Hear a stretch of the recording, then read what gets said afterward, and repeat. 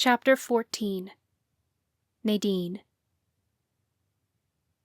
The immense relief I felt when we defeated the priestesses was surreal beyond words. I'd spent so much of my life fighting that it didn't feel real for the fight to be over. I fell into Lucas's arms, letting my guard down for the first time in years. "Lucas, I was so scared," I whimpered. "And you were so brave," he said softly. "I knew they were going to turn on each other," I told him. "I just needed to wait for them to start arguing so I could take my opportunity. I realized in the middle of the fight that aggression wasn't the answer. They were going to be their own downfall, and I just had to let them." He pulled away to push a strand of hair behind my ear. His green eyes sparkled. He didn't show it, but I could see he'd been afraid too. "You succeeded beautifully." "We all did," I said.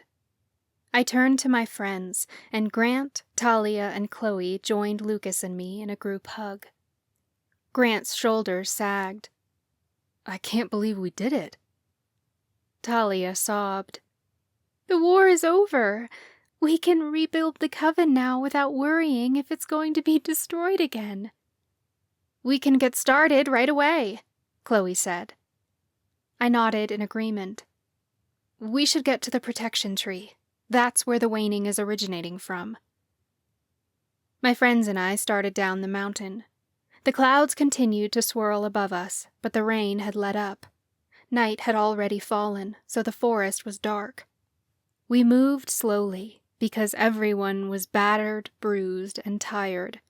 The rest of the Coven members were already far ahead of us, and I could hear them cheering for our victory. We came upon the battlefield.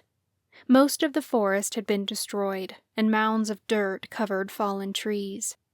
Every last golem had been reduced to mud. A few people milled around the battlefield. Lucas approached one of them, and as we came closer, I realized it was Gregory. He wiped tears from his eyes. "We're, looking for survivors," Gregory stammered. "Don't bother," Lucas said sadly. "I can feel life and death, and there's no one else out there. It looks like even my zombie army returned to the graveyard." Gregory sniffled. "We lost some good people today." I didn't want to ask, but I had to. "Brayden?" No, Gregory said quickly. "Brayden's fine. He's back at the school helping the recovery team. A couple of necromancers stayed behind. Samantha and I were going to move the bodies to a better place, but the waning, we're out of power." "Already?" Lucas asked. "I just used the Mortana wand to give you magic." Gregory shrugged. "It worked for a bit, helped us win the fight, honestly, but we used up what we had. Whatever is causing the waning is stronger than your wand. You're going to have to pull off some fancy magic to overpower it if you want to give our magic back for good." "We will," I promised. "In the meantime, I hope this helps," Lucas said as he waved the Mortana wand. Gregory inhaled a deep breath, then lifted his fingers. Sparks came out the ends of them. Lucas swished his wand across the battlefield, distributing power to all the Mortana there. "We'll use this magic well until it's gone," Gregory said, before addressing the others. "Let's get these people to the funeral home." He turned back to us. "You should go to the school. They've got EMTs there caring for the injured. I'm sure there are a lot of people who want to see you." "Thanks, Gregory," Lucas said. "You fought well." We continued toward the school, where red and blue lights flashed across the parking lot. The Coven's entire fleet of ambulances were there, and anyone with medical training was rushing to help. A siren blared when we reached the school, and an ambulance took off in the direction of the hospital. Gwen, Camille, and Valerie sat in the back of an open ambulance, huddled together under a blanket. Gwen rubbed at the Chosen tattoo on her wrist, like she was trying to get rid of it. "It's not going to rub off," Camille said. Gwen scowled. "I can get rid of it with alchemy magic. I'll alchemize the ink and dissolve it. I don't want anything to do with the Chosen anymore. It was all a lie." Valerie stared forward, her eyes completely glazed over. They'd been there to witness Lillian's confession and were clearly shook by it. "I committed everything I had to the Chosen. The mentalist wand must have forced Priestess Lillian to say all that. It can't be true." "Believe it, Val," Camille said. "We've been following the priestesses blindly for too long. Does it really make sense that Mother Miriam would want us hanging our own people? We did a lot of bad things in Mother Miriam's name, and it's time we start seeing our history for what it really is. I, for one, believe Lillian's confession, and I'm disgusted that we were lied to for so long." Gwen's gaze flickered in our direction, and the girls quieted when they noticed us. Nearby, a medical station had been set up to care for the most severe injuries. I witnessed Patty, a nurse who worked in the school's infirmary, attending to a long gash across Alex's face. "Do you think it'll scar?" Alex asked her as we passed them. "Most likely," Patty told him regrettably. "But with the right care, we can reduce its appearance." "Awesome!" Alex exclaimed. "Scars are cool. Girls like scars, right?" Patty sighed as she dabbed cream over the wound. "I can give you medical advice, but I'm not the person to ask about what kids these days like." At the next care station, my nephrologist, Dr. Tracy, administered first aid to Lincoln's leg. She used scissors to cut his pants, revealing a red, blistering wound filled with pus. It looked like he'd been hit by a nasty battle spell, because his skin was starting to rot off the bone. "Ah!" Lincoln gasped. He was a tough guy, so for him to show his pain meant it must be really bad. I hurried over to them. "Here, let me help." Dr. Tracy stepped aside, and I aimed the master wand at the wound. Its power was strong, vibrating through me from head to toe with an intensity that was difficult to steady. The master wand could create power out of nothing, and I willed it to heal. Nothing happened. Lucas gently pulled me aside. "Nade, I admire that you want to solve every puzzle, but this isn't something you can fix. Witches don't have the ability to heal that quickly." "Why not? We have all kinds of healing potions. The Master Wand is more powerful than any other magic the Coven possesses." Lucas kept his voice low, for only me to hear. "It's still witch magic. Even demigods have their specialties. They can't do everything. This wand was made with our son's power, and if he can't heal on his own, the Master Wand can't either." I turned toward Grant. "Can we start alchemizing healing potions for these people right away? I know it can't fix everything, but it could help the process along." "That's going to take time," he replied. "It'll be hours before even the simplest salves can be ready." I sighed as I turned back to Lincoln. "I can't heal it, but I can stop it from spreading." Lincoln winced. "Anything that will stop the pain." I used the Cursebreaker wand to siphon the lingering magic from the spell. When I finished, I subconjured my oaken wand along with the Master Wand. They were too valuable to leave out in the open. Lincoln gave a sigh of relief. "Thank you, Priestess." "You're welcome." As we continued walking, I spotted a girl with red curls lying on a stretcher. An EMT wrapped a bandage tightly around her ankle, which was severely swollen and bruised. I went over to her, and my friends followed. "Darcy, how are you doing?" Her voice was strong as she said, I might have a broken ankle, but I actually feel really good. I'm glad I came to help, because it was worth it to win. Darcy had always been one of our meeker classmates. She'd been taken hostage by the priestesses the night of the burning my sophomore year. We'd rescued her and gotten her pardoned for the so-called crimes the priestesses accused her of, even though she'd only been trying to put out the fires.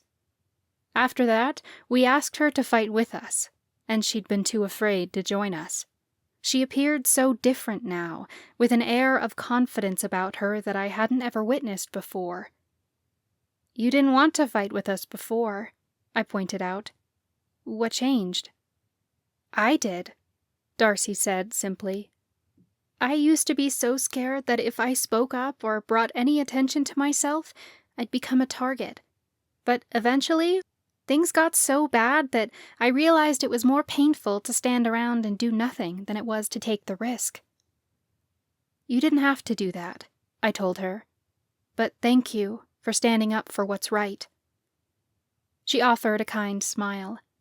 I'm not afraid to do the right thing anymore, and I know I made the right choice this time.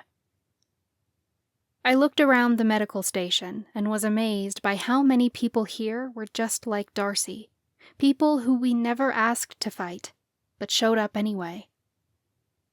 I don't get it, I said to my friends. These people have no magic of their own, but decided to defend the Coven anyway. Defeating the priestesses was up to us because we're the ones with the oaken wands, but all these people stayed regardless, even though there was a threat. That's what community does, Talia said simply. We help each other. For so long, the Coven had been divided, but so much of it had just been a spectacle run by the priestesses as a power-hungry display. In the end, regular people just wanted to live their normal lives and help one another. Council, someone called. We turned to see Professor Warren approaching. His hair was a mess, and he had dirt on his face. His brown suit coat was torn, but he appeared unbothered by it. He carried a large cardboard box with him. I heard what happened up the mountain. The Golem War, people are calling it, he said. You must all be very worn out. You should all eat something. He withdrew bottles of water and energy bars that he handed to us. Lucas took a swig of water. What happened here in town? We got most civilians to the other side of town before a golem squadron reached us, though some people chose to stay behind and help, Professor Warren reported. We set a trap using our last potion stores just before the army got here. It was the biggest explosion I've ever seen. Took out a good chunk of the forest, too. Luckily, we had enough magic to take them on, because I wasn't sure it was going to be enough. Not a single golem got past us. Good work, Professor, Chloe said. By chance, have you seen my husband? Miles is over there. Professor Warren pointed toward a big van. He's helping hand out supplies we brought from the community center. They've got blankets and dry clothes. Where's Headmistress Verla? I looked around, but I hadn't seen her anywhere. She went to help civilians across town before the attack ended, Warren said. They had no idea what was going on, and someone needed to get them to safety. I stayed here so she could help the others. She's still out there, taking care of the evacuees and looking for survivors. Now that the threat is gone, these people can return to their homes, I said. Can you get in touch with Verla and let her know we're rescinding the evacuation order, effective immediately? She'll be able to help these people back into town. Warren nodded. You've got it, priestess. We were still wet from the rain, and I shivered in the cold. The professor noticed. You should all get into something warm. It was clear it wasn't a suggestion. We approached the van he'd pointed out earlier. The back doors were open, and Miles sat there with a bundle of blankets in his arms, staring ahead with a blank expression. Miles? Chloe approached him slowly. He snapped out of his daze and looked up at her. Chloe, thank the goddess you're safe. What are you doing? She asked. Trying not to fall asleep, honestly. I've been going since last night. I haven't slept at all. All right, hun. You need to get some sleep. You can help out when you're feeling better. Chloe cut off as she reached out for him, and he drew the blankets away to reveal an unnatural twist in his left arm.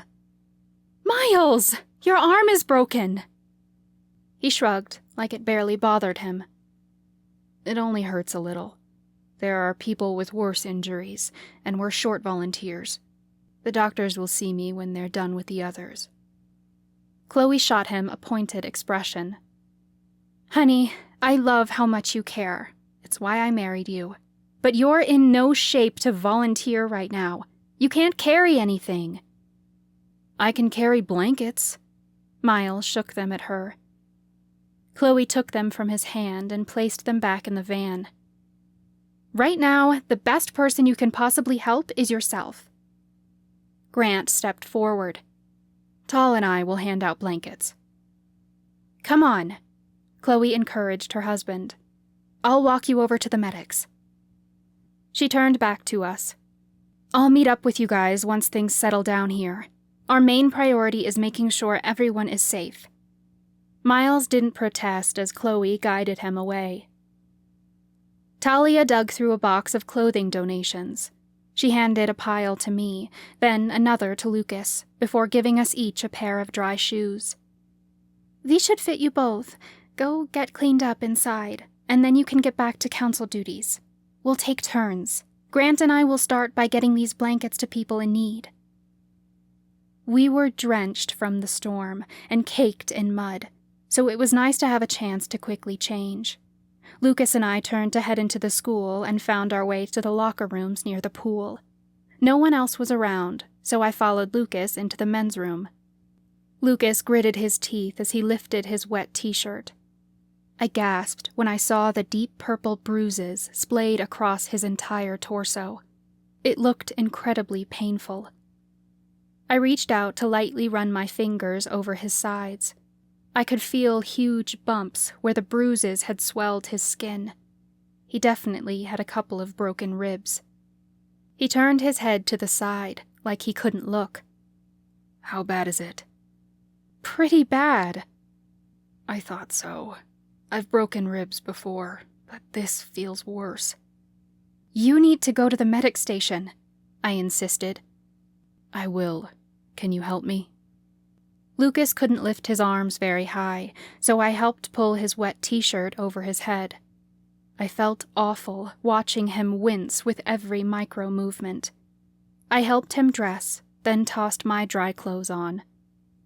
Do you need help walking? I asked. No, I can handle that. Just stay with me, all right? I carefully wrapped an arm around his waist. Always. I walked Lucas to the medic station, where we found my primary care physician, Dr. Yonker, arguing with Talia's brother.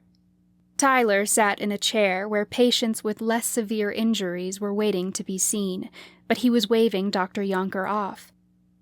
Mr. Murphy, I'm telling you, you need to let me look you over, Dr. Yonker insisted.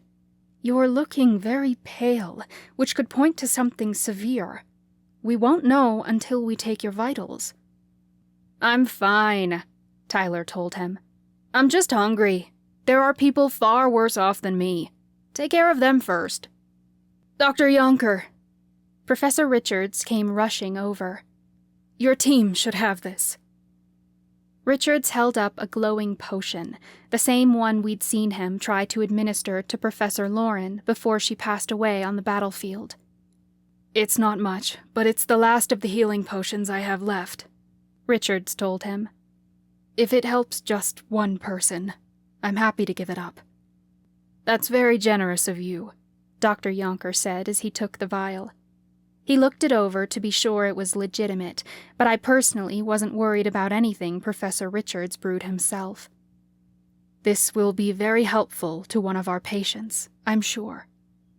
Dr. Yonker saw us standing there then. Nadine, how can I help?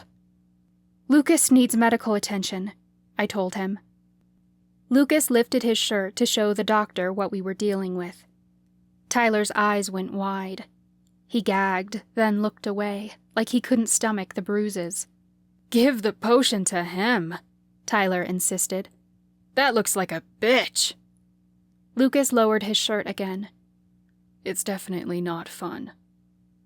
Come sit at my station, Dr. Yonker offered kindly.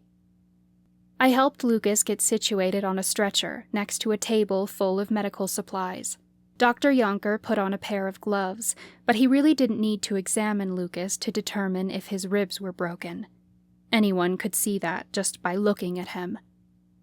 Even so, Lucas lifted his shirt, and Dr. Yonker looked him over. 6 broken ribs, by the looks of it, Dr. Yonker said. 4 on your right side, 2 on your left. You'll need x-rays to confirm. Usually, these types of injuries heal in about 6 weeks. You'll want to limit your activity so you don't worsen the injuries. That said, I think Mr. Murphy is right. You should take this potion. It'll help you heal faster and ensure there isn't damage to your other organs. Lucas pulled away. I want that to go to the person who needs it most. You need it most right now, Dr. Yonker pressed. I've known your wife for years now, and if you're anything like her, you'll be back to work tomorrow. I know it sounds like we can't do much, but that doesn't mean these injuries aren't severe. When I say take it easy, I mean it. But you won't. So you're going to take this potion to prevent it from getting worse. You may have won the war tonight, priest, but these people still need you. Lucas scowled. It's not fair to use my own compassion against me. Maybe it's not fair, but is it working? Dr. Yonker cocked an eyebrow. It's good enough for me, I cut in. Dr. Yonker is right, Lucas. If you don't take this potion, you'll be back in his office tomorrow with a punctured lung. I'd rather see you get better than make it worse. Fine, I'll take it. Lucas relented. He took the potion from Dr. Yonker's outstretched hand and drank it. What's my recovery time look like now? 3 weeks, the doctor replied. If you take it easy. Lucas pushed himself upright. I'll take it easy, I promise. Commotion on the other side of the medic station caught our attention. Who's in charge here? A woman demanded. I want to speak to someone who knows what the hell is going on. They told us to evacuate, but I'm not going anywhere until I get some answers. It was Meredith, who'd been absolutely lovely to deal with in the past. She might as well have spat on Monica's grave at her funeral. A fake funeral, but Meredith still didn't know that. I had no intentions of telling her either. Even though the priestesses were gone now, I respected Monica's right to keep her whereabouts a secret, even from her own sister. That wasn't the worst of Meredith's wrongdoings. She'd denounced her marriage in front of the whole coven at the Festival of Santos. But she'd admitted her regret about that, so I don't think she'd be too devastated to learn the priestesses were gone now. I started walking toward her, and she did a double take. Oh, hell no, she protested. Meredith, please, I said calmly. There's no reason to fight. What, you're afraid of causing a scene? Meredith demanded. I wouldn't have to do that if you fulfilled your promises when you and your little friends took over the council all those months ago. You said you were going to fix the coven and end the waning, and look how far that's gotten us. We are going to end the waning, Lucas said from behind me. I turned to see he had followed me. Chloe, Grant, and Talia had just finished cleaning up inside. They heard the commotion and came to Lucas's side. Miles was notably missing, along with one of the ambulances, so I could only assume Chloe had pressed for him to be taken to the hospital for his injury. All eyes had turned to us. Oh, really? Meredith rolled her eyes. You're going to end the waning. And when exactly do you plan on doing that?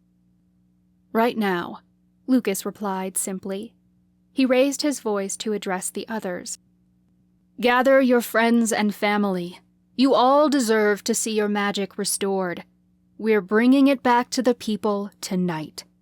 We'll meet you all at the protection tree in 15 minutes. Meredith turned her nose up, looking skeptical. All right then.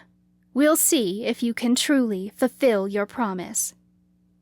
She hurried off in another direction to spread the news. Lucas sighed heavily and kept his voice low. We're all ready for this, right? I'm ready, Chloe said confidently. Grant and Talia both nodded in agreement. We need to move fast, I insisted. The priestesses may be dead, but the Master Wand is powerful enough for its spells to outlive the spellcaster. The priestesses used it to cast a curse on Marcus, which prevents us from telling him he's a demigod, but also ensures he can't create another Master Wand. Isn't that kind of a good thing, though? Grant wondered. You don't want anyone using Marcus to create another Master Wand. You're right, but a curse isn't the right way to protect him from that, I said. I know what it's like to live with a curse inside of you, and I won't let my son grow up with that for another day. Even though Marcus is on the other side of the world right now, I need to find his curse and free him from it. Once that curse is broken, we can cast a protection spell on him so no one can ever use his magic the way the priestesses did. That way, he'll be safe, but we'll still be able to tell him what he is and prepare him for his future. We have to do this now, because even though the priestess's curse prevents anyone from creating another Master Wand, that doesn't mean someone won't try to hurt Marcus in some other way once they have their magic back. It's imperative that we break Marcus's curse and cast a protection spell on him first, and then we can end the waning. I'm not restoring the Coven's magic just for someone to come after him again. Do you think you can break his curse, even if he isn't here? Lucas asked. With the wands? Absolutely, I said. This isn't just for Marcus and us, but for the whole Coven. If his powers get in the hands of someone else, we could see another repeat of this war. We need to keep anyone else from using his powers against him again, and we're doing that before anyone has enough magic to do anything about it. Lucas glanced around. We can't do it out in the open. I don't want anyone knowing our son is cursed, let alone a demigod. Let's get to the protection tree and do the spell before anyone gets there. My friends and I hurried off the school grounds and sprinted down the trail that led to the protection tree. It wasn't far from the school, but the trail ahead seemed to stretch into an eternity. Chloe got sick of running and levitated us into the air, flying us through the forest faster than we could run. She deposited us in the clearing at the protection tree. I heaved for breath, and my heart hammered. Dead leaves littered the ground, and above us the gnarly branches of the ancient oak appeared dry and cracked. The tree had so little life left, and was taking every last bit of magic it could in its struggle for survival. Cover me, I told the others. Let me know if anyone's coming. I gripped the Cursebreaker wand in my hands and closed my eyes. My magic reached outward, through the center of the earth and across the globe. It was the furthest I'd ever taken it, but I was determined as hell to reach my son, no matter how far he was away from me. Finding him amongst billions of other people was as easy as calling him up on the phone. I had carried this child in my womb for 7 months. My magic knew his intimately. There was a loving familiarity there, a unique connection only shared between mother and child. I knew him like I knew my own heartbeat. Then my magic brushed up against the darkness of his curse, and I gagged at the vile sensation. I immediately commanded the Cursebreaker wand to draw the curse out of him. but the curse wrenched away from me. I could see the dark, chaotic energy of it in my mind's eye. It appeared to react with outrage, howling and hissing at me like a hostile monster, infuriated at the disturbance. I tried again, but the curse came at me full force. When my magic touched it, it was like slamming my entire body into a brick wall. "How's it coming, Nade?" Lucas asked urgently. "It's not working," I cried. "The curse is fighting me for its survival." "Forget the curse and just cast the protection spell," Chloe pressed. "We can break his curse later." "No," I protested. "If I protect him from other spellcasters now, I could block myself from breaking his curse later. This curse prevents us from ever telling him what he is. We won't be able to prepare him for his future, and the curse will eat away at him like our family curse did. Only this one is stronger, so it'll be worse. I can't risk my son growing up this way. I need to break it now." I pushed the wand to fight his curse, but no matter what I did, I couldn't break through. This curse had been cast with the Master Wand, and its power was too much for the Cursebreaker wand to reverse. Instead, I subconjured the Cursebreaker wand and exchanged it for the Master Wand. The Master Wand should be able to break its own spell. I clung to my connection with my son, and I ordered the Master Wand to break that curse. Immense power pulsed through me, more powerful than anything I felt with the oaken wands. If the Cursebreaker wand could expand my power across the globe, the Master Wand spanned galaxies. I was everywhere and nowhere all at once. My son's curse became enraged, seeming to grow to epic proportions as it fought against me. It lashed out, delivering a magical blow that reverberated through the Master Wand. I stumbled back, gasping. I quickly drew back my power, because I feared I was only fueling the curse with this magic. Only, the power didn't stop like I commanded it to. "Nadine, what's happening?" Talia cried. The ground began to shake, and the forest trees twisted and groaned. I struggled to maintain my footing. "Stop the spell!" Grant demanded. The Master Wand shuddered violently. I gripped it tightly with 2 hands, and my heart slammed against my ribcage in panic. My whole body convulsed as I tried to claim control of the spell again. I didn't know if I could. I'd never lost control of a spell like this before. "I'm trying!" I shouted. "I can't control it! It's not working!" Chloe threw her hand up to shield herself from a falling tree branch. "The Master Wand is too strong!" Lucas withdrew the Mortana wand. "We've got to work together to get this spell under control." My friends met me in the center of the clearing. I struggled to hold on to the Master Wand in one hand as I took the Cursebreaker wand in the other. We each extended an oaken wand outward until the tips touched. I commanded their power to steady the Master Wand's magic, but I never finished the spell. A huge blast of energy shot out of the end of the Master Wand, sending my friends and I flying in different directions. For a beat, I found my mind floating in empty space. Then, slowly, I came back to myself. I lay flat on my back. The ground was steady now, but my ears rang. Tiny white dots filled my vision, and it took me a moment to realize they were stars. I pushed myself to a sitting position, wincing at the aches and pains in my joints. Around the clearing, my friends groaned as they sat upright. Lucas clutched his side and sucked a pained breath between his teeth. I looked around to see the Master Wand lying several yards in front of me. I'd been so disoriented, I hadn't even realized it had flown out of my hand, though I still held the Cursebreaker wand tightly. I crawled to the master wand on the ground and carefully reached out, as if I were testing the heat on a hot stove. The master wand appeared perfectly benign. My fingers curled around the handle, and I could feel its magic pulsing, awaiting instruction from a spellcaster.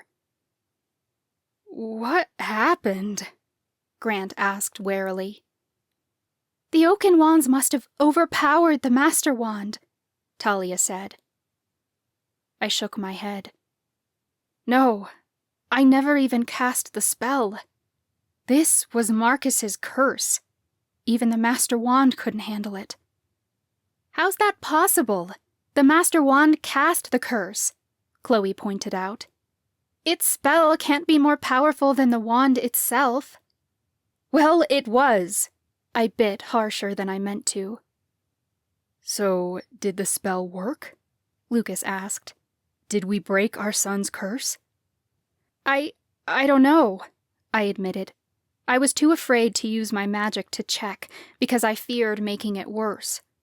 Instead, I conjured my phone. "I'm calling Wyckoff.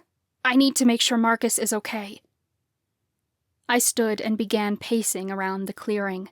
I put the phone on speaker so my friends could hear. The phone rang 3 times before Professor Wyckoff answered. "Nadine? Is Marcus okay?" I demanded before she could get another word in. "Yes, what's going on? You sound very worried." "Are you sure?" I pressed. "Check if he's breathing." "He's perfectly all right," Wyckoff promised. "I'm holding him right now. He was fussing for a bit, but I calmed him down." I heard the soft coo of my son's voice over the line, and I began to sob in relief. It was a sound I knew so well, one I could easily distinguish from any other child. My son was alive and well, seemingly unaffected by the spell we'd just performed. "We tried to break his curse," I told Professor Wyckoff. "That may be why he was fussing," she replied. "But he's perfectly fine now. Did you succeed?" I swallowed the lump rising in my throat. "I haven't checked." Lucas slowly approached me. "Nadine, we have to. We need to know for sure." I knew he was right, but I was afraid of what provoking the curse might do to our son. Still, we had to know. Hesitantly, I lifted the Cursebreaker wand and reached across the globe for my son again. I found his magic easily, and with it came the sickening gut punch of his curse. On the other end of the line, Marcus began to scream. I gasped and yanked my magic back before I could do any more damage. My jaw trembled. It didn't work. Marcus is still cursed. Lucas furrowed his brow. "Professor Wyckoff, could this have something to do with Marcus's demigod powers?" "Certainly," she replied. "His curse was cast with the Master Wand, which is just as strong as he is. Nadine's Cursebreaker powers wouldn't stand up to such a spell." "We tried using the Master Wand to break it," I told her. "And the Cursebreaker wand. Neither worked." A silent beat passed, and I could sense Wyckoff's panic from the other end of the line. "No need to worry," she forced out in an even tone. "I will look into this for you. I'll dedicate all my time to this mystery. I will find answers. I promise." I wanted to believe her, but until we had answers in our hands, I wasn't convinced we'd find them. The stakes were far too high to rely on hope this time. Voices approached in the distance. Chloe shot a glance through the trees. "Wrap it up, Nadine." "Thank you, Professor," I said. "We'll talk soon." I hung up, then turned back to my friends. "I know we should be able to pull this off. If we combine the power of the Oaken Wands and the Master Wand, we should be able to overpower the curse." Chloe's gaze darted toward the trees again, where the voices were growing louder. "We're out of time."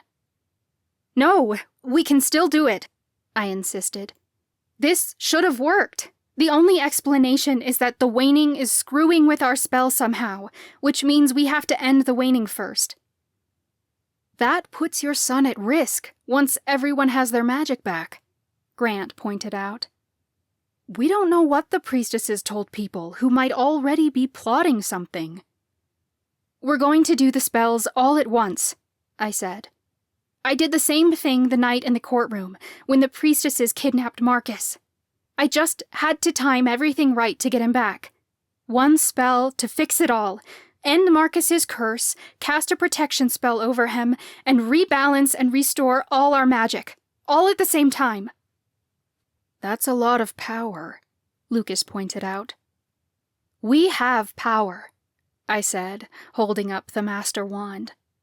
"We can end the waning with just the oaken wands, but combined with the Master Wand, we can do anything.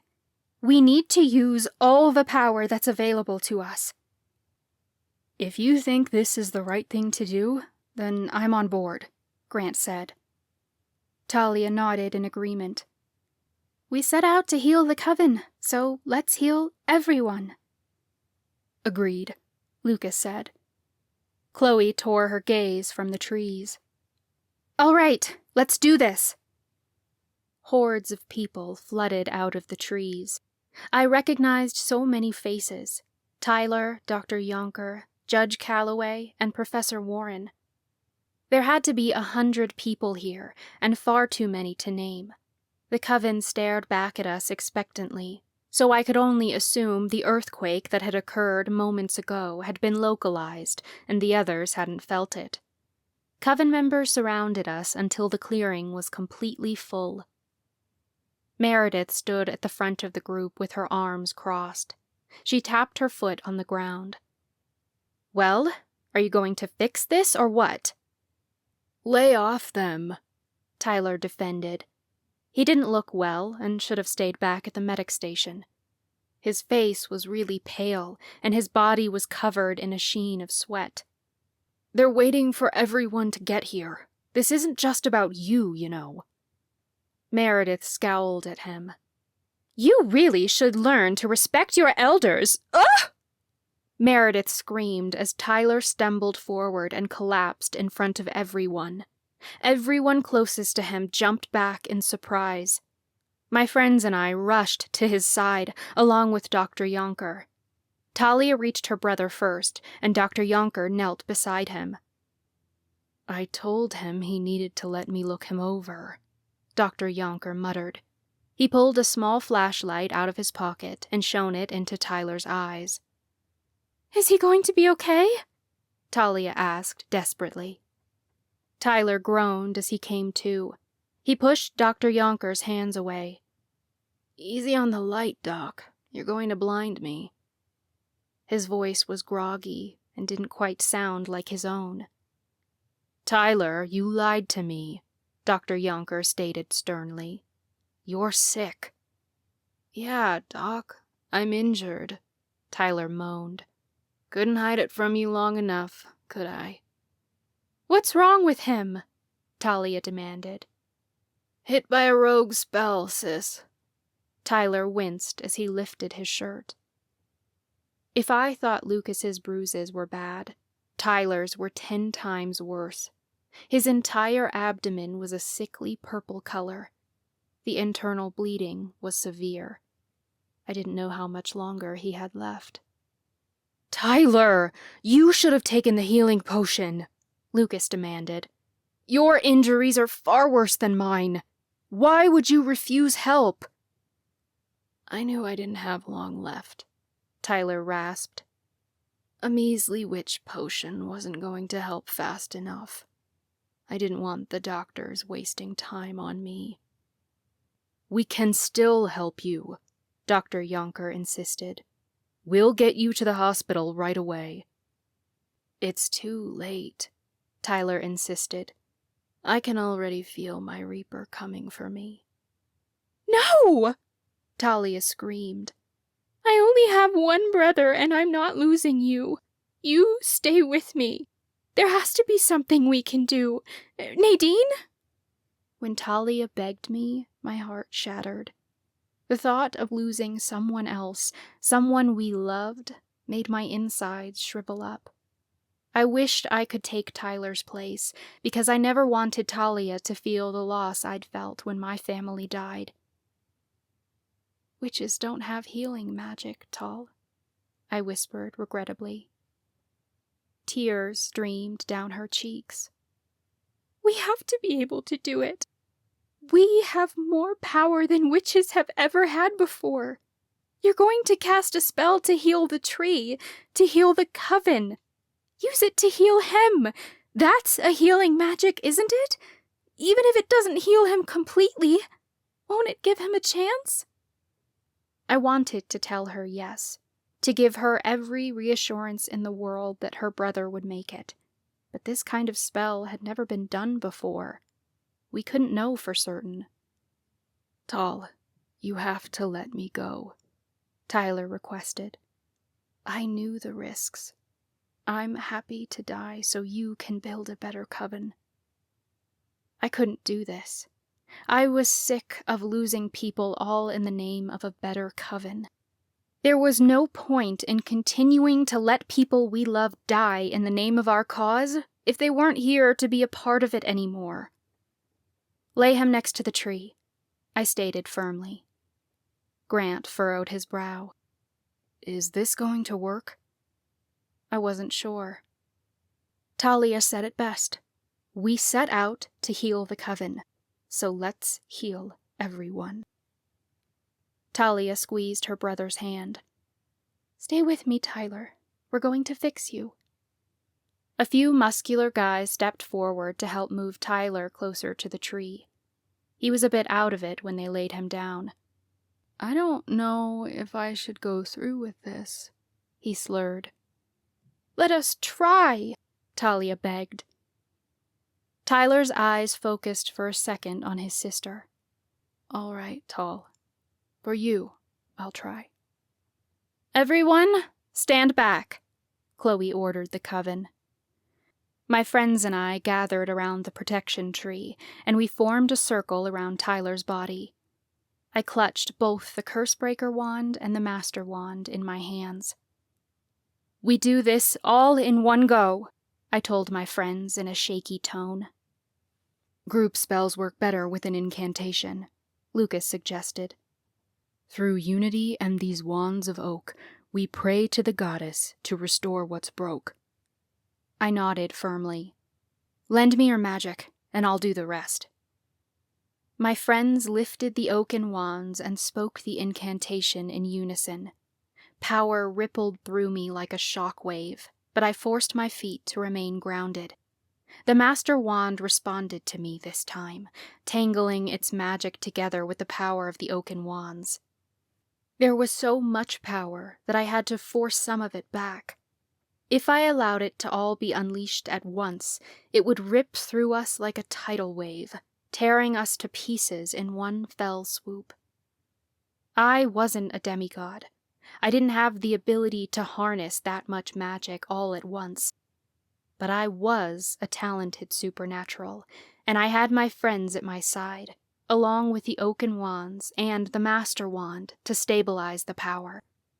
It was more magic than the Miriamic Coven had ever possessed before, and I knew that whatever we willed the wands to do, they would follow our command.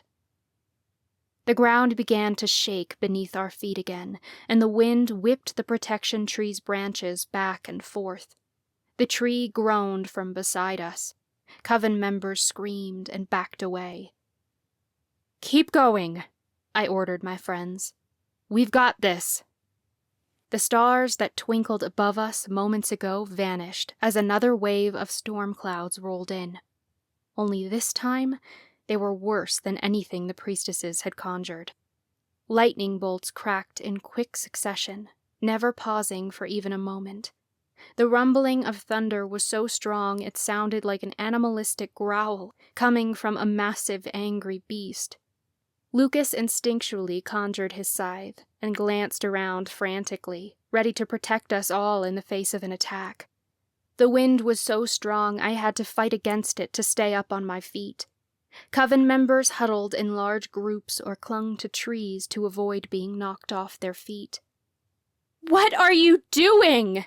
Meredith shouted, though her voice seemed distant against the roaring wind. "Cast your spell!" "Nadine, we're ready when you are," Grant shouted. When I pushed our magic outward, it didn't go anywhere.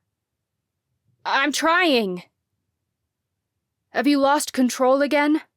Lucas asked. "The magic's responding to us, but it's like it's trapped," I told them. "Something's pushing back."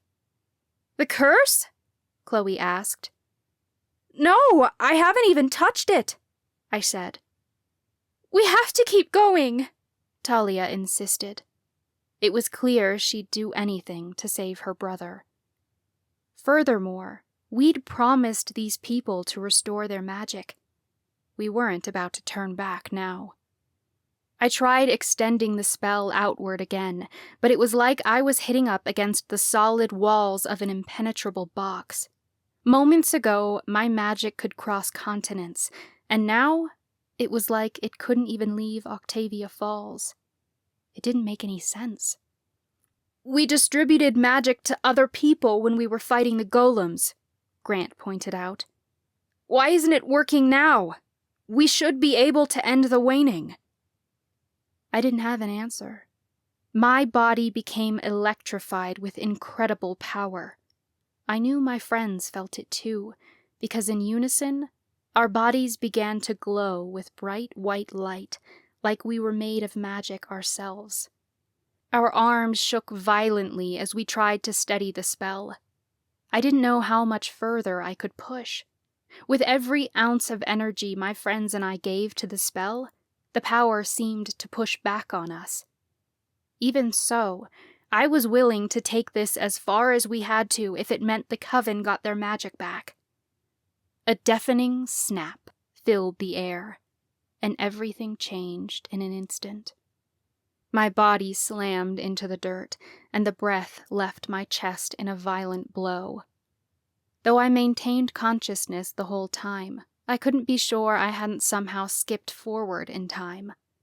The lightning came to a sudden halt, and the clouds vanished. The earth stopped rumbling, and the wind died down. It was like none of it had happened in the first place. Only when I lifted my head, I found my friends sprawled out in the dirt. Lucas's scythe lay on the ground between us, and Tyler was still lying next to the protection tree. Coven members filled the clearing, clutching one another as they looked around in confusion. It was far too quiet, the kind of silence that made my skin crawl. I'd never encountered anything quite so eerie. I sat up and sank back on my heels when I lifted the Master Wand. The object of immense power fell into 2 pieces in my hand, sliced straight down the middle. I tried to search for the magic inside of it, but it was gone. My stomach became hollow as I realized the Master Wand was nothing more than a useless piece of wood now.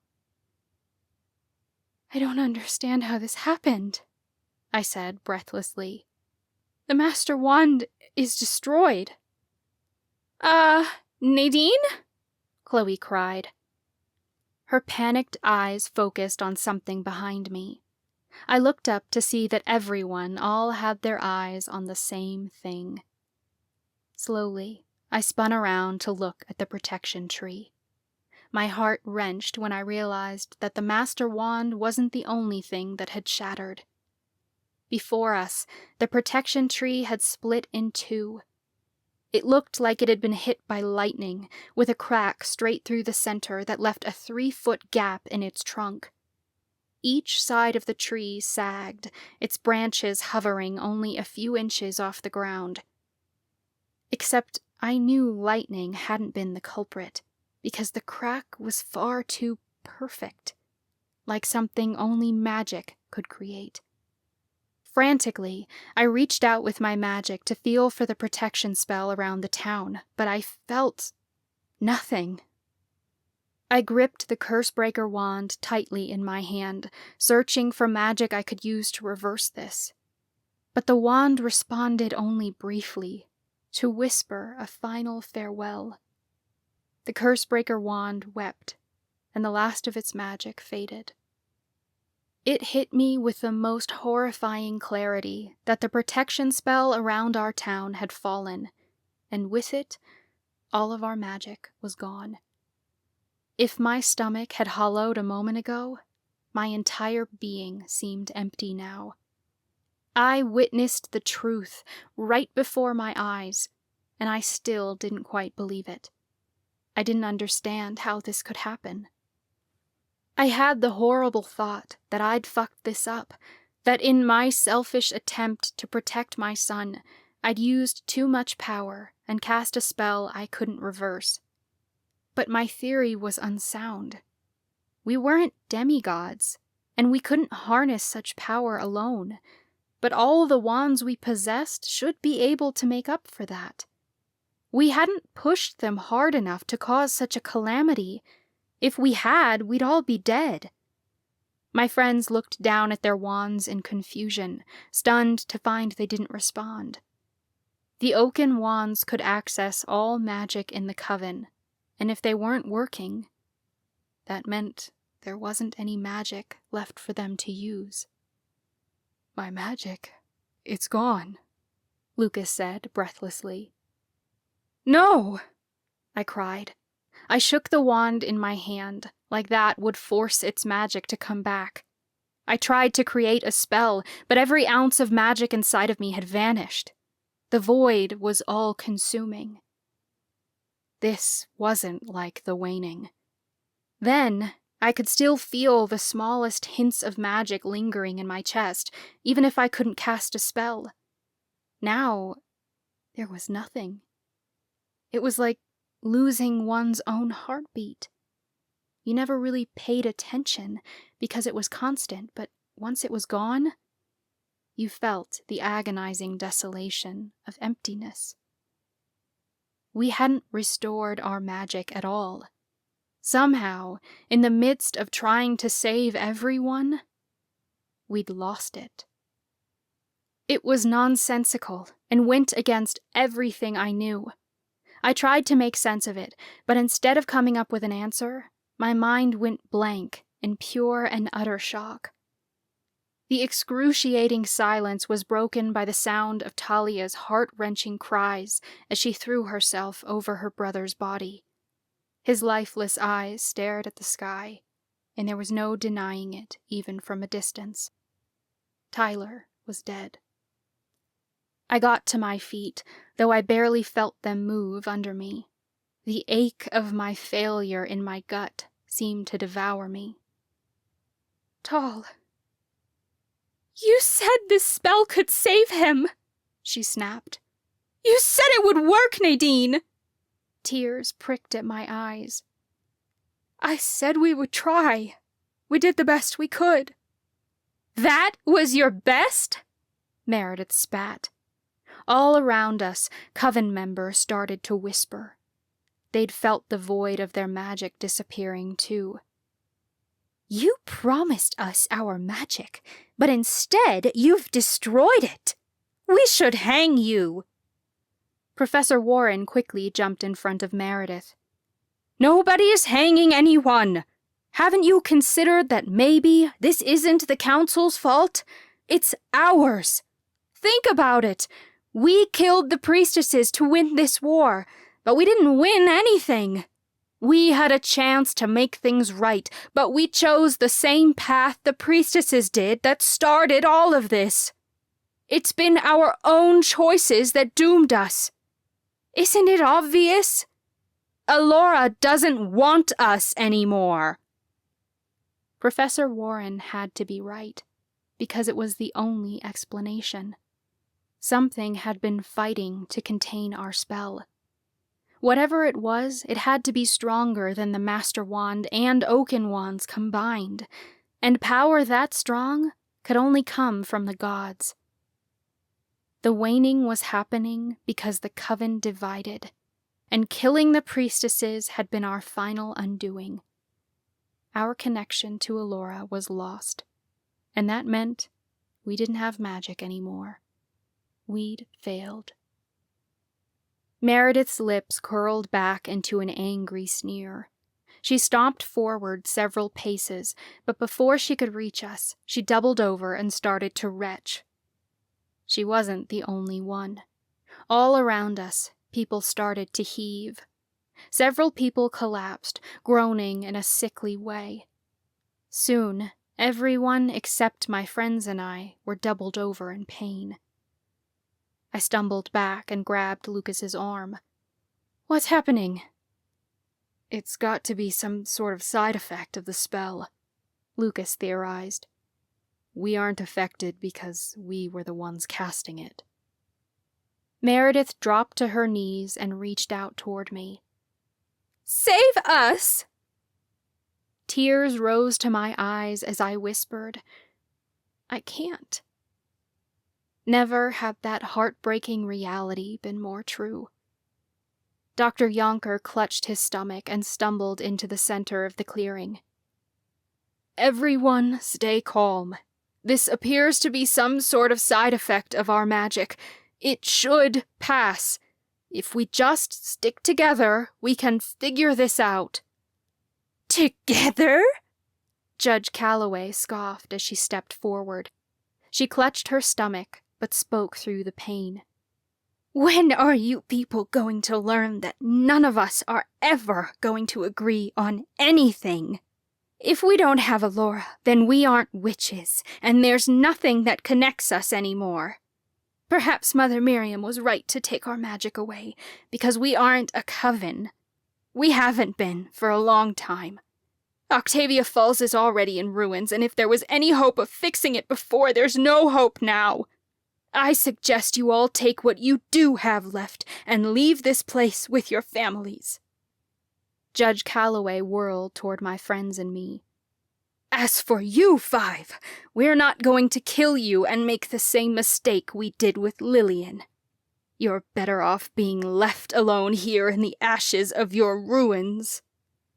"We never intended for this to happen," I started, but the judge cut me off.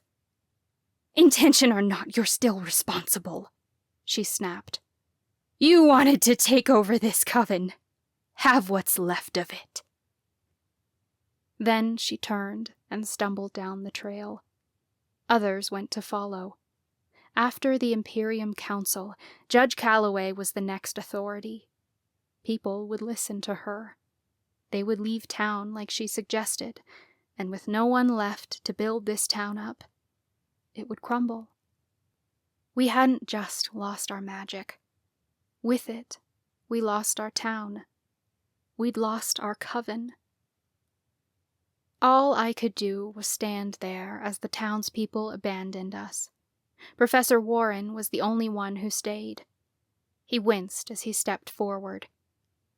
"Professor, I'm so sorry," Lucas struggled to say. We were all at a loss for words. Warren cleared his throat as he knelt at Tyler's side. "I'll, get him to the funeral home." Even Professor Warren had nothing to say, which was absolutely devastating. Usually he had some sort of insight or pep talk to give us. This time he couldn't offer any of that. All he could do to help was the one thing a necromancer knew how to do: move dead bodies. Only this time, he had no magic to do it. He went to lift Tyler in his arms. "Wait!" Talia begged. She staggered forward and grabbed Professor Warren by his coat collar. "Did his Reaper come for him? Will he make it to Elora?" He wore a sad look of regret. "Wherever he is, I'm sure he's at peace." Warren wouldn't say the obvious aloud. For all we knew, Tyler was stuck here now that Elora had closed her doors to us. It was a cursed existence to live in a world you couldn't live in, watching and observing, but never experiencing. Usually, when ghosts got trapped on Earth, it was by their own choice, often due to some unfinished business. But we'd done this to Tyler, and to every witch who died after. We'd lost our religion, our goddess, and our way to Allura. Every witch and warlock still living who eventually died would be stuck here, as a ghost, unable to cross over to the afterlife. Perhaps the people who died in the battle were lucky. At least their souls still had the chance to make it to Allura. The rest of us never would. Talia sobbed as Professor Warren lifted Tyler's corpse and carried him away. The 5 of us were left completely alone in the clearing. Talia turned her tear-filled gaze to Lucas. What was his last thought? I have to know.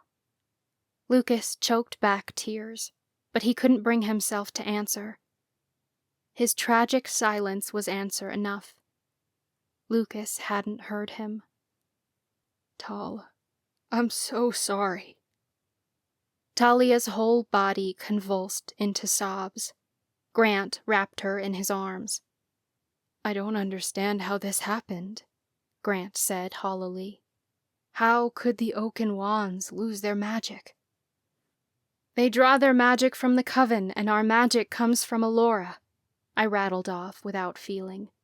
It was easier to compartmentalize, because I couldn't make sense of any of this myself. The Oaken Wands have got to be able to access Allura's power to work. They can't generate their own magic like the Master Wand can. Then how did the Master Wand break? Grant asked. Because something overpowered it, Chloe answered sadly.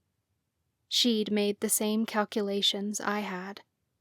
The Master Wand is only as powerful as the demigod who created it, which means anything demigod level or more can break it. There's got to be a way out of this, right? Lucas asked desperately. We always find one. I shook my head. Not this time. Not all magic is gone, Lucas insisted. We may not be able to access Allura, but the power's still in our blood. Nade, you've manipulated Fae magic before. The Fae's power isn't connected to Allura, so their magic is still operable. All we need is a little spark, and we can work with it. There must be something we can do to get back in touch with Allura. Not if Mother Miriam doesn't want us there, I cried.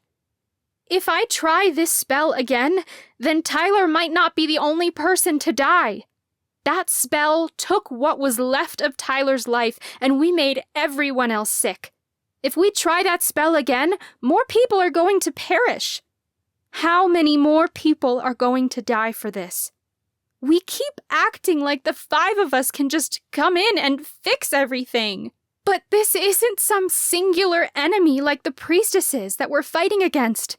Professor Warren was right. This was caused by the entire Coven. We can't fix something that everyone else has given up on. Even if I could do this spell, I'm the only one who can. And if I try it, I risk killing every other witch on the planet. That leaves me, alone, to start the Coven all over again. And Lucas, I don't know anymore if it's worth saving. Nadine, if you don't want to pursue this, then we won't, Chloe said gently. The choice is up to you, but you need to make sure you're okay with the alternative. Without Allura, our religion and our faith will die out. We won't be witches anymore, and when we die, there won't be an afterlife waiting for us. We might find somewhere else to go, some place between worlds, but our people won't be together anymore. Mother Miriam won't be waiting for us on the other side. I wiped my eyes. If the spell doesn't work, then the result is the same, and I'll have just expedited these people's damnation. If I don't do it, then at least they get to live out the rest of their lives in peace. Can any of us really be at peace if we give up who we are? Grant wondered. Do we really want to keep on living if we don't have magic? I shrugged hopelessly. I grew up without magic. People live like this every day. Maybe our people won't be happy, but at least they'll be safe. No more conflicts, no more threats, no more war.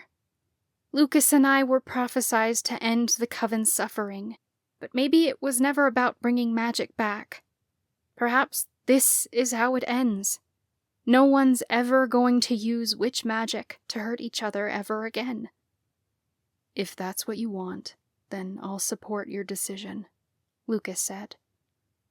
That really fucking hurt, because if my husband was ready to stop fighting, there was nothing more we could do. It's not what I want, but what choice do we have? I bit angrily. The Coven doesn't want us to fix this anymore, so why are we still trying? We've got the Oaken Wands and we defeated the priestesses. That was our mission. We can't force these people to unite when we're our own worst enemy. Talia sniffed and wiped her eyes. So, what do we do now? My heart sank with the weight of unbearable misery. We say goodbye. The Miriamic conflict was done. This wasn't the way we wanted things to end, but the only thing we ever really had control over was our own choices, not the outcomes. We kept saying we needed to unite the Coven, and in a way, we had come together. But together, we'd repeated the same mistakes. Professor Warren had been right. We brought this upon ourselves. I don't know where any of us will go from here, but we can't stay, I said hollowly. That's what the waning has been about this whole time, hasn't it? It was a message to move forward, to change our ways or lose our magic for good. But we didn't learn our lesson, and now we have to face that. We'll survive, but we'll lose ourselves, and that's the choice we made together. This wasn't the kind of speech I normally made, and every word I uttered cut me to the core, but there was no way out of it. This is what our choices had led to. I had no pep talks to give this time, nothing to tell them. We'd persisted until the end, and now it was over.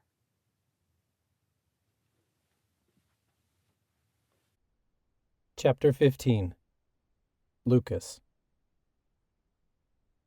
Nobody tells you how hard it is to say goodbye to your home, even when there's nothing left for you there. It makes all the sense in the world that one would bemoan the end of joyful circumstances. But leaving Octavia Falls wasn't like that. This town had beaten us to the bone, and any greatness it once exhibited had been stripped away. We should have been ready to run away as fast as possible, toward something better, because anywhere was better than here. And yet, walking away was tragically difficult.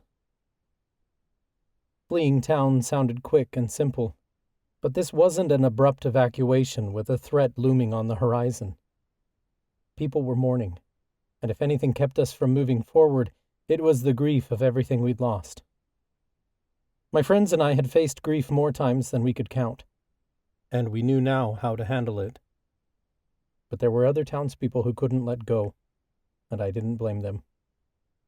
I too wanted to cling to every last bit of home I could, because leaving behind everything I knew and braving the ordinary yet strange world beyond Octavia Falls was more frightening than anything we'd ever encountered here, even if there were memories here worth running from. Thousands of people had evacuated the night before the priestesses arrived.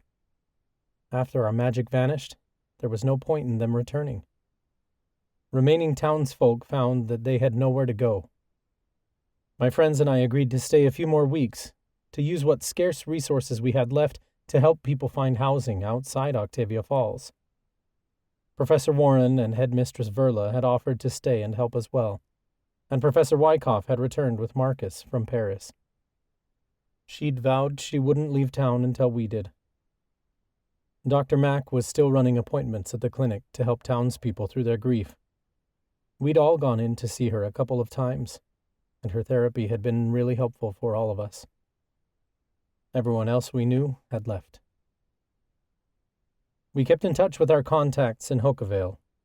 We got a few people placed into houses there, but they couldn't take in everyone. We knew we couldn't fix this anymore, but we still couldn't give up the responsibility. We all shared the unspoken understanding that a captain goes down with their ship, and we'd been the captains who'd steered our people into the iceberg. In a way, I supposed it was a distraction from the very pressing reality that we were going to have to leave soon ourselves. No one could stay, that was for certain. So much of Octavia Falls had been destroyed in this war, and without its people the entire infrastructure of the city fell apart. The cider mills and syrup farms had shut down all operations, and all imports and exports had completely halted. Our government was in complete shambles. Though we technically still had our seats on the Imperium Council, all other essential personnel had evacuated. Once the last of the food on the shelves were gone, the final people still holding on to this town would be forced to move on. Octavia Falls would become a ghost town, and our history would be forgotten. My friends and I gave ourselves the following week to mourn. We'd held a memorial for the people we lost, but it felt strangely hollow. It was different from any grief we'd experienced before, because in the past, people's deaths had pushed us forward and driven us to make change. This time, we couldn't really be bothered to feel anything at all, because if we couldn't save anyone anymore, what was the point? I tried to focus on everything we still had with us, instead of ruminating on what we'd lost. The coven was no more, but we still had our family. Marcus was home with us again, and Nadine and I spent every second we could cherishing precious snuggles with him. Once we found housing for the last of the townspeople, we were going to take our child far away from here and start over. Nadine and I would go to Octavia. Our friends all had other plans. It was too painful to stay together after everything we'd gone through. It wasn't the fresh start we'd wanted, but maybe there was hope in that anyway. Hope was a heavy word these days, but we had to hold on to something, because we wouldn't let our family fall apart again. We had each other, and that's what was most important. We had no way of knowing if Marcus's curse was still active, or if somehow he'd maintained his connection to magic even though the rest of us lost it. As a demigod, he should be able to create power out of nothing, and he didn't need a connection to Allura to do it.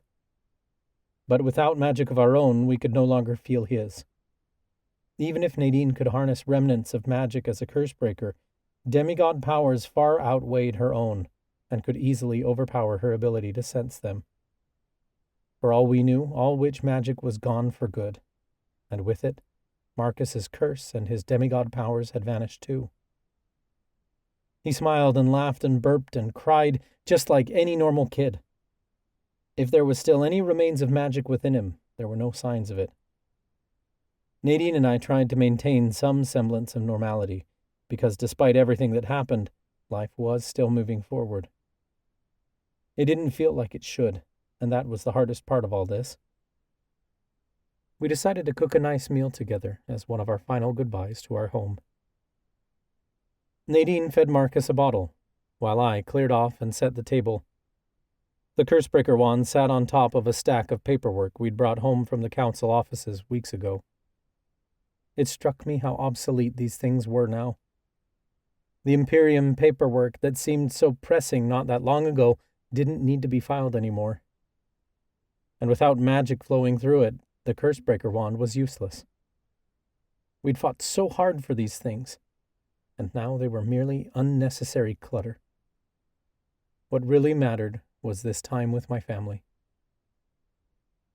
Slowly, Marcus's eyes grew heavy, and he started drifting off. Nadine secured him in his bouncer when he finished eating, then went over to the sink to wash her hands. The water was still running, and we were still getting electricity at the estate, but our utilities would eventually get shut off, along with the rest of the town's. Something outside must have caught her attention because she leaned forward and peered out the window. "Everything all right?" I asked as I dished up our plates with mashed potatoes. "Someone just pulled around the side of the house," Nadine said warily. "That's weird. I don't know why they wouldn't park out front." The estate had a long driveway that curved around the side of the house toward the garage, but we never used it so we wouldn't park each other in. I looked out the window and my stomach dropped. I recognized the vehicle, but it wasn't one of our friends like I assumed. I'd gotten so used to our home being protected from unwelcome guests that I hadn't thought about how our wards had fallen. My teeth gritted. "That's my mom's car." "Do you want me to send her away?" Nadine asked. "I'll rip into her if I have to." "No, I don't want to start a fight," I said gently. "What are you going to do?" I paused for a beat, because I knew what I wanted to do, which was to make her go away. But I also didn't think that would solve anything. I had to assume my mother had come to say goodbye, which meant this was my last chance to resolve the animosity between us before I lost my chance for good. I didn't know where Mom would go after this, but I truly wasn't sure I'd ever see her again. I didn't want to do this right now, but if I desired to heal, seeing her one last time was necessary. My mother had already gotten out of the car and was heading toward the side door just outside our suite. I turned back to Nadine. "If you're okay with it, I'd like to invite her inside for dinner. It'll be good to say goodbye." Nadine nodded. "If that's what you really want, then she can eat with us." "I think it's what needs to be done," I said, more to convince myself than my wife. Nadine reached into the cupboard to pull out another plate, while I went down the hall to greet my mother. "Lucas," she said brightly when I opened the door. "I hope you don't mind me stopping by." She damn well knew I cared, but it wasn't going to stop her. I really didn't want to fight with her, though. I caught myself in the middle of the thought and resolved to approach my mother with kindness. "It's fine, Mom." I opened the door a bit wider. "Nadine and I were just sitting down for dinner. Would you like to join us?" Mom smiled, which was a rare occurrence. "Of course we'll join you." Mom was already entering the house and taking her shoes off at the entrance, making herself perfectly at home, when I stopped in my tracks. "We?" I asked. She waved her hand like it was nothing. "Your father's just getting something out of the car." Heat flashed through my whole body, but I did my best to keep my cool. "I told you he couldn't be around us anymore." "He wanted to come. What would you rather I do? Tell him no?" She could have, but then Dad wouldn't have let her come, and if he had, she probably would have shown up with a bruise. As angry as I was at my mother for what happened last time, realizing this made me really sad, because it occurred to me that perhaps I'd been too harsh on her, and she really didn't have a choice when it came to my father. I still had that choice, though. And maybe if I did things right this time, things would be different. If Ryan could choose to do better, then anyone could, including Jay Taylor. He just needed a nudge in the right direction. Nadine stepped into the hall, though she didn't bother with fake pleasantries. Nadine hated inauthenticity, and she thought we'd all get along better if we just told the truth. She wasn't going to be mean, though. She'd host my parents for dinner, but she wouldn't bother putting on a mask to make them feel more comfortable. Nadine simply nodded at my mother. "Can I take your coat, Margot?" "That's so kind of you." My mom practically cooed. It made me uncomfortable, to be honest. Nadine wasn't going to be fake, but my mom had no problem with it. "Lucas, get the door for your father." I must have looked like a statue because it felt as if my blood had turned to ice. Nadine's eyes immediately went wide, but my mom missed it because she had already headed into the suite. "I didn't know he was here," I whispered. "He better behave himself," Nadine hissed before turning to hang my mom's coat in the closet. I opened the door to find my dad carrying a huge box that blocked out his face. The box was wrapped in colorful paper and had a big red bow on top. What's this, Dad?" I asked. He peered around the edge of the box. "Can't you recognize a birthday present when you see one, son?" He wasn't being malicious, though it rubbed me the wrong way. He was trying to make a joke that clearly fell flat. No one had ever called my dad funny, that was for certain. "Yeah, who's it for?" I asked. Dad struggled to get through the doorway with the big box. "You, of course. You're turning 22 soon." I was actually turning 23, but I didn't bother correcting him. "My birthday isn't for another few weeks." Dad handed me the present. "I had to gift it a few weeks early this year. That way you can't accuse me of forgetting your birthday again." Like he had literally every other year of my life. I wasn't sure what made this birthday so special, until I realized maybe this was his way of saying he was sorry. My parents must be leaving town very soon, and they wouldn't be seeing me for my birthday. "Thanks, Dad," I said genuinely. He chuckled lightly. "Don't thank me yet. You haven't even opened it." "It's the thought that counts. It means a lot." Dad turned toward the suite. "Don't get sappy on me now. You know I hate it when people cry." His response irritated me, but I could see that he was trying, and that mattered for something. I led my dad into the suite where Nadine had already set out another plate for him. I noticed she'd moved Marcus's bouncer very close to her seat, on the complete opposite end of the table from my father's empty plate. Issa took one look at my father and her hair stood on end. She scooped Rishi up by the scruff, which was hilarious to see because the kitten was pretty big now, and ran off into the bedroom.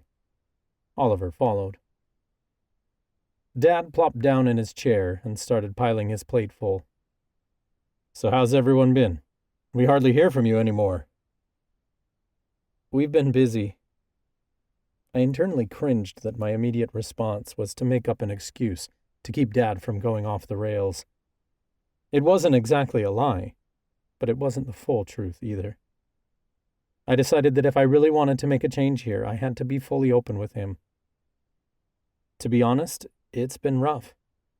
We were making a lot of progress in the coven and in our personal lives. But things didn't turn out the way we expected, and now we're all just trying to figure out where to go next.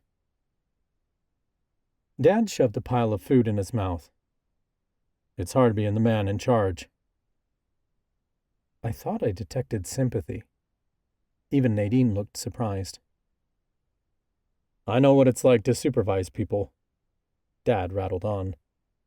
"I took over for my supervisor for a few weeks at work when he was on sick leave. I tell you, I've never seen a batch of kids as dumb as the ones working the mills these days. Can't get them to listen to a word you say."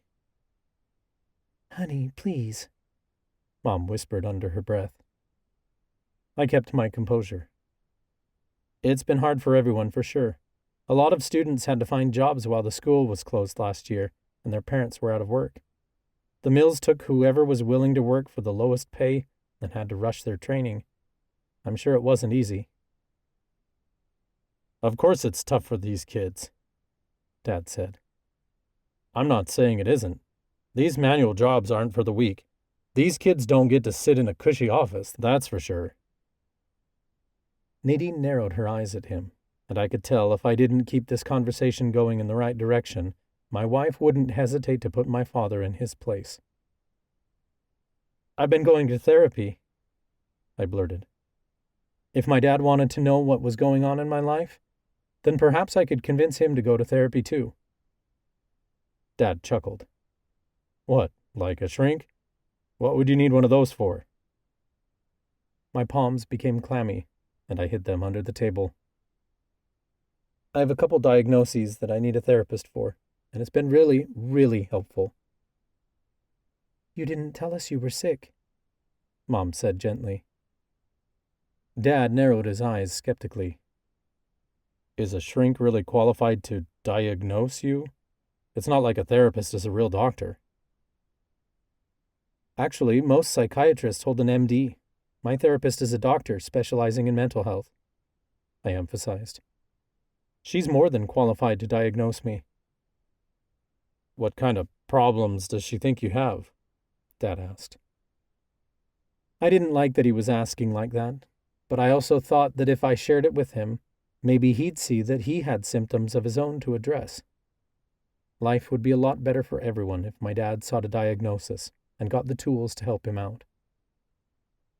PTSD, for one, I started. Dad cut me off with a laugh, as if the diagnosis was ludicrous. Isn't that what you get in the military?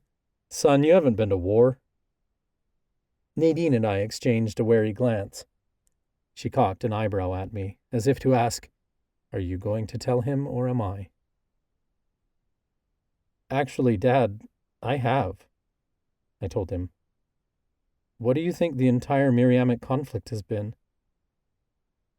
Dad wiped his napkin over his face. Well, you've put an end to that, haven't you? Mom noticeably nudged him under the table.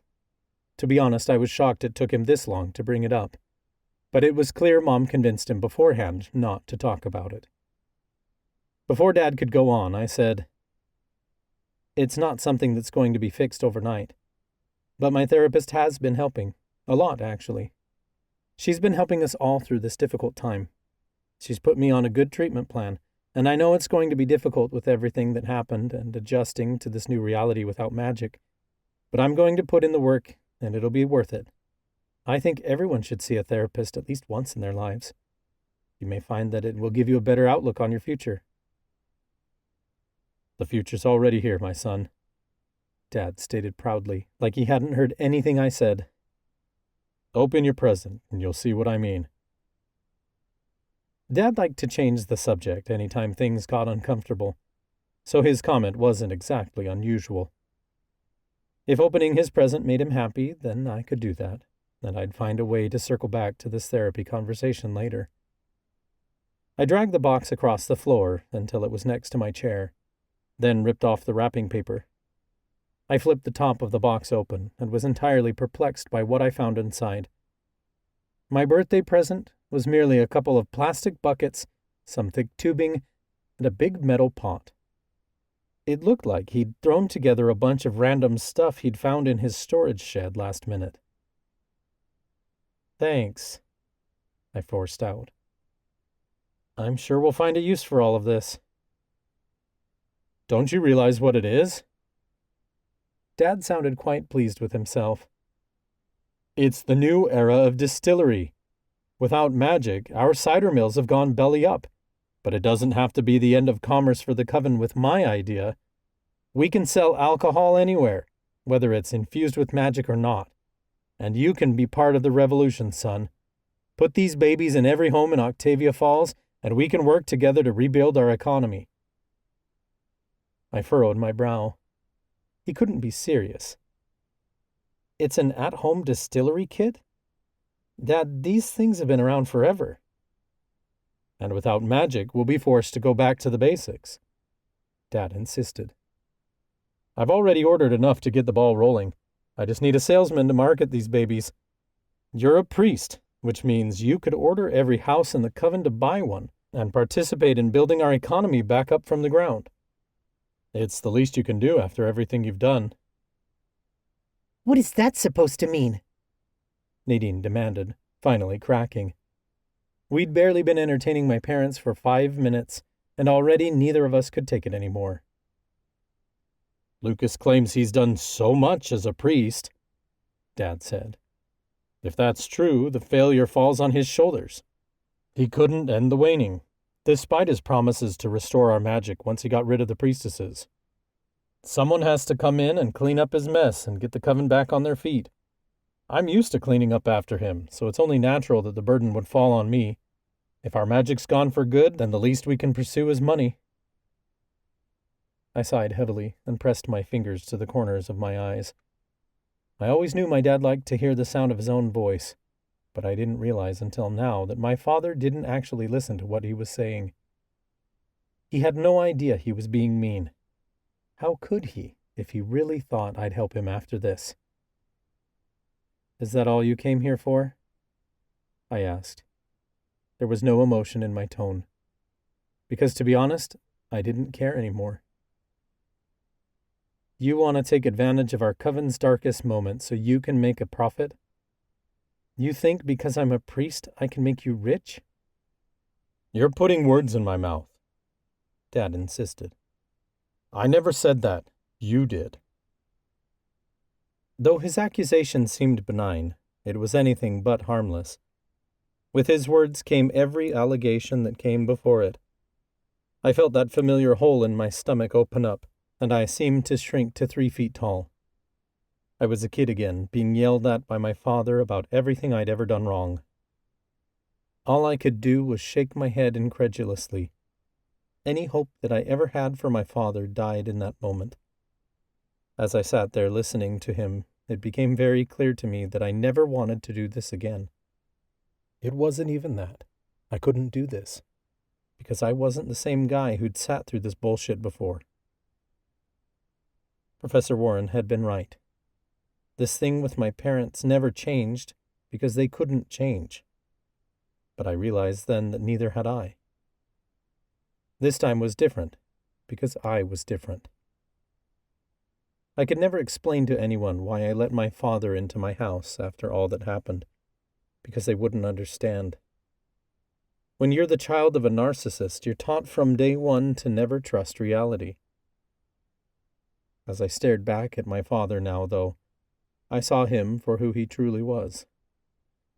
I'd seen glimpses of it before.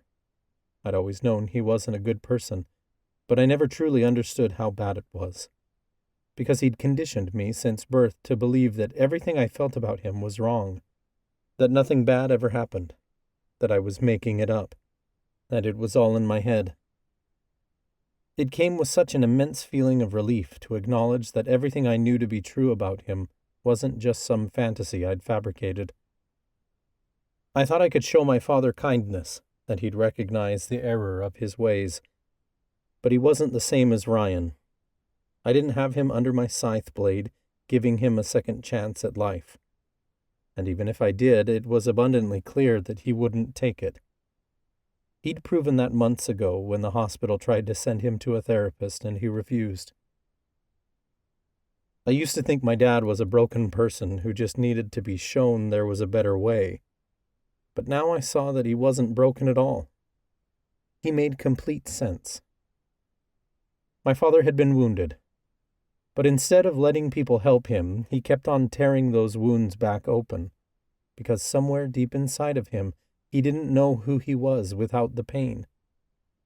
He had to lash out at everyone around him to make them feel as pitiful as he did, just so he felt a little less alone in his agony. I'd given him chances time and time again, but each time he showed me exactly who he was. It was time I started believing him. I thought of the vision I'd had in Dr. Mack's office, and the younger teenage version of myself I'd seen and embraced. Somewhere deep in my subconscious was an even younger version of myself, a child who appeared each time I was in my father's presence. I saw that little kid now, screaming to be heard, begging me to protect him in ways I couldn't when I was his age. I thought of the scene from the vision where the present version of myself just stood there and took my father's harsh words. I didn't understand it then, but I understood now that there was a part of me still allowing this to happen. I'd stood up to my father before, but each time it came with conflict I didn't want to bear, so I backed down to keep the peace. I'd embraced my younger self in the vision, along with my anxiety and depression, but doing so once wasn't enough. This work was ongoing, and to embrace it fully, I had to put it into practice, not just inside myself, but in my physical reality. As my father ranted on, I took a beat to acknowledge that pit in my stomach, thank it for showing me what wasn't working here, and let the moment pass. Then I conjured up an image of that small child within me calling out for help. "I'm here for you now," I told him, just as I'd said to the teenager version of myself in my vision. "I'm going to take care of you." The last time I cut my parents out of my life, I'd done it from a place of anger. Though their absence was a welcome reprieve to the stress of dealing with them, it couldn't heal the deep wounds left behind.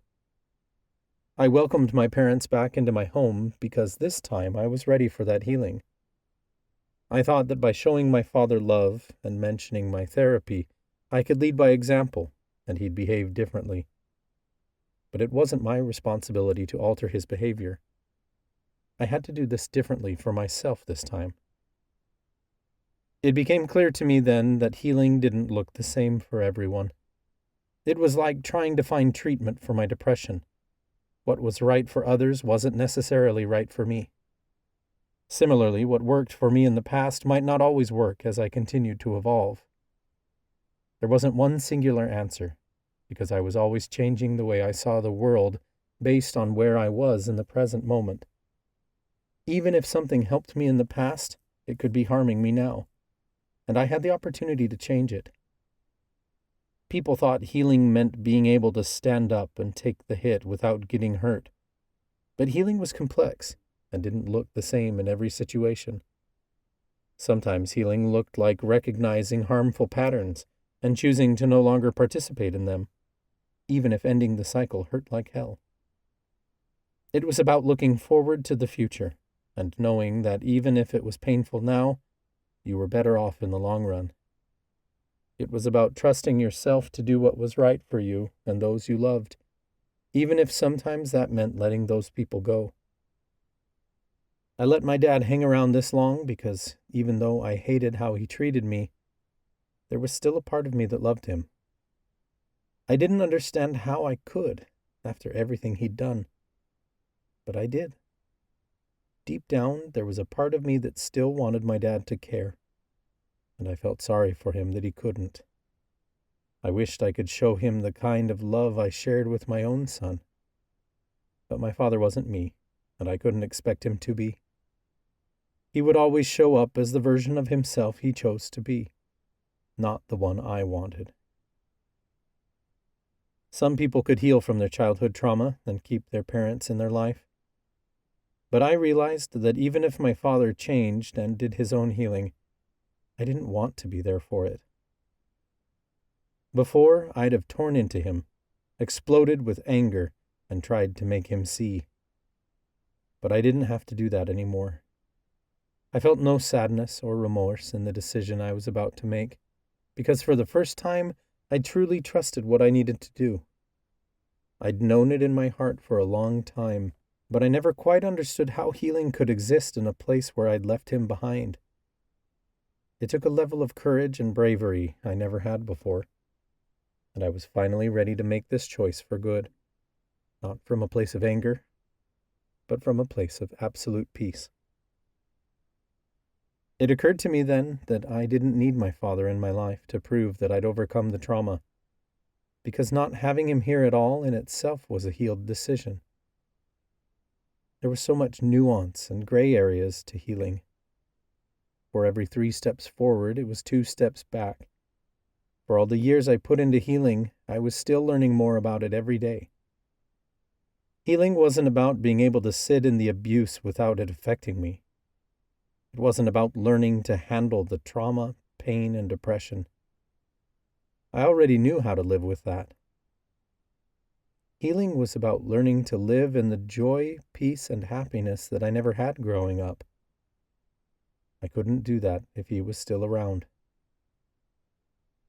I'd wanted to lead with love, but it was clear to me now that the greatest act of love was to end the cycle of pain. I didn't have to keep welcoming my father back in and hurting myself or my family. I thought we had to work this out together. But I realized that some people just didn't have the means to work together. Sometimes the best thing to do for your community and yourself was to not be involved with certain people, because there was nothing you could do for them. I'd spent so long hoping that one day he'd figure out how to work with me. But it just wasn't going to happen, and I didn't have to force it any longer. I stood calmly and walked over to the door. The room fell silent as all eyes followed me. A huge weight lifted from my shoulders as I twisted the handle. "What are you doing?" my father demanded. "Showing you the door," I stated. "I know what a fucking door is," Jay replied sarcastically, and rather harshly, I might add. It didn't bother me in the slightest, which was really strange, because everything that came out of that man's mouth got on my nerves. If he wanted to be a jerk, then so be it. To truly love my father, I had to let him be the person he chose to be, to accept him for all that he was, and let him make his own choices, mistakes and all. I didn't have to change him, but that didn't mean I had to be around him any longer. "You got what you came for," I said. "You can leave now." "You can't kick me out," my father protested. "I live here, so yes I can," I stated matter-of-factly. A proud smile touched Nadine's lips. She was clearly glad I was standing up to him. I was proud of myself, too. After all this time and everything I'd gone through, I could truly say I was done for good this time. Even if he tried to force his way back into my life, it wouldn't be the same. There was no coming back from this. That really pissed my dad off, because he shot out of his chair and pointed a finger at me. "You think because you're a priest now that you can just turn your back on your family? You owe me." I shook my head in disbelief. At this point, his outburst was comical. Nadine looked like she was trying to hold back a laugh, while my mother sat frozen in her seat. "What could I possibly owe you for?" I asked. "Mitchell and I were best friends back in school, and you got him killed!" Dad yelled. "Mitchell?" I furrowed my brow, though my tone remained surprisingly calm. "You mean Sheriff Baker? Dad, he tortured me and my wife." "I'm sure he had good reason," Dad seethed. "Mitchell always had my back. When my coworker got pissed off for goddess knows what, he cursed me with an itch behind my elbow that hasn't gone away for the last 9 years. Mitchell was the one to bring the rat bastard in and charge him with unauthorized spellcasting." Nadine started laughing so loud it caught my dad off guard. That's it, Jay? That's the curse you wanted me to break a year ago? I wonder how you pissed this guy off. Maybe by being your delightful self. "Don't you start with me, you entitled little bitch," Jay snapped. My mother gasped, but honestly, I felt more sad than anything. I didn't stand for anyone insulting my wife, but Nadine clearly wasn't bothered. All she could do was laugh at him, and it was funny in a way, but tragic too. My father really didn't know any better, and it was heartbreaking to acknowledge the fact that some people went their whole lives feeling bitter about the world around them. Worse, no amount of love, compassion, or resources anyone could provide would ever help, because people like my dad wouldn't accept change, even if it was for the better. "You can leave now, Dad," I stated calmly. Dad stomped his foot, actually stomped his foot like a child. "I'm not going anywhere until you stop misbehaving. If you weren't such a brat, we could be a family again." Marcus stirred awake and started fussing. Nadine quickly unstrapped him from his bouncer and cradled him in her arms. She shrank to the corner of the kitchen because she had nowhere else to go. She'd have to walk past my dad to get anywhere else in the house. "You think I'm such a bad guy? But you're the one hurting me and your mother, Jay shouted. I didn't even care to address the comment about being a family, seeing as we'd never been a real family in the first place. I had no interest in giving him any of my energy any longer. I'm fine being the villain in your story, if that means I'm the hero in mine. Jay scoffed. Hero? That's rich, coming from the guy who failed the entire coven. Marcus started shrieking, and my dad raised his voice even more to be heard over my son's cries. You're just mad I didn't give you everything you wanted as a kid. Everything is always about you. I'm not mad at you anymore, I said, and I meant it. I wasn't here to judge my father and question his choices, only to acknowledge that I needed to walk away for my own healing. Not because I was making him out to be bad or wrong, but because choosing to stay only perpetrated an unhealthy pattern that was hurting me and my family. It wasn't about him or anything he'd done. I'd spent so long trying to please my father, always backing down to keep the peace. In this singular act, I was done people-pleasing, and I was putting my family first. You're an entitled little brat who doesn't know how good he had it, Dad sneered. You think I treated you so poorly, but my father was worse. I'm sorry you were abused, I told him calmly. You didn't deserve that. I appreciate your honesty because it helps me understand you better. I can forgive you, Dad, but I can't excuse what you did to me. I know you treated me the way you did because you didn't have the tools to do better. But just because I understand that doesn't mean I have to be a part of it anymore. At some point, the cycle has to end. And it ends here with me. Because I'm not going to be this kind of father to my son. You deserve compassion, and compassion for all of us means going our separate ways. I can feel bad for you and still know you're not good for me. I'm not doing this to punish you. I'm doing this for me and my family because I can't keep hurting myself by being around you. What you do now is up to you. This is your chance to do better. But we will never speak again. And I'm okay with that. Do better? He repeated.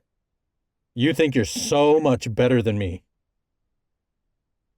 My father hadn't listened to a word I said, and there was nothing I could say to communicate my feelings. He was never going to get it, and I had to be okay with being misunderstood. I was done trying to convince him of anything. Marcus's cries pierced the air, but no matter how much she tried, Nadine couldn't soothe him. My wife rocked our son back and forth, desperately, all while my mother sat in her chair, hopelessly glancing between everyone else. Would you shut that child up? My father bellowed as he pressed his fingers to the sides of his temples. He looked like he was trying to prevent his head from exploding. Pretty sure my wife would have cursed him to cork off by now if she had any access to her magic, but she was helpless to defend herself without it. He'll be fine once you leave, Nadine spat. So help me, if you don't walk out that door right now, you'll live to regret it. Jay acted like he hadn't even heard her. Instead, he stomped toward her, screaming, "Shut up!" I reacted instantly and grabbed my scythe I'd left leaning by the door, but I was all the way across the room. My father reached Nadine first and yanked Marcus out of her arms. Be quiet, you little shit! Dad roared. Then he did the unthinkable, an act so vile it made my heart feel as if it was falling out of my chest. My father shook my baby. My mother gasped in absolute horror. Nadine shrieked a heart-wrenching cry as she lunged out for our son, but my father shoved her back forcefully. His elbow hit her in the eye, and my wife fell to the ground. It all happened in a split second. I reached my father and tore my son out of his hands, but Marcus was screaming louder than ever. Nadine was already back on her feet, and I quickly handed over our son as I planted myself between my father and my family. Nadine sobbed, and she never cried in the face of violence. She was always headstrong and ready to fight. But what my father had done tore her to absolute shreds. If there was ever a moment that called for violence, it was now, because nobody touched my family like that and got away with it. I'd been angry at my father many times before, but I had never felt as much rage toward him as I did at that moment. I swung my scythe at my father, but he jumped backward out of reach. Jay stumbled into the dining room chair behind him and tipped over it.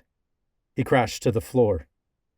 As he lay there on his back, I noticed a small cut had broken open on his cheek, and a single drop of blood dripped down the side of his face. Good. I still managed to nick him with the tip of the blade. You bastard! Nadine seethed. Do you have any idea what you've done?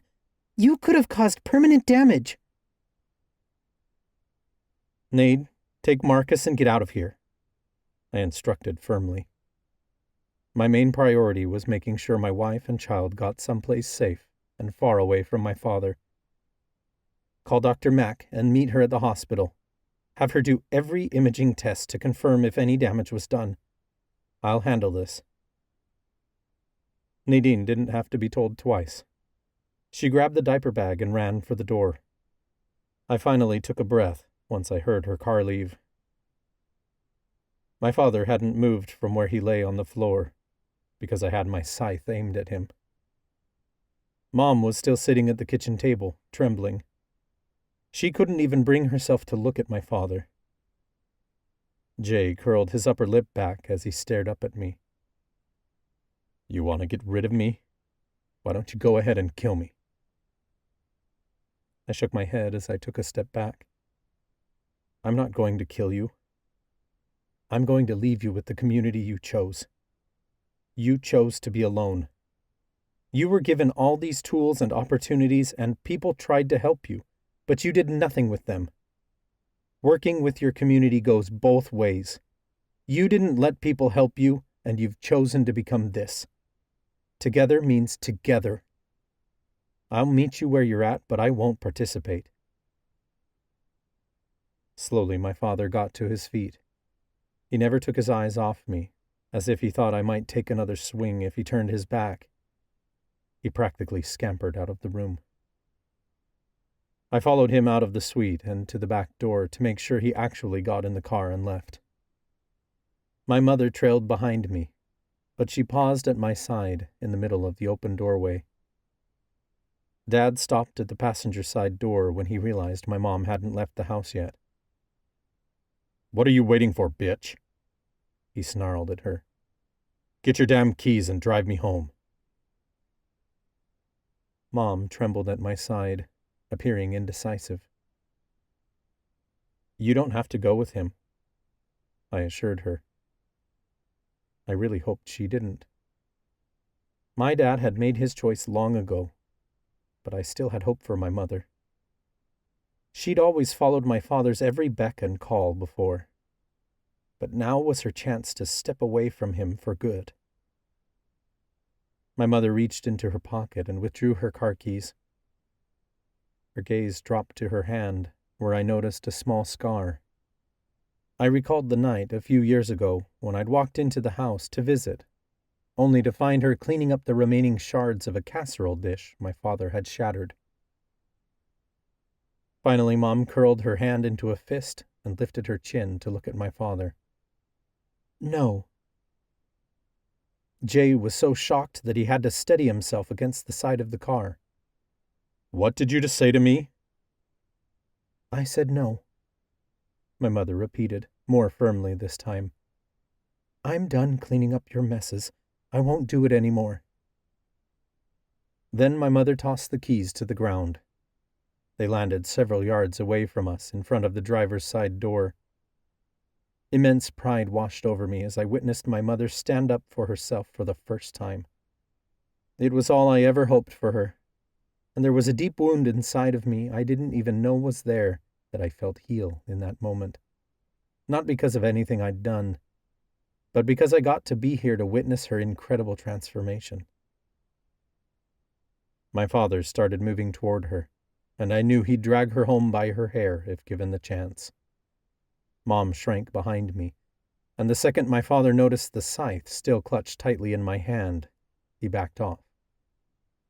He played it off as if he was just moving around the vehicle to get into the driver's seat. Jay snatched up the keys on the ground and threw open the door. He whirled back toward us before getting into the driver's seat. "If you want to be difficult like your deadbeat son, go right ahead. You'll come crawling back like you always do." Mom shook her head. "Not this time, Jay. What you did to our grandchild is unforgivable." "If you want to leave now, then I'm not giving you another chance," Jay threatened. "I'll take the house, the cars, our savings, all of it." "All of what, Jay?" I asked in complete disbelief. His name felt strange on my tongue, but I realized then that I'd already stopped thinking of him as my dad. "You're living in a rental, and don't act like you haven't drank all your money away already. Now leave, before I make you." Jay huffed and slammed the car door before the engine roared to life and he tore out of the driveway, running over the flower beds on his way out. Only when he disappeared down the street did my mother finally turn to me and break down in sobs of relief. I dropped my scythe and wrapped her in my arms. Her whole body rocked with the weight of her tears. She felt so fragile in my arms. "It's okay, Mom," I promised. "I'm not going to let him hurt you ever again. What you did here was very brave. I'm proud of you." Mom drew away to wipe her tears. "I couldn't have done it without you. What you said about being able to understand him without participating in his madness made me realize that even though I care deeply about your father, that doesn't mean I have to put up with him anymore. I'm sorry about what he did to Marcus. I wish I'd never brought him with me." "We can't change what happened, but we can move forward and do better," I said. "I need to go be with my wife and child now. You're welcome to stay here for as long as you wish." Mom's form went rigid. "I can't be here alone if he decides to come back. I'll come to the hospital with you." "All right," I agreed. "My car's out front." I grabbed my keys and we drove to the hospital. We found Nadine with Dr. Mack in the pediatric ward, but the rest of the hospital was deserted. Dr. Mack was just finishing up an imaging test. She didn't usually work with the medical imaging, but she was the only doctor around to help us. My shoulders sagged in relief when I saw that Marcus had quieted down, though I wasn't sure if that was good or bad. Nadine cradled Marcus in her arms. I rushed over to my family immediately and stroked Marcus's cheek. He wiggled in Nadine's arms and looked up at me, which was a good sign. He was alert. "How's he doing?" I asked. Nadine pursed her lips, appearing on the edge of tears. Her voice cracked as she said, "He'll be all right." "Your son has a mild concussion, but it should heal on its own with rest," Dr. Mack reported. "But shaking a baby can have permanent consequences. You two should be on the lookout for any psychological conditions in Marcus's future, because now he'll be predisposed to them." Mom's hand went over her mouth, and she seemed entirely devastated by the news. Nobody was shocked but her, and I didn't understand how she was still surprised by the monster my father was. My hands shook at my sides, but I took a steadying breath, because the last thing we needed was for me to lose it and go teach Jay a lesson. There were better ways to deal with him. "Anything else?" "No," Dr. Mack said gently. "You did the right thing by calling me. Your father could have broken Marcus's neck or caused retinal detachment, but I don't see any evidence of severe damage. I'm going to add these images to his medical file and get you a physical copy so you can take them to another hospital if you ever need them. I can drop the records off at your house later. You all take care." "Thank you, Dr. Mack," Nadine said kindly. Dr. Mack walked away, and Mom gave a huge sigh. I guess Marcus got lucky. I pulled my phone from my pocket. He's not severely injured, but Dad still hurt him. We have evidence against him to build a case on child abuse. I won't let him get away with this. I'm calling Miles and we're pressing charges. I don't care if we have to get another police department involved from a neighboring town. Lucas, you can't, my mother protested. I couldn't believe her. After what he did, you're still taking his side? I'm not defending him, Mom insisted. But you're taking this too far by trying to get him arrested. It's an abuse of your power as priest to use your friends and status to punish your father. This is a family matter. I was so stunned that I had to take a step back. You said what he'd done was unforgivable, and you were right. You're just going to back down now? I meant what I said to him at your house. I'm leaving him, and I'm going to file for divorce, Mom replied. But that doesn't mean he deserves to be in prison over this. Mom, he deserves to be in prison for a lot more, I said. For all the times he hit you, and all the terrible ways he treated you. Isn't it better if you're safe from him? The cops can't arrest him for being an asshole, but they sure as hell can try him for shaking a baby. I don't understand how, after everything he's done, you're shocked he'd do this too. I never imagined he'd do it again, Mom cried. My jaw hung slack, and I'd gone completely breathless. I had a hard time processing what I'd just heard, because I didn't want to believe what my mom had just admitted to. You let this happen before? I could barely get the words out.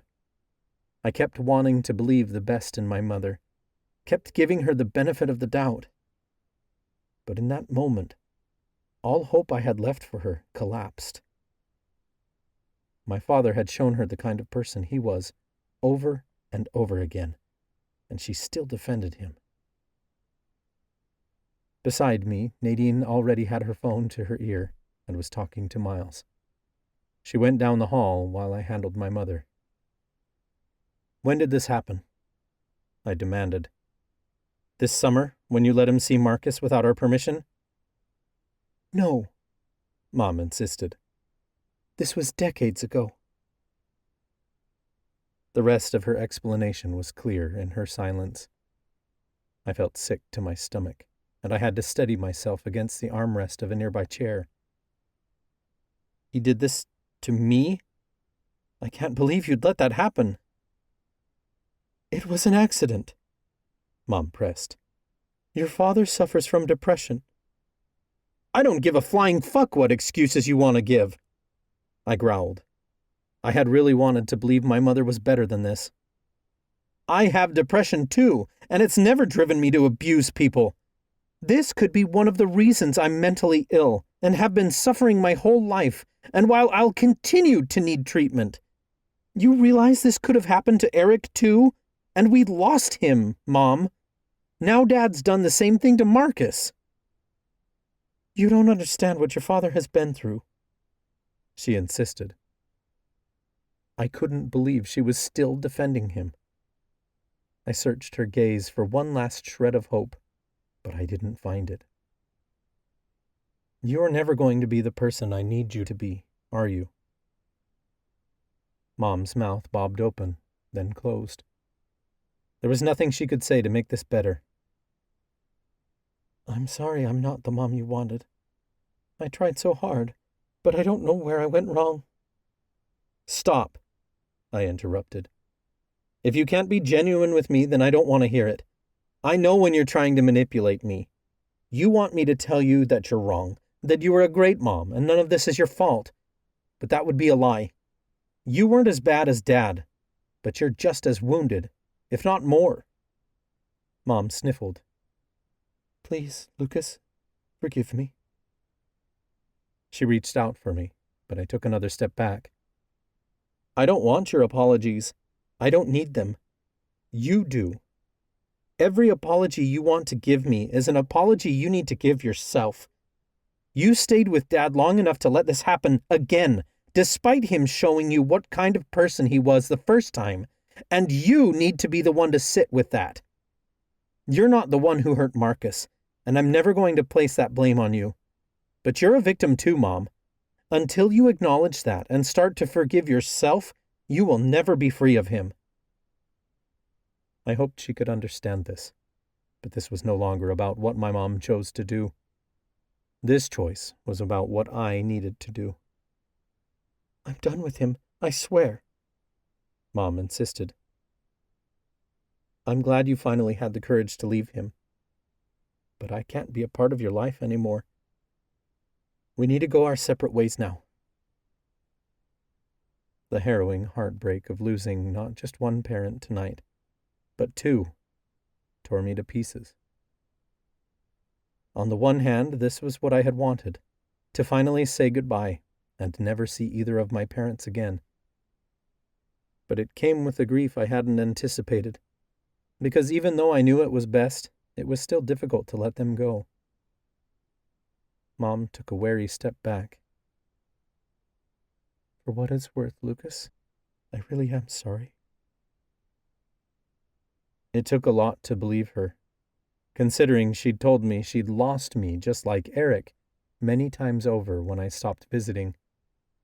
She'd told me to leave all those years ago. Now she was finally getting her wish. It didn't really matter if she meant it or not, though, because her apology was something I needed for my own healing. To accept it was not to do her any favors, but to show myself the love I desperately needed from my mother for so long. She couldn't give me that anymore, but I could still choose it for myself. So when she said she was sorry, I chose to believe her. Nadine hung up the phone and returned to my side. Miles is going to pick up your father right now. He'll be facing serious criminal charges. Mom seemed to shrink in on herself.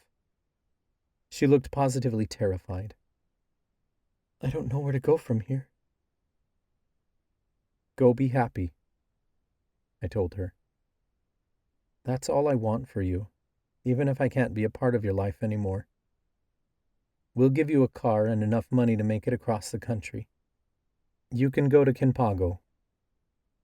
There's a women's shelter there, and they'll take in any supernaturals who need help. Octavia isn't far from there either. He won't find you in California. I'll gather my things, Mom stammered. Then she turned and left the hospital, walking out of my life forever. I felt immense sadness. At the same time, I relished in profound relief, because it was finally done. I'd never have to do this ever again. That reality was just as heartbreaking as it was freeing. Nadine gazed up at me with tears in her eyes.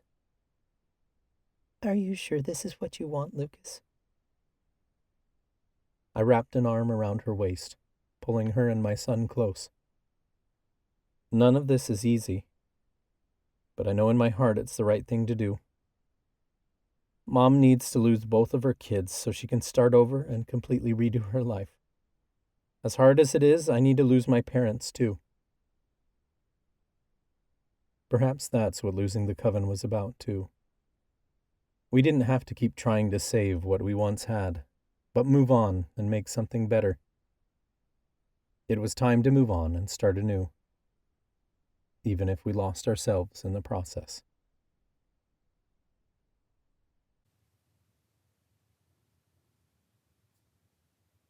Chapter 16. Nadine. Saying goodbye to Octavia Falls once was hard enough, when we'd been forced by the priestesses to flee town. We'd spent a year living in the safe house, and while I cherished our time there, I'd always known it wasn't permanent. Back then, we all had an understanding that we would one day return to Octavia Falls, to either defeat the priestesses and live out the rest of our happy lives here, or die trying. Either way, I always assumed I'd be put to rest somewhere in this town. Never did I imagine that we'd leave forever. Once we fled Octavia Falls this time, there'd be no coming back. We'd overstayed our time in this town. We told ourselves it was to help get everyone else out, but in truth, we hung around a few weeks longer because we didn't want to say goodbye for good. We couldn't put it off any longer. By Monday, our bags were packed and ready to be loaded in the cars. We had plans to meet Headmistress Verla and Professors Warren and Wyckoff tonight for dinner to say our final goodbyes. Then we'd all go our separate ways. Lucas and I were headed across the country with Marcus, where our allies in Hochevale had a room for us to stay in temporarily. We didn't know how long we'd be there, but we hoped it wouldn't be more than a few weeks before we found something more permanent. It was certainly going to take some adjusting to, because I couldn't imagine a permanent solution, honestly. Talia and Grant were headed to New York, where they could follow their dreams. Grant would find a job at a restaurant there, working his way up to become a chef, while Talia would pursue her music career. I was glad they still had the chance to pursue their dreams, but it didn't make it easier to say goodbye. Miles and Chloe planned to travel to other supernatural communities, taking odd jobs and living a nomad life. I knew it wasn't what either of them wanted. They were both leaders, but they needed the time and space to figure out where they belonged after this. Professor Wyckoff was headed back to Paris. Even though she had no magic, her knowledge of magical societies was extensive, and she wanted to find a job teaching somewhere within the supernatural community there. Professor Warren said he needed some time to himself for introspection. He was going to take a few months to backpack the Appalachian Trail, with the hopes that when he finished, he'd know where to go next. Headmistress Verla had found a job at a law firm somewhere in the Midwest that specialized in domestic abuse cases. We'd invited her to come to Hochevale with us, but she was very attached to this job offer. It was a good, high-paying job, and Clarice Verla was the kind of career-driven woman who needed to throw herself into her work to process things. I recalled what she said about her sister, and how Nicole had been a lawyer who prosecuted similar cases. It was clear this was Verla's way of connecting back to what she'd lost and trying to do good in the world, despite everything else. I was happy for her, because I knew she'd be good at it and make a positive impact. She'd been so wrapped up in her career for so long that this could be the fresh start she needed to put all this behind her. I hoped she found someone to settle down with, who admired her ambition and perseverance, because I didn't want her going through this alone. I trusted she would find her healing, as we all would. She just had to go about it her own way. Apart from our closest friends, there were still a few hundred townsfolk who still hadn't evacuated. I didn't know what they'd do once we left, but sooner or later, they'd all have to move on, as we did. We'd done all we could to help relocate townspeople, and now it was time to say goodbye. "Everybody ready?" Talia asked as we gathered in the living room that morning. I strapped Marcus in his stroller, then slipped my leather jacket on. Lucas tucked a blanket around our son, making sure his feet were covered to keep him warm. It was our last day in Octavia Falls, and we were going to make the most of it before we bid farewell to our former mentors tonight. "We're all set," Lucas said. Grant cupped his hands around his mouth and shouted to the other side of the house. "Miles! Chloe! Time to go!" When they didn't respond, Lucas cocked an eyebrow. "Pretty sure they're fucking again." "Hey, hermano!" Grant called. "Wrap it up!" Miles and Chloe appeared around the corner. Chloe ran her fingers through her hair to straighten the strands, then hoisted her purse further up her shoulder. Yep, definitely fucking. Miles wiggled his eyebrows. "You don't have to remind me. I always wrap it up." Grant groaned. Not what I meant. Miles nudged his brother playfully with his good arm. His broken arm was in a cast, which we had all signed as soon as he got it. Grant had drawn a penis near Miles's elbow, and he still hadn't noticed. Wrapping it up is important, though, Talia piped up. Though not always effective, Lucas joked. Marcus is proof of that. Marcus let out a big belly laugh. I'd never heard him laugh so hard, and it made my insides melt. His laugh was full of pure joy, which made the day easier to face. That's the sound of a guilty child, Miles cracked. He might as well be saying, Tee, I escaped your latex prison. Look at me now. I, for one, am very glad to be harboring a fugitive, I said proudly. If Marcus is an escapee, then I consider it to be fate, my husband added cheerfully. Marcus laughed again, and I placed my hand on my heart. Oh, Lucas, I want another one.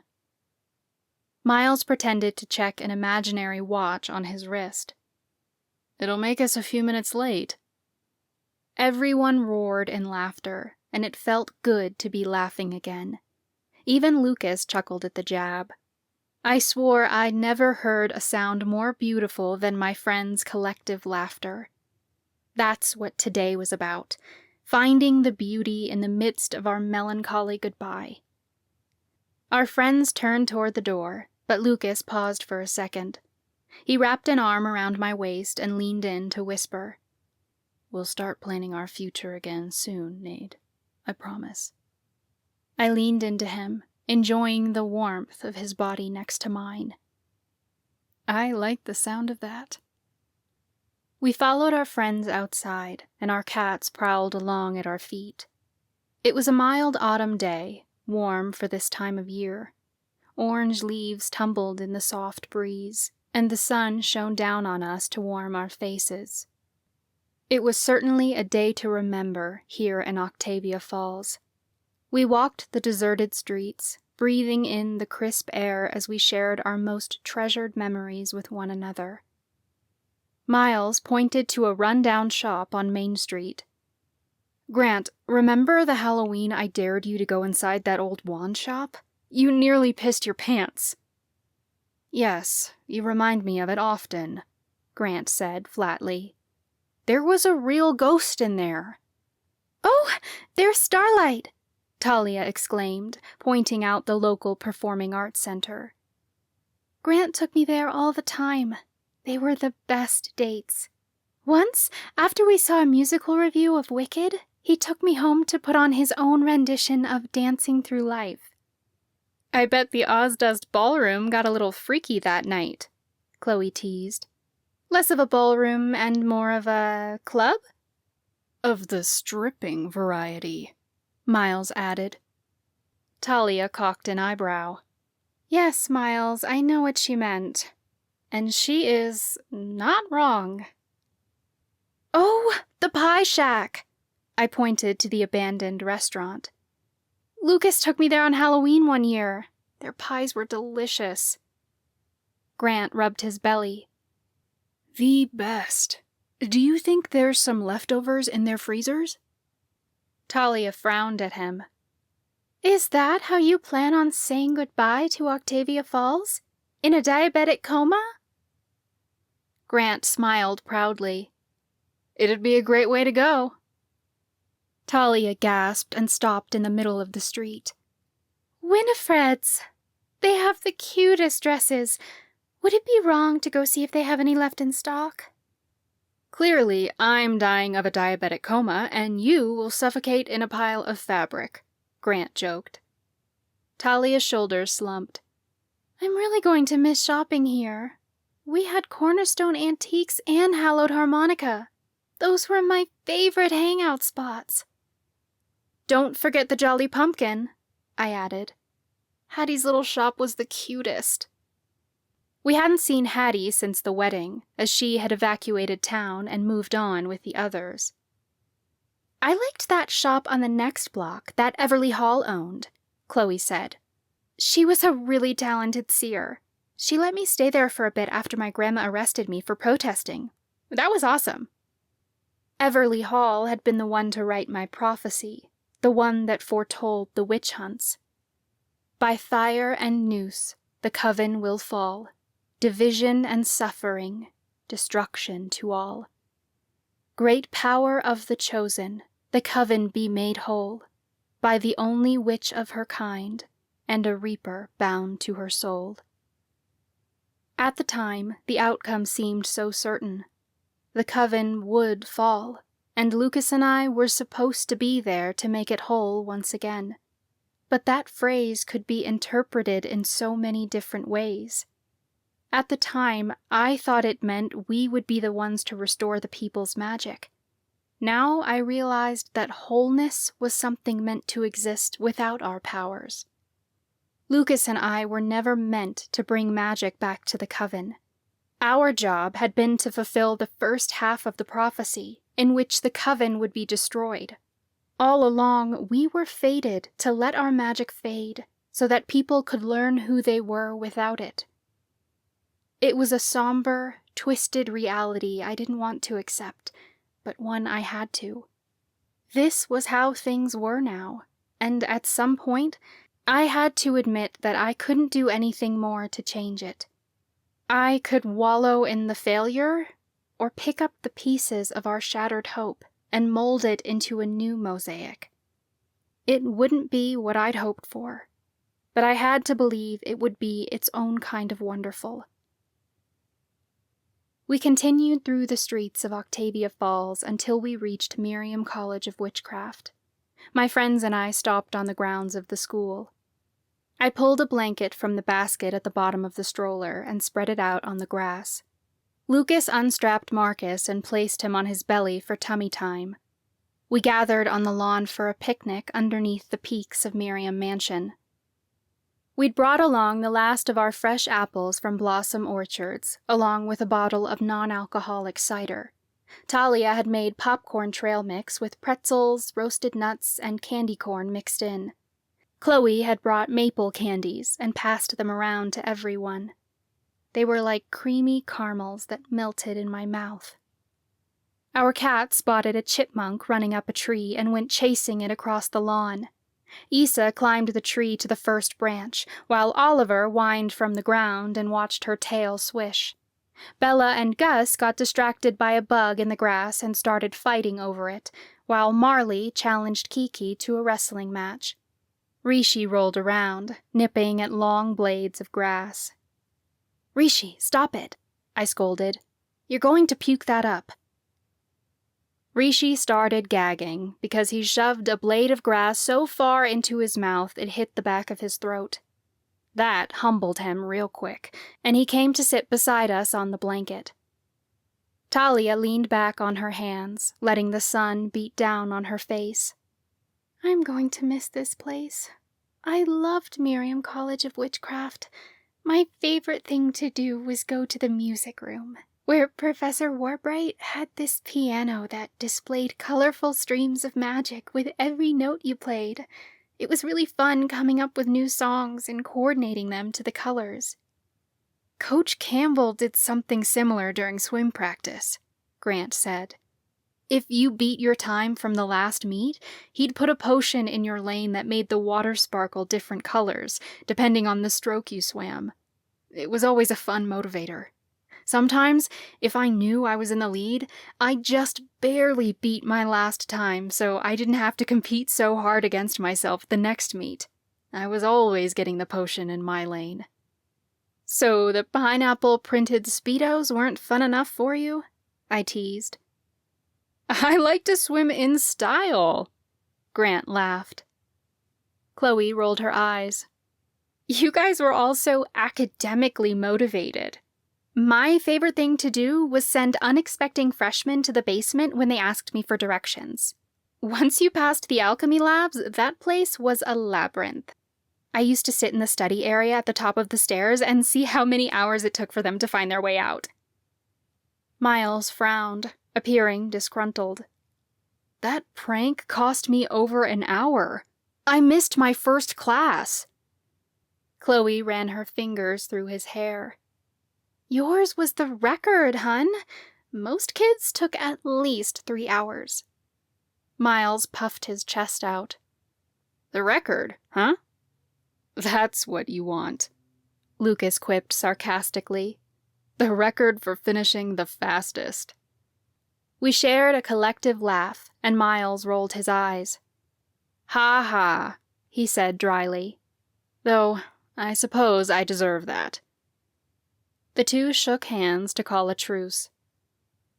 My favorite place at school was the astrology classroom, I said. There was something about that tower that was just magical. Yeah, because that's where you lost your virginity, Talia snickered. It was a beautiful experience, I insisted. Is this all we talk about now? Is sex? Grant asked. Lucas shrugged as he tossed some popcorn in his mouth. It was college.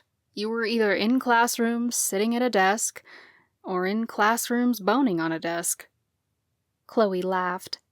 Dear goddess, how many classrooms did you and Nadine fuck in? A couple, Lucas said nonchalantly. You guys are the ones who wanted to walk down memory lane, and those happen to be my favorite memories of this place. Chloe took a bite of apple. My favorite memory is when I jumped off the balcony in the main foyer and made it look like I'd been hanged. It was pure art. Miles gave a fake pout. You mean that time in the gravestone when you accidentally tripped and landed on my dick isn't your favorite memory? We all started laughing, and Chloe's jaw dropped. It's not what it sounds like. I did trip and fall in his lap, but we only made out.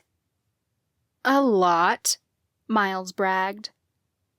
It was a forbidden, sexy love, and I wouldn't have our love story any other way, Chloe said. We must have sat on the lawn in front of the school for hours, sharing memories of our favorite classes and trying to one-up each other on how many places we'd slept with our significant other inside the school. Marcus drifted off, and we strapped him back into his stroller as we continued our walk. The Black Circle Trail, which looped through miles of Octavia Falls, wasn't far from here. We followed the trail to the cemetery. The dirt path was smooth from decades of foot traffic. We had to push the stroller over a couple of small rocks and roots, but Marcus seemed perfectly content with the bumpy ride. Lucas approached the iron gates surrounding the cemetery. There were several upturned graves from the bodies he'd reanimated during the Golem War. A number of zombies had been too damaged to return to their graves, but most had been reburied, and now those coven members could truly rest in peace. A lot happened to me here at this graveyard, Lucas said softly. Those things seemed bad or insignificant at the time, but I didn't realize how many memories I was making. What are some of your favorite memories? Talia asked gently. Lucas drew a deep breath. That's complicated, because each one of them has something good and bad about it. Like the night of my evoking ceremony. It was the night I lost Eric. Worst night of my life, honestly. But when I look back on the ceremony itself, I see Grant, Chloe, and me joking around and having a good time. Chloe burst into laughter. That's right! I almost forgot about the tramp stamp! Wait, hold on. I haven't heard this story, Miles said. Lucas sighed and reached for the hem of his jacket. He lifted the fabric a few inches to show Miles the skull tattoo located on his lower back. All our magic had vanished, but our tattoos indicating our caste hadn't faded. They were permanent reminders of what we once had. Oh, wow! That is a tramp stamp, Miles joked. Lucas looked back over the cemetery. I thought being the Reaper's apprentice was so awful at the time, but then I think of the night of the Reaper moon, when I summoned Edgar Nowak right here in this cemetery. That was the night I saved Nadine's life, put her spirit right back into her body. I couldn't have done it without my powers. That night sucked, but it was beautiful, too. I grew sad watching Lucas peer over the graveyard. While this place was sentimental to him for many reasons, I also witnessed pain in his eyes.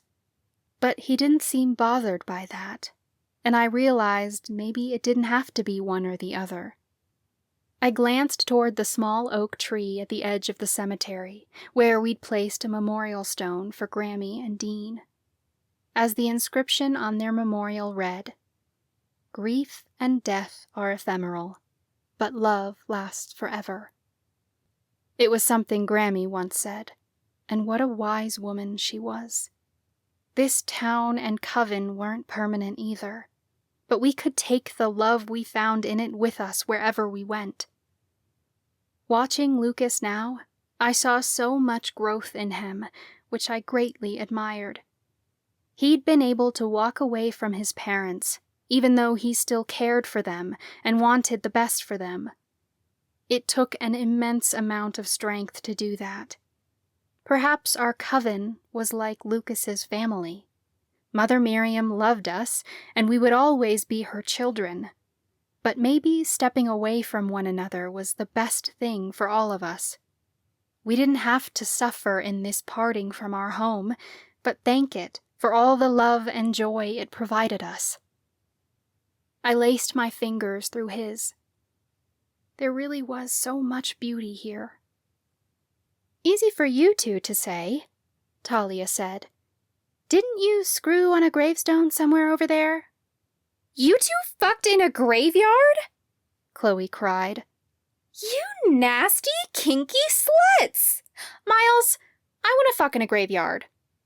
Miles's eyebrows shot up approvingly.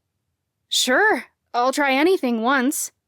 "So did you guys do it, like, on the grave itself, or on the gravestone?" "We weren't technically here," Lucas admitted. "We were astral traveling." Talia looked impressed. "I hear astral sex is quite good." Chloe frowned skeptically. "Like you two haven't tried it." "A couple of times," Grant admitted, "but never in a graveyard." "What have you done in a graveyard?" Chloe asked. "We fought off a zombie once," Talia said. "But you knew that because it was your dumb prank. I always meant to ask, who'd you get to reanimate the body?" Chloe furrowed her brow. "I didn't do that." "Of course it was you. It was Halloween, our freshman year," Talia prompted. "We came to do a seance for one of Lucas's classes, but you sent a zombie to scare us. It was a classic Halloween prank." "A classic, maybe, but not mine," Chloe said. "Huh," Talia said thoughtfully. "Must have been Ryan, trying to sabotage Lucas's assignment."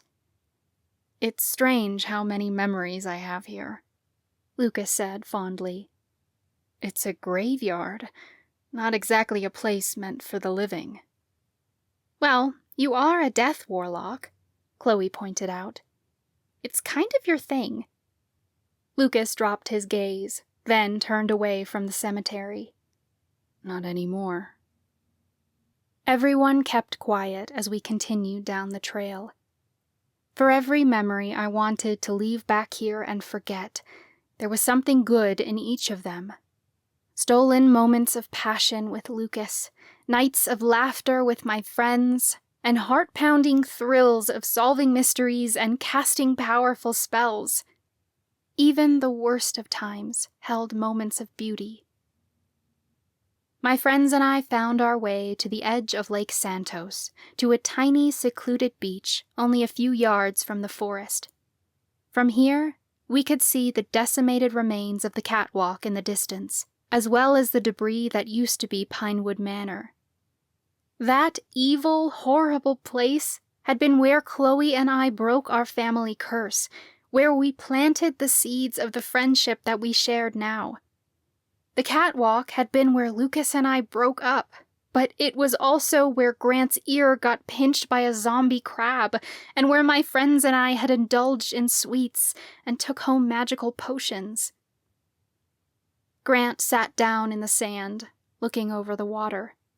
The sun had dipped low in the sky, and its light shimmered beautifully off the soft waves. Do you guys remember this beach? We brought Nadine out here to initiate her when she moved here. She got tipsy off my fizzy bubbly. Yeah, and we went skinny dipping, Talia exclaimed. Good times. Lucas wrapped an arm around my waist and lowered his voice. I remember that night when you dragged me into the water. I wanted so badly to be close to you. I was really stupid back then. I wish I never pushed you away. I was the idiot, I said. Thinking back on it makes me cringe. I did and said a lot of really dumb things, but some of those dumb things really, really made me happy. I have an idea, Chloe announced as she plopped onto the ground. She pulled a deck of cards out of her purse. Who wants to pull tarot cards? Are we sure that's a good idea? Grant asked. Chloe shrugged. Why not? We keep saying we're not going to be witches anymore because we don't have our magic, but you know what? There are parts of this town that we get to keep. All these memories that have made us who we are today. Losing our magic doesn't undo everything we went through, and I say that still makes us witches. We may not be able to cast spells and perform enchantments anymore, but we're still us, and we should take as much of ourselves with us as we can. We still have tarot cards and our intuition. Hell, we don't even need magic to astral travel. Even a basic non-supernatural can do that. I may have to give up this town, but I'm not giving up who this town made me. She shuffled her deck while she spoke, then spread the cards out in Grant's direction. So, pull 2 cards. Tell me what you're taking with you and what you're leaving behind. Grant drew 2 cards from the deck, then held them up for everyone to see. Temperance and 10 of Wands. I'm leaving behind a burden, taking the weight of the 10 wands off my shoulders. I don't have to be a priest who's worried about taking care of anyone anymore, because that time of struggle is over.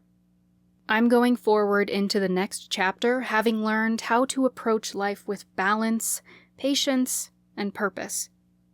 Maybe once we get settled, I can start a bakery and teach nutrition classes, because I think culinary arts is where my purpose really lies. That's really insightful, Talia praised. Grant stared down at his cards a moment longer. The 10 of Wands can stay here. He tossed the card into the lake, letting the waves carry it from shore before it sank beneath the surface.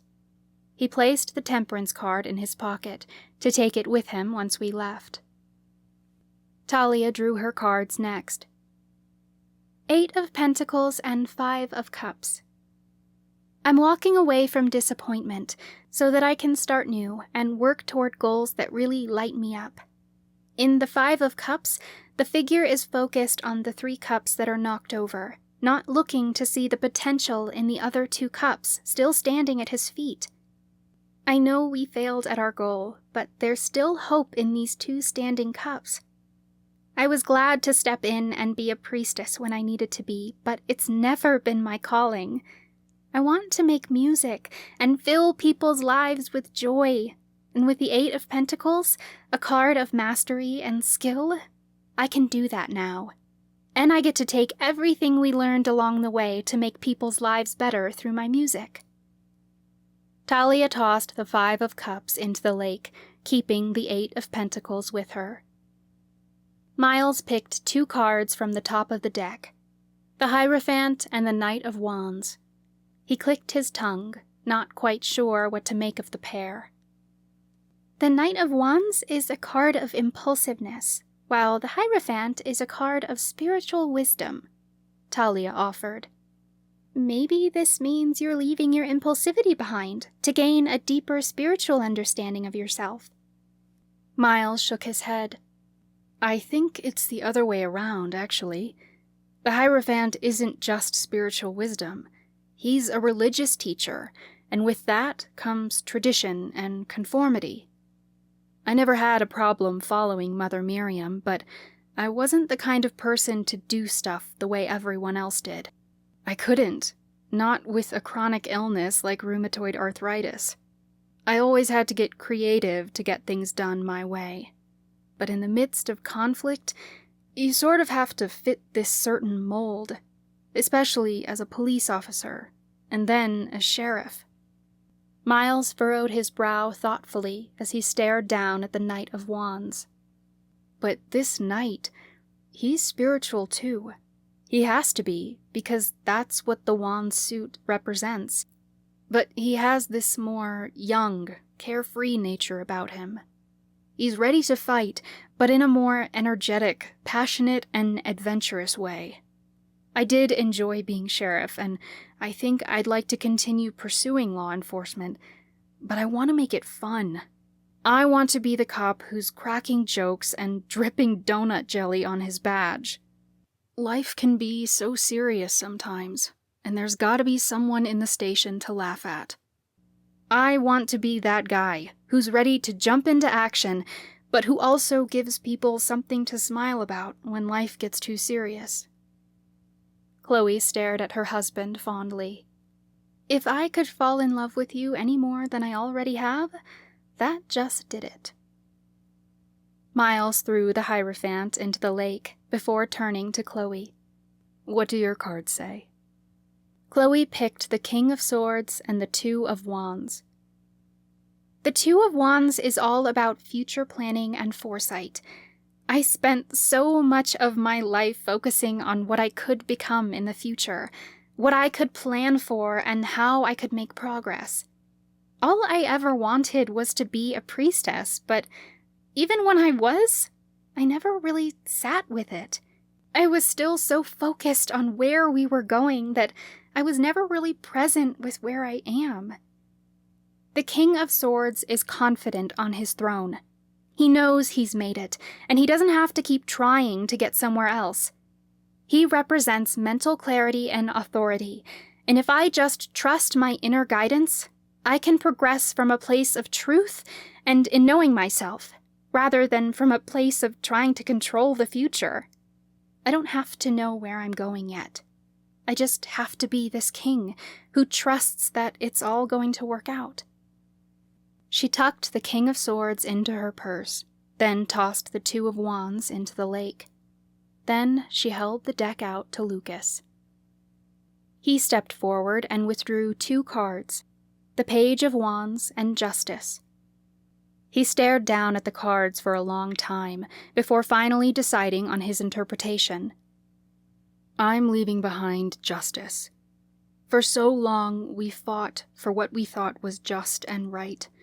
Justice was served in the end, but we were never the judges of it. I need to leave behind this rigidity I have about what's right and wrong, and step into the free spirit and limitless potential of the Page of Wands.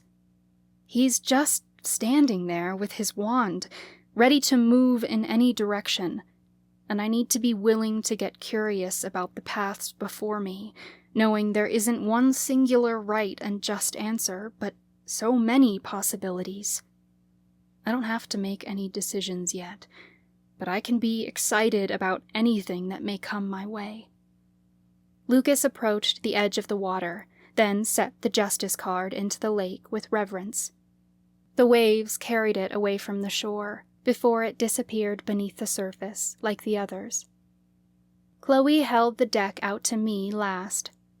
I withdrew the 6 of Wands and the High Priestess. The 6 of Wands depicted a man on horseback, riding through a crowd with his head held high. It was a card of success, progress, and self-confidence. The High Priestess sat in front of 2 columns, one light and one dark, to represent the duality of darkness and light. Hers was a card of intuition, divine feminism, and the subconscious mind. At first, I thought I was going to let the High Priestess go. She was, after all, a representation of my place on the Imperium Council, which simply didn't exist anymore. I could step into the energy of the Six of Wands, knowing that I learned many lessons of self-confidence here in Octavia Falls. But instead, I found myself dropping the Six of Wands into the water. The Six of Wands is a card of success and self-confidence, but it also represents public recognition. I fought so long for the Coven to see me for who I really was, to prove to them that the lies that had been told about me weren't true. I wanted people to see me for my authentic self, but I never needed to prove myself to anyone. I just needed to accept my own authenticity. My breath shuddered as the resounding truth of my statement settled into my bones. The High Priestess is not a position on a council or a seat in government. She's simply a master of intuition and sacred knowledge. Even though I won't be a High Priestess of the Miriamic Coven anymore, I can take the woman I became through that experience with me. She's a guardian of hidden mysteries, a message that things aren't always as they seem. She's the card that encourages you to look within yourself for answers and attune to your own inner wisdom. I don't have to keep looking outside of myself, as with the Six of Wands. I just have to trust that I know myself and where I'm going. I placed the card to my heart, and though there was no real magic in the tarot deck, my heart gave a jolt as if there was. Maybe in some way, it was Mother Miriam's final message, showing me that even without her, we could still find magic in our lives. It wouldn't come in the form of alchemy or levitation, but it still existed in some form as love, gratitude, and peace. I placed the card in my pocket, beside my phone. We sat on the rocky beach until late in the afternoon. Marcus was asleep in his stroller, and the cats lazed around in the sand. Talia and Grant skipped rocks across the lake, and Chloe and Miles went looking for mussel shells to take with them. Lucas sat beside me near the water, with his arm draped around me. I rested my head on his shoulder and stared over the calm water. "I don't want to leave," I whispered. He dragged me closer and placed a kiss on the top of my head. "I know, but maybe this isn't such a bad thing. Our family can find happiness anywhere. It doesn't have to be here." I appreciated that he was trying to lift my spirits, but it didn't make me any less sad. Lucas could walk away happily because he still had hope for greener pastures. I couldn't, because I'd already lived outside Octavia Falls and knew there was nothing out there for me. Everything I loved had been here. I'd leave because we didn't have any other choice, but that didn't mean I wanted this. "I must sound like a lunatic," I said. "Who else could go through everything we have and still want to stay? I know what happened here was awful, and people were absolutely horrendous to us, but this is where we fell in love and built a family. It's where you stood on stage and shook your ass in my dress because you wanted to give some asshole something to talk about. You didn't care if they made fun of you, as long as they stopped picking on your friend. It's where Chloe got Talia her birth control when the school wouldn't fill her prescription, and where Talia came barging into the courtroom at the end of our trial with final evidence that saved our lives. Octavia Falls is the place where Grant rescued you and the other hostages the night of the burning, and where Miles infiltrated the executors to funnel us information. Bad things happen, but through it all, we stuck by each other and became a family." I sighed heavily. A part of me enjoyed the haunted houses, even when we were being chased by a ghost with a knife. I didn't love the part where I got possessed, or our friend was stabbed, but I loved astral traveling the halls of Miriam Mansion with you, and dancing with skeletons at the midnight formal. I made love to you in the penthouse suite, and these last few months, as stressful as they've been, have been wonderful, making crafts with our friends and performing wedding rituals. I loved all the potions we brewed and all the puzzles we solved. I chuckled lightly. Call me crazy, but I liked tracking the tarantulas down to their drug hideout and running away from them in the woods with Grant. It was thrilling, stealing all their supplies and returning them to the alchemy lab. I loved investigating crimes with you, and I know you loved writing your news articles. Caesar Peppertrine is a legend. Lucas laughed. Yeah, he is. I'm sad that we never got to experience all Octavia Falls had to offer without the threat of a noose. We have to give up a future we fought for, but will never have. I'm so glad I get to take you all with me, but I don't get to take this place. We still have a bit of time left, Lucas said gently. We can enjoy it for as long as we have. I splayed my fingers in the sand and closed my eyes. There was no more magic pulsing through this town, but this town was magical all the same. I was really going to miss it. Talia walked over to us, shaking lake water off her hands.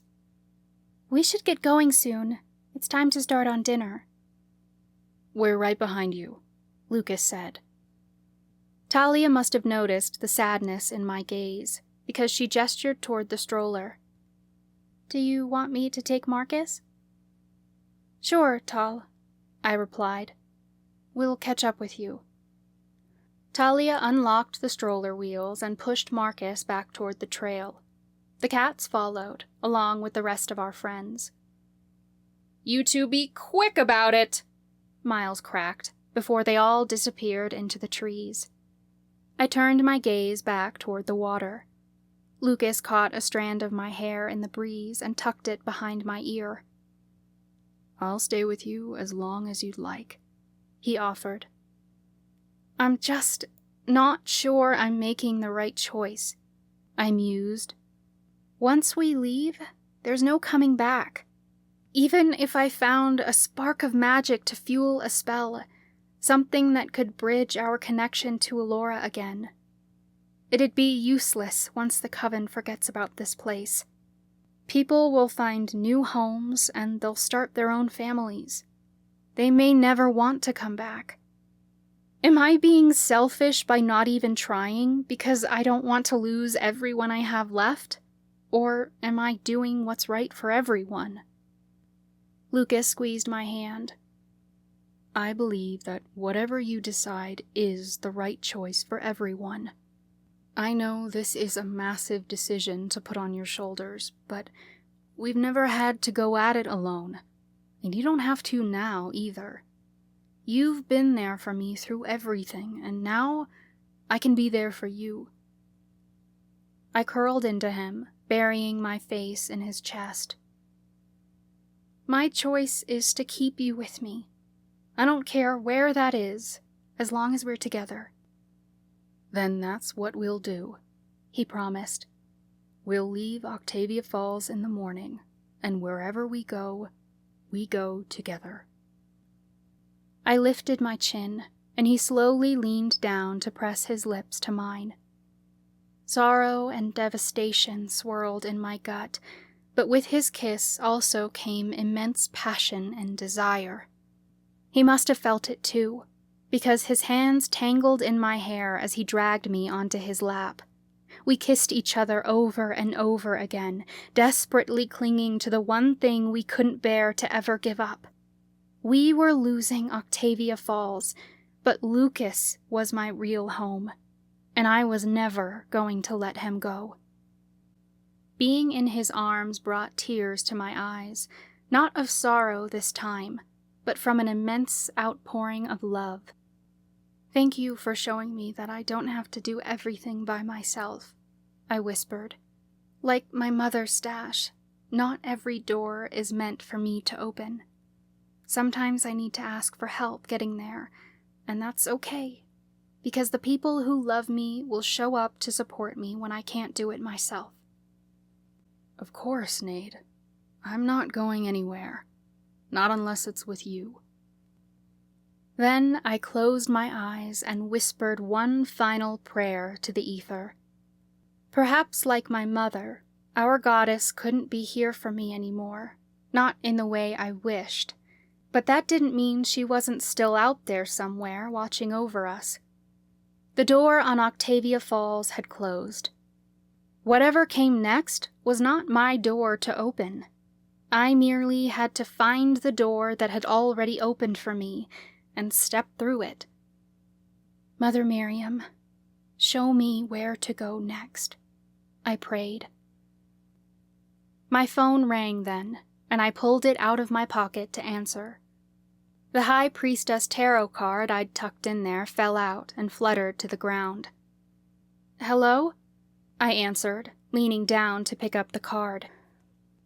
"The Oaken Wands are gone!" Chloe barked into the phone. All the warmth that had risen to my skin at Lucas's touch disappeared in an instant, and an icy chill akin to a ghostly haunting crept over me.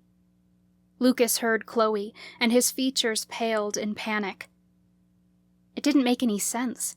The Oaken Wands were useless without witch magic. I couldn't imagine who would possibly want them now. "What do you mean the Oaken Wands are gone?" "I'm telling you, we arrived home and the wands are gone," Chloe insisted. "Someone broke in and took them."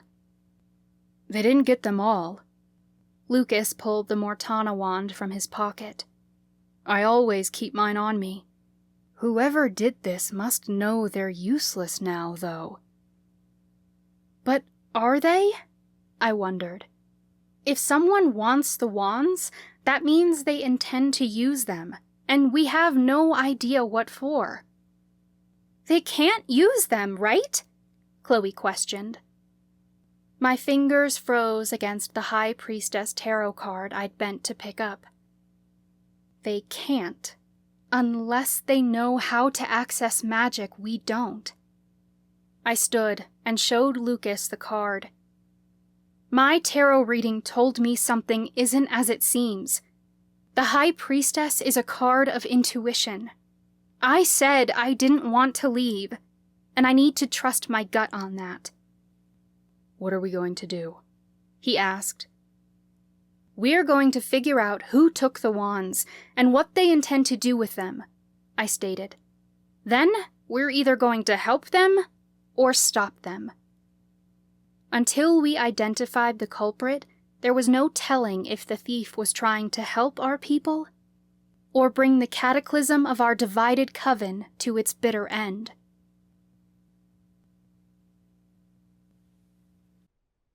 Chapter 17. Lucas.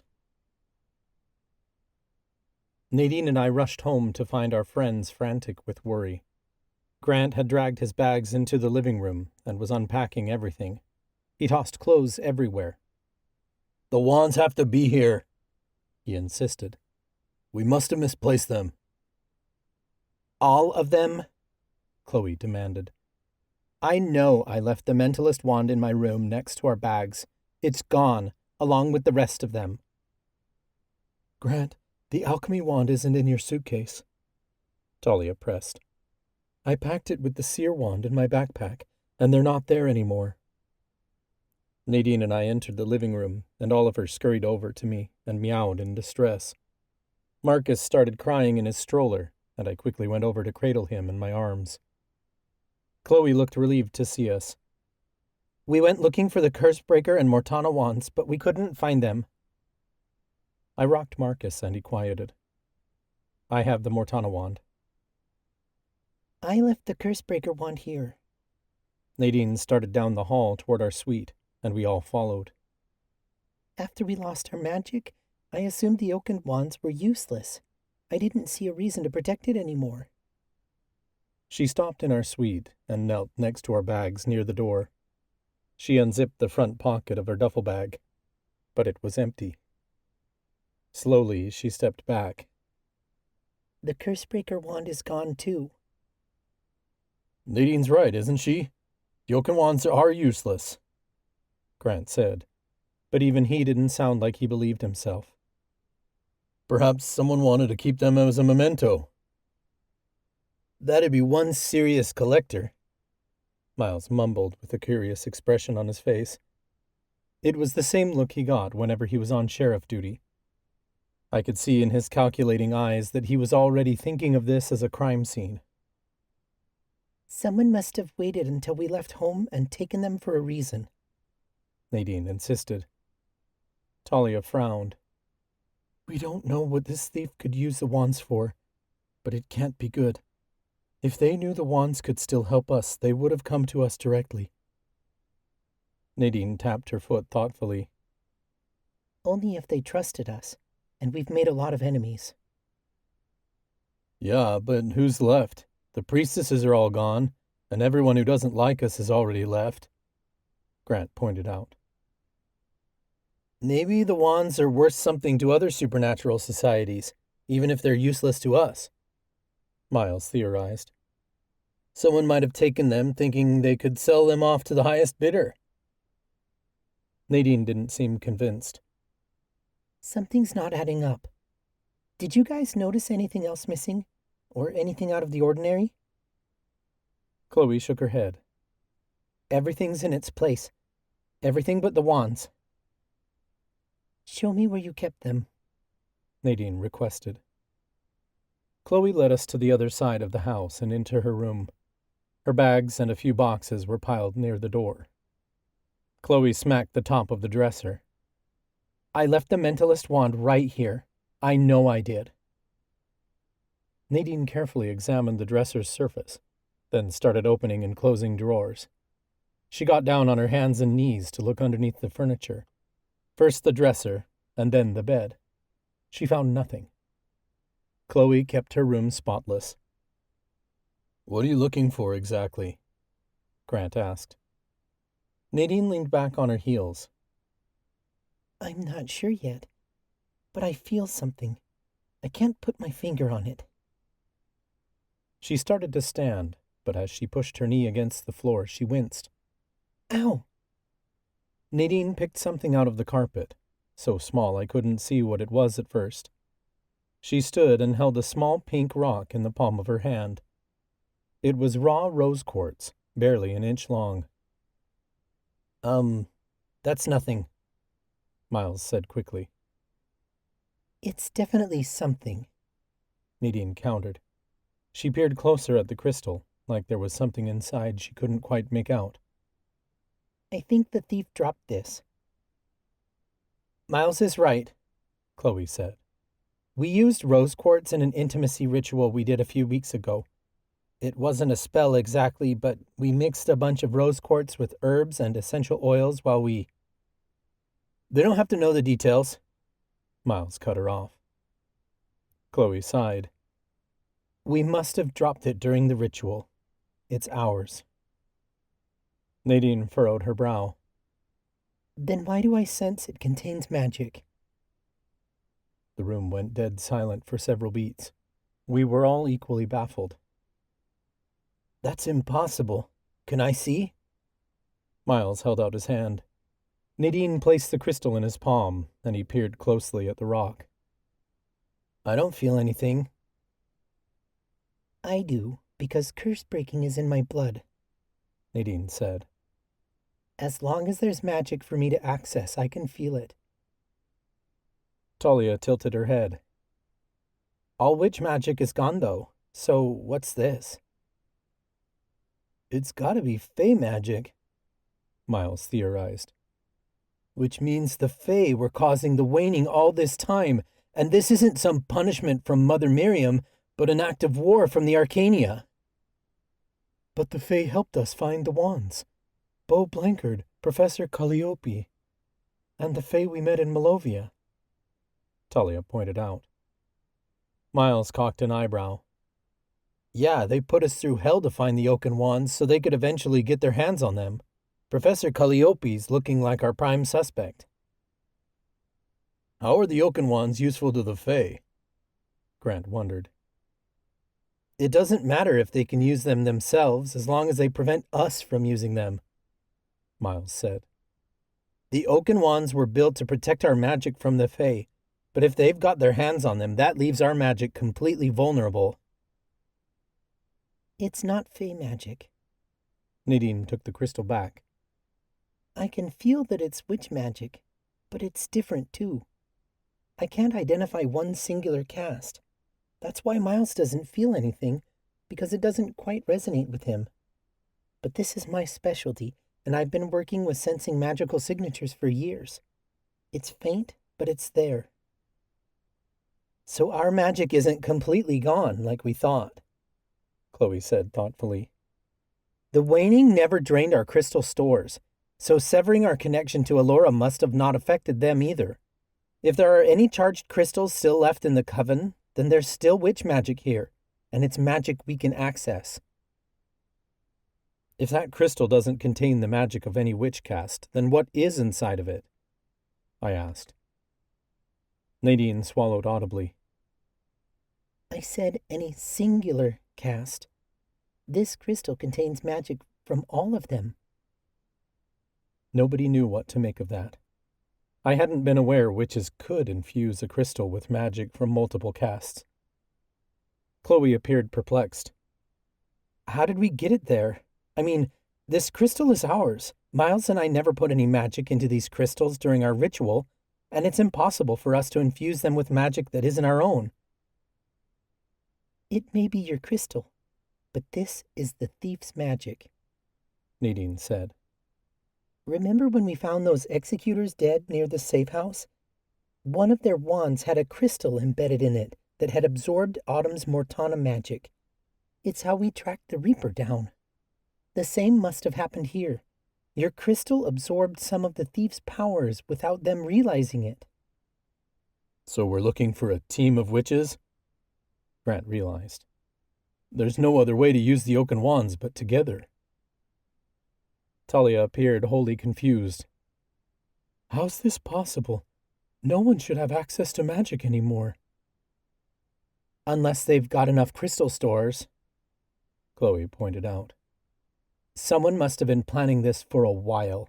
The only question is, what do these thieves want to do with this magic? Can we use the magic in the crystal to track them down? I asked. It's our only shot. Nadine stepped forward and placed the crystal in Talia's palm. Tal, we need your powers right now. Use the seer magic in this crystal to see who's been here. Talia pulled her shoulders back. I'll see what I can get. She curled her fingers around the crystal and closed her eyes.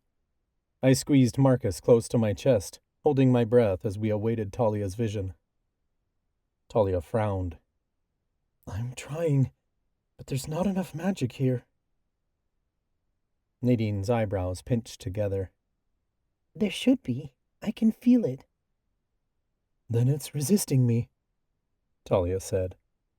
I can't connect with the magic. It's like it's stronger than me, and I can't overpower it. Let's work together, Nadine suggested gently. She curled her hands around Talia's fist, and the girls closed their eyes. A long, arduous minute passed. With each second we waited, the thieves got further and further away with the oaken wands. Talia's eyelids fluttered. I hear footsteps, but I can't see anything. How many pairs? Nadine asked. One, Talia answered. The thieves must have split up to look for the wands, Miles muttered. Shh, Grant hissed. Let her concentrate. Talia squeezed her eyes shut tightly. There's nothing here. I can only trace objects, and this crystal didn't see enough. Instead of tracing the crystal, can you follow the magic back to where it came from? Nadine suggested. I've never traced magic like that before, but I can try, Talia offered. Her eyelids fluttered faster, and she inhaled shallow breaths. I think it's working. What do you see? Chloe urged. It's more like a feeling, Talia explained, her tone growing in intensity. I'm moving backward in time, feeling the magic in reverse. It's moving from the crystal to someone's chest. It's a strange perspective. I can't see their face. Keep going, Nadine encouraged. It's coming in flashes, Talia said desperately. I'm moving across town. I see houses, so many streets. I can't read the street signs. It's going so fast. I... Abruptly, she dropped to her knees on the floor, letting out a defeated sigh. Grant rushed over to her and placed a hand on her shoulder. Tall, it's okay. You're here with us. Chloe took a wary step forward. Did you get anything? Talia blinked her eyes open. Not much. I saw a flash of something, but I can't quite make it out. All I saw were crystals everywhere, all shapes and colors stacked up on the walls. The crystallery at school? I wondered. Talia shook her head. This felt like it was outdoors somewhere, like some sort of crystal cave. When she said that, something nudged at the back of my mind. I furrowed my brow, and Nadine wore a matching look of contemplation. I could have sworn I'd heard that somewhere before, but I couldn't recall where. We don't have much for caves around here, Miles pointed out. Maybe a cavity in the bedrock, but that's hardly a cave. I'm telling you that's what I saw, Talia insisted. I don't know where it was or how big, but that's where the magic led me. Nadine tapped her chin. So to find the thieves, we need to find the crystal cave. I gasped as it hit me, and Nadine inhaled a sharp breath at the same time. Find the crystal cave, I cried. Lucas, the haunted house, Nadine exclaimed. We need to go back. Nadine was already headed toward the door. Wait, Chloe demanded. What are you two talking about? When I first moved here, Lucas took me to Old Man Keller's house, Nadine explained quickly. He was an old man who had recently died from tripping and hitting his head on a rock somewhere on the Black Circle Trail. I remember Old Man Keller, Chloe said. How's this relevant? I heard his last thought, I told her. Professor Warren gave me an assignment to look for the good in my gift, so I went to Keller's house to see if I could help him cross over. I brought Nadine along, thinking she'd enjoy a seance. We summoned him, but all we got was him repeating his last thought. Find the crystal cave. He was a violent spirit who knocked Nadine out. I thought he was talking nonsense. Clearly not, Chloe said. He obviously knew something. How much seer magic is left in that crystal? Miles asked. Talia bit her lower lip. A tiny bit. I used most of it up. Miles smirked. A tiny bit is all I need to talk to him. We're going to have to cancel dinner because we need to go find this ghost and see what he knows. I strapped Marcus in his car seat, and we took 2 cars since we couldn't all fit in one. We spread across town, coming to a screeching halt in front of Old Man Keller's house. The house was different from the first time I'd been here. Back then, it had all the creepy feels of a haunted house, rickety front steps, peeling paint, and dust everywhere. But that had been years ago, and the house had been sold since then. Now the front steps had been replaced, and the house had new siding. The porch light was on, but there wasn't a car in the driveway, so I could only assume the family had evacuated town. The cats jumped out of the car and raced up the porch steps. Instead of going to the door, the cats circled around a porch swing that swayed lightly in the night breeze. I carried Marcus in his car seat, and followed Nadine up the walkway. The others trailed closely behind. When we reached the house, I realized the porch swing wasn't swaying in the wind at all. It was being rocked by a ghost. We didn't need Miles's seer powers, because Old Man Keller was sitting there waiting for us. His form was ethereal, but that confused, crazed expression I recalled the first time we'd encountered him all those years ago was gone. Oliver jumped onto the cushion to lay beside the old man, and the ghost gently petted him. "I've been waiting for you for a long time," Old Man Keller said.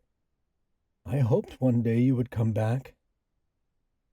"I understand better," I told him. "You just wanted to be heard, and I'm here to listen now." Miles's jaw hung slack. "You guys are seeing him too? I didn't even use my powers." "You don't need to," Old Man Keller said. "I'm strong enough on my own." Nadine took a careful step forward. If you don't mind me asking, where are you getting your powers from? Alora's magic has been lost to us. "The magic is still out there," Old Man Keller replied. "You just can't access it because something is overpowering you." "Does it have something to do with the crystal cave?" I asked. Recognition glinted in Old Man Keller's eyes, but a second later it was gone. "A crystal cave?" "That was your last thought," I reminded him. "Find the crystal cave. You said the same thing when I summoned you during a seance years ago." Old Man Keller stared out at the empty street. "Yes, there was a crystal cave. Forgive me. I remember very little of my death. It was traumatic, wasn't it? That's why I don't remember."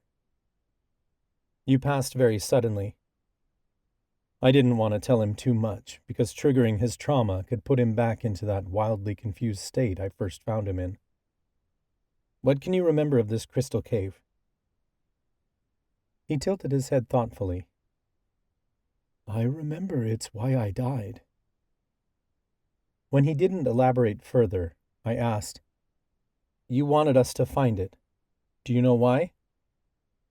"I saw something there. Something you need to stop," he said distantly. "Do you recall where the cave was?" I prodded. He shook his head. "Not far. I was chased." Nadine got a worried expression on her face.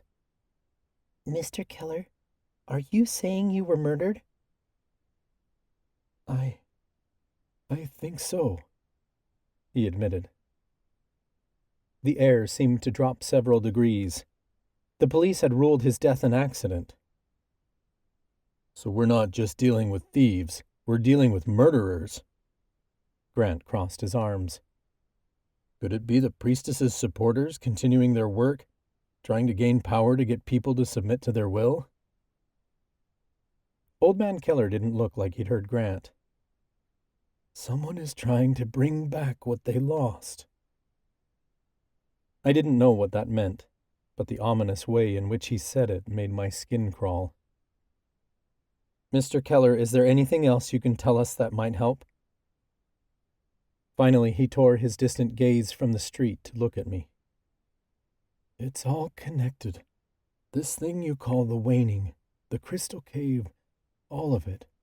There are whisperings from the other side, rumors of a missing boy." We all exchanged a wary glance, but Talia was the one to ask. "Could he be talking about Isaac Miller and Caleb Thomas, the two kids murdered by the gingerbread witches?" "An infant," Old Man Keller said simply. I didn't understand. "There were never any reports of a missing infant. Mr. Keller, do the rumors say whose child this is?" "I don't know his name, but they say he works at the school," Keller said. "That's all I've heard." Miles stepped forward, holding the crystal out toward the ghost. "With more power, could you connect to the other side to get more information?" We need to know who's behind this. I can try to get you his name, Keller offered. Miles placed the crystal on the porch swing, and Keller put his ghostly hand over it. His fingers went through the crystal, but I witnessed tendrils of magic swirling up his arm. He closed his eyes as he worked a spell that went far beyond my understanding.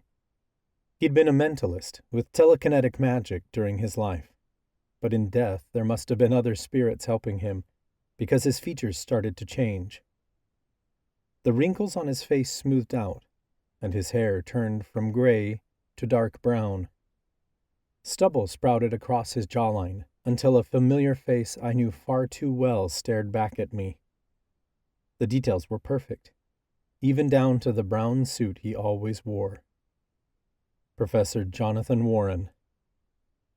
My friends must have let out a collective gasp, but I couldn't quite hear past the ringing in my ears. I stumbled back a step, catching one hand on the porch banister. This couldn't be right.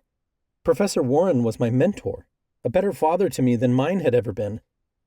He'd helped us through everything, even lived with us in the safe house for months. He couldn't be behind this. Keller's features became his own again. Are you sure? I stammered breathlessly. Keller nodded. There are those on the other side who know better than me. I'm afraid that's all the information I can provide. I've used up all the magic in your crystal. I steadied myself on my feet. If I weren't holding Marcus and didn't want to drop his car seat, I was certain I'd have fallen over. We'll find the crystal cave, I promised him. For the first time, Old Man Keller smiled. Then my unfinished business is complete, and I can move on now. He stood and stared at something near the edge of the porch I couldn't see. I had to assume it was his Reaper, but without access to my powers, I couldn't see them. Keller turned back. Thank you for hearing me. You're welcome, I told him. Then he vanished. The street became eerily silent, and a shiver traveled down my spine as I turned back to my friends. Nadine looked particularly troubled, like she was sad for me. She knew how much Professor Warren meant to me. It can't be him, can it? My voice broke. Keller said someone's trying to bring back what they lost. He's talking about a resurrection spell. Professor Warren's wife, Roberta, died of cancer years ago. He must be using some sort of dark magic to bring his wife back from the dead, and his kid is involved. I didn't think Warren had any kids, Talia said. You think he and his wife had a child they never told anyone about? If she was already sick when she got pregnant and he thought he could use the kid to bring back his wife after the cancer took her, then I'm sure he'd hide it. I didn't want to believe a word I said, but it all added up. Roberta was already too sick to go out, so he could have kept her pregnancy hidden. He told me once they went through fertility treatments. He claimed they all failed, but maybe one actually took. He told me he didn't go to therapy after she died, and perhaps that's because he had something to hide. Nadine frowned deeply, appearing puzzled. Old Man Keller said it was all connected. The waning, the crystal cave, and the infant. If this is truly a resurrection spell, then Warren must be causing the waning to steal our power so that he can sacrifice his kid, do a black magic spell, and raise his wife from the dead. He's been stealing the Coven's magic for years. He's a necromancer, I replied hollowly. He's already halfway there, but to actually get Roberta's spirit to bond with her body again, that would require the power of the whole Coven. He had to steal our magic, or he couldn't complete the spell. But he shouldn't be able to handle that much power alone, Talia countered. That's where the crystal cave Old Man Keller found comes in, I said. It's where Warren is storing the power he stole, and where he plans on doing the ritual. Does this ritual sound familiar to anyone else? Nadine asked warily. 2 children were already murdered, and the gingerbread witches said they intended to raise the dead the night they dragged Chloe and me to Pinewood Manor.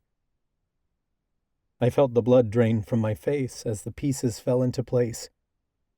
Professor Carlyle said he was receiving payment to do the ritual. We never found out who was the head of the operation. Those other kids must have been trials to see if he could actually pull it off before getting his own kid involved. Chloe placed her hands on her hips, looking pissed. Professor Warren's behind all of it. How could he possibly be causing the waning? Miles asked. I don't know, but it's got to involve some sort of dark magic, Chloe said. The waning was concentrated at the school, where Warren spent most of his time, Grant pointed out. And he was there the night the protection tree was destroyed, when the last of our powers vanished, Talia added. She looked like she was going to be sick. Nadine's hands shook. He gave that speech to the coven that night, about the waning being all our fault.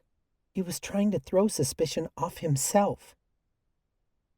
I swallowed the lump rising in my throat. And now everyone's left town, leaving him free to take all our magic for himself. He's not planning to go backpacking the Appalachian Trail. That's just an excuse so we can't contact him. He's going to stay here and use the oaken wands along with the power he amassed to bring his wife back. Who's he working with? Miles asked. Who would help him with something like that? Dark magic doesn't work the same as our standard spells, Chloe said. He could very well be working the spell alone. We don't know what consequences this dark magic could have. We need to find him before he does something to destroy witch magic for good, I stated firmly. We still have a chance to stop him. How are we going to do that? Miles asked. He's got all our magic. We're going to have to find a way, I insisted. We can't let another kid die. The thought of giving up a child for anything made me want to hurl. Nadine could cork off tomorrow, and sacrificing my son to get her back would never cross my mind. I'd gone down some dark roads, but to go there was absolutely horrendous. I couldn't believe this man I'd admired so much had it in him. But we'd been betrayed so many times. I was more pissed off that I hadn't connected the dots earlier. I was getting really sick and tired of putting my trust in the wrong people. Where do we start? Grant asked. We know this crystal cave can't be far from the Black Circle Trail, but it's 15 miles long and circles the whole town, I said. We need to narrow it down. We should start at Professor Warren's home and see if he left any maps or research behind that could lead us to him. Anything that could point us to where he plans on doing the ritual.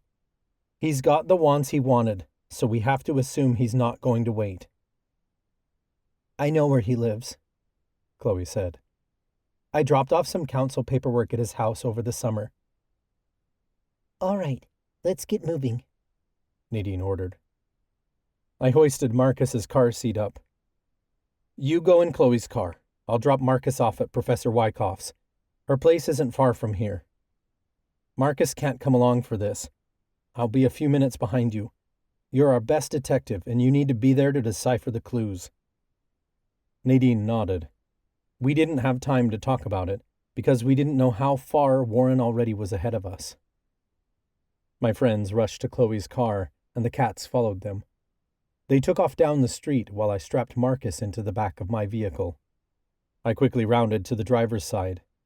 As I opened the door, an object tinkered across the pavement at my feet. I thought I'd dropped something, but I looked down to find a tiny golden bell rolling to a stop against my shoe. It was spherically shaped, with tiny holes at the bottom like Christmas bells. I barely had a chance to process it before purple gas abruptly hissed out of the openings. I jumped into the car, but I didn't get the door shut before the gas reached my lungs. The hex overtook me, and everything went dark.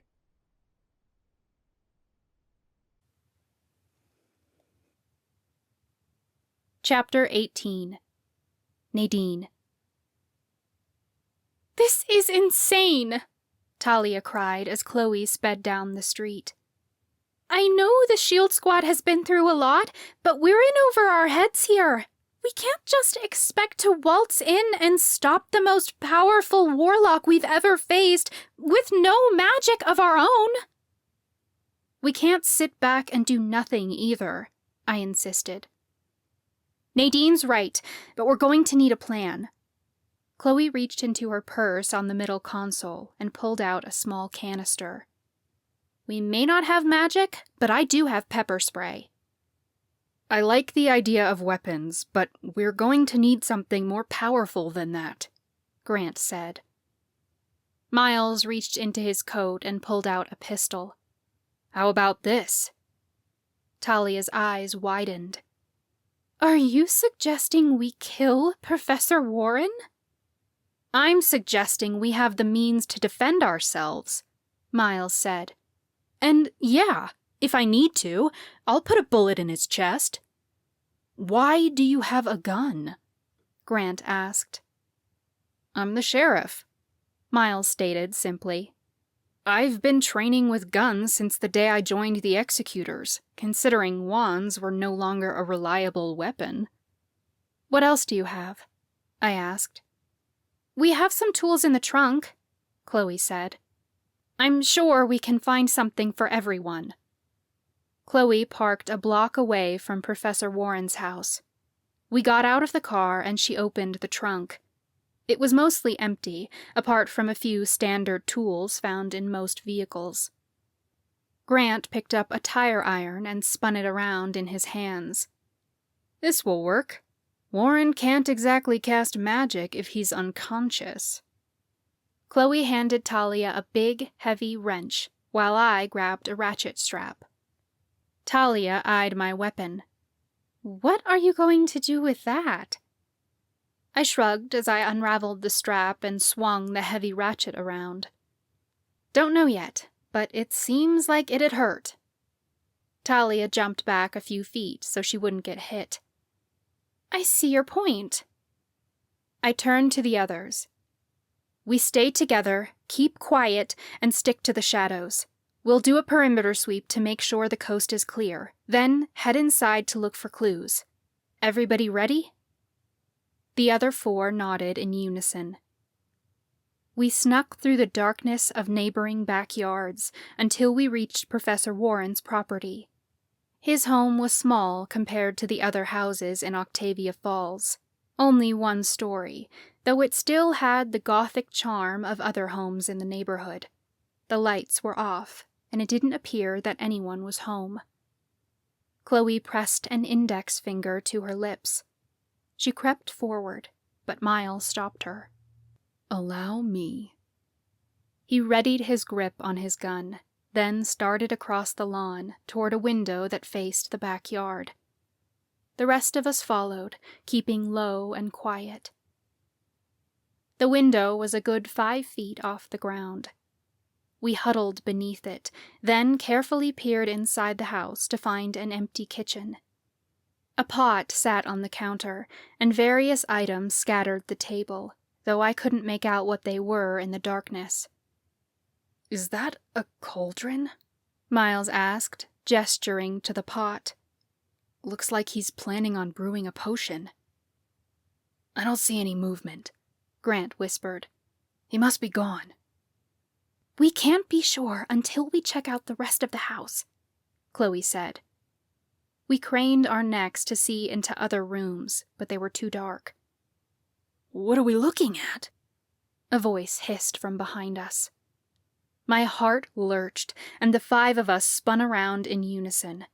Talia screeched as we came face to face with Professor Warren. He'd crept up behind us and crouched down low, whispering like he was part of our investigative group. Talia reacted on instinct and threw her wrench at him, which hit him square in the gut. At the same time, Chloe sprayed her pepper spray into his eyes. Professor Warren slapped his hands over his face, screaming in pain. I rushed forward and threw the ratchet strap around his arms. Chloe quickly grabbed the other end, and we circled him to pull the straps as tight as we could.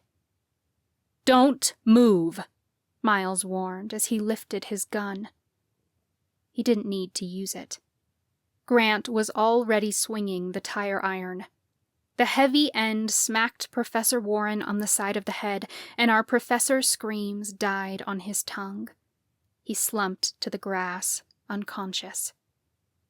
My pulse began to slow, and I sighed a heavy breath as the adrenaline rush subsided. Thank the goddess we got him before he could use his powers on us. Chloe stared down at Professor Warren's unmoving form. "Great. What are we going to do when he comes to?" This was definitely not how I pictured this going down, but it was too late now to change strategy. "Let's get him into the house and immobilize him the best we can," I suggested. "Miles, keep that gun on him. We're going to want to ask some questions." Chloe and Grant each took one of Warren's shoulders, while Talia and I took his legs and carried him inside. It wasn't easy. Professor Warren was tall and muscular, and weighed a lot more than I thought. Luckily, he was still passed out when we hoisted him onto a dining room chair. We used the ratchet strap to secure his hands at his sides. It wouldn't stop him from casting magic, but the threat of Miles's gun would certainly make him hesitate. "Look for clues," Miles ordered as he kept the barrel of the gun aimed toward Professor Warren. We scattered around the house. I hurried over to the kitchen table to find that the items I'd seen scattered there were various bags of all sizes. As I started digging through them, I found a small tent, a compression sleeping bag, and tent stakes. It looked like he really was preparing for a backpacking trip. Grant went over to the counter and hopelessly held up the pot we'd seen. "This isn't a brewing cauldron. It's a camping pot." "There's nothing in here," Chloe called from the living room. "Nothing in the bedroom," Talia added. "Check the basement," I ordered. "There's got to be signs of a kid living here." Grant ran into the basement, but he came back a few moments later. "There's nothing down there but storage." "We're missing something," I insisted. "He must own another property. He's got to be hiding his kid and a cave full of crystals somewhere." Professor Warren groaned, and we all jumped behind Miles. Our professor looked absolutely horrible, with a goose-egg bruise swelling on the side of his forehead and blotchy red skin from the pepper spray. "Try anything and I'll shoot," Miles spat. Professor Warren squinted his bloodshot eyes. What is this? Miles, is that a real gun?" "You want to fuck around and find out?" Miles warned. "Is this your idea of a joke?" Warren asked in a groggy tone. "I was just headed over to your place for dinner like we planned. I saw you sneaking across my lawn. If you would have rather said goodbye here, all you had to do was say so." "You can rot in the abyss for all we care," Chloe snarled. "We'll send you there ourselves unless you answer our questions. Where's your son?" "My son?" Warren winced as he moved against the restraints. "You must have hit me harder than I thought, because I can't be hearing you right." "You know what she's talking about," Grant growled. "We know everything. We know how you've been stealing people's magic and storing it in crystals to collect enough power to raise your wife from the dead, and you plan to sacrifice your son to do it." "That's impossible," Professor Warren stated. "We don't know how you're doing it," Grant admitted, "but we know it's you. Tell us where to find this crystal cave, or so help me, I'll shoot." Miles demanded. "You're not going to get away with this." Professor Warren's jaw hung slack. "I don't know what you think I'm involved with, but I'm telling you it's impossible to raise my wife from the dead." "You wouldn't know that unless you've tried," Talia alleged in horror. "You've already gone through with it, haven't you?" "I haven't done anything," Warren insisted. He looked so helpless and desperate, tied up like this. I didn't think Professor Warren wanted to hurt us, but with the magic he'd amassed by stealing the Coven's powers, he should be able to break free from his restraints. "Where is your wife?" I asked curiously. Warren's shoulders dropped, and he gave a defeated sigh. It was like he'd completely given up. "She's in the living room." "Bullshit!" Chloe sneered. "I was just in there. There's nobody there." I narrowed my eyes at Professor Warren. There was so much sadness in his tone when he said that, but it wasn't the sound of a man who was desperately holding on. He appeared more like a man who regretted that he ever had to let go. "I'll go check," I offered. "Nadine, he's trying to trick you," Chloe objected. I didn't listen to her. Instead, I walked out of the kitchen and to the small living room just a few paces down the hall. Sitting on the mantel at the center of the room was an urn. I picked it up to find it was heavy with ash. I returned to the kitchen and held up the urn to show everyone. You can't exactly bring someone back to a body that doesn't exist anymore. "I told you it's a trick!" Chloe demanded. "How can we be sure that's his wife? Furthermore, we don't know the full extent of what dark magic can do. He could be using the spell to reconstruct her body from nothing." "What spell?" Professor Warren begged. "The revival spell," Grant said. "The one where you're sacrificing your son to bring back what you lost, just like you tried with those other kids. Don't act so innocent. The magic doesn't lie. We know your son is involved. Your wife has been dead for years. How long have you kept your child hidden from the Coven?" A crease formed between Professor Warren's eyebrows. "I don't know why you would think I'm hiding a child. Roberta and I couldn't have kids." We'd been betrayed so many times before, but never had a traitor been so persistent once we caught them. I expected some hint of recognition in his eyes when we mentioned his son, but there was nothing there. I'd been wrong about so many people before, but I was certain this time. We only had half a picture, and when I realized that, more pieces began falling into place. We hadn't been wrong about our clues, only wrong about who they pertained to. "It's not him," I stated hollowly. Chloe's eyebrows raised incredulously. "What do you mean it's not him? Old Man Keller showed us his face. You think Keller lied to us after all these years of trying to get someone to listen to him?" "No," I choked out. "I think Keller was right, but I know what it's like to hold your child in your arms for the first time. It's one of the most profound experiences of a lifetime. Even the most diabolical people would show a shred of remorse to give that up. I can see it in his eyes. He doesn't know what that's like, because Professor Warren never got to experience it. He doesn't know his child exists." "What are you talking about?" Professor Warren started, but he trailed off as realization dawned. Warren went completely speechless as he began to process what I already suspected. If I needed any more confirmation of my theory, the shock on his face said it all. If Warren isn't behind this, then why would Old Man Keller show us his face? Grant asked. I never took my eyes off Professor Warren as tears beaded in my eyes. Because we were asking the wrong question.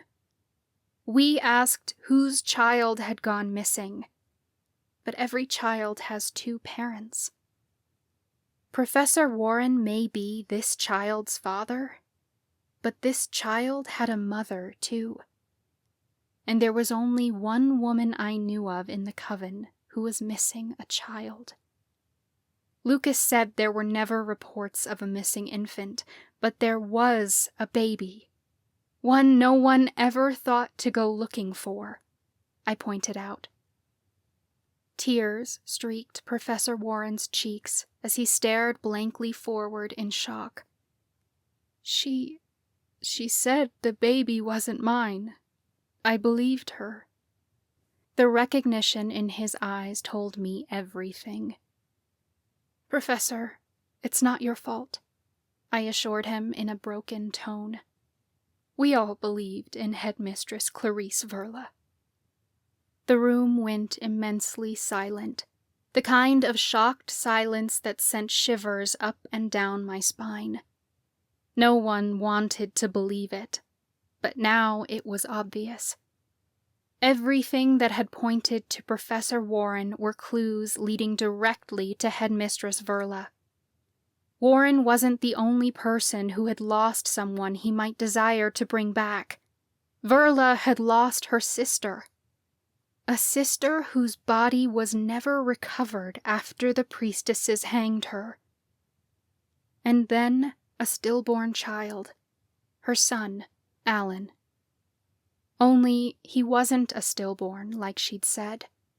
It had all been a lie to keep anyone from looking for him.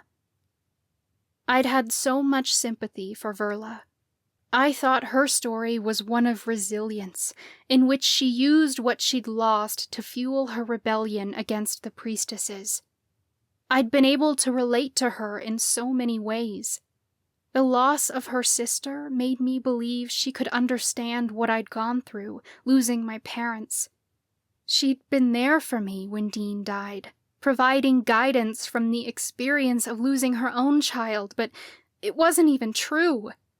I thought these things had brought us closer together, but now I felt the agony of a chasm form in our relationship. To think of what she had planned for her son made me physically ill.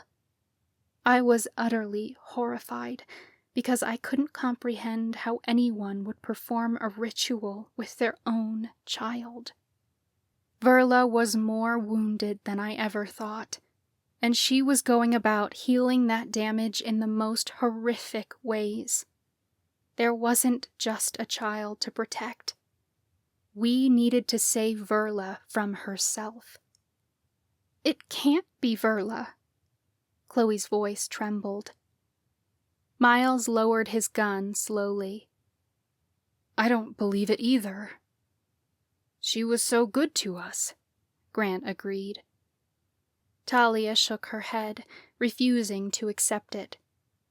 She wouldn't. But she did, I whispered. A sob broke from my chest as those words twisted the knife of betrayal straight through my heart and out the other side. I didn't want to accept it was her. I knelt to Warren's side and began untying his binds.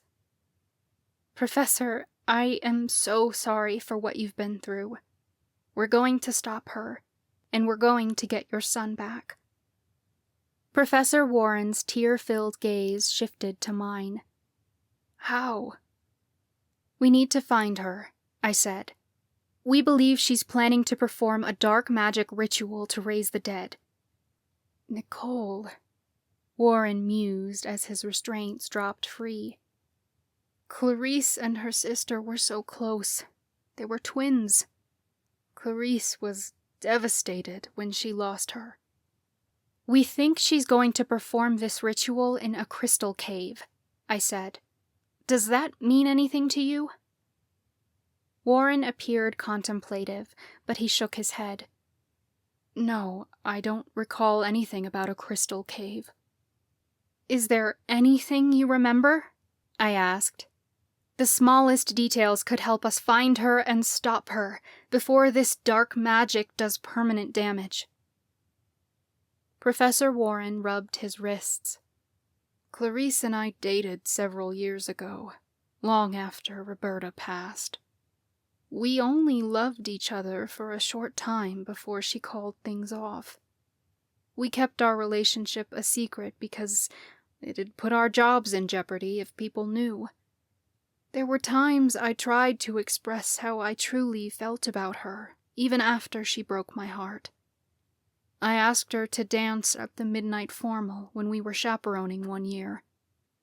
She wouldn't even look at me the rest of the night, because she was certain someone would suspect we'd been more than friends. I always sensed there were things she couldn't open up to me about, and I respected that. I see now she hid it all very well. If there's something she didn't want me to know, she did a good job of keeping it a secret. Maybe that's a clue itself, I realized. Is there any place she was particularly secretive about? Professor Warren's eyes shifted in a calculating manner. She didn't let me into her personal life much. Most of our time together was spent here. Although, she didn't like it when I visited her in her office at school. She said it would raise suspicion, but perhaps there was more to it. Let's start there. We might find valuable information that could lead us to her. I pulled my phone from my pocket. I'm calling Lucas to tell him what we found. He can meet us there. Grant glanced at the clock on the stove. He should be here by now. What's taking him so long? The line rang, but it went to voicemail. My pulse quickened, and my mouth went dry in worry. Lucas didn't pick up. Has he shared his location with you? Chloe asked. Check it. He might be driving. I pulled up Lucas's location on my phone. That's weird. It says he's still at Old Man Keller's place. He must have found something and is investigating another clue, Grant suggested. Then he might need help deciphering it, I said. We should split up. Professor Warren got to his feet. I have access to the school. I can check Clarice's office. You shouldn't go alone, Miles insisted. You could have a concussion and shouldn't be driving. I'll come with you. Call us if you find anything, I said, before we split off in different directions. Miles followed Professor Warren to his car, while Chloe, Grant, Talia, and I returned to Chloe's vehicle. We hurried back the way we'd come until we reached Old Man Keller's street. Only, there wasn't a vehicle in sight. Lucas's car was gone. Grant peered out the window curiously. We must have just missed him. I stared down at my phone screen. This doesn't make any sense. GPS tracks him here. Chloe parked across from Old Man Keller's house, and I stepped out of the passenger side. I looked up and down the deserted street, wondering if Lucas had dropped Marcus off at Professor Wyckoff's, then come back for some reason and had parked somewhere else. But there was no car in the driveway. Or anywhere, for that matter. I brought up Lucas's contact again and tried calling him. The sound of his ringtone filled the night air, and a soft glow emanated from near the curb. My heart leapt into my throat as I raced across the street. Lucas's phone was lying on the pavement where his car had been parked. The screen was cracked in the corner. My friends surrounded me. "What happened here?" Chloe demanded. I don't know," I stammered. I quickly punched in another contact. "Hello?" Professor Wyckoff answered on the second ring. My pulse pounded in my ear so loud I wasn't sure if she said anything else. "Has Lucas been to your house tonight?" I panicked. "Is Marcus with you?" "No, I wasn't expecting anyone," she replied. "Nadine, is everything all right?" I lowered the phone from my ear as the horrifying reality came crashing down on me. My husband and my son were missing. Someone must have taken my phone from my hand because I staggered to the curb. My knees buckled as I sank to sit in the grass. This couldn't be happening again. The world swam in front of me, and I barely processed that Chloe was holding my phone and giving Professor Wyckoff some sort of explanation. I didn't hear it past the ringing in my ears. Talia came to sit next to me, gently placing a hand on my back. "We're going to find them, Nadine." I shook my head, shaking off my shocked panic. "We have to," I agreed in a shaky tone. "I won't let Verla get away with any of this." "You think Verla has them?" Grant asked. I swallowed the bile rising to my throat. "She must. Lucas wouldn't take Marcus somewhere without telling me, and he never made it to Wyckoff's. She stole the oaken wands to do her ritual, but she never got the Mortana wand because Lucas still had it on him. Now she's stolen my family to finish the job." Chloe hung up the phone. "How are we going to find him? We can't find Lucas with technology, and we don't have the magic to perform a tracking spell." My head sagged into my hands. There's got to be another way. I thought of all the times we'd faced the impossible, yet the SHIELD squad had always managed to find a solution and defy the odds. We'd lost our son once before, and we'd raised hell to get him back. I'd go to the ends of the earth and beyond for my family. Even if it took me 100 years, and I had to haunt this town after I died, searching one building at a time to find them, I'd do it. I inhaled a sharp breath when I realized something. We don't need magic to track him, because we already know how to find each other when we're in trouble. "How?" Chloe asked. I was already on my feet, hurrying back toward her car. "I'm going to haunt this damn town, that's how. Keep an eye out and protect my body while I'm gone. I'm astral traveling to find my husband." Once I did, I'd make Clarice Verla beg on her knees for mercy. Nobody touched my family and got away with it. Not even someone I cherished dearly.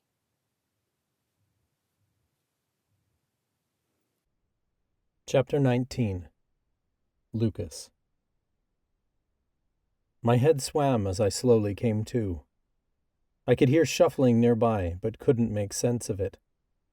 I tried to move, but panic hit me when I realized I was completely paralyzed from head to toe with some sort of binding spell. I couldn't remember where I was or how I'd gotten here. I racked my brain for the last thing I remembered. I recalled going to Old Man Keller's house to get information, and then the memory of the purple smoke came rushing back. Someone had hexed me and brought me here, but I didn't know where here was. I was aware I was lying flat on my back on a cold, hard surface. I could feel that the Mortana wand was still in my pocket, pressing against my thigh.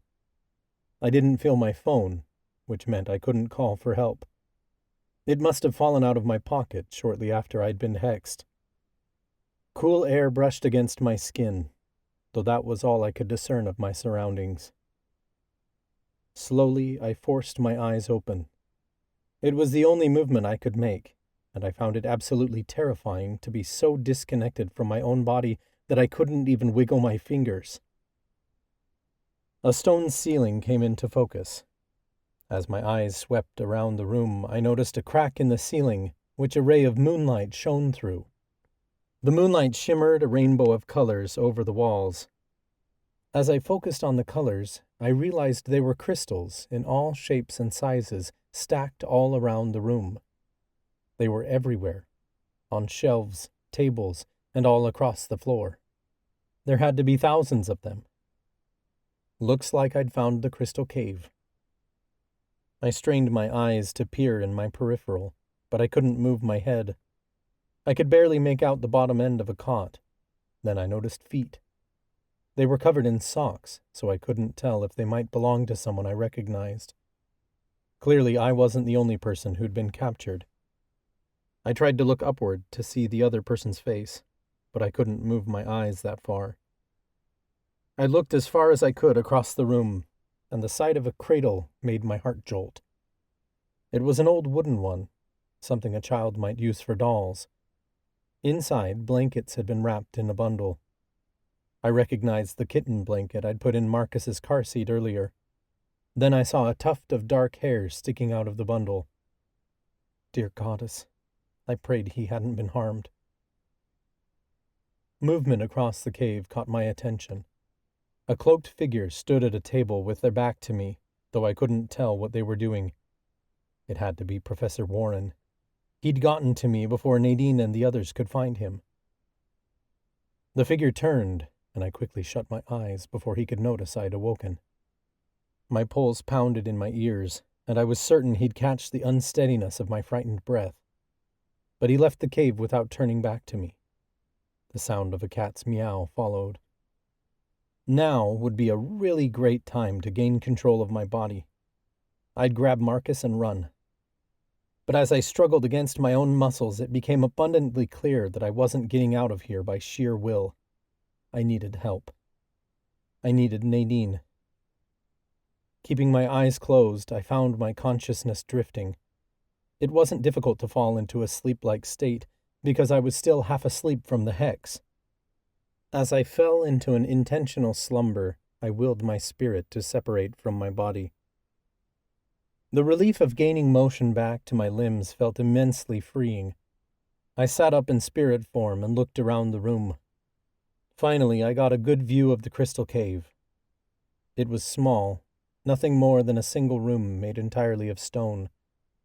As my gaze traveled over to the other captive, my spirit nearly fell straight back into my body in shock. It was Verla. She must have been hit by the same hex I had, because she looked so pale and sickly as she lay completely still.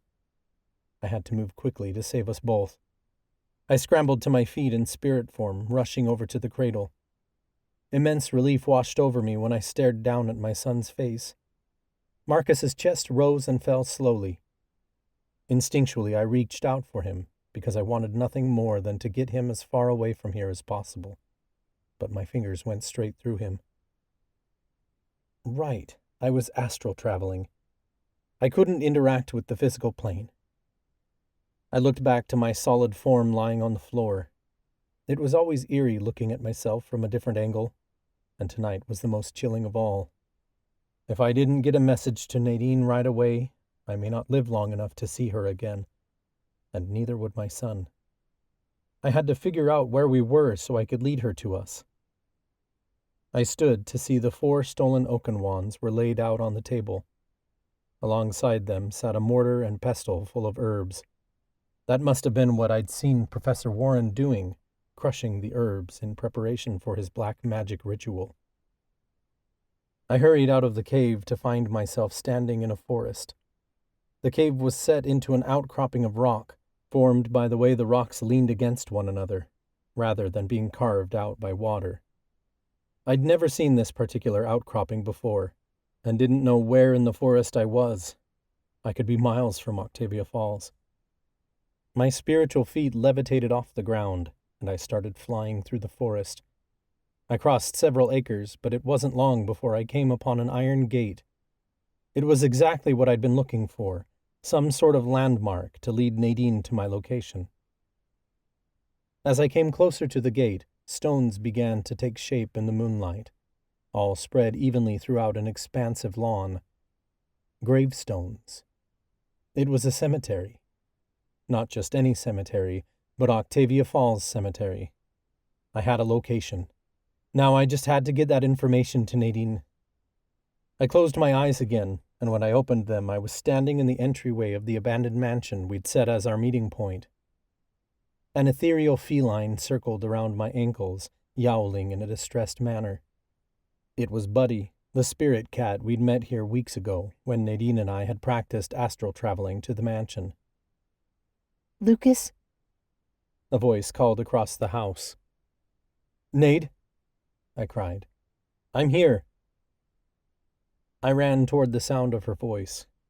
Nadine's spirit turned a corner, and relief flooded her features when she saw me. She raced down the hall and fell into my arms. When our spirits touched, she felt solid.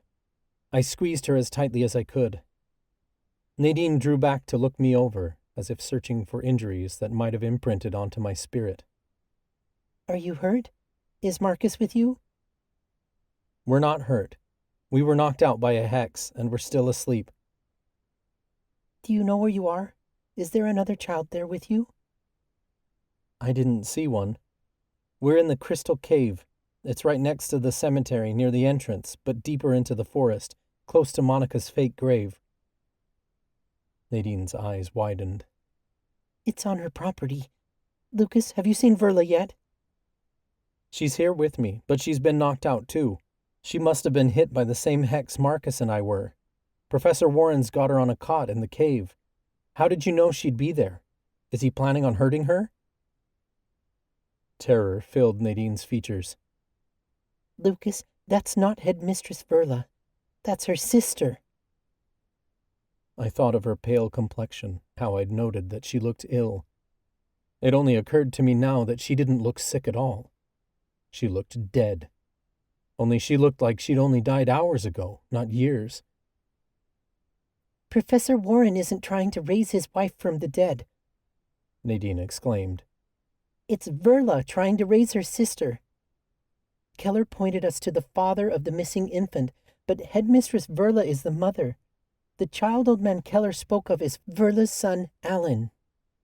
We can only assume she's been hiding her child all these years to use in this ritual. I cut Nadine off with a horrible gag. A burning sensation filled my nose, like I was inhaling water. I clutched my belly and dropped to the ground on my knees. Nadine took a frightened step back. I'm coming for you, Lucas. Then the mansion and my wife disappeared from view. My spirit snapped back into my body, and the appalling sensation of choking on something intensified. My eyes shot open, and my heart slammed violently as I shot upright. I doubled over, spewing liquid all over the stone floor. Whatever it was tasted disgustingly bitter and smelled as vile as sewage. I gagged and spit across the ground, then wiped my chin. Welcome back, Lucas, a sinister voice said from beside me. Slowly I turned to see the cloaked figure crouched next to me. They held a potion vial in their hands, and it sizzled with a gross-looking green liquid. Surely that's what they'd shoved down my throat to wake me up. It was probably some counter-potion to the hex. The figure lowered their hood, and the sliver of moonlight filtering in through the rocks met the eyes of Headmistress Clarice Verla. Beside her, Odin stepped forward and meowed. I shot a glance to the cot where the corpse of her sister lay. The two of them looked so much alike, with the same chestnut-brown waves in their hair, straight nose, and high cheekbones. Only as I peered closer, I noticed Nicole Verla had a dark freckle on her neck that Clarice didn't have. It was hard to tell beneath her pale features, but Nicole's skin was slightly smoother, and she appeared several years younger than Clarice. I didn't understand how her body had been so well preserved after all these years. Don't look so frightened, Headmistress Verla said calmly. She stood and walked over to the table, where she placed her potion vial. If you simply do as I say, you and your son will walk out of here unharmed. The second she had her back turned, I was already moving. I lunged for the cradle the same time I tried to get to my feet, but my legs failed to move under me. Verla whirled around and thrust her palm toward me. I was dragged across the floor by an invisible force. She brought her hand downward, and her power pinned me to the ground. "You think I'd capture you and then just let you walk out of here?"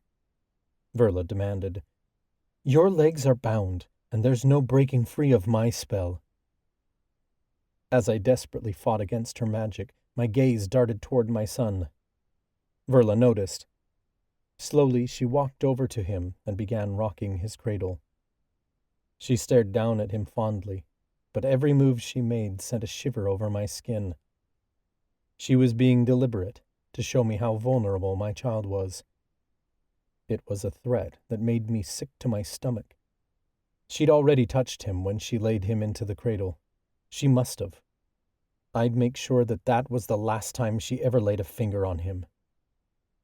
"Don't worry," she said. "I've cast a slumber charm on him. He'll be asleep for hours." "If you wanted to keep me bound, why'd you wake me up?" I gasped under the weight of her magic. "Because I need you awake for this, Lucas." She released her magical grip on me. I sucked in a greedy breath as I pushed myself upright again. I'd regained control of my upper body, but my legs felt like they were tied together by ropes. "How did you do that?" I asked warily. "You don't have telekinesis." Verla gestured around the cave to the hordes of crystals. "I have access to all witch magic now. I can perform whatever spells I want." I pressed my palms to the stone floor and dragged myself a foot away from her. "That's impossible." Verla gave a wicked laugh. It was strange because she appeared so much like the caring mentor I always knew, but there was a crazed expression in her eyes I'd never witnessed. "I assure you it's very possible under the right circumstances." "You've been behind the waning all this time," I accused. "How are you doing this?" "It doesn't matter as long as I get what I want." Her gaze flickered toward the corpse on the cot, and I noticed a familiar sadness in her features, one I'd felt myself far too many times. "You want your sister back," I said gently. "I get it. I lost a brother, too." "You have no idea what I've lost!" Verla spat. She appeared unsteady as she placed her palms on the table next to her. Her tone dropped to a near whisper. "I've lost more than you could ever know." While I kept her talking, I slowly inched my hand behind myself to reach for a crystal. If I could just access a bit of Mortana magic, I could cast a defensive spell to buy myself enough time to get Marcus out of here. I just had to keep her talking. "I'm sorry for your loss," I told her genuinely. "But turning to dark magic isn't the answer." "You wouldn't know the first thing about dark magic," she snarled. At the same time, heartbreak flashed in her eyes. It was a bit terrifying, because I had so much sympathy for her that it was hard to wrap my head around the evil she planned to do. My fingers inched closer and closer to a nearby crystal. "I don't understand how you could be stealing our magic all this time. You fought so hard to end the waning with us." "I fought to destroy the priestesses," Verla countered. "The waning won't end until I get what I want." Verla turned toward the oaken wands on the table. It was like she couldn't bear to look at me, because if she did, she'd have to face what she'd done. When she wasn't looking, I lifted my hand to grab the nearest quartz point. Before my fingers could curl around it, Verla whirled toward me. My arm reacted like it was attached to an invisible string. My palm slammed into the sharp point of the crystal, and I cried out in pain as the rock pierced my skin. Blood sprayed across the stone floor. I yanked my hand back to see there was a deep, jagged wound in the middle of my palm. My fingers trembled as I pressed my hand to my hip to slow the bleeding. Warm blood soaked into my jeans. "Don't make me hurt you again, Lucas," Verla warned darkly. Her piercing gaze made me shudder. As much as it terrified me, I preferred she keep her attention on me rather than Marcus. It was true that Verla had lost so much, but I couldn't let my sympathy for her cause me to underestimate her. She'd been behind the waning all this time, which meant she didn't adhere to the moral compass I thought she did. As much trust as I put in her in the past, it was clear I didn't truly know what she was capable of, and I couldn't be sure of what measures she'd take to be with her sister again. You didn't bring me here to play games, I stated coldly. If you can cast any witch spell you want, then what do you need me for? Raising the dead isn't any typical witch spell, Verla stated. I need the oaken wands. The others were easy to obtain, but the spell the Reaper Order put on the Mortana wand has bound it to the Reapers. As much as I've tried to pry it away from you while you were passed out, the spell that's binding it to you is not one I can break. I'm incredibly powerful, but so is the Reaper Order. I slid my bloody hand down toward my pocket, feeling for the Mortana wand there. Verla picked the other oaken wands up from the table. These wands can amplify my power, and I couldn't let you leave town without them. Bullshit, I growled. The wands wouldn't respond to you. They choose who they work with. Verla chuckled viciously. They'll work with me if I make them. I thought of how the oaken wands had stopped responding once the waning had taken over for good. That could only happen if Verla had completely overpowered them. I didn't know how she did it, but somehow she'd grown more powerful than all the oaken wands combined. However, she continued, without the fifth wand, and the one I need most, I cannot complete this spell. You can't expect me to hand it over, I told her. The Reaper Order bound the Mortana wand to the Reapers. You'd have to be one yourself for me to give it to you. Then you'll do the spell with me, she demanded harshly. I have all this power, but Reaper magic is specialized, and without proper training, I've failed to utilize it properly. I need Reaper magic to move my sister's soul across realms. You've raised the dead before. Do it again. I shook my head in defiance. This isn't the same. I've never brought back a spirit that has already moved on. You're asking for power that transcends witch magic entirely, something only the gods can accomplish. You still have a chance to restore the magic you stole, but once you do this, you can't take it back. You don't know what consequences this could have. It could destroy the Coven completely. The Coven has already been destroyed, Verla shouted. I don't care if I have to destroy you too. So kill me, I said. I won't do the spell. Verla scoffed. Killing you won't do me any good, but perhaps the blood of a demigod would. Verla pointed an oaken wand at Marcus, who still lay soundlessly in the cradle. No! I shouted. The broken tone of my voice seemed to shatter my heart completely. I'll do it. Verla smirked as she lowered her wand. Very good, Lucas. I see we can work together. I don't want to kill anyone, I stammered. Why would you assume we'd be doing that? She asked innocently. Because you've tried this ritual before. We've already figured you killed Caleb Thomas and Isaac Miller to raise your sister, but it didn't work.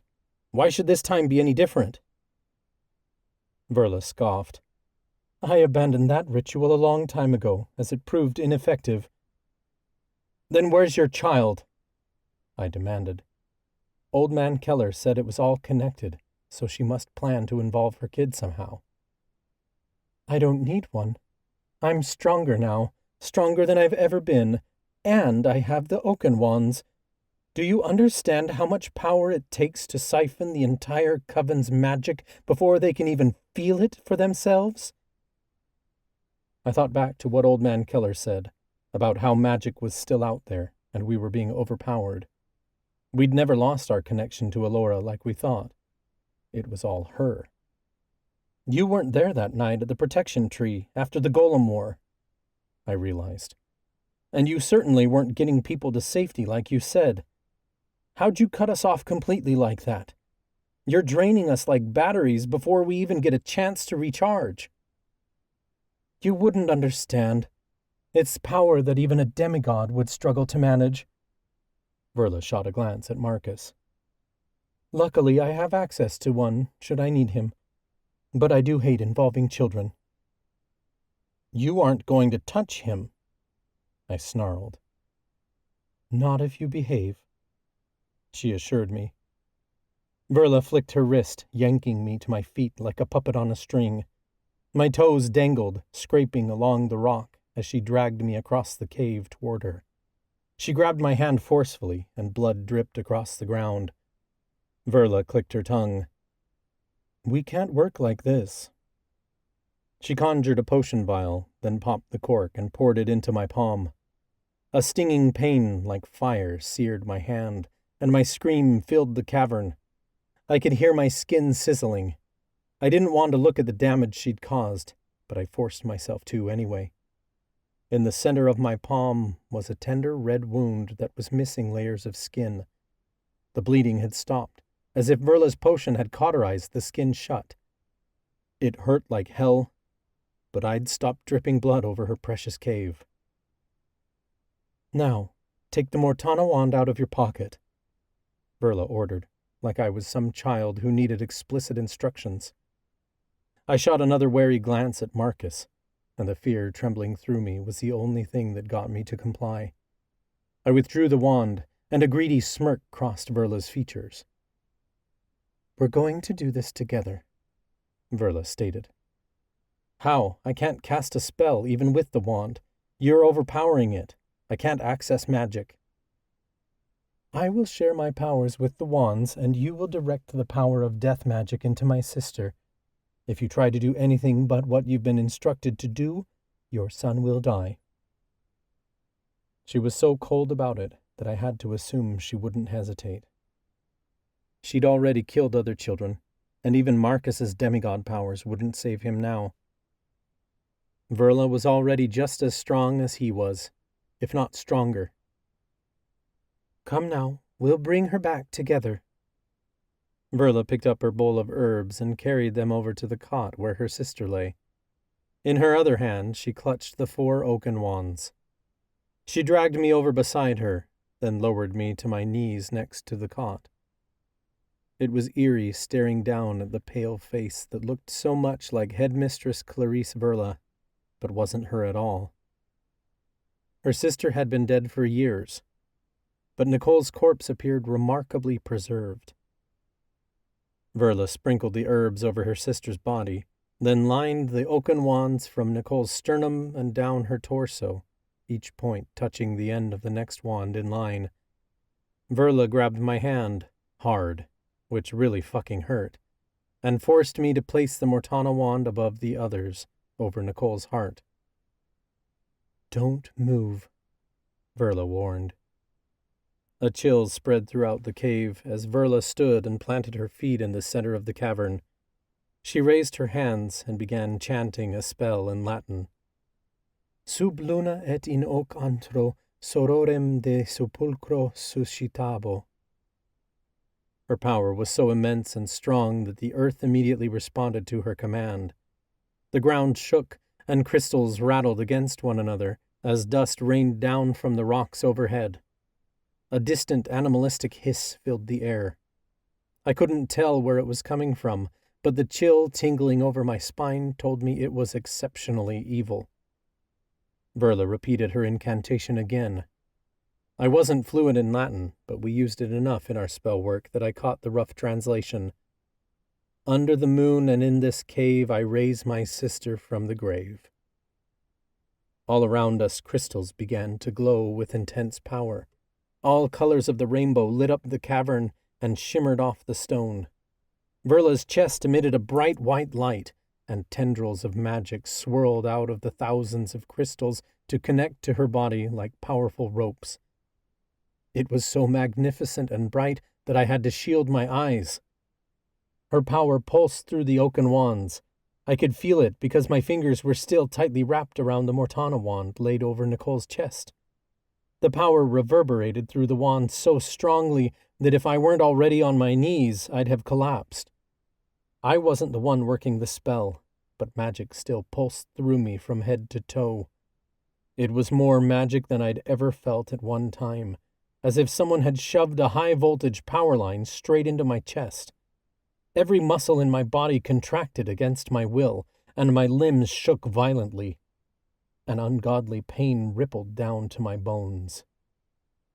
It was more magic than a single person should be able to handle, and if she didn't stop now, it would tear me apart from the inside out.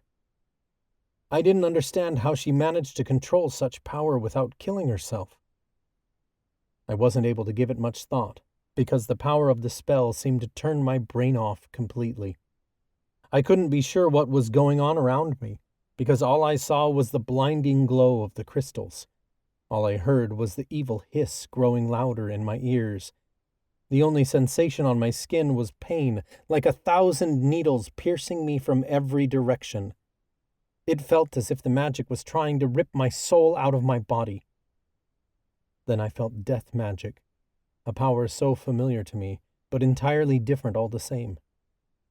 I knew the chaotic tingle of Mortana magic that flowed through me daily, and I was familiar with the void of death I so often sensed. But this power was deeper and more intense than any spell I'd ever cast before. The void of death seemed to open like a chasm in the earth, splitting so wide the fissure of the emptiness spanned entire realms in which evil existed on the other side. The hiss filling my ears turned into an evil growl, like that of a monster that wished to claw its way through the chasm. Verla, stop! A voice shouted. It was so far away. I couldn't be sure I hadn't imagined it to disconnect myself from the agony tearing through my body. Something seemed to snap within me, and a deafening crack filled the air. Throughout the cavern, hundreds of crystals fractured simultaneously, and many crumbled into pieces that skittered across the stone floor. All at once the magic ebbed away. I gasped as I sagged back on my heels. The glowing crystals around the cavern dimmed, and the earth stilled. I looked down to see I was still holding the Mortana wand. Horrified, I yanked my hand back, tossing the wand to the ground at my feet. Nadine? Verla said in a shaky tone. You shouldn't be here. My whole body shook as I turned toward the entrance to the cave. I thought I must have died and gone to Elora, because Nadine was standing there. I couldn't be sure of how she found me, until I remembered I'd told her where I was while astral traveling. It had only just happened, but the memory already felt distant. Verla's spell had really fucked with my head. Verla, please, you have to stop this, Nadine insisted. She was alone, and I didn't understand why she'd come here without backup. She had no magic to defend herself, no weapons, and no reinforcements. She was going to get herself killed. Then I heard a soft meow outside the cave, and I realized our friends were here with her, but they'd let her approach Verla alone. Nadine believed she could talk Verla down. You have no idea what you're dealing with, Nadine, Verla growled. Leave before I make you. I'm not going anywhere, Nadine stated boldly. While Nadine kept Verla talking, I quietly gathered the oaken wands. Nadine had interrupted Verla, and her spell had failed, but Verla was still more powerful than they were. If she got distracted, however, we might be able to claim some of our power back with the oaken wands. I don't want to hurt you, Nadine. Verla's voice wavered. It was strange to witness, considering the powerful threat she was. She was willing to risk all of witch magic and let hundreds of people die. Hell, she'd started an entire war with the Waning. But deep down inside, there seemed to be a part of her that still cared. I didn't know what she could possibly care about as much as her sister, until I realized the only other person she'd ever loved was Nadine. Verla had stopped her spell because she didn't want Nadine getting hurt. As she stared at her, Verla's shoulders sagged. Her hands shook in hesitation, like she wanted to bind Nadine too, but couldn't bring herself to do it. She had loved Nadine like a daughter, and even now that was clear as day. All these years she'd spent away from her sister, she'd found another precious bond in Nadine. I know you're hurting, Nadine said gently. I understand the pain of loss. You understand nothing! Verla shouted. I know you don't want to hurt Alan, Nadine replied. The way you talked about him after Dean died, I know you love him. You can't kill him. Verla gave an evil yet tragic laugh. You're right, I can't kill him, because Alan is already gone. How do you think I amassed such power? Nadine's eyes filled with horror, and the final pieces fell into place. I saw the moment she accepted Verla for the truly vile being she was. She had loved Verla as if she were her own mother, but now she had to face the reality that she never truly knew her at all. Nadine always saw the best in people, and it was something I loved dearly about her. But she had so much compassion that she couldn't recognize evil when it was staring her in the face. Nadine thought she could talk Verla down because she knew what it was like to lose someone. But Verla had already made her choices, and no amount of sympathy could undo them. You already killed him, Nadine accused hollowly. When? How long did you let him live? Tell me the truth. Verla's bottom lip trembled hopelessly. I thought she'd do anything to raise her sister, but clearly Nadine had an impact on her even I couldn't comprehend. You want to know the truth, Nadine? The truth is I'm sick of lying to you. If you want to know what happened, you can have the truth. Verla waved her hand, and we were all sucked into a vision that pulled us several years back in time. Chapter 20. Clarice. Beware the witch's fate, for her death shall mark the beginning of the end. My sister sang the chilling phrase as if it were a nursery rhyme, repeating the words over and over again. There was no emotion behind it, as if she was nothing more than an empty shell speaking a warning from beyond. I'd arrived home that night to find Nicole sitting in my living room looking anything but herself. She sat on the couch, her hair a tangled mess atop her head. It looked like she hadn't showered in days, though she'd been fine when I left for work this morning. Our cat Odin sat beside her, meowing mournfully. Sometime in the last few hours, Nicole's eyes had taken on a wide, crazed appearance. She wrapped her arms around her middle and rocked back and forth. Nicole was a seer, though her visions rarely made any sense. I'd learned to put little stake in her predictions, but this one was different. I'd never seen her like this before. She didn't even make eye contact. I knelt in front of her and spoke gently. Nicole, I understand you've had a vision. Why don't you tell me about it? Over the last year, Nicole had said a lot of things like this, but she usually brushed them off. Oftentimes, seer visions were cryptic and difficult to decipher, and sometimes didn't mean anything at all. Nicole had always been a free spirit, never bothered by any sort of inconvenience. She could always see the bright side to any situation, even in the worst moments that would surely crush anyone else. She wasn't the kind of person to be affected by her visions, no matter how dark. I never thought I'd live to see my sister's descent into madness. And that's exactly what this was. Madness. Beware the witch's fate, for her death shall mark the beginning of the end, Nicole repeated. Who's the witch you're talking about? I asked softly. The witch, Clarice, she insisted. without looking at me. "She's going to die." Nicole gave a mad laugh, and I quickly drew away from her. My sister was sitting in front of me, but she didn't feel like my sister at all. I'd known her all my life, and we'd been best friends for nearly 40 years. I knew every line on her face and every fleck of color in her eyes. Nicole and I were identical twins, and in the Miriamic Coven, that meant that we shared a soul. We were each one piece of a whole, a singular soul meant to live two separate lives alongside each other in this incarnation.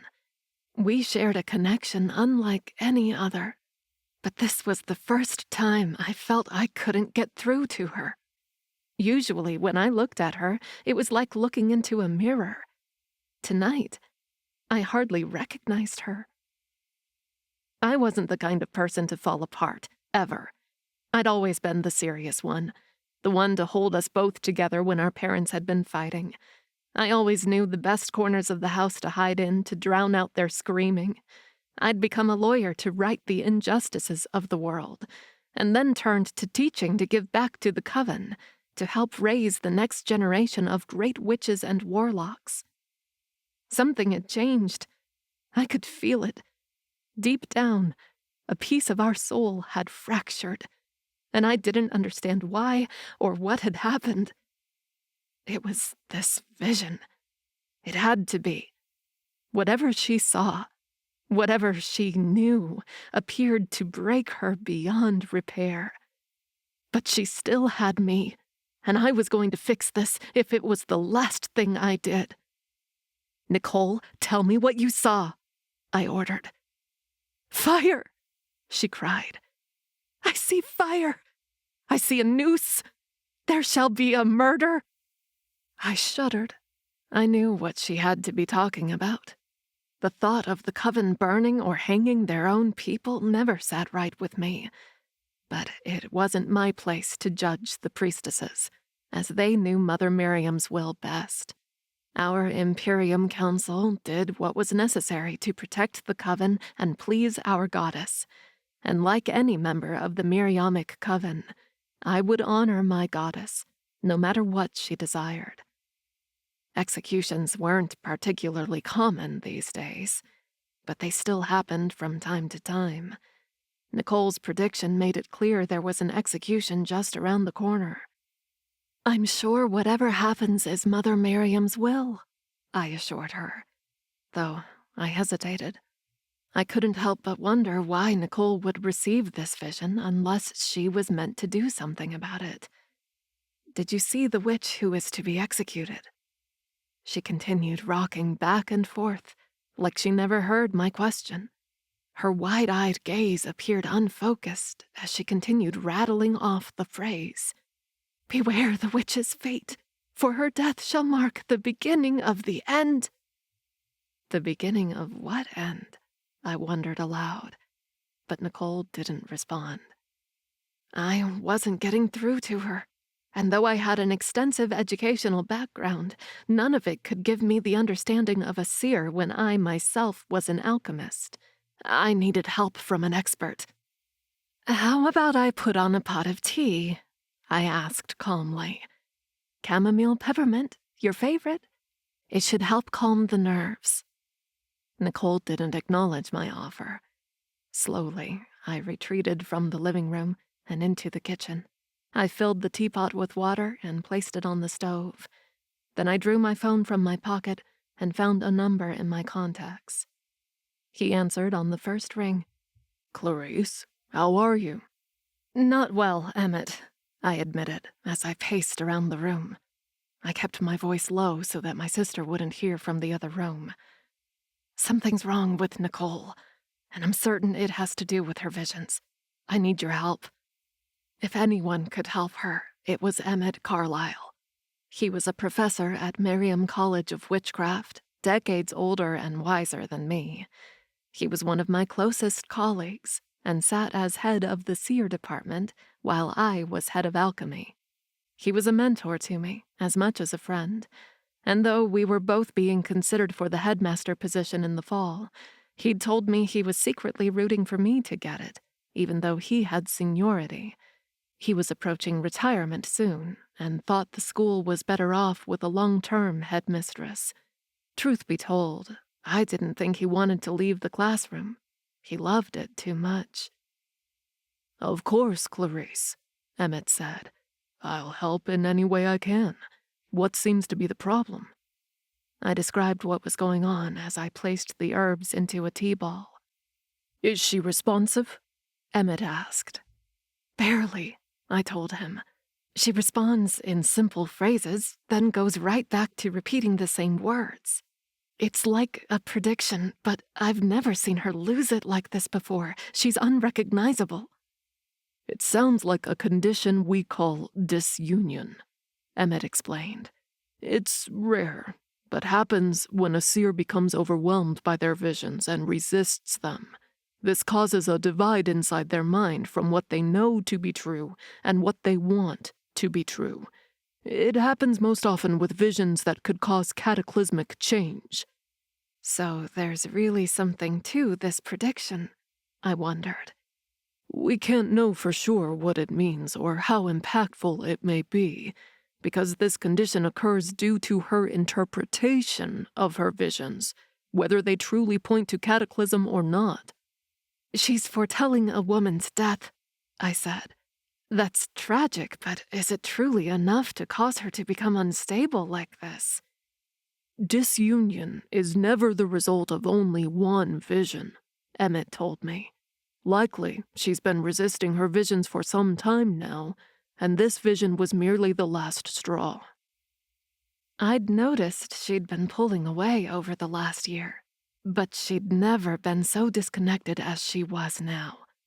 To be honest, I thought she might be seeing someone and didn't want to tell me. We were both unmarried and had joked our whole lives that we would become old maids surrounded by cats because we didn't need anyone but each other.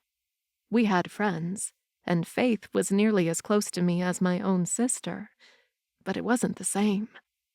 Nicole and I were in our late 30s. We'd tried living apart for a while, but after Nicole lost her job a few months ago, she came to stay with me in the house our father had left me after his death. She'd been acting strange ever since. I figured she worried about leaving me behind for a man. Though that could never happen. We would always be sisters, whether we lived together or not. Regardless, the promises we made in childhood still stood. We would be together forever, and that didn't change no matter the distance between us. I would be there to support whatever made her happy, no matter where that left me. And so, I'd resolved to let her come to me at her own pace. I was starting to think that was a very grave mistake.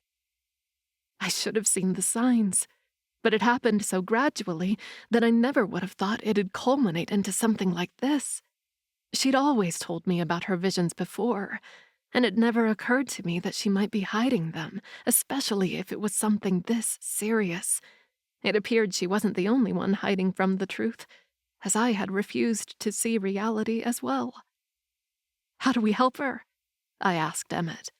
"Do we need to figure out the meaning behind her vision and prevent this woman's death?" "Without understanding her interpretation, it's nearly impossible to decipher the meaning until we're able to re-merge the parts of her mind back together," Emmett said. "So there's a cure?" I asked desperately.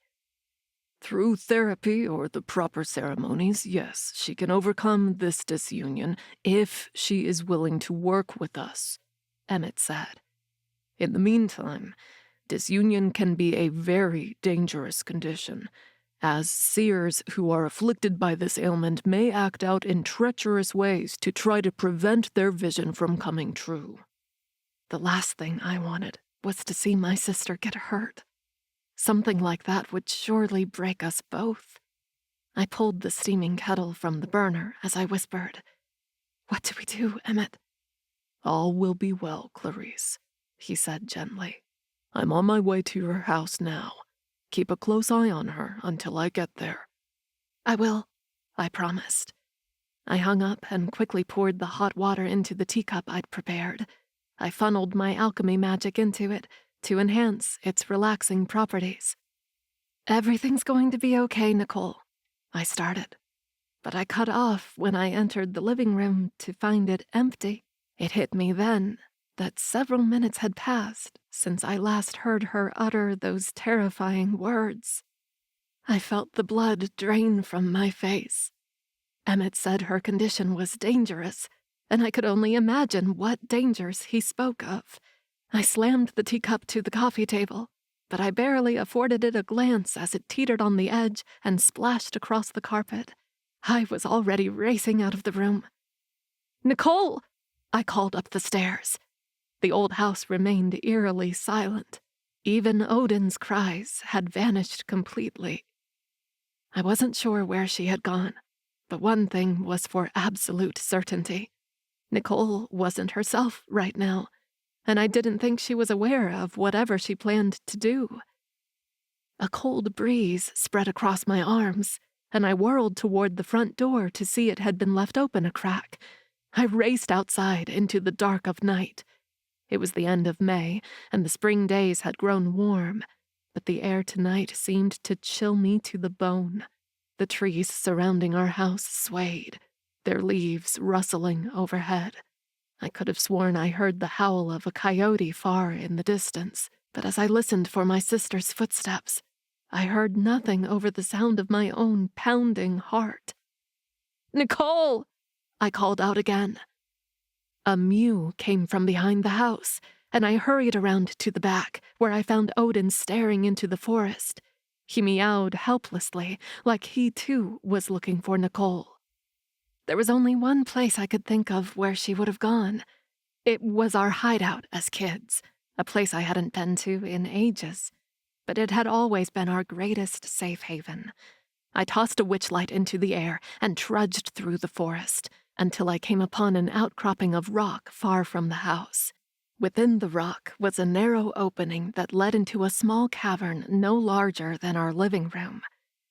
My witchlight floated ahead of me, lighting my way as I squeezed through the opening.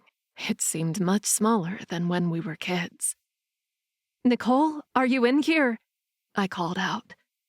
I entered the cavern, but it was completely empty.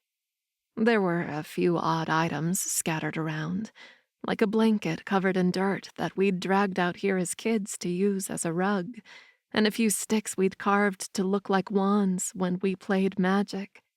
An old leather-bound book we used to pretend was a grimoire lay on the ground. There was even a cot we'd set up ages ago, in case we ever needed to sneak out of the house at night when our parents' screaming got too loud. Several baby dolls still lay in a wooden cradle, completely undisturbed for the past 25 years. It made me sad to look at, because we'd always talked about becoming mothers. But here we were at nearly 40 years old, our biological clocks nearly at their end. Everyone else our age already had children, and it seemed a little too late for the two of us. Nicole and I rarely spoke about it, but I knew deep down in our soul that we were both afraid of becoming parents. Becoming our parents. We only needed each other, and Nicole needed me now more than ever. I looked toward Odin. We need to track her down before she gets herself hurt. Nicole had a good 5-minute head start, and she could have gone in any direction. I couldn't waste any time guessing where she'd gone. I hurried back into the house and frantically searched cupboards for alchemy supplies. My cauldron sat ready on the stove, and I began pouring herbs and magic together to brew a tracking potion. I went into her bathroom and pulled a strand of hair from her brush. The cauldron bubbled fiercely when I dropped it in, alongside a seer crystal. I spoke an incantation. By Santos's love and Miriam's light, show me my sister's path tonight. I finished the potion and quickly dipped the ladle into the liquid. I took several gulps, though the potion burned my tongue. My vision instantly began to blur, and I sank to my knees in the middle of the kitchen. Soft footsteps sounded nearby, and the wind whistled through the woods. A cold chill surrounded me, and I saw only the outline of trees in the dark night. A woman's voice muttered incomprehensible words, and something heavy sounded like it was being dragged through the dirt. As my vision adjusted to the darkness, I witnessed movement. Nicole stumbled through the forest in her bare feet, dragging a wooden handle behind her. Moonlight glistened off the metal end, and I realized what it was. An axe. It was ours, from the shed, though I hardly remembered we'd had it. Nobody had used it in years. I glanced around, looking for any clues as to where she might be headed. Through the trees, I spotted the tall turrets of Miriam College of Witchcraft. My sister seemed oblivious to the mansion, though, and kept on walking past the school. It didn't seem that she had any direction at all. Then I heard the words she'd been muttering under her breath. "Protection, protection, protection," she repeated. I knew exactly where she was headed. Hands landed on my shoulders and someone shook me. I was pulled from the vision and found myself back on my knees in my kitchen. An old gray cat pawed at me. Emmett Carlyle's familiar gray hair and glasses came into focus. "Clarice, tell me everything." I shook off the chill from my vision. "Nicole left the house while I was on the phone with you. I've tracked her down. Emmett, she's headed for the protection tree." "Did you see anything else?" he asked as he helped me to my feet. A shiver traveled down my spine. This all seemed so unlike Nicole. "An axe," I admitted. Emmett's features paled. "Surely she's not in control of her own actions right now. We don't have much time. We must get to her." Emmett and I raced out of the house, and our cats followed. We jumped into my car, and the tires spun as I hit the gas. I sped down several streets until we came to the nearest parking lot closest to the protection tree. I didn't bother turning off the engine as I hurried out of the car and into the trees. There was a path from the parking lot to the clearing that held the protection tree. Tonight, that path seemed a mile long. "Nicole!" I called out, but no answer came. Behind me, Emmett huffed as he tried to keep up. A heavy thwack sounded in the distance. She was already here. I broke out into the clearing. The gnarly oak branches of the protection tree rose above my head. The tree pulsed with the magic that held the town's protection spell in place. Nicole stood beside the tree and lifted the axe above her head. The whole clearing seemed to shudder as she swung the blade toward the thick trunk. It connected with a heavy thwack. Bark separated, and splinters flew in multiple directions. There were already several cuts in the tree, and they were only growing bigger the more she swung. I couldn't wrap my head around what could possibly possess her to do such a thing. This tree was sacred to the Miriamic Coven. To defile it in any way was a serious offense. Even if she wasn't herself, she had to understand that cutting down this tree would take hours. If she didn't stop now, the priestesses would be here to stop her by any means necessary. I was certain the priestesses could already feel Nicole's attack against their spell. "Nicole!" I yelled. Odin wailed at my feet. She paused for a moment as she lifted the axe above her head. Slowly, she turned to look at me standing near the tree line. Her eyes locked on mine, and I could have sworn I saw her features soften as if she'd broken through the madness of her vision. Then her face hardened, and she snarled, "You don't understand, Clarice. This tree is going to kill. It is a murder tree. You have to let me stop it." She swung the axe another time.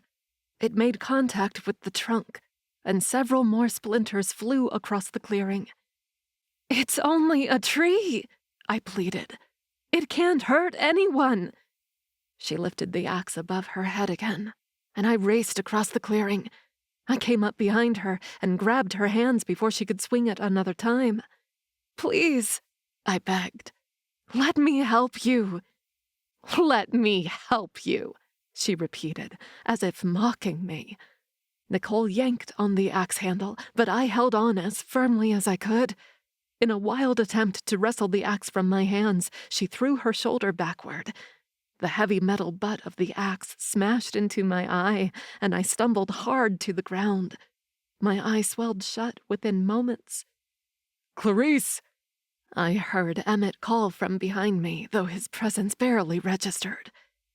Before Nicole could make contact with the tree again, I threw a shield around the protection tree. Her axe clanged against my shield, but didn't splinter the wood. "It is a murder tree! A murder tree!" she cried frantically, like it would help me understand something I never would. Emmett reached me, and he dragged me several feet backward. "You can't reason with her," he protested. "I can try," I insisted. "Would you rather I hurt her? Because that's our only alternative, and it will help nothing." Screams tore through the dead of night.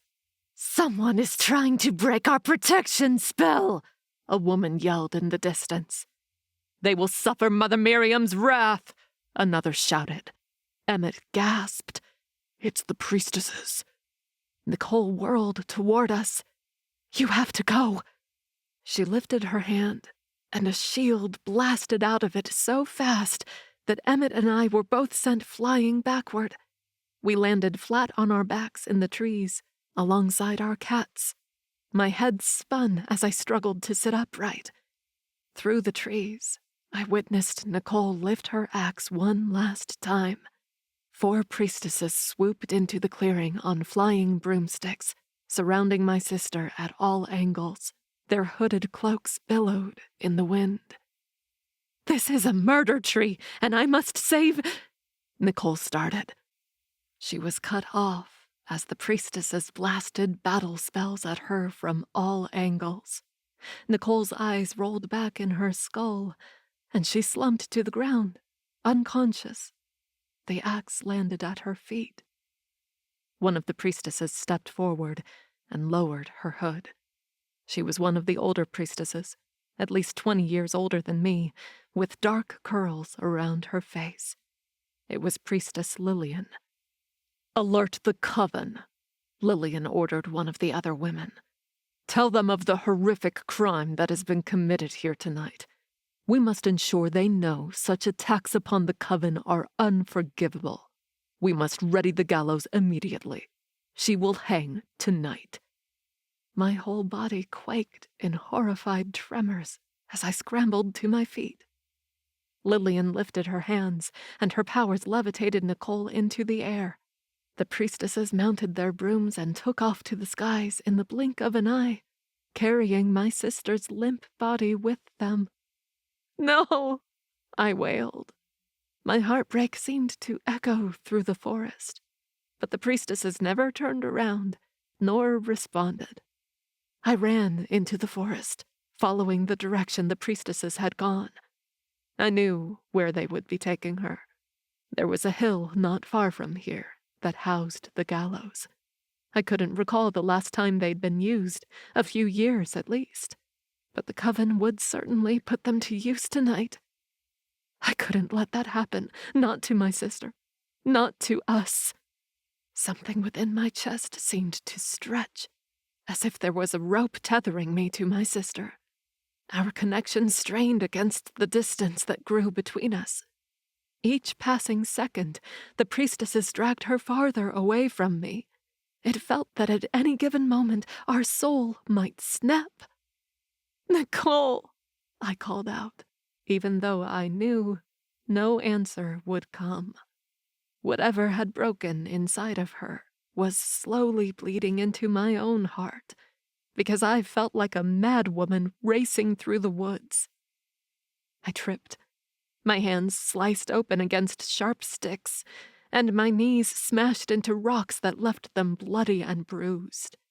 Footsteps followed behind me, and I thought they were Emmett's, but he couldn't keep up with me.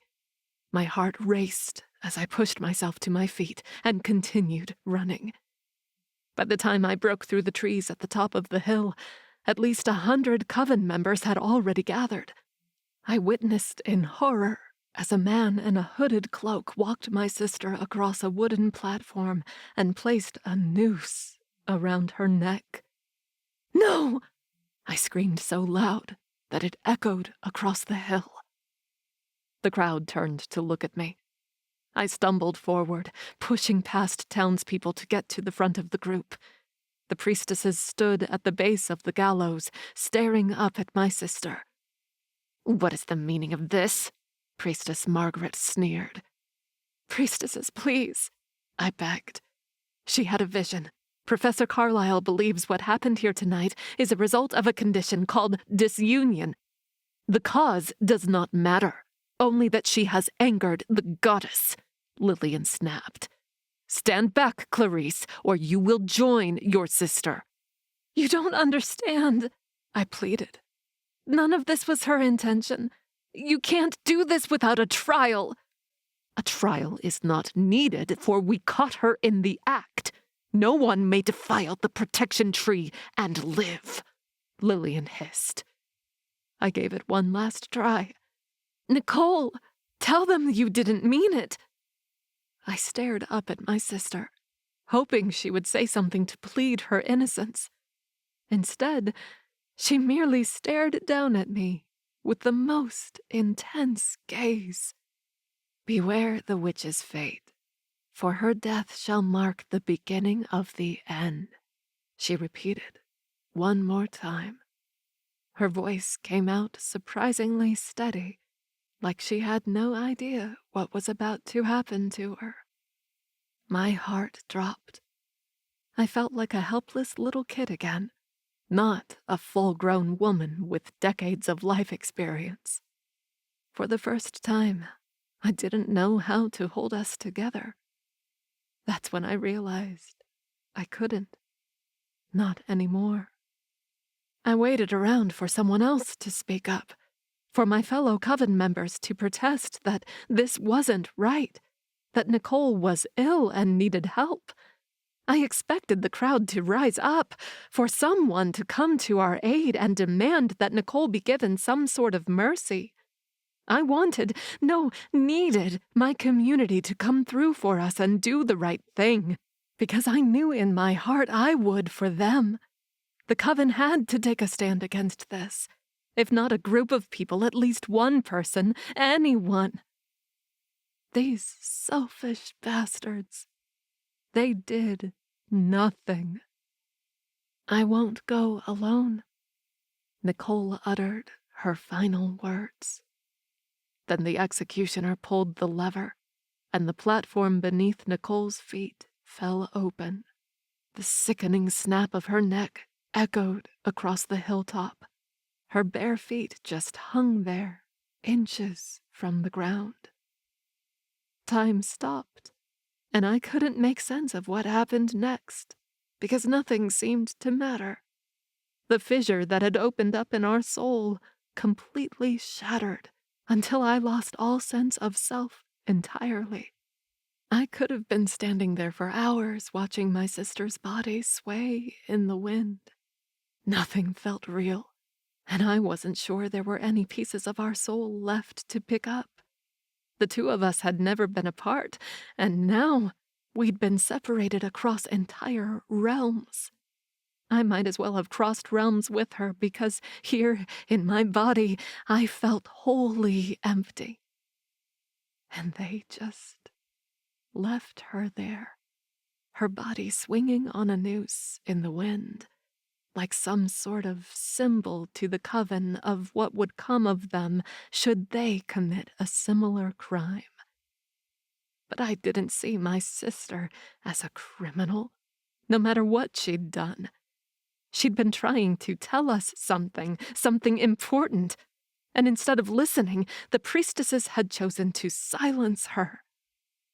Footsteps sounded beside me. I couldn't fathom where they were coming from, because this world felt so empty now. I was certain I was the last person living in it. I was on my knees at the base of the gallows, and the rest of the coven had left. Left my sister to rot. I looked up to see Emmett slowly approaching me. Odin mewed softly at his feet. "Clarice, I'm so sorry," he whispered. "Take as much time as you need. I've brought the car around whenever you're ready." I felt a flare of anger rise against him. He was useless, too. He had remained silent when I needed him to raise his voice. He could go to hell with the rest of them. Yet still, I needed his help now, worthless as it was. I wiped my eyes and got to my feet. We need to get her down from there. It's going to get cold tonight. She always sleeps with her socks on, or she gets too cold. Emmett gave a gentle nod. Together we loosened the noose from around her neck and pulled her body from the gallows. We laid her gently in the grass. I knelt at her side and pushed her hair out of her face. It was easy to believe she was merely sleeping, because I didn't think I'd survive in a world where she wasn't in it. Odin nudged her hand, though she didn't respond. She always was a deep sleeper. I didn't cry because I just couldn't. I didn't feel anything at all. I wish I could have said that emptiness saved me from the grief. But in truth, there was no feeling in the world worse than that numbness. At least if I was angry or sad, I'd have something to fight for. Instead, life felt wholly meaningless. I couldn't even tell if my heart was still beating. My sister was gone, and I'd lost myself with her. Emmett laid a hand on my shoulder, though his voice seemed distant. "There is nothing more you could have done. We didn't get to her in time." "There's got to be more," I said hollowly. "It can't end like this." "All we can do is lay her in a grave and—" "No!" I cut him off. He was about to suggest a funeral, but to do so would be ludicrous. I could never say goodbye to my sister. "I won't bury her." "Clarice, she must be laid to rest," Emmett insisted. "Then we shall place her in a tomb," I said. "There's only one place she was ever safe." Emmett helped me transfer her body to the car, then into the woods behind my house. We laid Nicole's body on the cot inside the hideout we'd used as kids. Emmett stepped back and stared down at Nicole's unmoving form. "This isn't a proper resting place, Clarice. She's too exposed to the elements. Her body will rot." I leaned down to pick up one of the sticks we used to pretend were wands. I twisted it around in my hands. Back then, it felt like anything was possible if we had magic. I'd seen so many witches perform incredible spells, and I couldn't wait for the day our magic awoke. We'd done our evoking ceremonies together. It was a beautiful thing to be placed into two separate castes, because it meant we could accomplish far more together with our magic working in harmony. When we got our powers, we both agreed that nothing could stop us. We were sorely mistaken. There was one thing that could stop us. Our coven, the very people who'd sworn to protect and help us. I'd given Nicole so many promises that were now broken. We'd promised we would be together forever, no matter the distance between us. But I never imagined she'd be ripped from my life and trapped realms away. I felt immense guilt that I couldn't stop the priestesses. The promises I'd made felt wholly empty now. Because despite our sentiments, we weren't together. I had failed her. "I know a potion that will preserve her body for many years," I told Emmett flatly. We use it sometimes for Mortana studies, to preserve cadavers for students to study on. All I need is some Mortana crystals, which are easy enough to come by. Nothing about this is easy, he replied. If you need anything at all, let me know. I stared down at Nicole's pale features. I need my sister back, but that isn't going to happen now, is it? Emmett dropped his gaze. No, I'm afraid not. There was nothing he could do to help, so I told Emmett to leave. We agreed not to tell anyone about what we'd done with Nicole's body, because we didn't want anyone to come looking for her. I brewed and administered the potion to preserve Nicole's body that night, all while Odin pawed at her like he expected her to get up and start moving. She won't, I told him. Not anymore. Not ever. I'd heard the phrase deafening silence before, but there was no piercing quiet that could compare to returning to the house alone that night. I was so used to hearing the sound of my sister's spoon clinking against her teacup before bed, and the pad of her feet down the hall when she retired to her room. Tonight, the silence was as all-consuming as the empty hole that had opened up in my chest. I lit candles and called out to my sister. She wasn't here anymore, but she wasn't gone.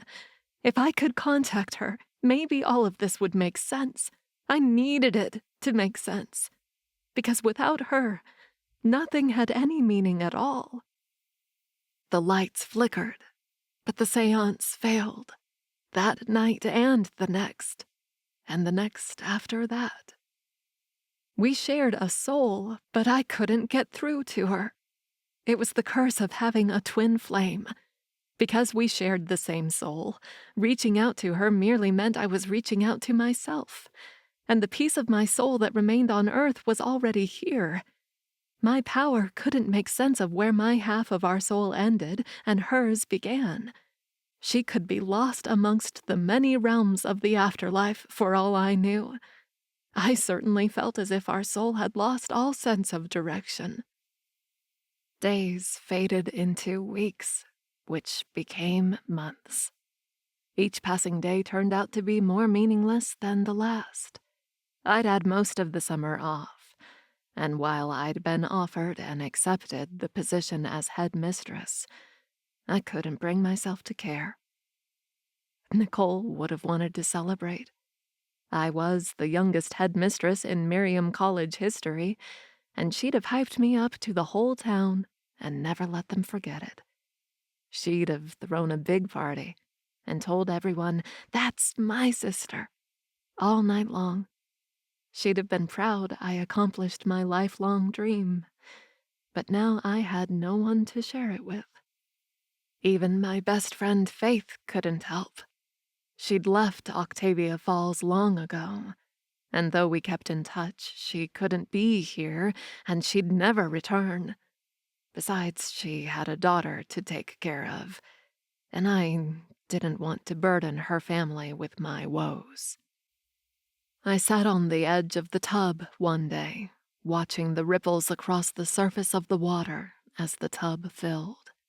I pulled the belt on my bathrobe tight around my ribs, so much that I limited myself to shallow breaths. Sitting in the discomfort was the only way to remind myself I was still alive. Otherwise, I didn't feel like I was in my body at all.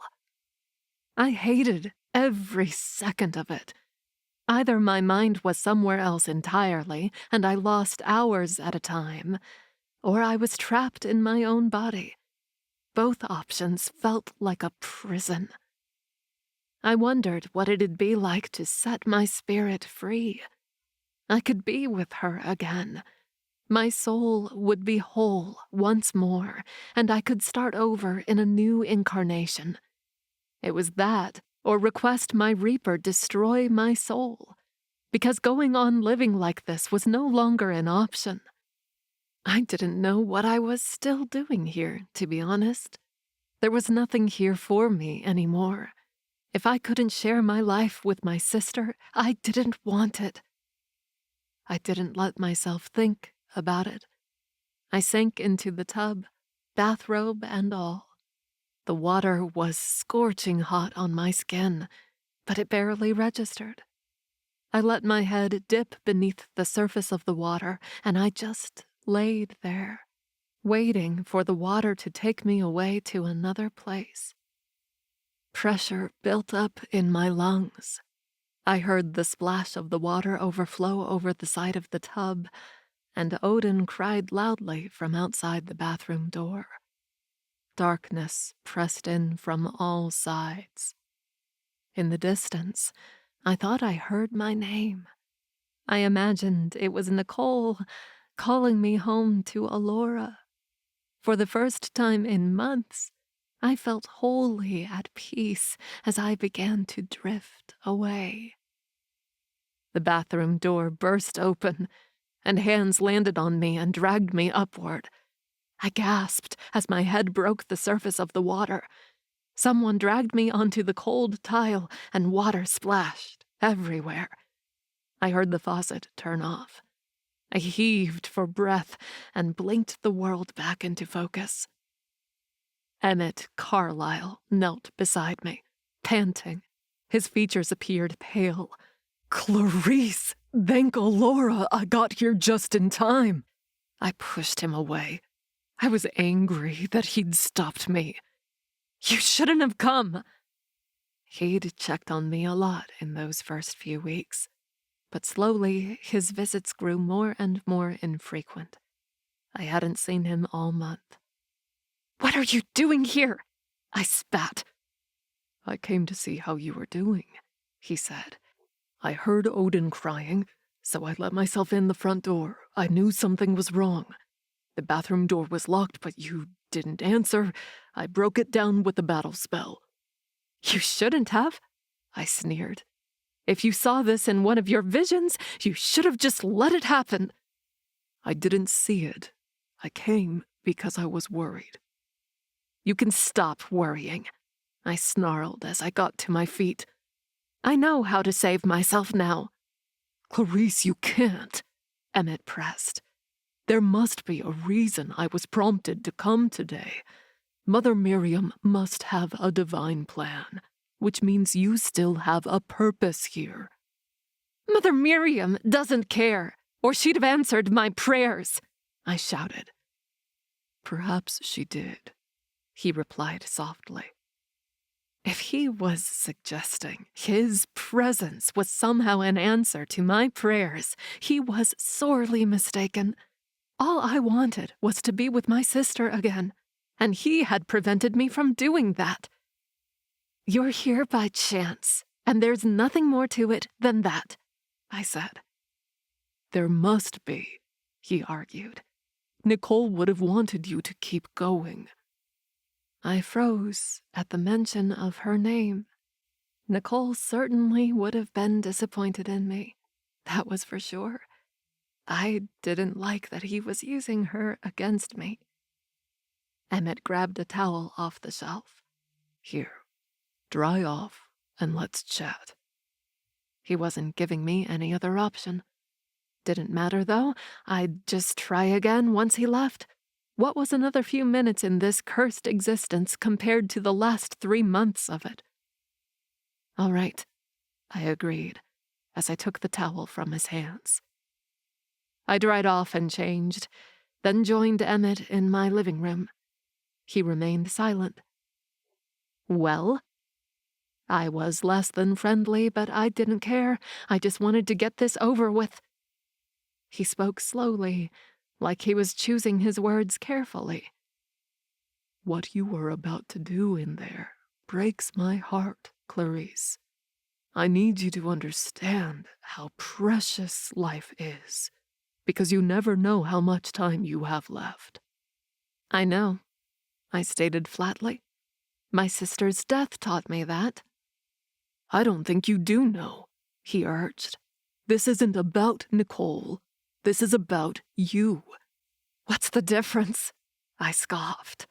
The night Nicole died, I died with her. My Reaper just forgot to come for me. I'm stuck here until I decide to do something about it.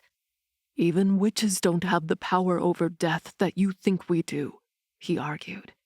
You go when it's your time, whether you want to or not. You will never convince me it was Nicole's time to go. It wasn't fate or destiny that took her life. It was the priestesses. And then they'd just left me here to pick up the pieces alone. No apology. Nothing. I had to pretend as if what they'd done was justified in order to prevent myself from suffering the same fate. Though I didn't think that'd be a terrible way to go anymore. We don't know if Nicole's fate was predetermined, Emmett said. But I do know that you're sitting here in front of me with a life and a purpose. Why would you want to throw all that away? There's nothing left for me. All I had was taken away, I replied hollowly. You're choosing to see things like that when you still have time to make another choice, he growled, clearly getting upset with me. It was cruel, honestly. You have a whole life ahead of you, and you're letting yourself be defined by one moment instead of allowing it to push you forward. You don't get it, I snapped. My sister died. We all die eventually, Emmett shouted. All we can do is make the most of the time we've got. Giving up defeats the whole purpose. And what if there is no purpose? I shot back. Emmett gritted his teeth. Then I guess you'll just waste away. All that work and all your accolades gone. You won't make the mark on the world you hoped for, and everyone will forget you. I reeled back. I thought you came to help. How can you be so callous? Because you're not the only one who's lost something, he shouted. Emmett threw his hand over his mouth, looking regretful at his words. Tears beaded in the corners of his eyes, and he sounded defeated as his shoulders sank. The truth is, I came today to say goodbye. I'm dying, Clarice. That was certainly news. My temper melted away, and my tone softened. Emmett, I had no idea. I haven't told anyone. It's cancer, and I'm afraid even magic can't provide a cure. How long have you known? I asked. A while, he admitted. It's why I advocated for you to become headmistress. I don't have much longer, and the cancer has progressed to the point I can't continue to hide it. I'd noticed he'd appeared pale when he arrived, but I'd taken it to be distress. The closer I looked now, the more I realized how unwell he looked. He'd lost weight and moved slowly when he used to be so vibrant and full of life. There are treatments, I offered. Alchemists have potions that can help slow the progression. And how is someone like me supposed to afford that? He demanded. I'm a teacher. I barely have enough for retirement, let alone medical treatments. There was so much more I wanted to do. I haven't finished my research. There were books I wanted to write, knowledge I'm to pass on to the next generation.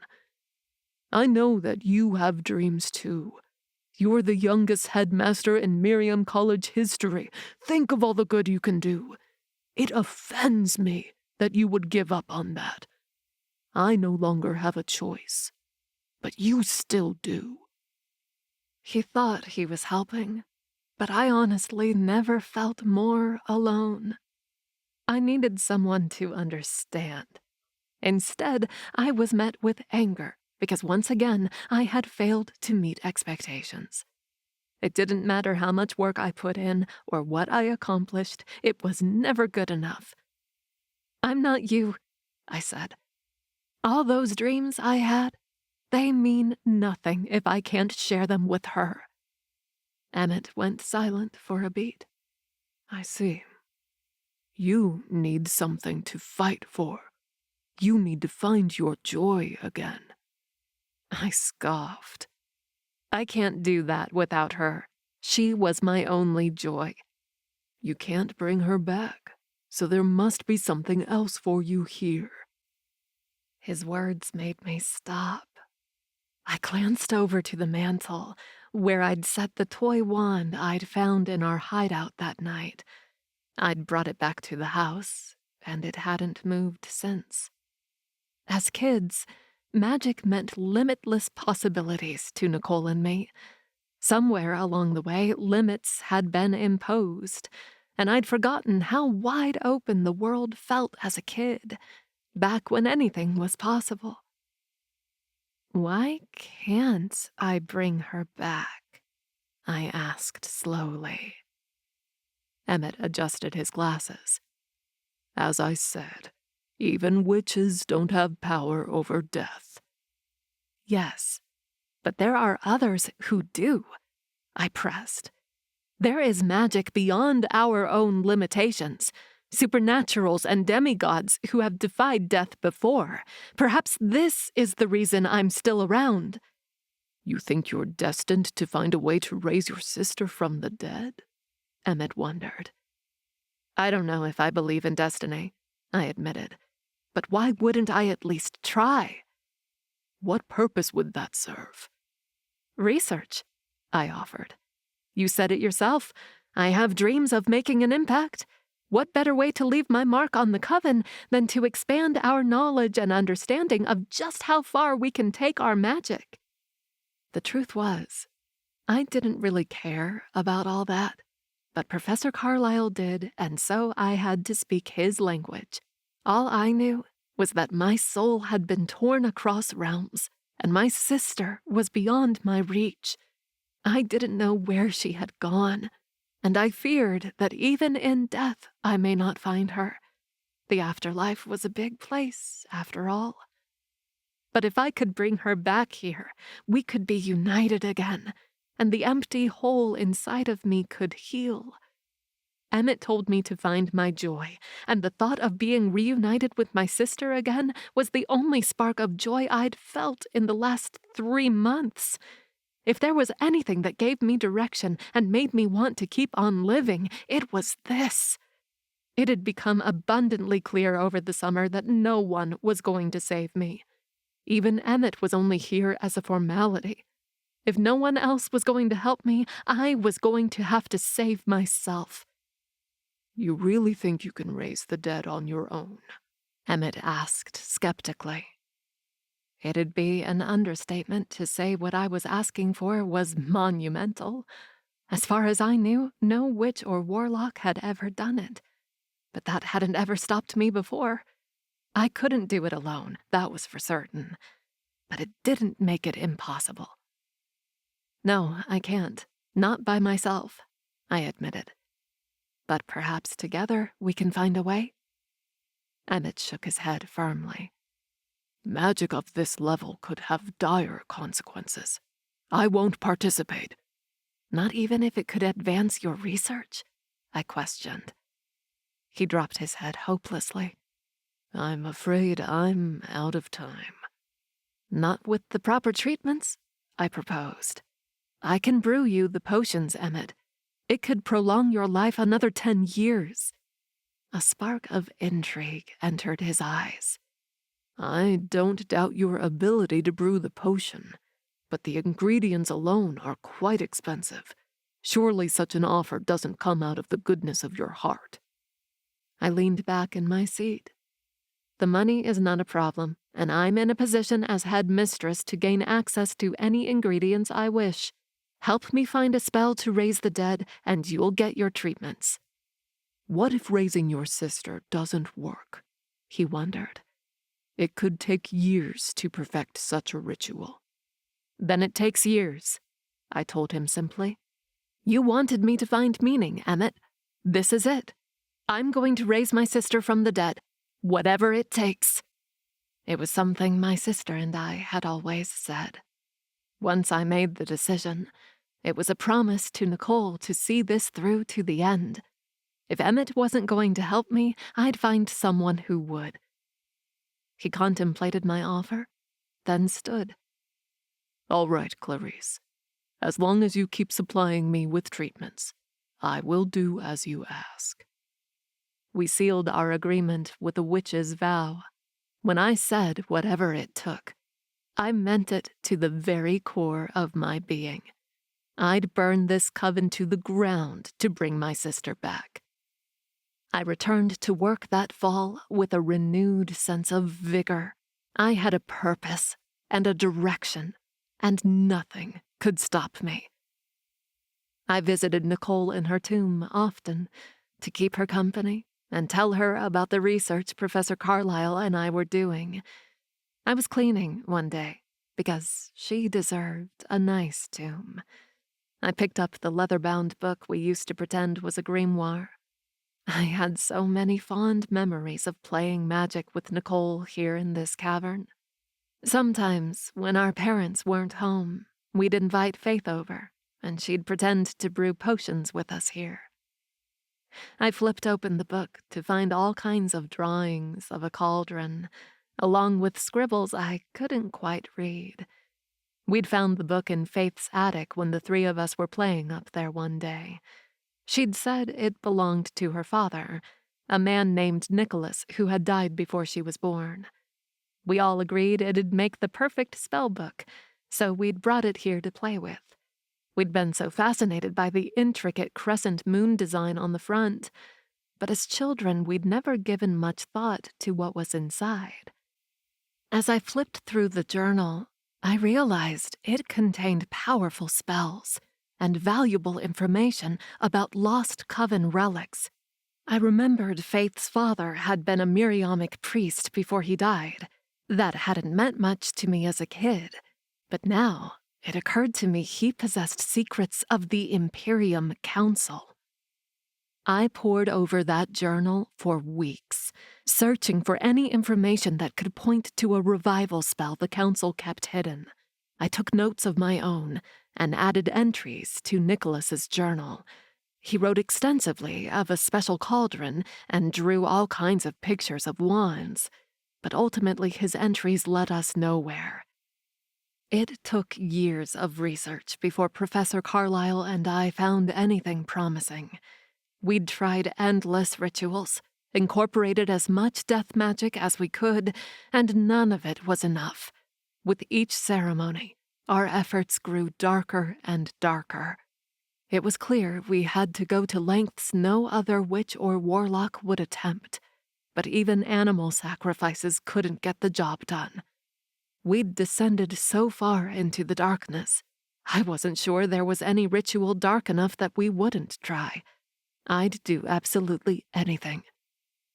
I found something, Emmett reported one day in my office. But it's not a ritual we could ever go through with. Perhaps there are ways to modify it so we don't have to hurt anyone. People are going to get hurt, Emmett, I said. We knew that when we agreed to go down this road. Whatever it takes, remember? Yes, but not like this. The ritual requires the life of a cursed child. I shrugged. So we cast a curse. It's not that simple, he said. The longer a child has been cursed, the more potent the magic. A curse we cast on our own wouldn't be strong enough to perform the ritual unless we waited many years for the curse to mature. There are plenty of children in the coven, I said. I'm sure we can find one who's been cursed. Emmett gaped. You can't really mean that. I do, I stated simply. My sister is lost out there. She's all alone. I don't care who or what I have to sacrifice to get her back. We've dedicated years to this. Are you going to turn your back on your witch's vow now? Emmett appeared horrified. Without the treatments I was providing him, he wouldn't survive long. Even if we found a cursed child, we don't have the magic to pull this off. We'd need the power of a demigod or magic of equivalent magnitude. I dare say demigods are difficult, if not impossible, to come by. I tapped my pen on the desk. So find a way to make it happen. Where are we possibly going to find that kind of power, let alone contain it? He asked. We can always find help for the right price. Perhaps a demon will strike a deal. Emmett's eyes widened. There are lines we can't cross. I didn't see it that way. Lines are only drawn to keep you playing small, Emmett. Neither of us are small players. To do so would have dire consequences, he pressed. Clarice, you know witches don't make demon deals anymore. The cost is far too high.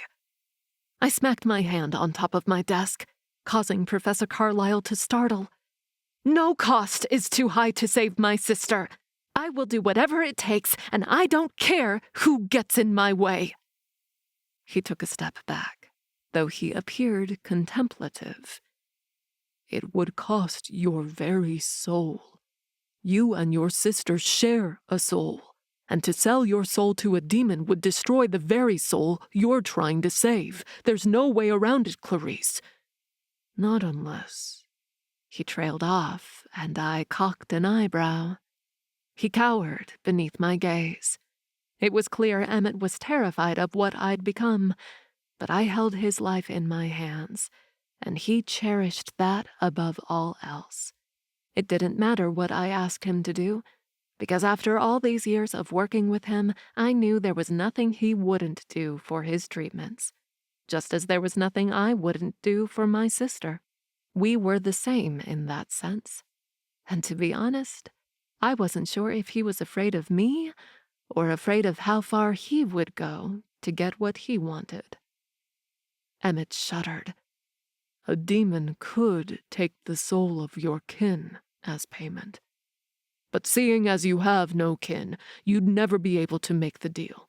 Not unless you were able to create kin of your own. It was horrible to suggest. No, worse than horrible.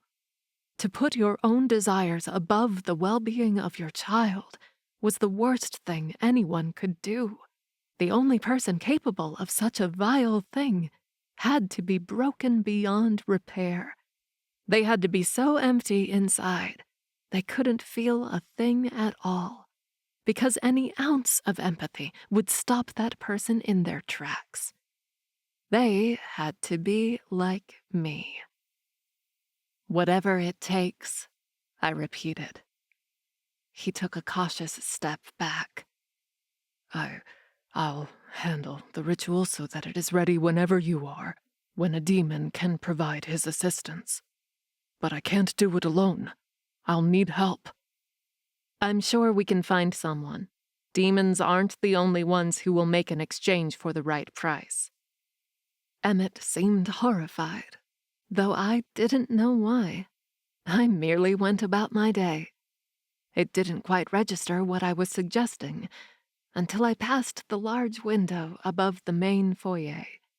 I caught sight of my reflection in the glass, and I had to do a double take. I didn't know the last time I looked at my own reflection. It was too hard, because every time I looked at myself, I saw her. I no longer recognized myself.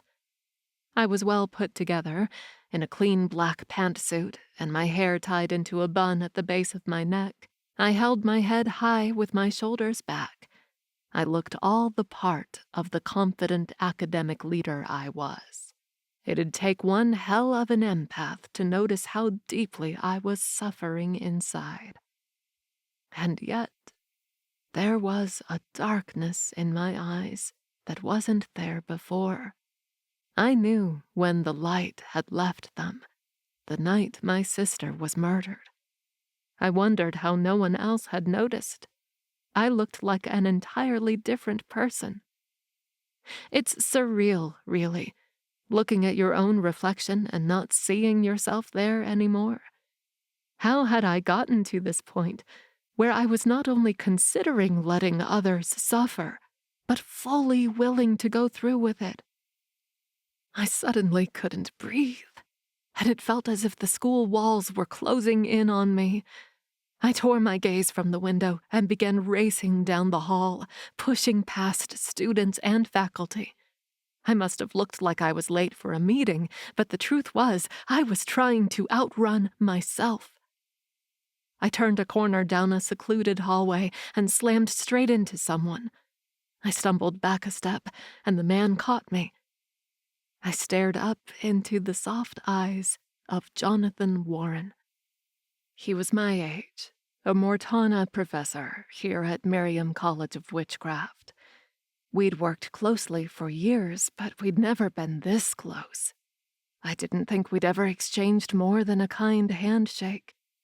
"Headmistress, what's wrong?" Jonathan asked. Goddess bless his heart, he was so genuine. He had no idea what kind of monster he'd just stumbled into. I stammered. I never broke down. But in this moment, I just couldn't bring the words to come. Part of me wanted to tell him, tell someone what was on my mind. He needed to stop me, because I wasn't sure I could stop myself. I wasn't scared when Emmett told me what had to be done, but now I wasn't so sure. Jonathan noticed the distress in my features. "Let's talk," he offered. He wrapped an arm around my shoulder, guiding me through his classroom and into his office. The moment the door shut, I caught sight of my reflection in the window and I completely broke down. I yanked the red drapes closed, and tears streamed down my face. I gasped for breath that didn't come. "Headmistress," Jonathan said gently, as he guided me into a chair.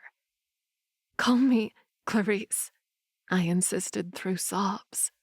I tried to make them stop, but the more I resisted, the harder I cried. I was wholly embarrassed and ashamed. He knelt beside my chair. "Take all the time you need. I'm here for you." I wiped my eyes. "It's ridiculous, isn't it? Your boss crying in your office? You shouldn't see this." "We all need a good cry every now and then," Jonathan encouraged. "This room's a good place to cry, really. Alora knows I've shed enough tears here after Roberta passed." I barely remembered his wife died, to be honest. I'd heard of it in passing, but it seemed insignificant at the time. Now, as I looked at him, I had the thought that maybe he could understand me, because he'd lost someone too. "How long has it been since you had a good cry?" he asked gently. "Too long," I admitted. "Not since Nicole died, at least." Jonathan took my hand in his. "Oh, Clarice, I'm so sorry. It's okay to let it out." Nobody had ever given me permission like that before. Alora knew my father would have berated me for such a display of emotion. Jonathan was different. When I sobbed in front of him, I couldn't stop. There was something about him that allowed me to be vulnerable when I never could before. Jonathan wrapped me in his arms, and my shoulders shook as tears soaked his suit coat. I was crumbling into a million pieces in front of him, but somehow Jonathan was picking up the pieces and putting me back together again. I had no idea there were any pieces left to hold together anymore. "If you want to talk about it, I'm here," he offered. It was so kind and unexpected. I'd have thought he would throw me out of his office and tell me how disgusting I was for the person I'd become. But he didn't. He accepted me, broken pieces and all. I thought about telling him, about laying it all out on the table and just being done with it. Jonathan was level-headed enough to do something about it, even if that meant locking me up so I wouldn't hurt anyone. Somehow, that terrified me more than actually going through with my plan, because if I didn't, then my sister's death meant nothing. Jonathan couldn't know. Ever. My gaze traveled down to his lips, and goddess, the only thing that kept me sane was thinking of what he might taste like. I don't want to talk. I drew him close, and we both paused at the precipice. For the first time in years, I could feel my heart beating in my chest. If I couldn't bring myself to talk about it, then maybe there were other ways to drag myself back from my descent into madness. Jonathan didn't pull away. Our lips connected, and the world seemed to spin around me once more, vibrant with colors I forgot existed. I'd forgotten what it was like to feel something. And Alora, it was magical. Jonathan and I couldn't get enough of each other after that. Months of passion rooted me in sanity. We agreed to keep our romance a secret because it put both of our jobs at risk to admit we were anything more than colleagues, and that made it all the more thrilling for both of us. The moments I was with Jonathan, he brought me back into my body, grounded me here so I didn't feel quite so broken. I shared the most vulnerable parts of myself with him, both in the bedroom and out of it. We had so many deep conversations, and I opened up to him about my parents and how empty I felt following my sister's death.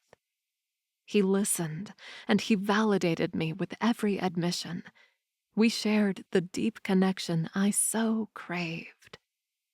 And despite all that, I could never open up fully. I tried so many times to tell him about the rituals and ceremonies I'd tried to raise my sister from the dead. I'd wanted to tell him what Professor Carlyle and I had talked about that day I broke down. But I couldn't. One night, after hours of passionate lovemaking, I laid in his arms and asked, "Do you ever wish you could bring your wife back?" I'd wanted to ask that question so many times, but I'd always talked myself out of it. It was out there now, and I nervously awaited his response. "I did for a long time," Jonathan admitted as he kissed the top of my head. "But not even death magic can bring her back. I find peace in knowing she's all right in Alora." "What if she isn't?" I asked. "We don't really know who makes it to Alora or if they get stuck someplace else, do we?" "I have to believe she's there," Jonathan said gently. "I understand why you're asking. You'd bring Nicole back too, if you could. And that's completely valid. But we don't have the power to do that, so we've got to find ways to keep going. If you're not ready yet, it's okay. But I'll be here every step of the way to help you." I scoffed, though I tried to make light of it. "Believe me, you don't want to stick around that long." "Why wouldn't I?" he asked incredulously. "I'll be here until we're old and gray, if you'll have me." I stiffened.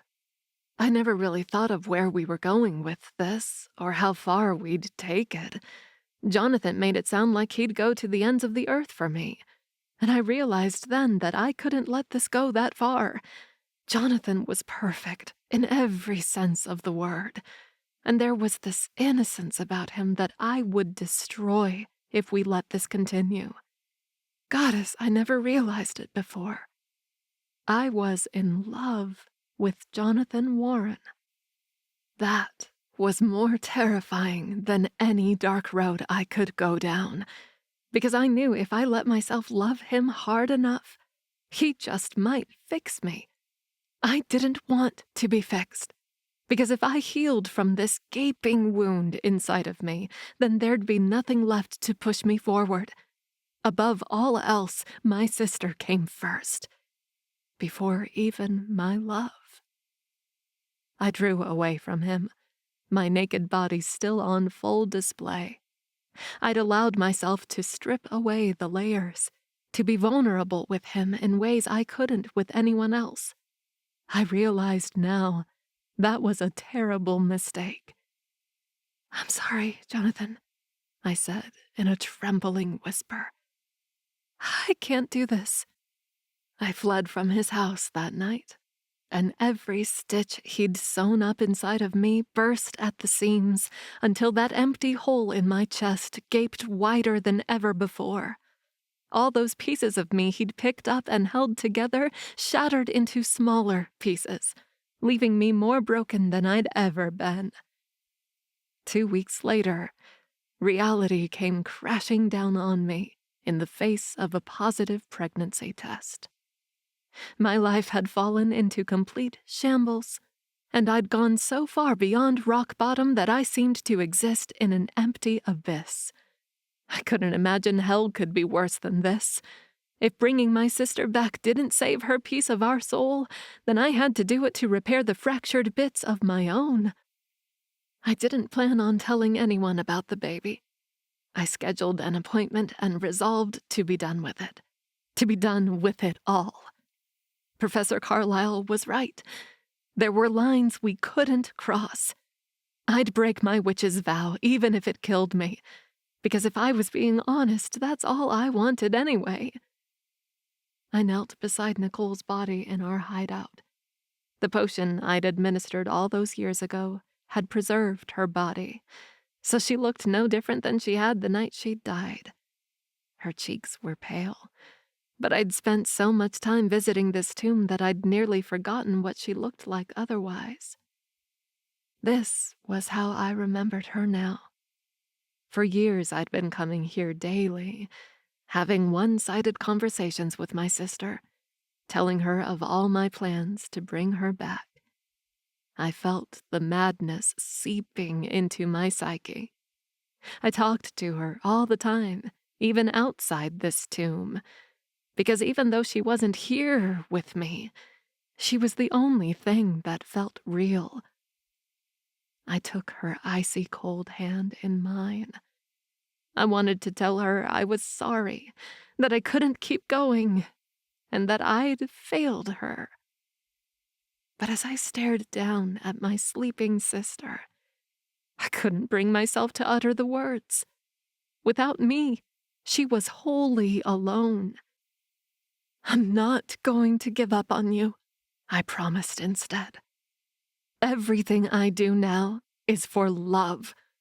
I don't care if I tear apart the priestesses' coven if I can restore what I lost, because their coven is not one I wish to live in anyway. We vowed to make this world a better place, and I won't break my promises. I'm going to make things better by bringing back what I love, whatever it takes.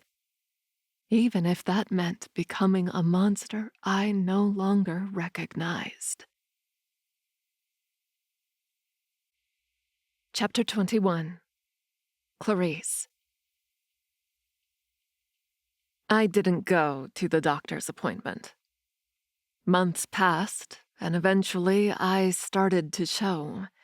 I couldn't hide the pregnancy any longer, and was forced to announce it. Jonathan and I had only spoken once since the night I left his house, just long enough for me to break his heart. We hadn't talked after that, until he cornered me outside my office one day. His gaze traveled down to my belly. I'd been hiding the bump the best I could, but now that he knew the truth, it was obvious. "We need to talk," he stated firmly. I shot a glance down the hall. "Step into my office." Inside, I took a calm seat behind my desk, though Jonathan remained standing. His fingers curled around the back of the chair opposite me. "I wish I didn't have to hear the news from other faculty members," he said. "You should have told me." "Why would I?" I asked. "You and I haven't spoken in months." He hesitated. "Because it's mine, isn't it?" "Goddess, no!" I laughed. It was insanely easy for me to lie to him. I half believed it myself. Jonathan furrowed his brow.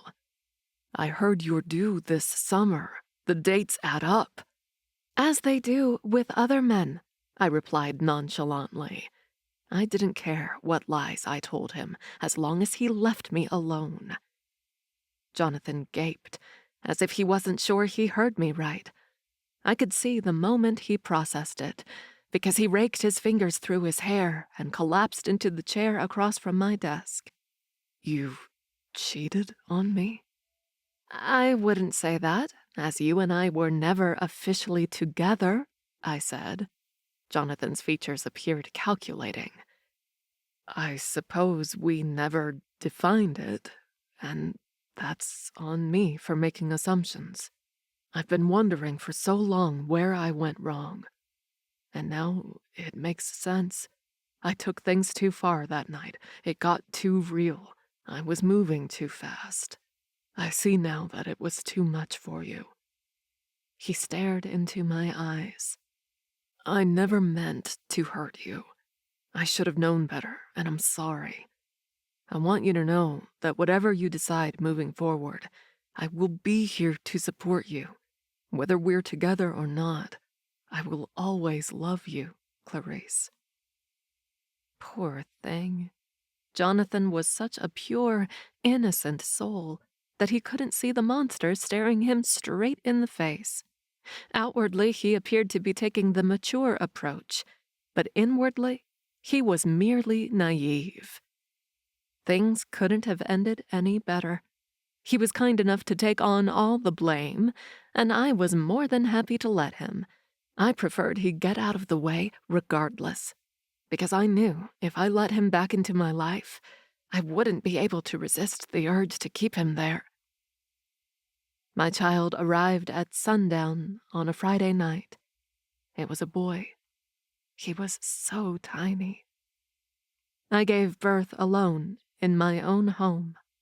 I lay in bed for 7 hours straight, and though my body felt everything, I couldn't remember a single sensation. He cried, but I'd already forgotten the sound. I couldn't remember how Emmett got there. I must have called him. I answered the door. "Where's the child?" he asked. "In the bedroom," I told him. I turned and led him down the hall. The baby was crying. There was blood everywhere. Emmett wrapped the baby in a blanket and lifted it into his arms. The child continued to cry. "We have everything we need to summon assistance. Where would you like to perform the ceremony?" "In the tomb," I told him. "She should see what I've done for her." I led Emmett outside in my bare feet and nothing but a thin, bloody nightgown. We entered the room carved out in the rock, and I knelt beside Nicole's body. "Don't worry," I told her. "I'm going to take care of everything. Nothing will stop us from being together again." "Here, you must take the child," Emmett told me. I gazed down at the baby, and something within me recoiled. "No, I can't." "You must," he pressed. "Only you can make the exchange." Reluctantly, I took the child in my arms, and for the first time, he settled. The baby gave a contented sigh and curled into me. I was stunned as I stared down at his delicate features. His chest rose and fell, and it hit me that I was holding a living, breathing person. Somewhere inside that tiny little body was a soul, an innocent soul that I was just going to give up. It shouldn't have been this easy. I didn't really care what the demons did to him. That should have concerned me, but it was of no consequence if it meant having my sister back. "It's time," Emmett said. As I'd been studying the baby's features, Emmett had drawn a sigil on the ground with chalk. They were old, ancient runes that predated the coven and had come from hell itself. The runes would serve to summon the demon, as well as bind him in the spell so he couldn't cast magic that would hurt us. In the center of the sigil stood a bowl of foul-smelling herbs. Emmett gestured me forward, and I knelt in the middle of the chalk circle. He held out his hand, and I offered him mine. Emmett conjured a knife, and in one quick motion he sliced it across my hand. I winced as the blade cut deep. Blood poured out of the wound and into the bowl of herbs. The baby remained quiet. "Speak the incantation," Emmett said. "In noctis tenebris, cum hoc sanguinis oblitoni, celestium daemonum voco," I spoke. It was an old, ancient incantation that surely hadn't been uttered in over 1,000 years. In the dark of night, with this offering of blood, I summon the wicked demon. The herbs within the bowl erupted into flames that touched the ceiling, and a strong gust of wind swirled around the cavern. A blinding red light shone from all angles around us. I shielded my eyes with one hand. The wind died down, and I opened my eyes to see a ghastly beast standing before us. He was at least 9 feet tall, and hunched over with his spine against the ceiling. He stood on 2 legs like a man, but had a skull-like face with empty eye sockets that glowed bright red. His teeth were razor-sharp, and he had no skin, merely bloody muscle covering his entire body. 4 sharp, straight horns protruded out of the top of his head. The sight of such a beast should have turned my blood to ice, but I felt a sense of relief in his presence. He was a Skelus demon, one of the most vile and powerful kinds. He was bound by no moral values. I knew he could give me what I wanted. Emmett was struck with such terror that he screamed and scurried out of the tomb. Pathetic fool, he had no spine. The demon stared down at me and gave a low growl. He spoke in a deep, ethereal voice. "You have summoned me to this wretched realm. Speak your intentions." "I wish to trade one soul for another," I told him, holding out the child. "This child is my kin. I will give him to you if you can raise my sister from the dead." I gestured to Nicole's body lying on the cot. The demon followed my gaze, then turned his red eyes back on the baby. He wore a hungry expression, like he would do anything to take this baby's soul for his own. "I cannot do as you ask," he said. "Power over death is not as simple as it may seem." "You must," I begged. "We have a ritual ready, one that uses a cursed child to raise the dead. But we need your power to pull it off. Please, I will do anything." "I'm familiar with such a ritual, but it requires more than power. You will need perfect timing," the demon said. "Perhaps you would be satisfied with an alternative agreement." "Anything to bring her back," I urged. "I can give you strength," he proposed. "I can make your soul a vessel for power unlike you've ever experienced before, and give you the ability to shape magic to your will. If you wield this ability properly, you can amass the powers of a demigod, and under the proper circumstances achieve that which you desire." I glanced between my sister and the baby, and I found myself hesitating. "What will you do with him?" "I will take him to a demonic realm and raise him in the ways of a demon." At least the child would know an existence of some sort. The demon would enslave him, but he was better off in this other realm than to be raised by a broken mother. I would only destroy him. I knew what it was like to live amongst the ruins of a shattered soul, and it was not an existence I wished upon anyone. I could keep the child and give up my sister. or fulfill the promises I made long ago. Either way, there was no turning back. I had reached the point of no return, and no matter what choice I made now, there was no redemption for my soul. The only choice I had now was to save this child I'd known for mere minutes, or resurrect the woman who had been at my side throughout lifetimes. There was no decision to make. Done, I agreed. I held the infant out toward the demon. His soul is yours. The demon took the child. The baby began to scream, his piercing wails echoing throughout the chamber. The demon's spell was already underway. He lifted a hand and red magic swirled around me.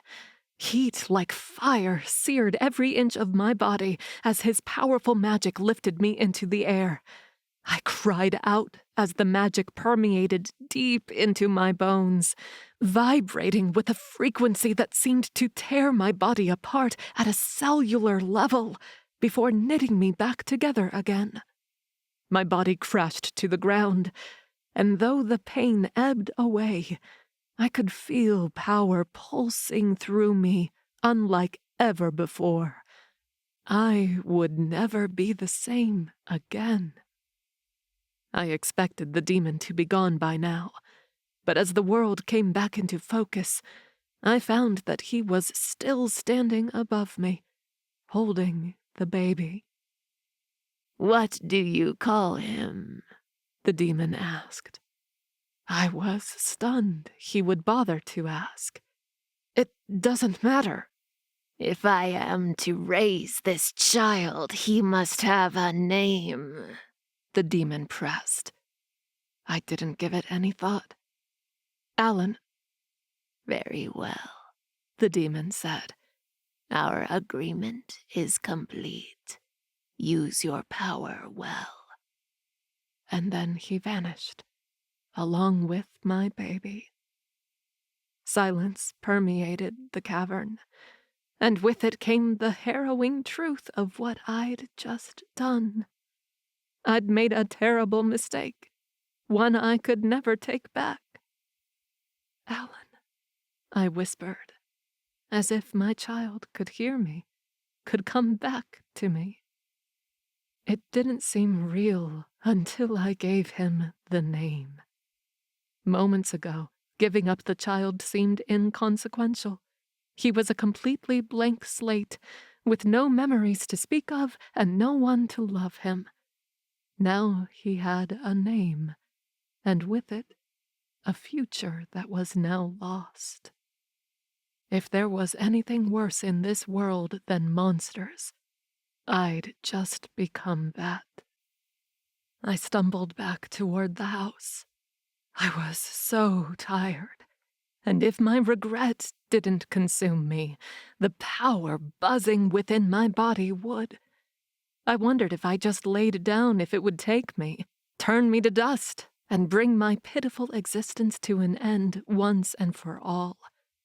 The demon had made me powerful, and now I wasn't sure I wanted this power at all. It didn't matter what I could gain at the cost of what I'd already lost. Emmett was waiting for me in the woods. "It is done," I stated as I continued toward the house. "Where's your sister?" Emmett asked. "Still waiting. This is just one stage of many." What do we do?" Emmett stammered. "Continue our work," I replied. "The demon gave me power, and I must learn how to use it to achieve our final goal. We have a cursed child awaiting us in Pinewood Manor. When it is time, we will finish the ritual, and I will have the power to get the job done. Clean this mess up. No one can know what happened here tonight." "Very well," Emmett agreed. "But Clarice, what will we tell people?" I hadn't thought that far ahead, and my voice came out hollow as I answered. "We tell them he died because it's the truth. Alan isn't with us anymore. He never was." The phone rang after Emmett left, and I picked up. I lay in bed, but I didn't say a word as I brought the phone to my ear. I could hear the sounds of a running vehicle in the background. "Hello, Clarice?" Faith's voice came over the line. "Are you there?" "I'm here," I said in a distant tone. "I called to tell you the deal with the Midnighters went well," my best friend said. "We were able to sell off enough potion to pay off a significant portion of Nadine's medical debt. I can't thank you nor my mother enough for your help in arranging these meetings." I remained silent because nothing she said seemed to hold any meaning. "Clarice?" Faith prodded again. "Did I lose you again?" "You're a good mom," I stated. My voice was so hollow, it didn't sound like my own. Faith seemed stunned by my response. "Oh, thank you." "It's not a compliment," I said, without any emotion. "It's a fact. You put your daughter above all else. You love her. I wonder what it's like to love a child like that. I named him after my father. In so many ways, I hated that man. I thought it'd make it easier to let him go. It didn't." Panic entered Faith's tone. "Clarice, what happened?" "You don't want to know." "I do," she insisted. "That's what friends are for." If I could tell anyone anything, it was Faith. But I'd kept so much from her for so long. She wouldn't understand. It didn't seem to matter anymore. I'd done the unthinkable, and I deserved every ounce of retribution the most evil powers in the universe could rain down upon me. "I traded my son for my sister," I admitted, though it barely felt like an admission at all. There was no weight lifted off my shoulders, no feeling of relief, just remorse that would forever haunt me. "I'm coming to Octavia Falls," Faith demanded. "You can't come back," I reminded her. "You're cursed to never return." "Then meet me on the outskirts of town past the protection spell," Faith urged. "We need to get you help." "Nobody can help me now." I was already in too deep. "I'll go to the priestesses. Surely they can send someone—" "No," I interrupted. "They're the ones who started this. If they learn what I've done, I'll be hanged." "We won't let that happen." Something within me broke, and I spat. "They hung Nicole. What makes you think they won't hang me too?" "So stop what you're doing," Faith begged. She didn't know the half of it. "I took a witch's vow," I told her. "Witches' vows can be broken," she argued. "Clarice, tell me everything." "Why?" I snarled. "So you can turn me into the priestesses?" "So I can help you." "Nobody can help me, Faith, least of all you. You don't know what it's been like without her. You haven't been here. Nobody knows how I feel. I'm so fucking alone. And she's out there, goddess knows where, a fractured bit of a soul that's trying to find its way back home. I can't do this without her. You have a husband and a daughter, and you know nothing about what it's like to have no one." My voice shuddered as I continued to rant. "I haven't seen you in years. You only call when you want help for your poor, sick child. Forgive me if I can't find the fucks to give to continue helping you, because nobody has been here to help me. I have to keep going at it alone, because that's what I've done all these years. If I don't finish what I've started, then it's all for nothing. Then I sold my son to a demon for nothing." The silence that hung in the air was deafening. "Clarice," Faith started, but she was at a complete loss of words. She knew now what a horrible monster I'd become, and it was obvious that moment had changed everything she ever once thought of me. I heard her husband mumble something in the background. I keep making one mistake after another, I said. The damage was already done beyond repair. I've told you too much. I'm sorry, Faith, but you can't stop me. I need to see this through. Please, Clarice. Faith's words were cut short at the sound of screams. Casting the curse was far too easy with the power that was now pulsing through my veins. It took a mere intention and the wave of my hand, and it was done. I cursed the brakes on their car to fail, and then hung up before they'd finished screaming. Nobody would stop me, not even my best friend. I'd already sacrificed so much to get to this point, and if she had to go as well, then so be it. There was nothing I could do now that was worse than what I'd already done. I cast another spell that would silence the couple from beyond, so they couldn't reveal what they'd learned from me. If anyone tried to bring them back through a seance, it wouldn't work. No one, seer or otherwise, would be able to communicate with their spirits. It wasn't magic just any witch could cast, but the deal I'd made with the demon had made me more powerful than any witch ever before. Now all I had to do was pick myself up, dust myself off, and finish what I started. Demons were tricksters, and it became abundantly clear over the following weeks that I'd been sorely misled. The demon hadn't exactly lied about the power he'd given me, but he hadn't been clear either. The power I'd felt that night quickly faded, and I found that I was unable to generate that kind of energy on my own.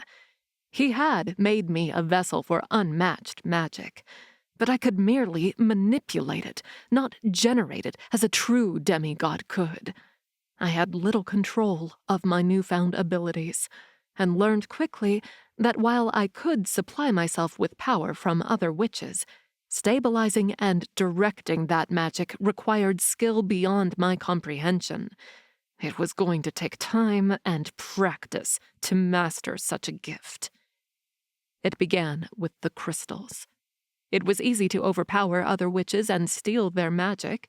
Each time I did, I funneled that power into a crystal, where it would remain dormant until I learned to manipulate it properly. I started small. I practiced stealing a bit of magic here and there, and no one noticed. My crystal stores grew more and more abundant. It was obvious I was going to require a large collection of crystals to contain the power I was stealing. I kept my crystal stores hidden away in the tomb with my sister until the room became so filled with quartz, amethyst, fluorite, and other minerals that it was covered in them. It had transformed from a tomb into a crystal cave. I figured that here no one would find my collection. Until somebody did. I was performing a ritual in the tomb, trying to funnel death magic from my crystal stores into my sister's body. Her fingers twitched, and I gave a laugh of delight as I saw the necromancer powers I was manipulating were working. I couldn't generate death magic on my own, but I could take it from other witches, place it inside the crystals, and then use it for my own spell work. The magic responded to my command, and I just needed to find the right spell to get it to work for my purposes. My sister's body rose from the cot, though her eyes stared ahead lifelessly. I cried out in glee. Finally, we were getting somewhere. A stick cracked near the doorway. "Is everything all right?" a gruff voice asked. I whirled around to find an old man standing there with a cat at his feet. I recognized him from town. Henry Keller, or Old Man Keller, some called him. He was an old, retired man who volunteered at the Historical Society. Sometimes he appeared for guest lectures at the college. He was a nice man. It was a shame what he'd just stumbled upon, really. "You shouldn't be here," I sneered. "This is private property." He gazed around at the crystals covering nearly every surface. Hesitantly, he took a step back. "Forgive me. I wandered off the Black Circle trail and got lost. I will be on my way." It was evidenced in his eyes that he knew he stumbled upon something he shouldn't have. Surely he would go running to the priestesses to report what he'd seen here. "I can't let you do that," I stated. He'd seen too much. The old man spun around and took off through the woods, as if he could outrun me. My sister's body slumped to the cot as I abandoned my spell in pursuit of the man. His cat had scurried away through the trees, and I didn't know where it had gone. Didn't really matter. The cat wasn't the problem. Old Man Keller was a mentalist. I could feel that from dozens of yards away. He had telekinetic powers. Just one twist of my wrist, and I could easily draw his magic into me. He shot a terrified glance over his shoulder. He withdrew a wand from his coat and aimed it at me, but nothing came out. I'd already drained his power. At my command, a telekinetic spell burst out of me, and he tumbled to the ground. His head hit a rock, and the forest went silent. This had gotten messy, and I didn't like making messes. I hadn't touched him, and no one knew what power I possessed, so there was no way to trace his death back to me. I used the telekinesis I'd stolen to levitate his body back onto the Black Circle trail far away from my house. It was better to leave him there where others would find him, because a missing person would only launch an investigation. This way, the authorities would write it off as an accident, and they wouldn't go looking for a killer. I couldn't be making silly mistakes like this. I had immense power, and I had to use it to my advantage. I returned to the tomb and cast a strong protection spell around it. The ward would only let through those whom I wanted to be there. Then I placed a powerful spell over myself. I was so strong now, stronger than any witch I knew, that if anyone tried to sense my power, they'd feel nothing beyond my own alchemy magic. My wards would keep them from sensing anything deeper, and it would work every time, because there wasn't a witch powerful enough to break through them. I knelt down and pushed my sister's hair out of her eyes. I won't make a mistake like that again. I've got it all under control. I promise. And I did. I was in full control. I took my research outside the coven with the Omnimotus curse. I sold my services to a group of elementi in California. Their tribe was in the midst of the war, and I knew the right group would be willing to work with me. The curse couldn't be used on other witches, and it was best to keep my research outside of Octavia Falls anyway, so that my own people would remain unaffected. The last thing I needed was to draw any attention to what I was doing. We already had one cursed child in captivity, along with a dead witness. The priestesses would undoubtedly launch an investigation if strange things continued to happen. I had no such reservations about causing mayhem amongst another group of supernaturals. The Omnimotus curse was an ancient one used in times of war. It acted like a virus, traveling from one person to the next, though, in the Elementi's case, I focused the curse on their familiars. It infected one's magic until it became poisonous to the victim, resulting in death. Once a familiar died, its bonded partner could no longer go on living, which made it the perfect spell for the Hawkeye to get their hands on. Witches had used the Omnimotus curse in ancient times to steal the magic of other supernaturals, and that's exactly what I needed to learn how to do, so I could figure out how to better control my powers. In exchange for the curse I cast, my contact funneled back information about how the spell interacted with the population. I thought I understood the mechanics. Emmett and I, along with the witches we'd hired to assist with the spell, went through with the ritual. A young boy died. The spell didn't take. I had all this power, but we hadn't timed the spell right. Didn't matter. We could try again. I continued my research with the Omnimodus curse, but the Elementai learned how to reverse the effects of the magical virus before my research could be completed. I had no choice but to continue stealing magic from my own people, learning how to manipulate it to my will to complete the spell Emmett and I set out to perform all those months ago. I stole a bit of magic here and a bit more there. People knew something was up, but there was no way to know I was the one draining their powers. Meanwhile, Nadine Evers had shown up in town, and I was completely thrown for a loop. I hadn't given any thought to what would happen to her after I cursed her parents. She was an adult now, so I figured she'd be off at some college this fall. I just never thought it'd be my college, the very school I ran. I felt an obligation to take care of Nadine, because I was the reason she was here in the first place. The poor girl knew nothing about magic. Her mother had never told her. I figured if I took her under my wing and mentored her, then perhaps I could make up for cursing her parents. It was the least I could do, after all.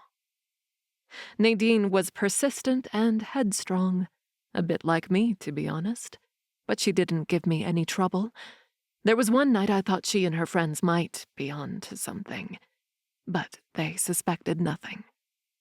I dug up the grave of a recently deceased woman. Emily, I think her name was. Didn't matter the name. I just needed a body to practice a spell on. I'd nearly damaged my sister's body with the failed ritual we performed. So Professor Carlyle and I agreed that we needed to perfect our rituals before performing them on Nicole. A fresh body was the best option, because I could disturb the earth without anyone noticing.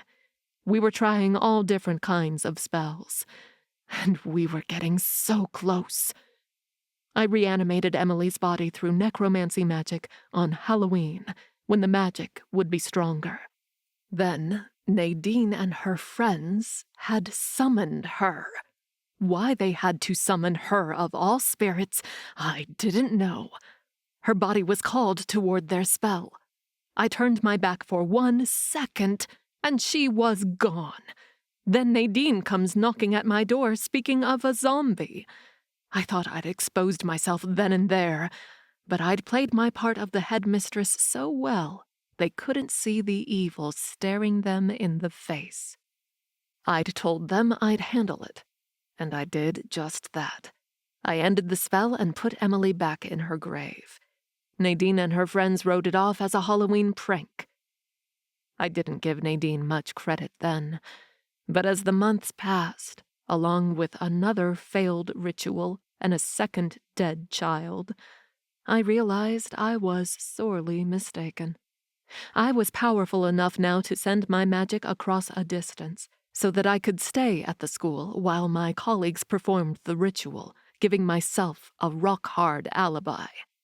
But Nadine had quickly befriended another student, Lucas, who'd been investigating the missing children Professor Carlyle had taken. The two of them couldn't stop digging. It was difficult to get away with something so outright bold, but it was necessary, and I had the power to cover it up. The authorities hadn't been able to trace anything back to us, and so I didn't think Nadine and Lucas could either. Then the two of them showed up at Pinewood Manor the night we were to perform the ritual a third time. We'd learned from the first 2 failed attempts, so we were confident we'd get it right this time.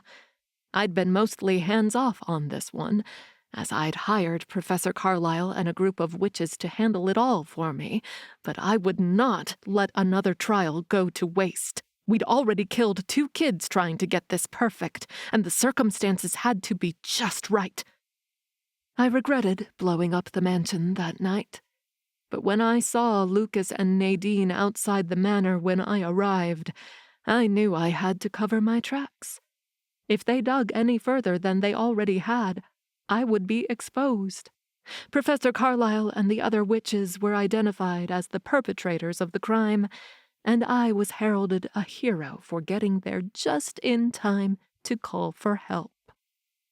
No one knew I had anything to do with it, or that I had any connection to our waning magic. My powers were growing, and with the destruction of my operation I had become desperate.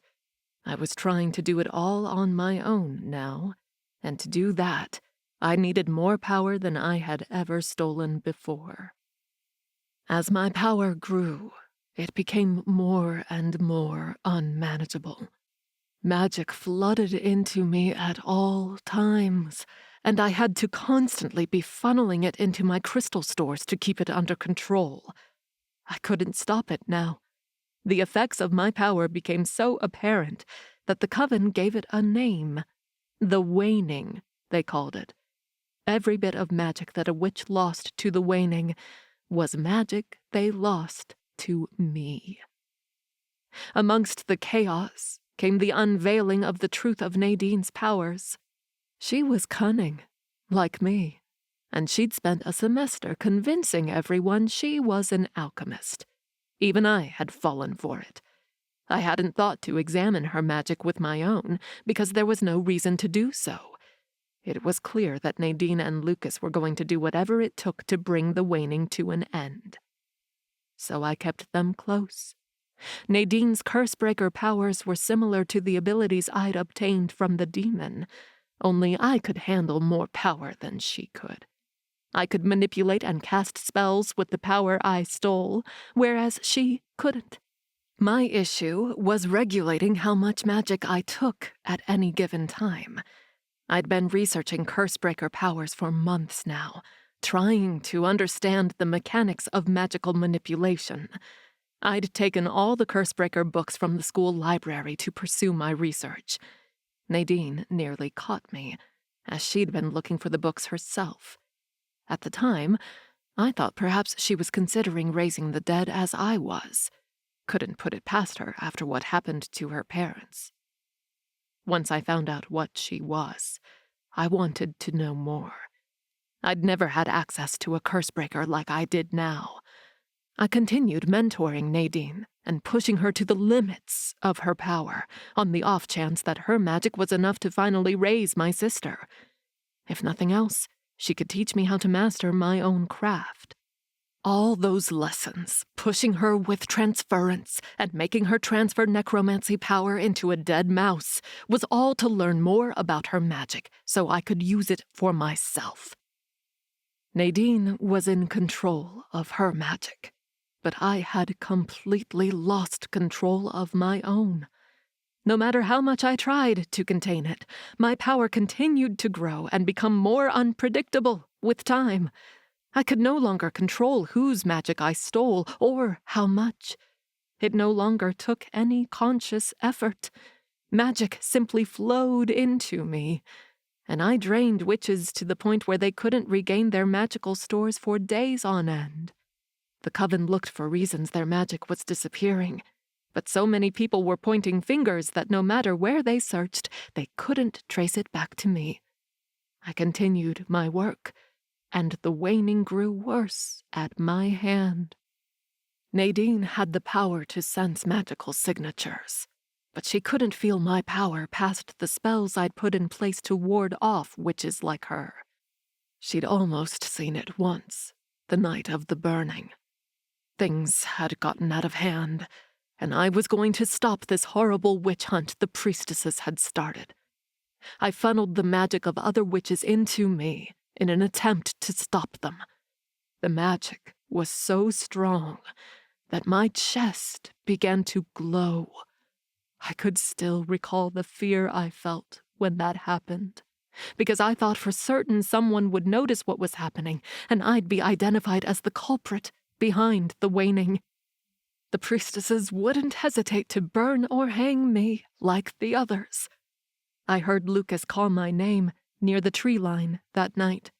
He wanted me to escape with him and his friends. I didn't turn in their direction. I wanted to help. I really did.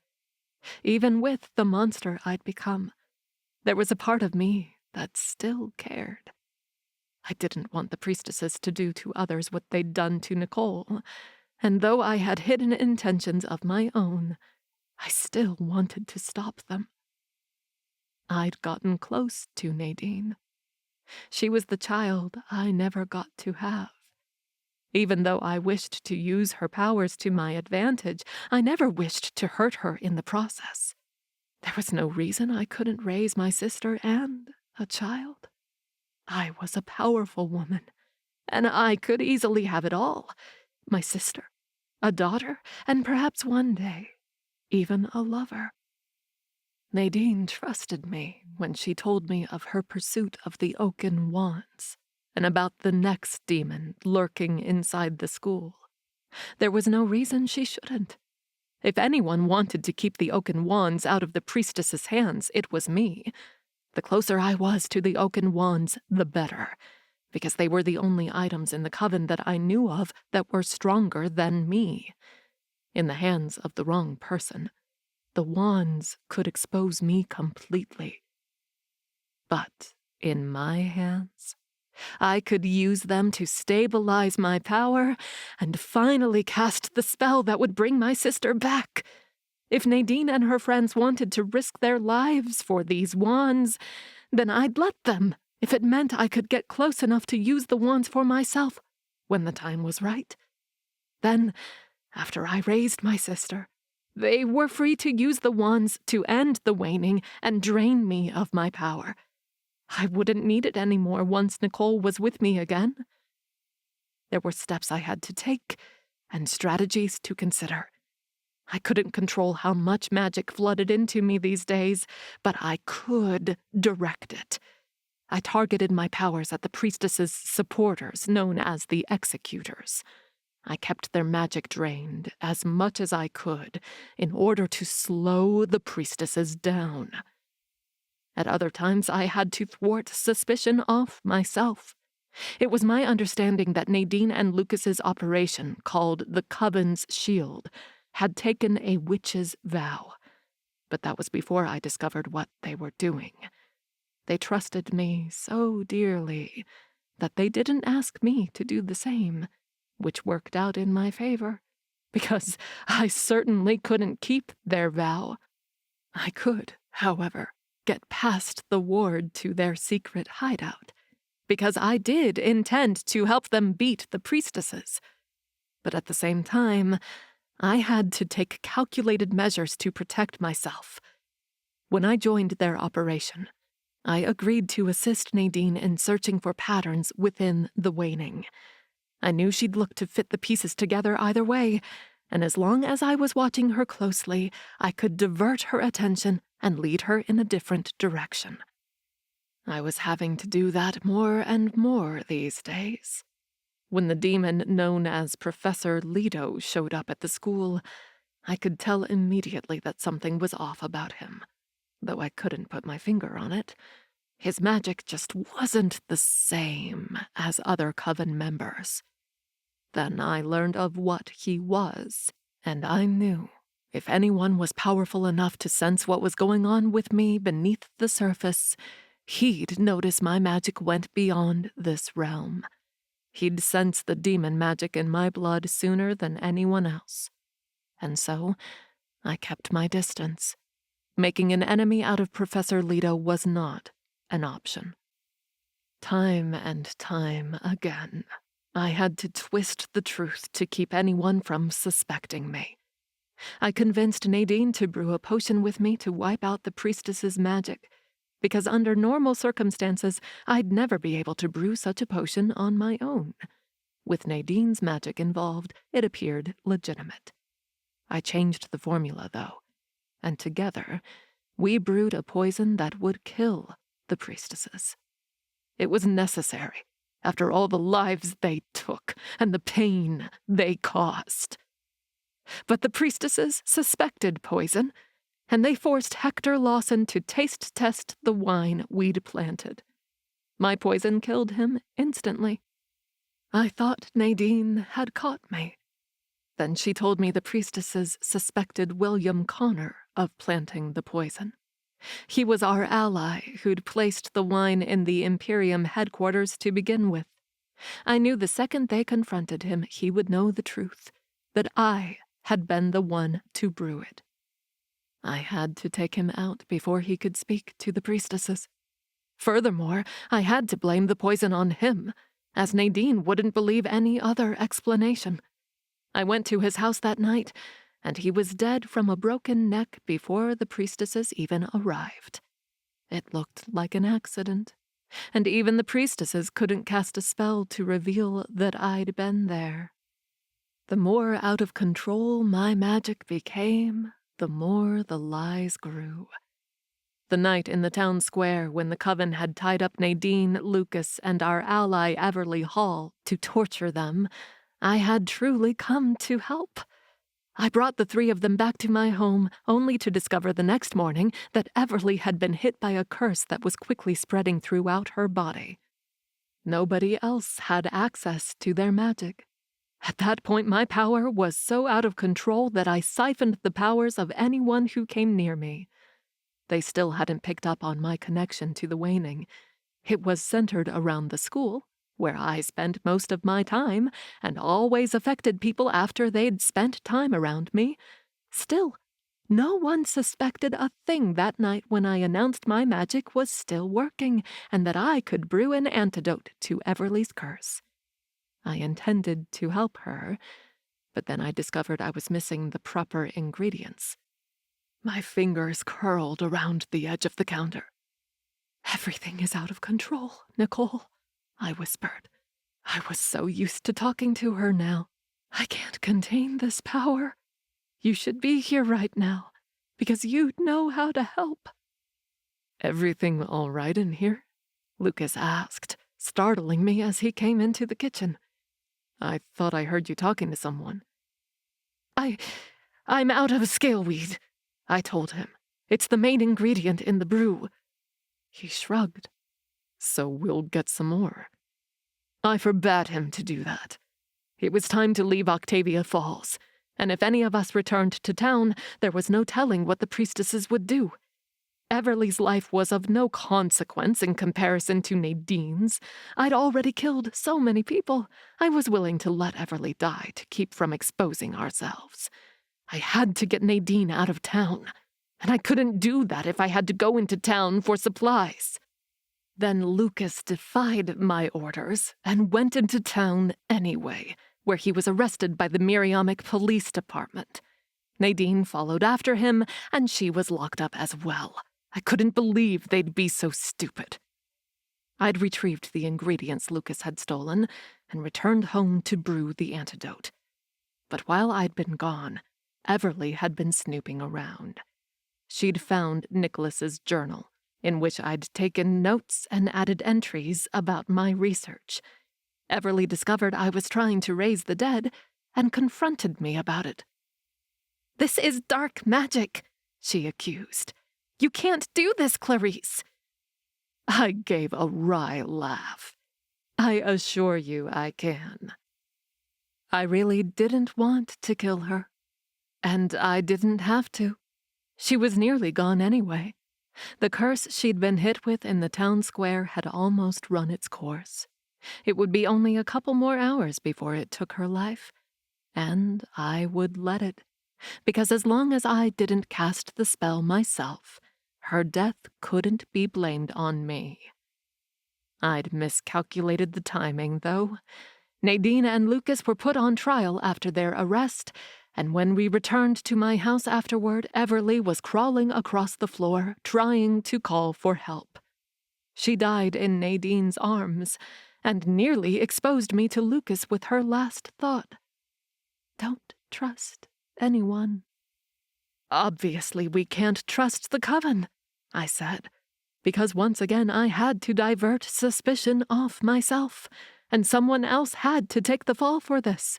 It was all too easy to accept this was the Coven's doing, as they had already intended to kill her that night in the town square. The lies didn't end there. When Nadine and Lucas were brought to court, it was revealed that the potent Crepitus spell was used to explode Pinewood Manor the night our ritual failed and my associates were killed. It was a powerful spell that historically could only be cast by multiple cast members. I was so powerful at that point and had access to magic from multiple casts that it wasn't difficult to perform the spell on my own. But no one could possibly know that. I carefully curated my questions and coached my witnesses to divert any suspicion away from myself, convincing the Coven that the attack was the result of a failsafe spell my employees had cast on their own. All the lying was getting exhausting. It seemed that no matter what I did, cataclysm followed. The night following the court trial, the school was attacked by angry Coven members. I tried to help by siphoning magic from the mob to stop the assault, but I couldn't control the flow of my magic. My choice to fight back triggered the waning on the student populace, and I began siphoning power from within the school itself. I'd completely fucked up the space-bending spell that expanded the school on the inside, and the rooms began to fold in on one another. It only got worse the more I tried to fix it. As I walked the school halls in search of a solution, I came upon Nadine and her friends, though I couldn't reach them.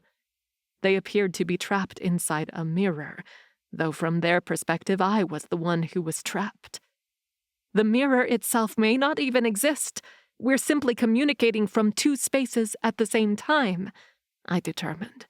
Space-bending magic was tricky that way. How do we fix it? Nadine demanded. I was horrified she would suggest such a thing, because if she tried to fight against my power, it could destabilize the spell completely, and the whole school would collapse in on itself. Nadine, I beg of you, don't try to fix this. Fixing it will only make it worse, I warned. Then what do we do? Nadine yelled. Get to a stable room and stay there, I instructed. I'm working on finding us a way out. The mirror shattered, and Nadine and her friends were lost from me. There was nothing more I could do but let the space-bending spell die completely. Students would die, but I could no longer save them. I used what power I could to get myself out of the school. I was relieved when I discovered that Nadine and her friends had found a way out as well. I got them to the safe house outside Octavia Falls like we planned, and thanked my lucky stars that they were still alive. Despite everything that had happened and all the lives that were lost, I still loved these people.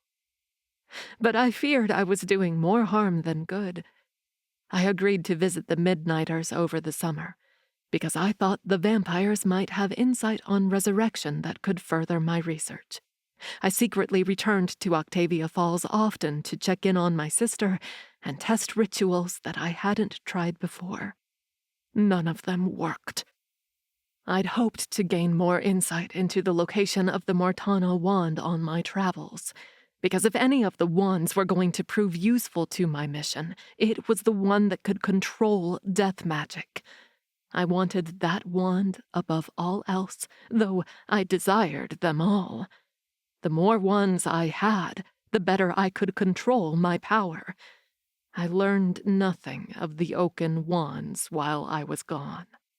I clearly hadn't learned much of anything at all, because the moment I returned, I was right back to telling lies and hiding secrets.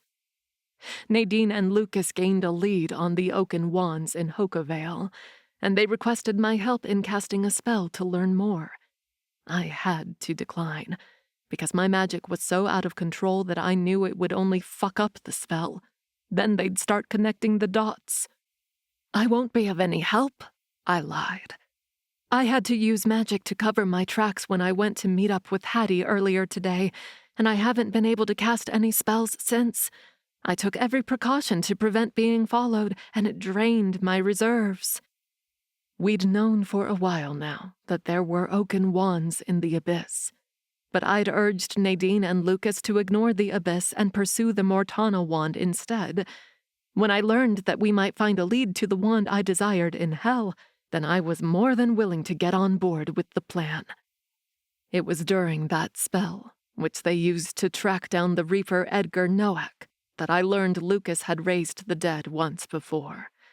I watched the scene play out in the crystal ball, replaying the night of Nadine's evoking ceremony. Lucas had fought off a Reaper that had already claimed Nadine's soul, and he'd brought her back to life. I realized I didn't just need the oaken wands. I needed a Reaper like Lucas. No one seemed to realize this was the first I was hearing of what happened that night with the Reaper, as they all appeared to know already. I kept quiet, as to not give myself away. I had to be careful with my plans, because it was becoming increasingly more dangerous to return to Octavia Falls. I would wait for Lucas to obtain the Mortana wand. I hoped that by the time we defeated the priestesses, I could convince him to raise my sister by his own volition. I'd slipped under the radar so long, I didn't think anyone would notice. But Nadine's grandmother did. The more time I spent with Helena, the more wary she became around me. Helena never said it, but I could see it in her eyes that she was starting to worry. I didn't think she suspected me of anything just yet, but it was only a matter of time before she'd put the pieces together. It killed me to get rid of her, because she'd been like a mother to me all these years. I loved Helena, but I loved my sister more. I was the one to send Helena outside the boundaries of the safe house's ward. I hadn't cast the spell that killed her, but I'd convinced her to walk into danger, and she had died just as I intended. She didn't know what I'd done, for I had been so cunning that even she hadn't caught on. I didn't think she was even aware yet of what was amiss with me, just that something was off. Even if she came back in a séance, she didn't know enough to tell anyone anything. I was almost certain she'd already spoken to Nadine about it, though they'd written it off as something else. I intended to keep it that way. I'd said all those nice things about Helena at her funeral to gain more of Nadine's trust. Most of it was true. The bit about Helena standing next to me while I gave Nicole's eulogy was nothing more than a bold-faced lie, seeing as Nicole never got a funeral. I didn't even know why I said it. I supposed I was so used to telling lies now that it was second nature. It made Nadine cry, so I guess it worked. As long as no one extracted the information from my mind, I could keep up this ruse, and no one would be the wiser. Chloe and Talia developed a technique called tele-insight, but I had already prepared for this. The Midnighters worked in mind manipulation, and I had spent months learning from them how to ward my mind so I would remain undiscovered. I let Chloe and Talia try to read my mind in order to convince them I had nothing to hide. But I didn't let them see anything. I convinced them it was all for their benefit, and that I could teach them the same technique. I let Nadine and her friends hold on to the oaken wands while I bided my time for the Mortana wand, when I could use the wands and a Reaper to raise my sister. Until time ran out too soon. Lucas obtained the Mortana wand from the Reaper Order, but we didn't get a chance to return to Octavia Falls before the priestesses kidnapped Marcus. By the end of that night, the oaken wands were cursed, and their powers were useless. I was powerful, but I couldn't control it well enough to combat the power of the Master Wand.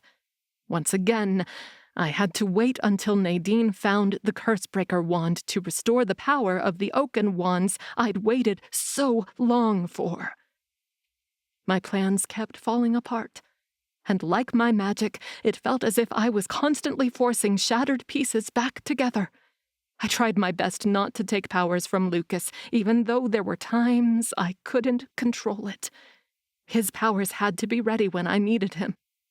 When the priestesses arrived in Octavia Falls with their golem army, and Lucas revealed they'd found the Cursebreaker wand, I panicked. I hadn't anticipated how quickly everything would move once the final wand was located. I worried that together, the oaken wands would be strong enough to steal my power, so I had to use everything I had to raise my sister that night before Nadine could end the waning. I told Jonathan I was going to help across town, but in truth, I returned to my sister's tomb. I used everything I had, all my research and all my power, in a desperate attempt to bring her back with one final spell.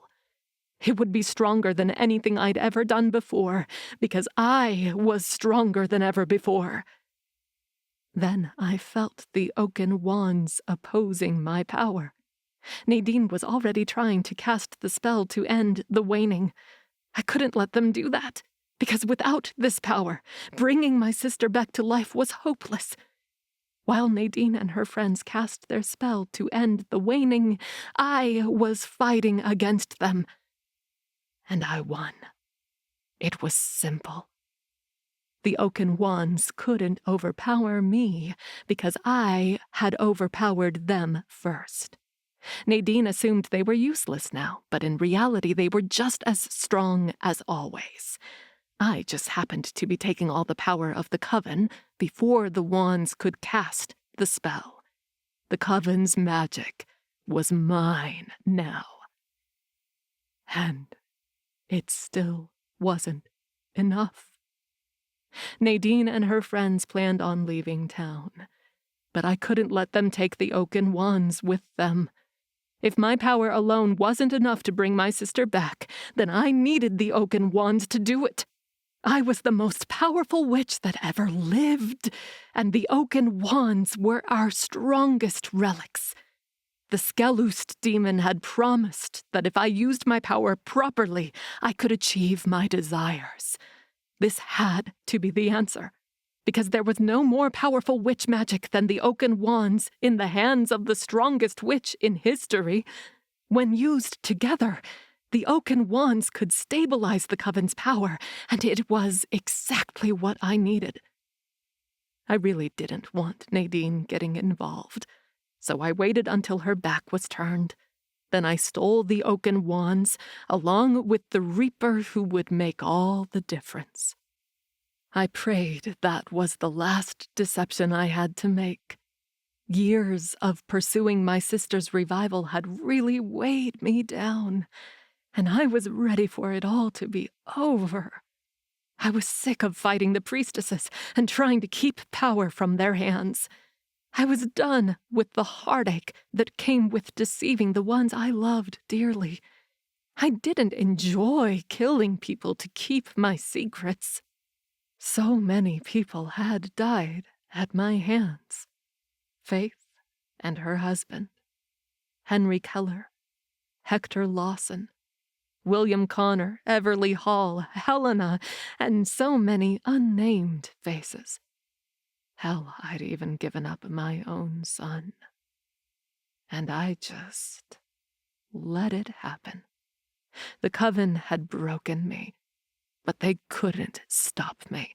It was as my sister's prophecy foretold, and the priestesses refused to listen. They should have heeded her warning. The witch's fate my sister spoke of had been her own, for her death had marked the beginning of the end. And now, the end had finally come.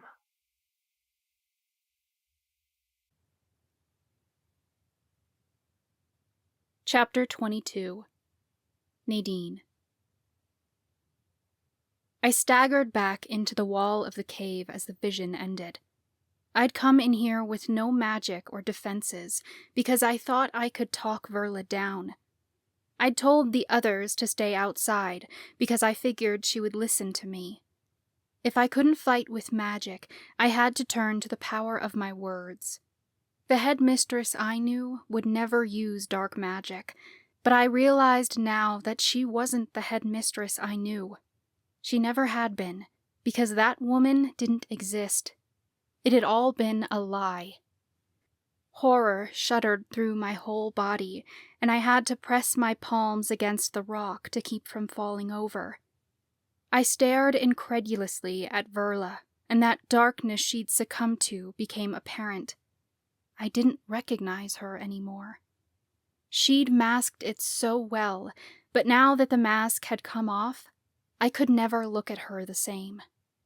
Grammy had told me a light had left Verla's eyes. I thought it had been a shadow of grief. I never imagined it to be the complete and all-consuming darkness of wickedness. "You killed my parents?" I stammered breathlessly. I didn't want to believe it. Their death had been an accident. My mother's best friend would never... But she had. All this time, my parents had been murdered.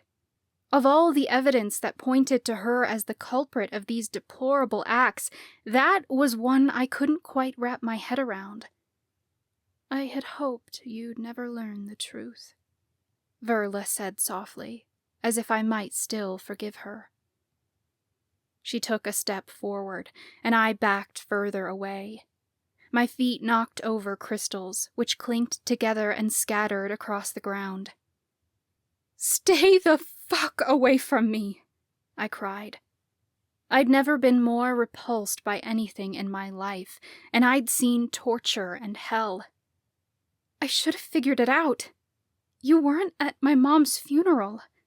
The first time I met you was the day I moved into the dorms. If you and my mom were such close friends, why weren't you there? I always figured you were so busy being headmistress that you couldn't make it, but you didn't come because you couldn't handle the guilt. You, of all people, should understand, Verla said. We're not so different. We've both lost so much. We are nothing alike, I sneered. This woman I once so highly revered morphed into the most horrifying of monsters in an instant. I couldn't relate to her at all, and I despised every second I'd ever spent in her presence. I shot a wary glance across the cave toward my husband. He was crouched down with the oaken wands in hand, slowly inching his way toward our son. Lucas gave me a subtle nod, and I read the message in his eyes. Keep Verla talking. Not hard to do, considering all the horrific things I wanted to say to her. I eyed Verla up and down in disgust. Do you want to know what my mom's last thought was? The Coven's in danger. Stay safe, Nadine. I love you. She knew you were going to destroy it, and she tried to warn me. The danger she spoke of was you this whole time. Issa should have warned me, and you know what? I think she tried. She never liked being around you. Even if she disliked me, she wouldn't remember what I told her, Verla said. Don't act like you wouldn't have done the same. You've killed people too. To save innocent lives, I countered. My sister was innocent, and the priestesses slaughtered her, Verla shouted. So take this up with them, I snarled. You didn't have to involve innocent people. There are no innocent people. Not in this, Verla screamed. I was relying on my community to stand up for Nicole and to save her, and you know what they did? They all stayed silent. They allowed the priestesses to do as they wished, as they've always done.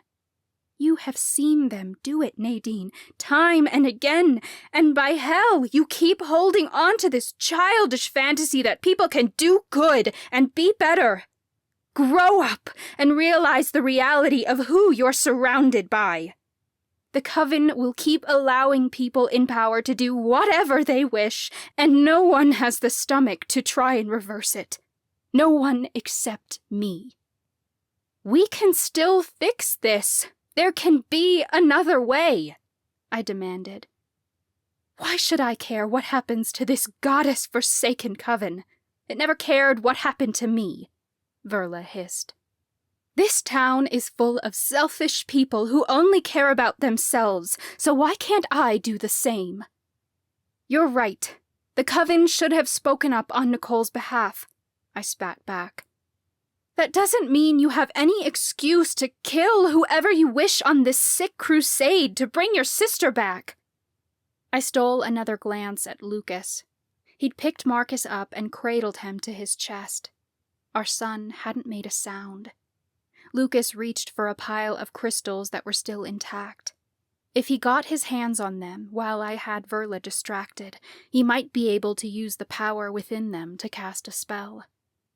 He glanced quickly toward the cave entrance, and I knew he wanted me to distract her long enough to get Marcus out of here.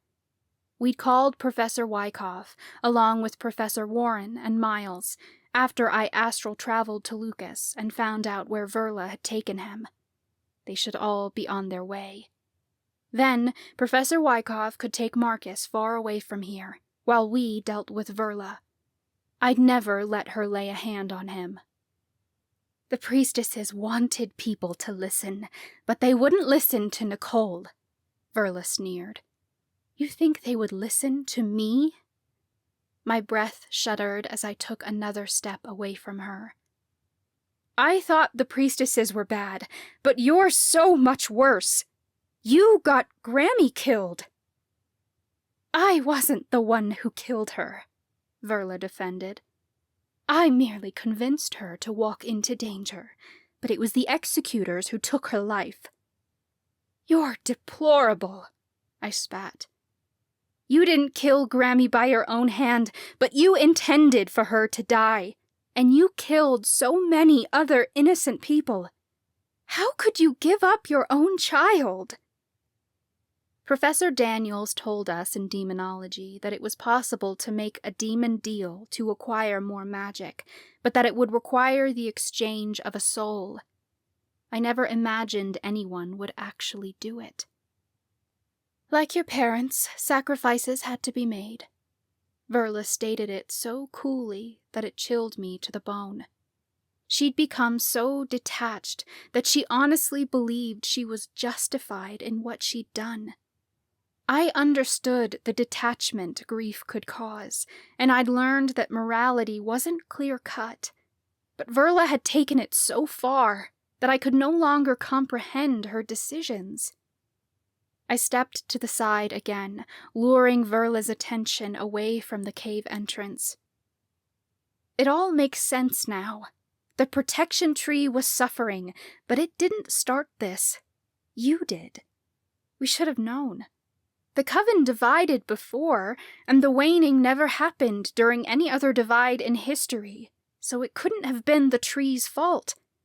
The tree was dying because it needs magic to live, and the waning is what killed it, not the other way around.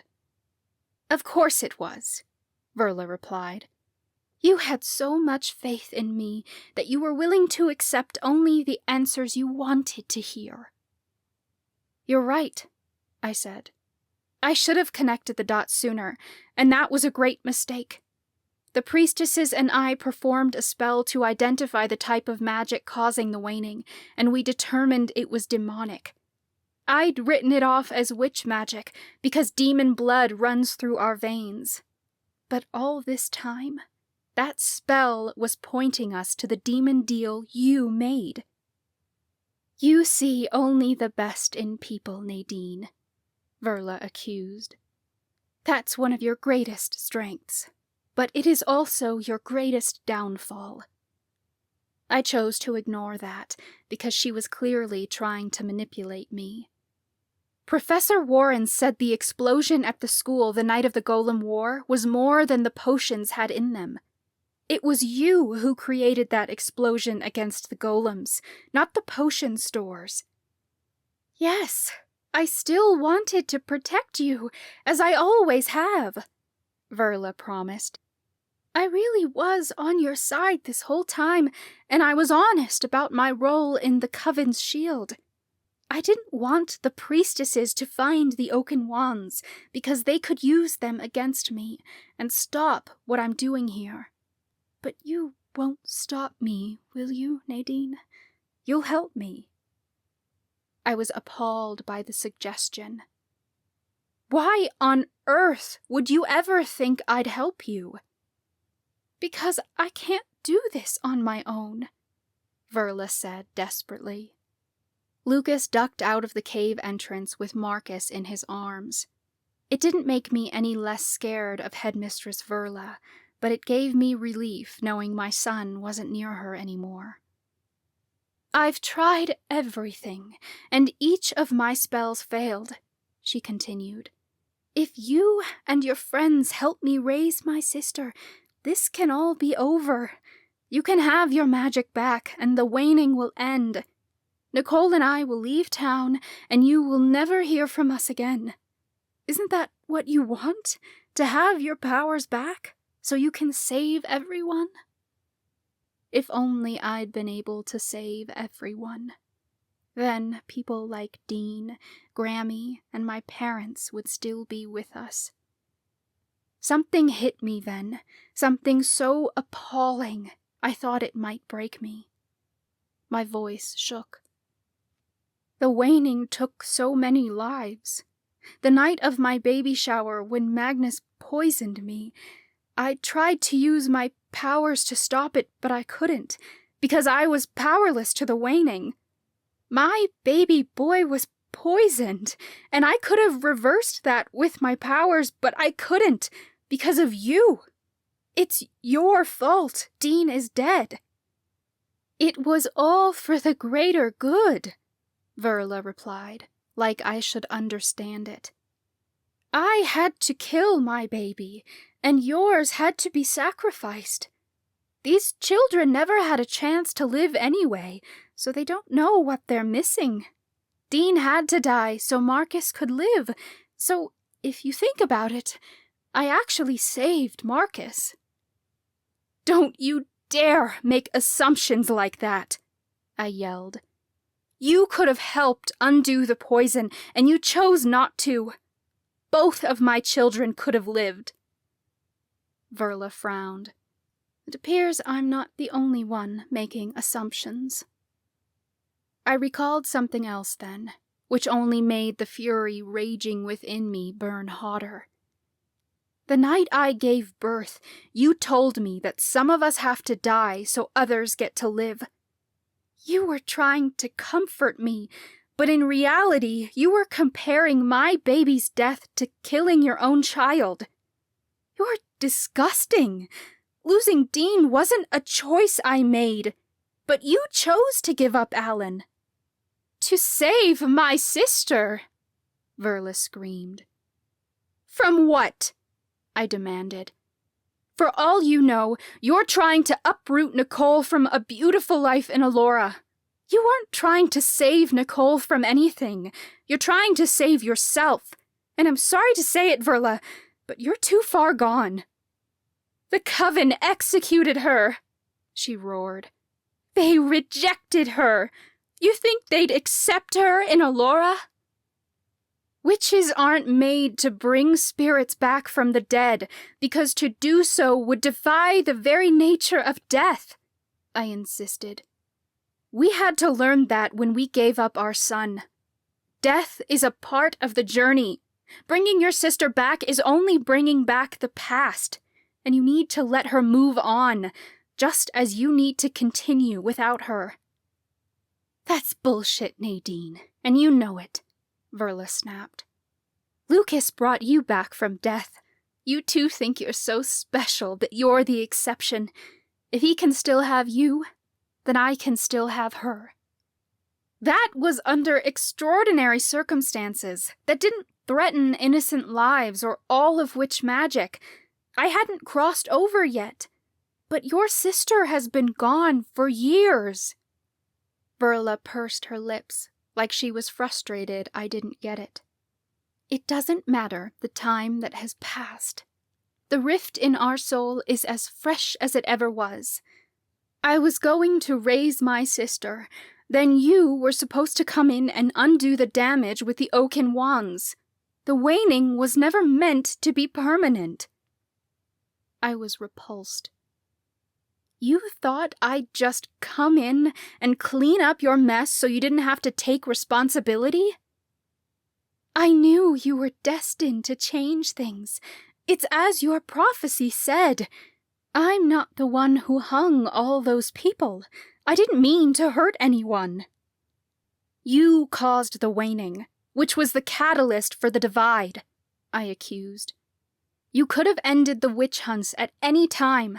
You've had magic all along, and my grandfather's journal that could have led us to the oaken wand sooner.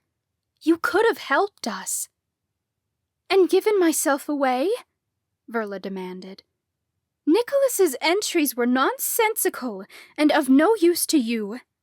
If you'd have seen the journal, you'd know what I was up to. I couldn't let you end this before I finished what I started. You didn't have to finish this just because you started it. It's okay to change your mind when you learn the thing you committed to is harming you. The only thing that's harming me is being apart from her this long, Verla seethed. You want to save everyone, Nadine? Save me. Help me bring her back. I shook my head. The blessing you gave on my wedding day was one of courage. I am courageous, and that means standing up for what's right. If we do this, there's no telling what the consequences might be. So, no, I'm not going to help you. You can't steal our powers forever. One day, you will die, and your spells will be gone with you. If you have to kill me now so that future generations of witches can live on, then I guess you're going to have to kill me. I trembled from head to toe, terrified she'd actually do it. She had the power to end me in a second, and I'd just given up the only thing still keeping me alive, keeping us all alive. But as much as death scared me, I knew there was peace in it, too. If this was where our journey on Earth ended, then it was also where our adventure in the afterlife began. And perhaps it was a beautiful thing to do it together. You don't really want that, Nadine, Verla accused. Tears beaded in my eyes. No, I don't. I'd like to stay to watch my son grow up. All the time I expected to have with him, to be his mother, would be lost. Everything Lucas and I dreamed of, gone. But we were never promised any of it in the first place. So maybe in the afterlife we can build something new. Verla shook her head, looking terrified at the thought of me so easily accepting my own death. As worry fell over her features, I caught sight of the woman I once loved so dearly. Though the mask had come off, there were still parts of her I recognized, buried deep beneath the shadows. Verla had chosen some dark, wicked paths I would never go down, but there was still a glimmer of affection in her eyes. She was afraid for me, and I believed her when she said she didn't want to hurt me. You don't know where you'll end up, Verla said wistfully. Elora isn't promised. You could end up in the abyss, or another realm entirely. A tear streaked my cheek, and my voice broke. Are you sure you want to be the one to send me there? You haven't killed me yet, so there must be a reason you're hesitating. In your vision, I saw that you warded this tomb to keep out people you didn't want here, But I got through. You wanted me to come here. You wanted me to stop you. So, Verla, please stop. I can't. Her bottom lip trembled, and I despised admitting that I felt a twinge of sympathy for her. She didn't appear as an evil villain who descended into madness.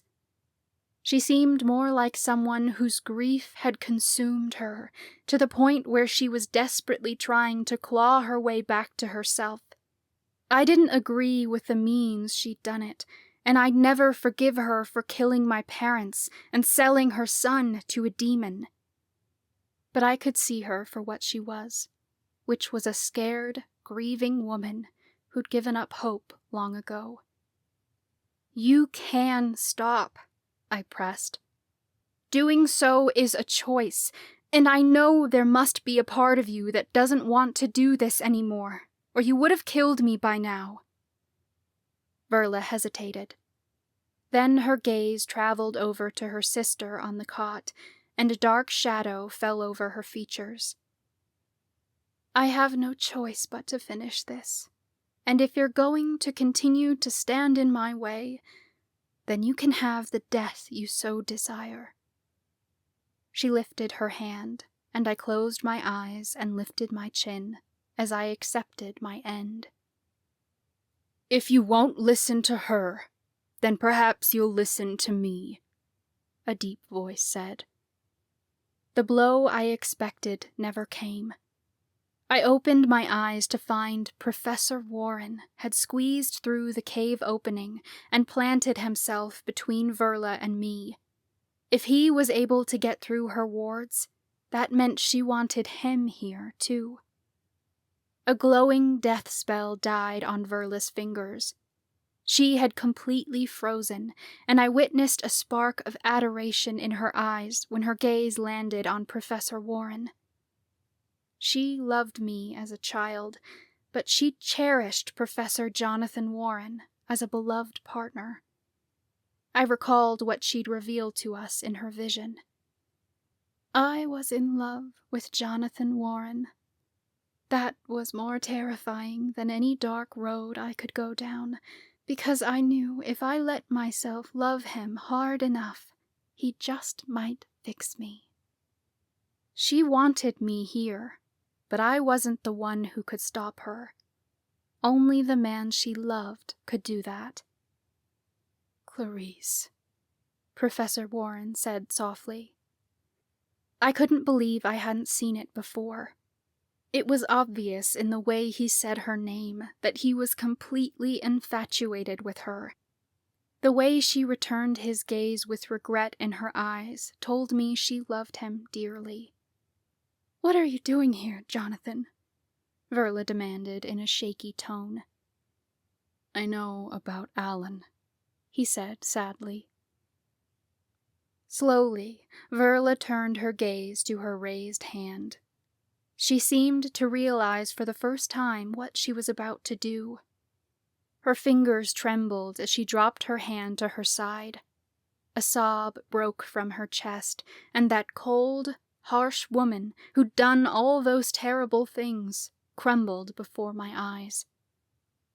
I couldn't tell you. Professor Warren remained surprisingly calm. I know you couldn't. You tried so hard to bring your sister back, but that's never what you really wanted in the first place, was it? You just wanted to feel whole again. She deserved a better life, Jonathan, Verla whispered sadly. Of course she did. Professor Warren reached out and took Verla's hands in his. But you deserve better, too.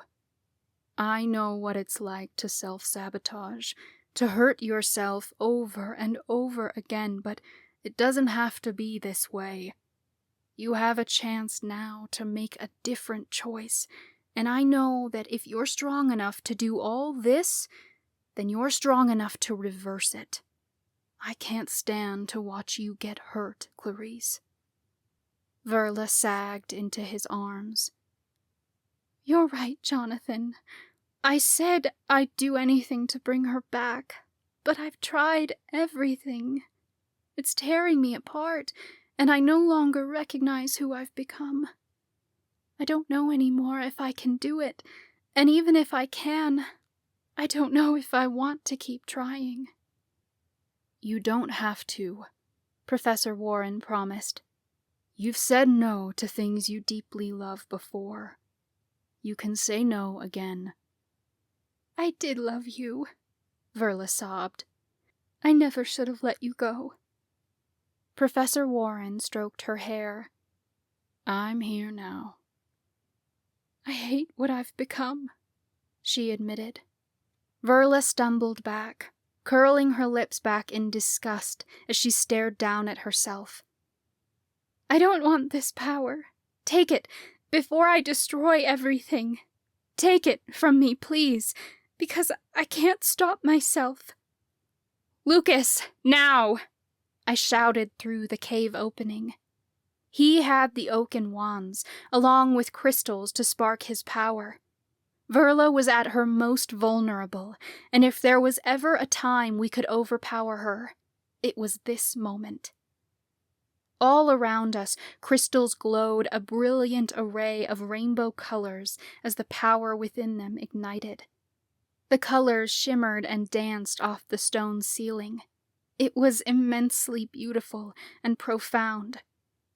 Verla's knees buckled, and she sank to the ground weakly. Her features paled as her power drained out of her. My friends had done it. They'd overpowered Verla with the wands. Outside the cave, something shattered like glass. It had to be Verla's ward. Go, Lucas shouted. Take Marcus far away from here. I will, I heard Professor Wyckoff reply. My friends came rushing into the cave one by one, their wands raised and pointed at Verla. Miles aimed his pistol at her. Our cat scurried in and hissed at her. Lucas shoved the Cursebreaker wand into my hand. Together, he shouted. I didn't understand what he meant. They'd already drained her power. I could see that clear as day. Verla tried to push herself upright, but her arms shook so feebly that she couldn't quite sit up.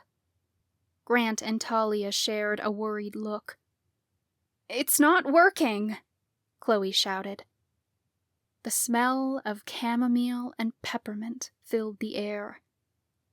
I didn't know where it had come from, but it made the hairs on the back of my neck stand straight up.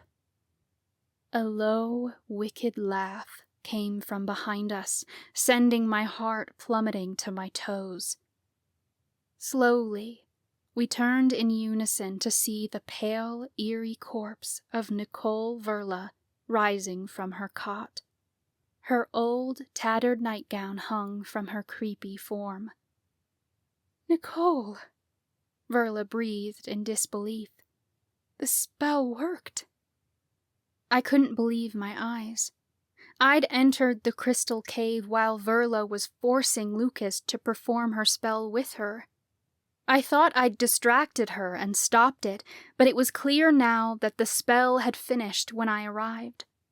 It had taken time for Nicole's body to wake, but Verla's final attempt at a revival spell had been successful. Nicole tilted her head as a sinister smirk crossed her face. Finally.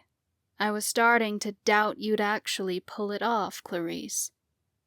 I said I'd do whatever it takes, Verla told her desperately.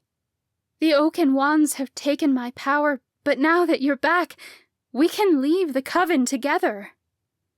Oh, honey, Nicole taunted with an evil laugh.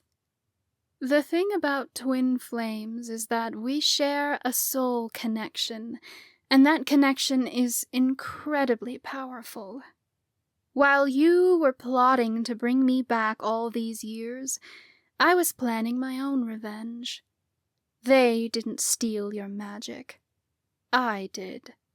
The demon deal you made and the power you amassed flows through our soul, which means, now that I'm back, this magic is mine as much as yours. I'm going to use the power of the Coven to make them pay for what they did to me. And I'm going to force you all to watch as I finally bring the Miriamic Coven to its miserable end.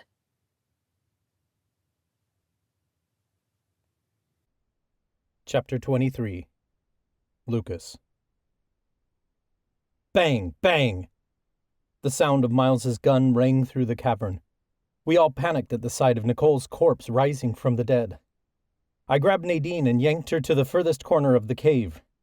Grant threw himself in front of Talia, and Chloe took a cautious step back.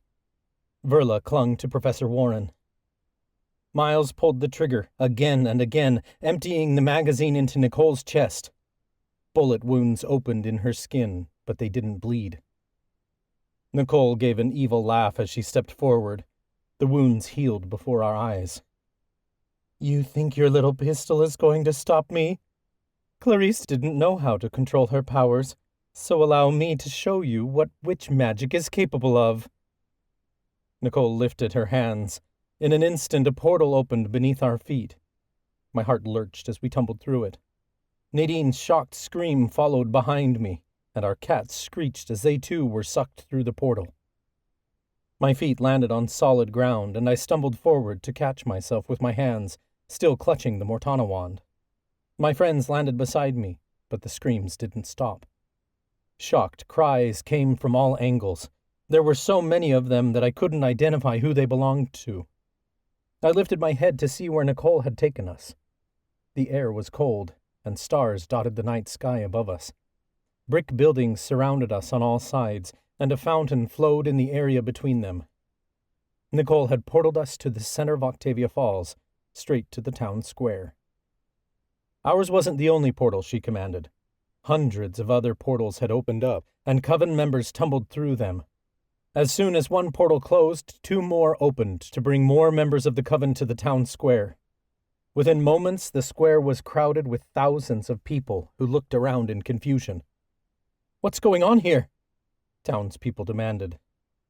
I glanced around the crowd frantically, but my friends, along with Verla and her sister, had disappeared into the sea of people. I didn't see Professor Warren anywhere. Chaos erupted around us as people screamed for their loved ones. I shoved my way through the crowd until my eyes landed upon Nadine, who was being dragged back by a disorderly crowd. "Lucas!" she cried. "I'm here!" I yelled back. I desperately reached out, and Nadine's fingers found mine. I shoved past a few more people until I curled Nadine in my arms. Her racing heartbeat pounded against my skin, in sync with my own. "I don't see Nicole or Verla anywhere." Nadine panicked. "Over here!" Grant's voice carried over the crowd. I turned to see him standing on the edge of the fountain and waving his arm above the townspeople's heads. Nadine and I pushed through the crowd until we reached the fountain. Talia had climbed onto the concrete ledge beside him and was searching the square for the others. She must have spotted them, because she whistled loudly to get their attention. Miles and Chloe saw her and shoved past people to get to us. Only when they found us, they'd brought others I never expected to see again. A woman with black hair and porcelain skin, a goth girl with purple hair, a young woman dressed in all black who looked strikingly similar to Talia, and a girl with sleek dark hair and bracelets all over her wrists. Monica, Onyx, Tate, Mandy. I said their names out loud, but it still didn't seem real that they were here. Monica hadn't been seen in Octavia Falls since we faked her death and sent her to Hokavale. Tate and Mandy had moved there last year too, and Onyx had been in Paris for weeks. A woman's terrified scream tore through the night. I turned to see Meredith standing a few feet away from us. Her features had gone stark white as she stared at Monica, who she believed to be dead. Meredith had been less than kind at her sister's funeral, as she believed the lies the priestesses told, claiming Monica had been behind the hearse crash. You're dead," Meredith stammered. "I put you in the ground." Monica's features softened when she looked at her sister. I'm here in the flesh. There's much to explain, but I assure you I never died. I've only been in hiding. You caused the Hearst tragedy, Meredith sneered. I didn't, and I can explain that. Monica started. She stepped toward her sister, but Meredith scurried backward, knocking into a few other people. Stay away from me! Then she whirled around and shoved through the crowd. Monica's features fell in complete disheartenment. A lot has happened since you left, I told her. She hadn't been awake to hear the awful things her sister said about her at her funeral, and I hoped she'd never know. Onyx shot a worried glance around the crowd. What's happening? 1 second I'm sleeping in my bed, then I feel myself falling through a portal.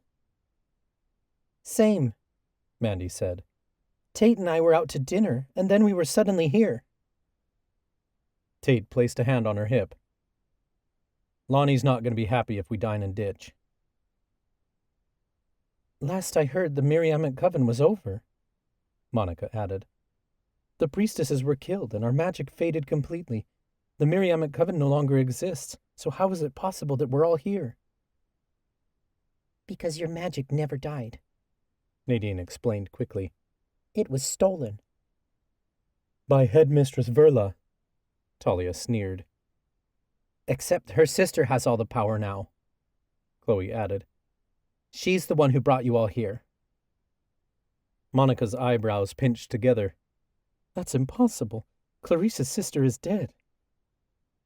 Grant laughed uncomfortably. Not anymore, she's not. More like undead, Miles said. She brought everyone back to show off her power so she can destroy us all. Onyx turned to Nadine and me. How do we stop her? I gazed down at the Mortana wand in my hand. I wish I knew.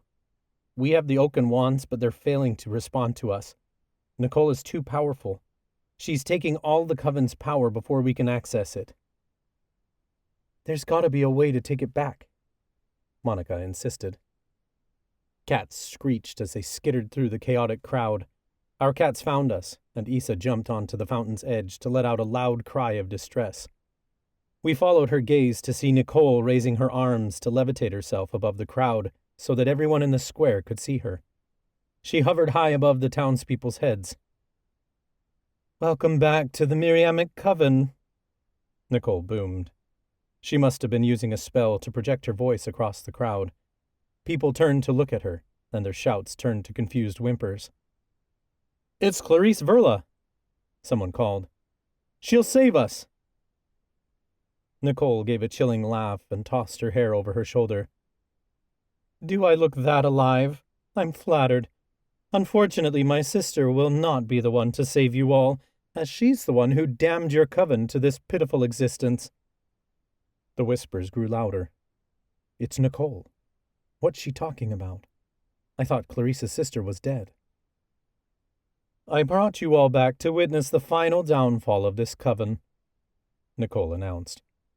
I warned you all of what would happen, but you didn't listen. Now you have no choice but to hear me. Nadine grabbed my hand, then lowered her voice to whisper to our friends. I know the wands aren't responding to us, but we have to try overpowering her. It's our only chance. Talia tore her frightened gaze off Nicole. Agreed. If she can overpower us, we can claim that power back. Let's do this, Grant said. Chloe nodded firmly. We're not going down without a fight. The five of us joined hands, clutching the oaken wands between our entwined fingers. I dug deep inside myself for the magical spark I knew had to be there. It seemed impossible to find, but in our most desperate moment, we had to. The night I was murdered, I spoke of the witch's fate. My fate. Nicole spat. The moment you killed me marked the beginning of the end for you all. I was trying to tell you the way things would go, but you didn't listen. So now I have to make you pay. I found no traces of magic within myself, but I'd be damned if I didn't keep on trying. Nicole! A woman shouted her name. The crowd parted to reveal Clarice Verla staring up at her sister with tears in her eyes. You don't have to do this. This isn't why I brought you back. We can be together again, but we don't have to hurt these people to do it. Nicole scoffed. My death changed you, Clarice. But it changed me too. I'm not the same person I was before I died. Look at what the Coven did to me. They were wrong to kill you, Verla agreed. But you're back now. Remember what you said the night you were hanged? I won't go alone. And you won't, Nicole. I'm right here with you. So let's go far away from here, together. Nicole gave a wicked cackle. You thought I was telling you to come after me, but I was warning the Coven that one day I'd get my revenge and take this Coven down with me. I did this all for you, Verla insisted. So that we could be together again. If this is what you truly desire, then all my effort was in vain. You didn't do this for me, Nicole spat. You did this because I orchestrated it. Our souls are entwined, even across realms, and it was I who placed these ideas into your mind. When I found myself in the abyss, I devised a plan with the Shalus demon, the very one you summoned and sold your son's soul to. I couldn't birth a child and make a deal with a demon, but you could. Gasps traveled around the crowd. I've got nothing, Chloe hissed. Keep going, Nadine pressed. It's our only shot.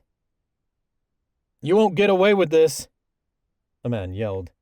I tore my attention from the oaken wands for a brief moment to see Lincoln pushing through the crowd. He shoved his way to the front with his back to us. I noticed he held a large stone in his hand that he'd picked up from the ground. He aimed it at Nicole, and he was a pretty damn good shot, too. The stone smashed against her head, snapping her neck to the side. Slowly, Nicole twisted her head back in his direction, her bones giving a sickly crack as they popped back into place. You think that's going to stop me? I have all witch magic, and all you have is little stones. Stonings have stopped people before, and we can stop you now, Lincoln seethed. All around the crowd, people gathered stones and threw them at Nicole. They rained down from all directions. She merely lifted her arms, appearing to welcome them like raindrops. They didn't seem to hurt her at all. That's only going to piss her off, Chloe protested, but Coven members continued to throw stones in self-defense. You merely continue to prove my point, Nicole sneered. She flicked her fingers, and Lincoln's neck snapped in an instant. My stomach lurched as I witnessed his head twist completely around, his lifeless eyes staring past us. His body slumped to the ground. People scurried away from Nicole in fear, dropping their stones at their feet. The Coven will never change, Nicole hissed. You'll always be the same hateful, fearful parasites you were when you killed me. Nadine, Chloe urged. We need to try something else. We have nothing else. Nadine's hand shook in mine as she kept her gaze hopelessly locked on Nicole. I could see it in her eyes that she was racking her brains for solutions, but we were all out of ideas. Nicole was too powerful. Nicole turned to her sister, looking annoyed that she'd been interrupted. You did well bringing me back and supplying me with all this power. Now that it's done, I suggest you stay out of my way before I kill you. Verla staggered back. How can you be so cruel after all I've done for you? We're sisters. Nothing has ever meant more to us. That changed the night I died, Nicole said. You tried to stop me from destroying the protection tree. You weren't in your right mind, Verla insisted. I was trying to save you from the priestesses. I was trying to save you! Nicole screamed. But the Coven proved that night that their religion is more important than their people. You all thought I was crazy, but I knew what was coming. You were so concerned about this sanctified object that you killed one of your own for defiling it. My life was worth more than your symbol. I'm going to end things, because if you didn't listen then, You'll listen to me now." Nicole curled her lip back as she stared down at Verla in disgust. "It's your choice whether you want to stay and watch the coven burn." "You won't kill all these people?" Verla demanded. "I know you, whether you've changed or not. You've never been one to hurt others." Nicole looked her sister up and down. "I could have said the same about you years ago. Yet look at what you've done, claiming it all to be for the greater good. There's no greater good than wiping out the Miriamic Coven once and for all." "You'll have to live with that guilt for the rest of eternity," Verla shouted. "Are you sure you want to carry that weight alone?" Nicole threw her head back and laughed. "You think I plan on doing this all alone? The Shalus demon didn't make plans with me just to collect one measly soul. Now that I have access to all of witch magic, he and I will use it together to conquer other realms, and no one will dare to ignore my warnings again. Santos isn't the only demon that can turn women into goddesses." "You're lying," Verla accused. "You said you needed me to make a deal with the demon, but I made no such agreement about this.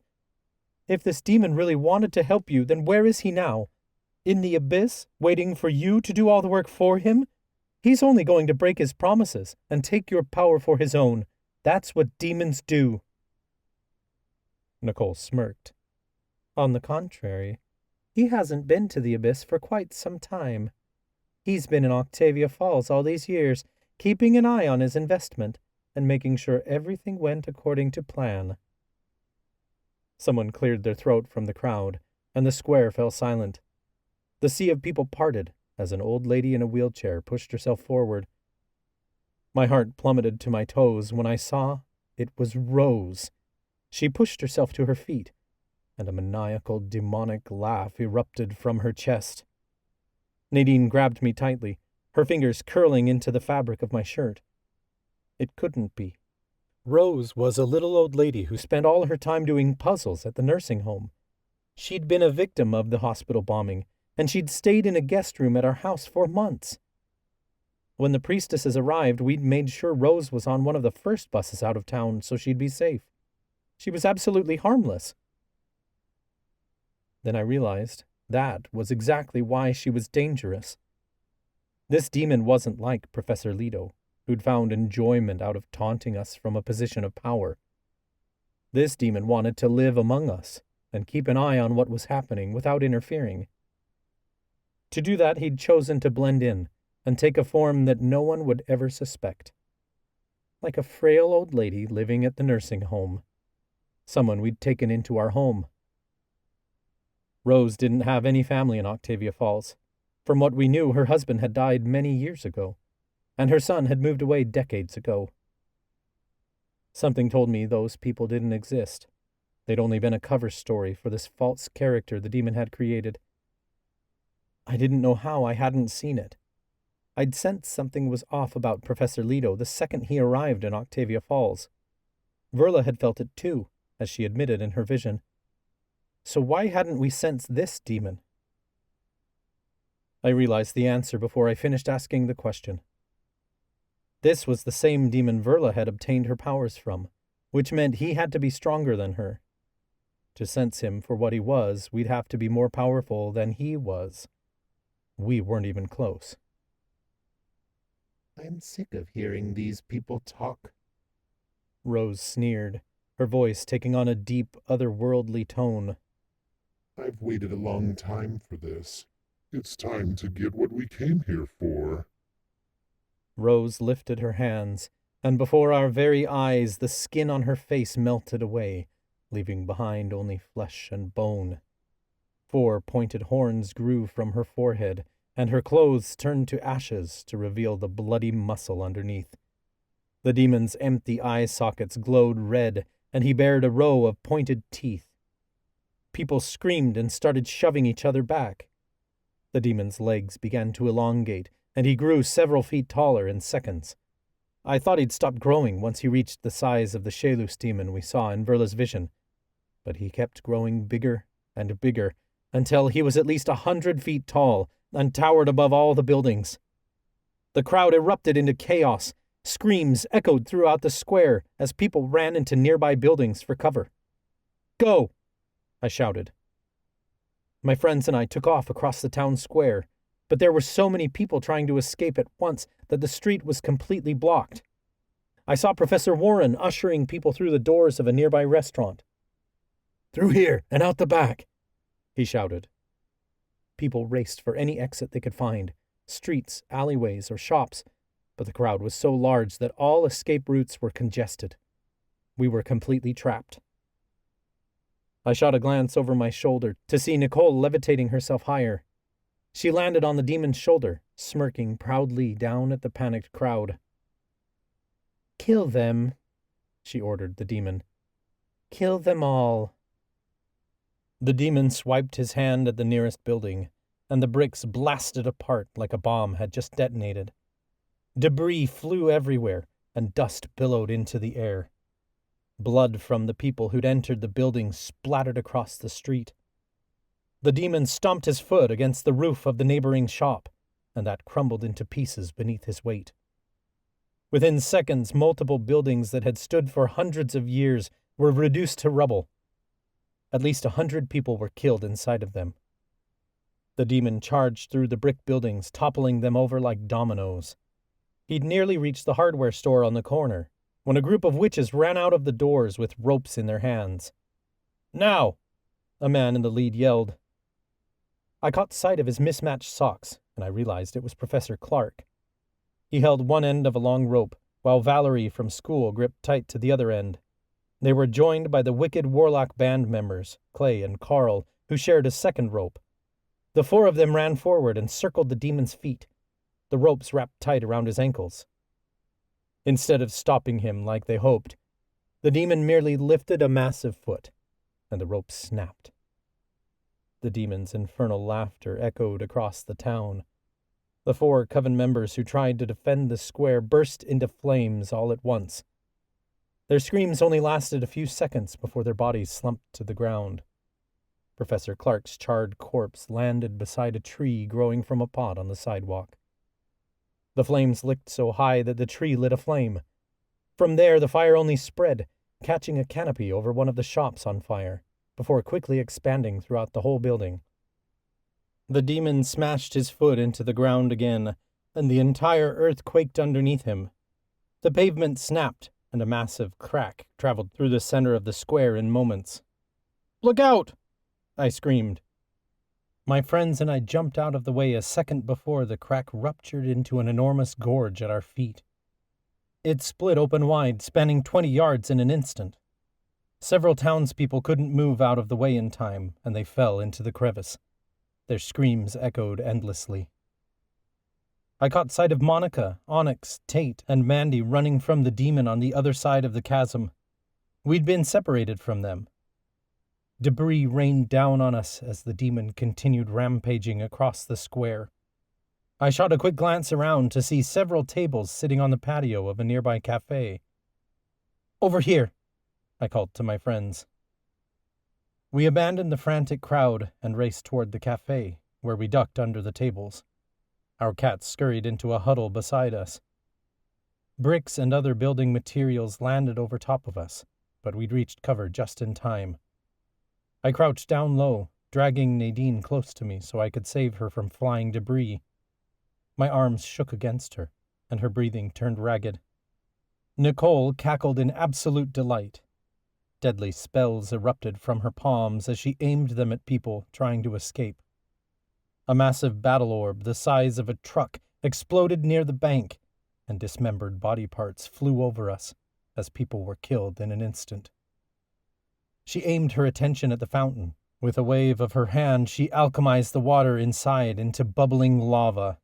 The lava spilled out onto the street, claiming several victims as they ran past. Their bodies sizzled as the molten lava consumed them.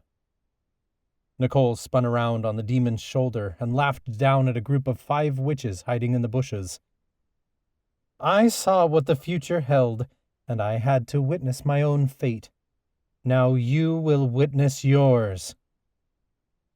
She must have been using some sort of mentalist abilities to place images into the witches' heads, because all 5 of them screamed and sprinted away. They ran into lampposts and solid brick walls like they couldn't see where they were going. They tried fighting off things that weren't there.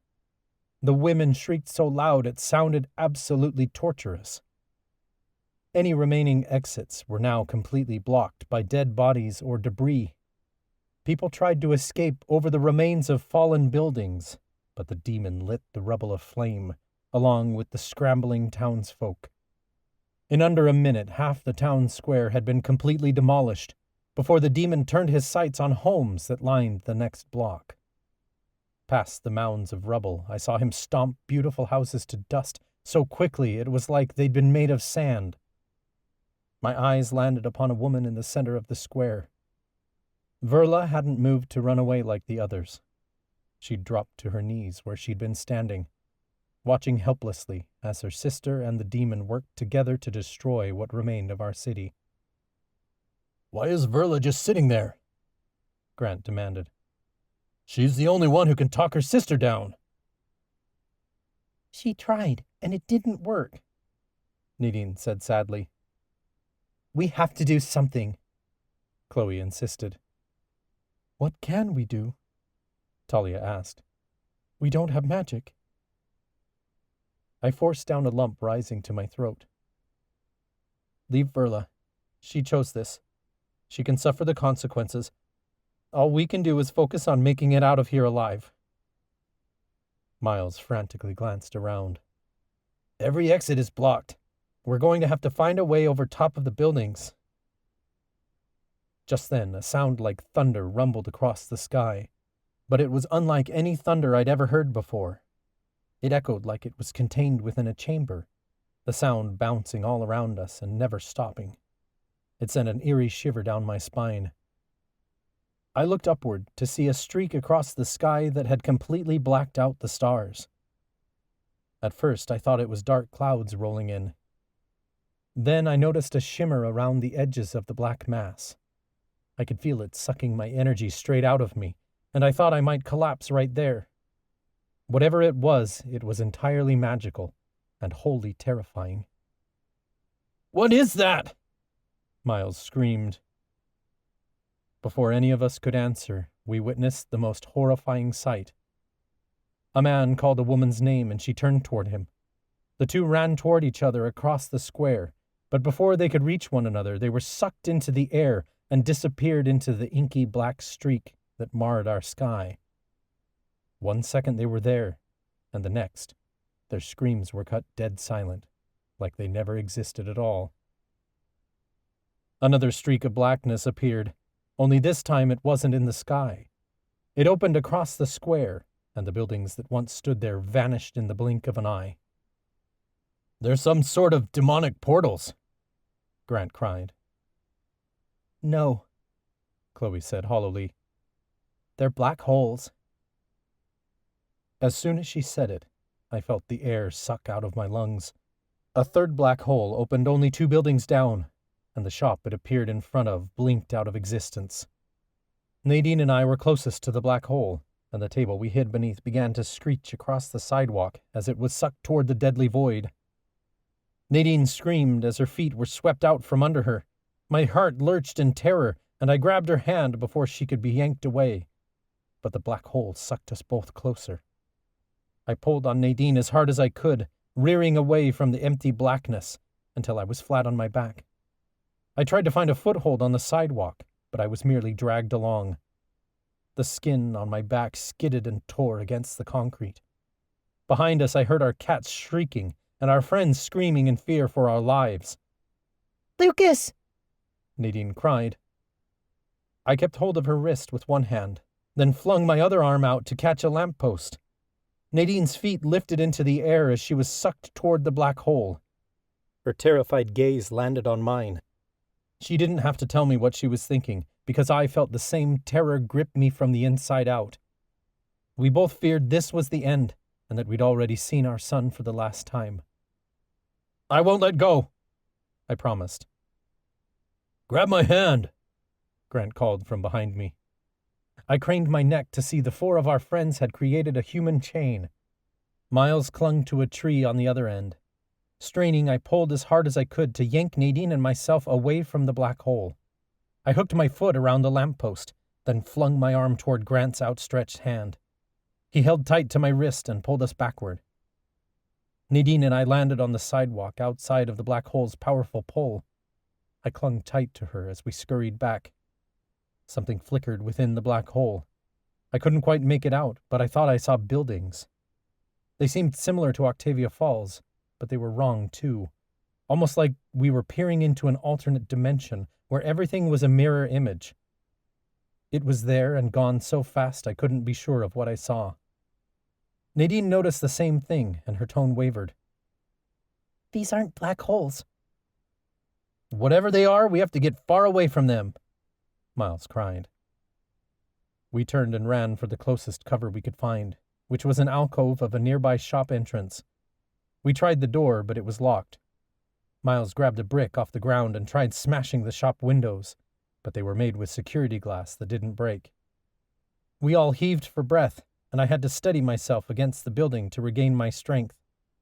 There was no guarantee another one of those holes wouldn't open up right where we stood, but the square was still in complete chaos, with nowhere to go.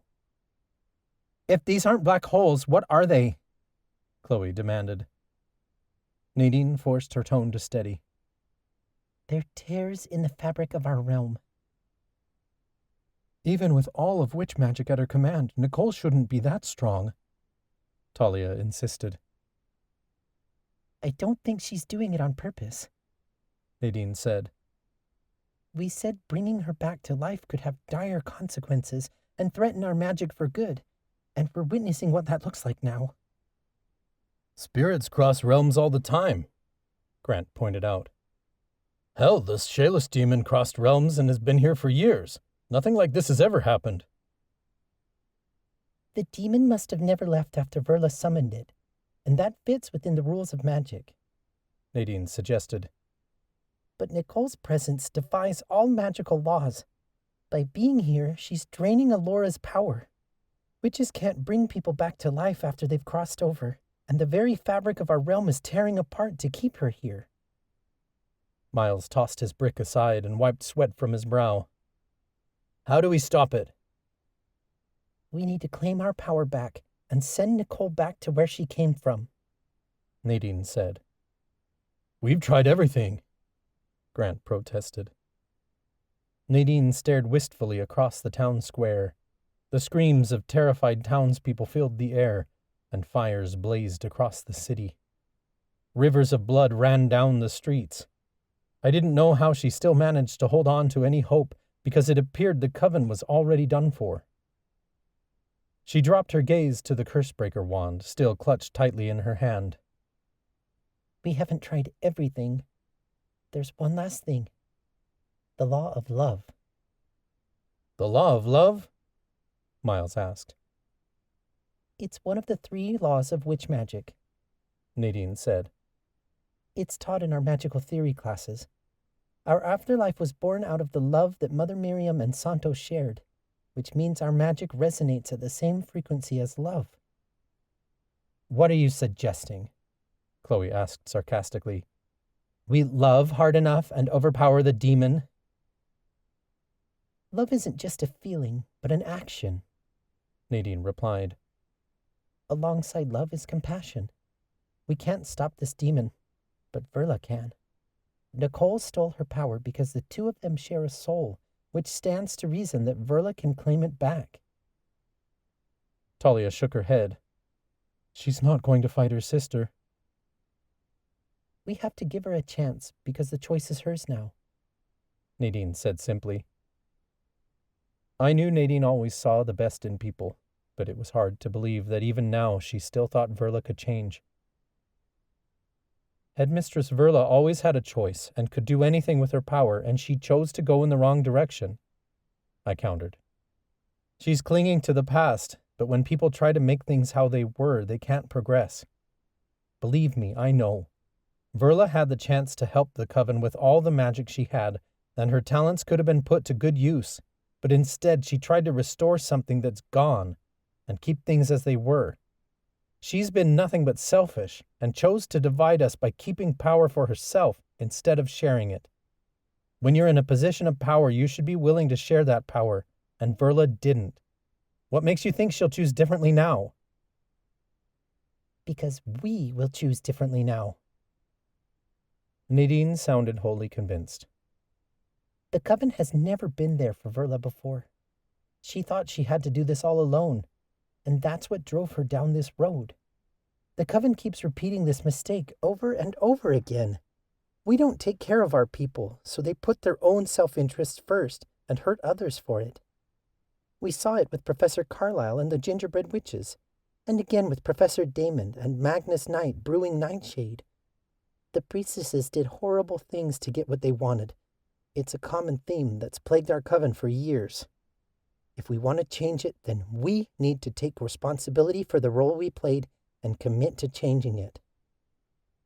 You're saying this is all the Coven's fault? Grant demanded. Nadine, you can't reason with people who do horrible things. I'm not saying the Coven's at fault for individuals' choices, Nadine replied. I'm saying that this problem goes deeper than individuals. Their choices are a symptom of our society. Just because Verla was wrong doesn't mean we were right. We can't just forgive Verla, I protested. I'm not talking about forgiveness, and I'm not excusing anything she's done, Nadine pressed. I'm only saying that we can find an explanation for it and understand that Verla's leaving behind clues to the state of the Coven. There's more to this than her wrongdoings, because her choices are a symptom of a deeper issue, a reflection of where our society stands. She's showing us where we went wrong, even if she doesn't realize it. There's a part of the Coven that's broken, but we can still make it right. I know what it's like to want to tear down the world for the people you love. Her decisions are a plea for help, and if we can recognize that, then we can do something about it. We need to save these innocent people, not Verla, I demanded. We're all one, Nadine insisted. I said once that we need to care for individuals because there's no community without them. But I wasn't living up to that myself, because I wasn't caring for my own well-being. I thought it was them or us, and that we were being selfish by taking care of ourselves. But I was wrong the whole time. It's not one or the other. It's both. Community doesn't begin or end with just one person, nor does it exist solely as a collective, because both individuals alone and everyone together are all parts of a whole. Nadine continued. We've seen what single people can do when they aren't cared for. The priestesses were just a few people who did a lot of damage because no one could help them at their most vulnerable time. They cared until the waning made them desperate, and we saw how fast they could change. The answer isn't to silence people when we don't like what they're saying, but to listen to why they're screaming in the first place, because people lash out when they're hurting. We don't need to control Verla or take her power right now. We need to listen so she can heal, because when our individual members heal, we all do. What she did was wrong, I argued. There's no making it right again. We've struggled so long with right versus wrong, but life is more complex and nuanced than that, Nadine pressed. Two opposing sides can be right at the same time, and they can be wrong too. I was wrong to think I needed to heal so I could give my all to the Coven and fix this for everyone. I've learned we can't save everyone.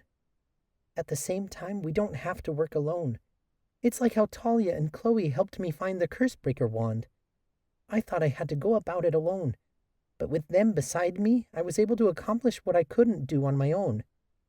We need both community and individualism, because they aren't exclusive. I know now what it really means to heal. As individuals, we heal ourselves so that we can show other people how to heal themselves. We aren't here to fix everyone's problems, but to help people help themselves. That's what a community is about, supporting others. The thought of supporting Verla in any way, shape, or form after she'd royally fucked us over didn't make a damn bit of sense to me. I didn't comprehend how Nadine could think this way after Verla had killed her parents, killed Helena, killed Dean. But I trusted my wife with everything. And if this was the only way to make things right, I needed to put my complete faith in Nadine to turn this around. There was no greater sacrifice for Nadine to make than for her to forgive Verla now, and convince her to fight for the good of the coven that had betrayed her. As the chosen one, it was the most painful and most powerful move she could make to reach out to Verla after everything she did. It was the reason Mother Miriam trusted Nadine with this task, because she was the only one who had the capability to do such a selfless thing. We needed to follow her. Talia seemed half convinced. What can we do? We can give Verla a chance to make this right, because if we don't, then this lesson is bound to repeat itself, Nadine said. We said we'd finish this together, that the coven had to unite. To do that, we need all of us, every single one. If we can come together now, we can prevent this from happening again. The coven has proven it can't work together because no one can agree on anything, Grant contested. That's not what working together means, Nadine replied. We aren't all going to agree on everything all the time, but when we care for each other and consider each other, we can compromise and grow in many different ways. People are stubborn and want things their way to avoid the pain of being wrong. But healing is about learning that it's okay to be wrong sometimes, and to correct your wrongdoings when they've caused harm. We don't have to be right all the time and make the best choices every time, but we learn and do better, and that's what community helps us do. The coven needs healing right now, and we can't do that if this ends the same way it started. We can't keep repeating this cycle. You're not wrong about that, Miles muttered. When I moved here, Talia told me the Miriamic Coven believes in second chances, but I haven't actually seen this play out. Nadine continued.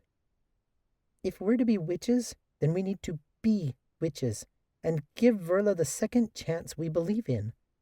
There is nothing that can excuse what Verla's done, but there is also no solution that begins with abandoning her. The only way to help is to help her help herself.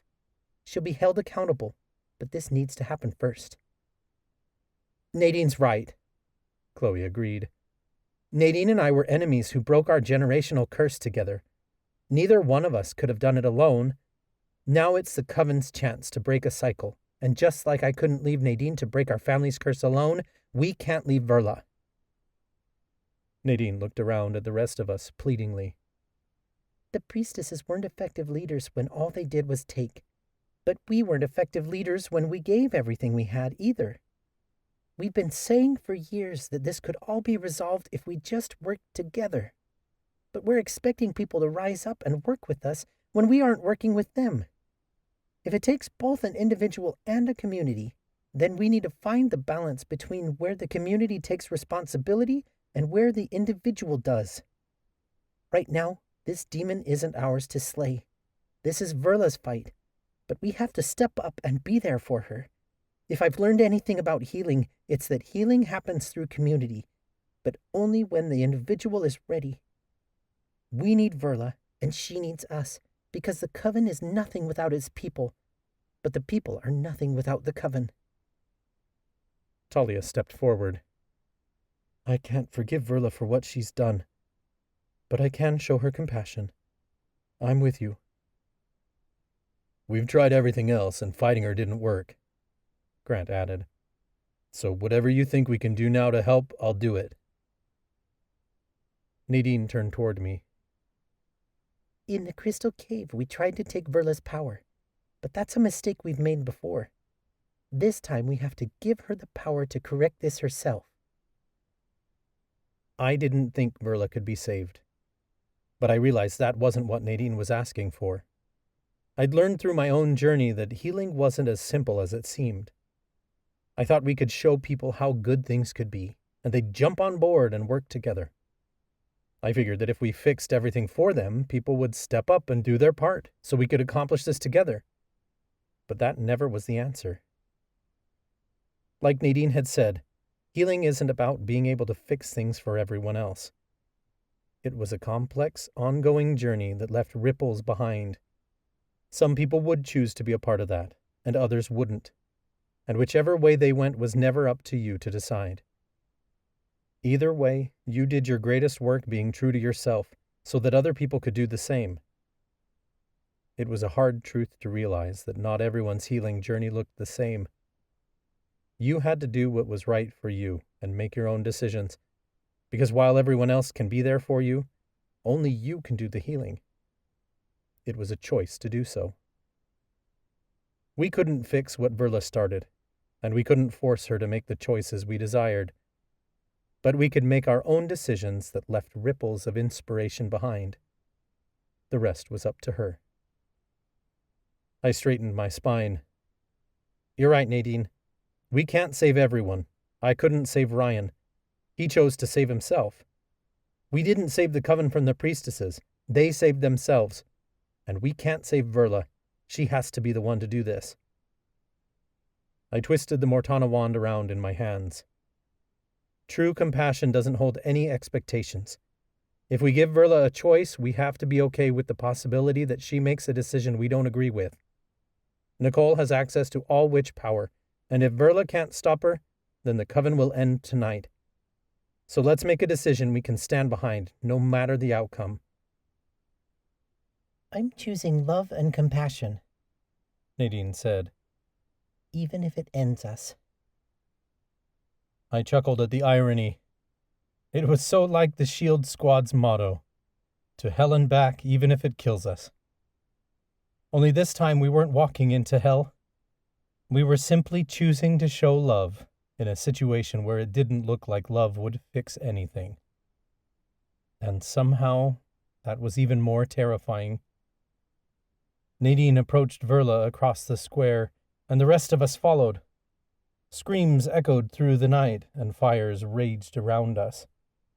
In the distance, I could hear the crumble of buildings as the demon crunched them beneath his feet. Verla noticed our approach, though she didn't lift her head. "I'm sorry," she whispered in a broken tone. Nadine knelt at her side. We still have a chance to stop this.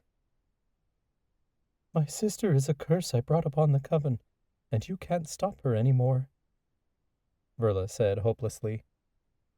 Nadine placed the Cursebreaker wand in Verla's hands. You're right. I can't. I'm a curse breaker, and I broke my generational curse. But this one is yours to break. Verla's gaze locked on Nadine, though she appeared wholly confused. "This wand doesn't hold any power." No, but you do. Nadine said. We don't have any power, and we can't do the work for you, but we can support you. "I don't have any power either," Verla countered. "Nicole stole it from me." Nicole said the magic flowed through your soul. Nadine pointed out. If she can overpower you, you can overpower her. Verla reeled back. "You want me to destroy her? She's all I ever had." I know the pain of grief, Nadine said gently. We want so badly to hold on because we're afraid if we let it go, it means we didn't love hard enough. But you don't have to let go. Only loosen your grip. And that in itself can be one of the greatest acts of love. Your sister didn't hurt you now because she doesn't want to see you suffer. You have to love yourself like your sister loves you. Tears sparkled in Verla's eyes. "Without her, I don't know who I am. I'm nothing." Talia stepped forward. "That may have been true in the past, but you have a chance to change that. I know what it's like to hold on to people who are bad for you because you don't know things can be any different. You've clung to your sister because you think she's a part of who you are. But there's more to you than her. You and your sister share a soul and a special bond, but you're not the same person. You get to decide who you're going to be moving forward, and you can be whoever you want, with or without her." Talia placed the seer wand into Verla's hands, then stepped back.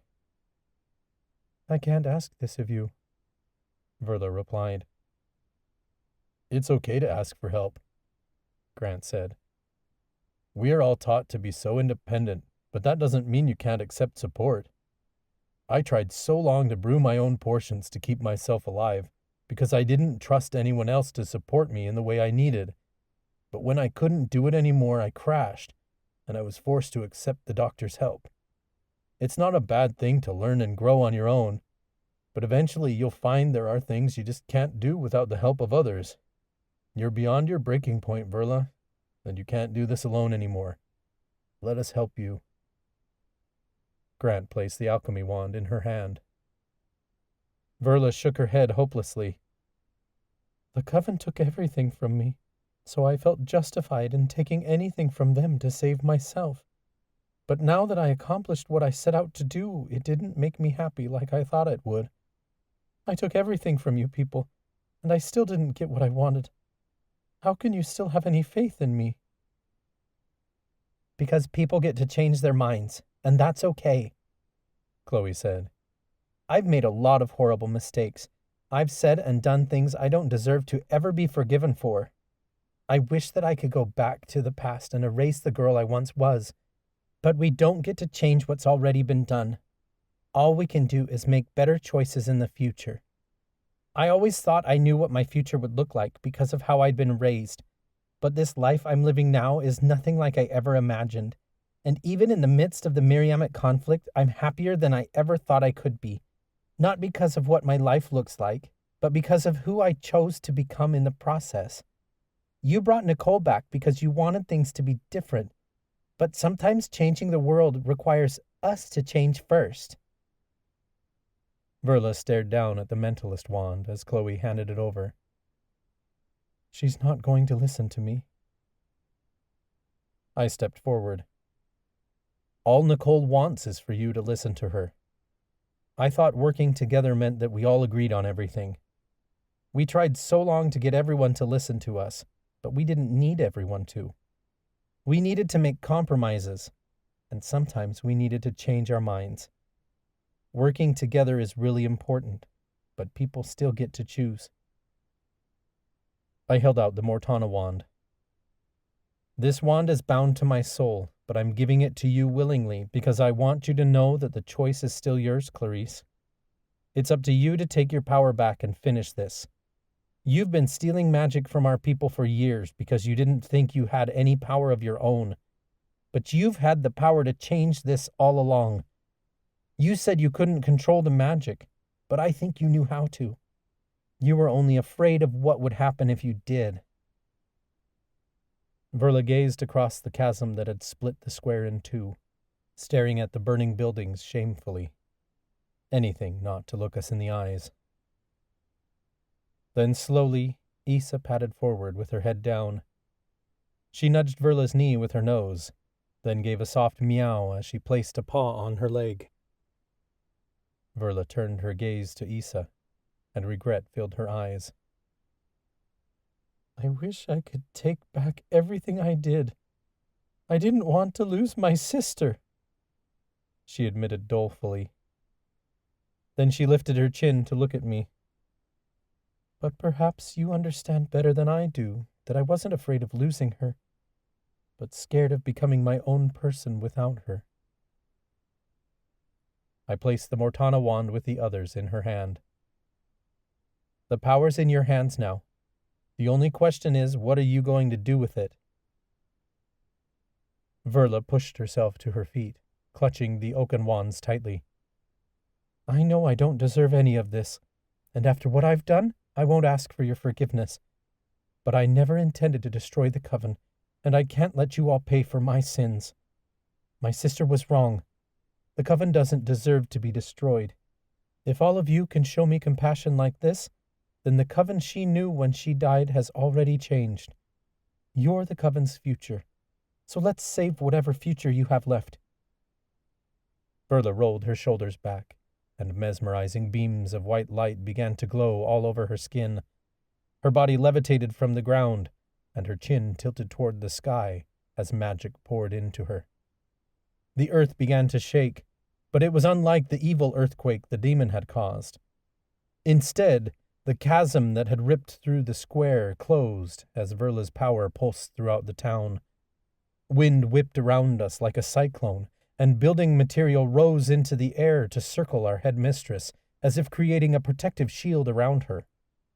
The raging fires blazing through the town died down, and the townspeople's screams turned to gasps of wonder as they marveled at the brilliant magical light pouring out of Verla. She appeared like a star shining over us. The demon's angry growl echoed over the rooftops. From blocks away, I witnessed the demon whirl in our direction. The deep red of his eye sockets blazed as his gaze locked on Verla. "You can't do this!" Nicole shouted, her voice booming over us, projected by the power of her spell work. Slowly, Verla lowered herself to the ground, and the cyclone swirling around us calmed. The light emanating from her form dimmed, but there was still a slight magical glow shimmering around her. She appeared wholly confident as she faced her sister. "I can't let you hold me back anymore, Nicole." Verla's tone was soft, but her voice carried over the town. "We keep hurting each other, and it's time we put an end to it. I never wanted all this power. All I wanted was you. But if having you means hurting everyone else, then I need to say goodbye." "You wouldn't dare steal this power from me," Nicole raged. "I can't steal what was never yours in the first place," Verla said. "I'm reclaiming this power, but it's not ours to fight over." Nicole chuckled, like her sister's attempt at contesting her was merely comical. "You always thought you were better than me. You were Dad's favorite, and that's why he gave you the house.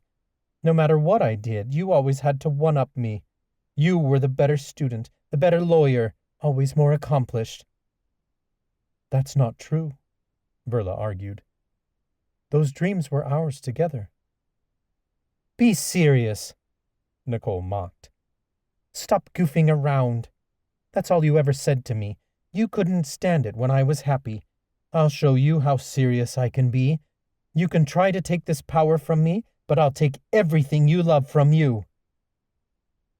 I expected the demon to approach us, but instead he turned to lead Nicole toward the edge of town.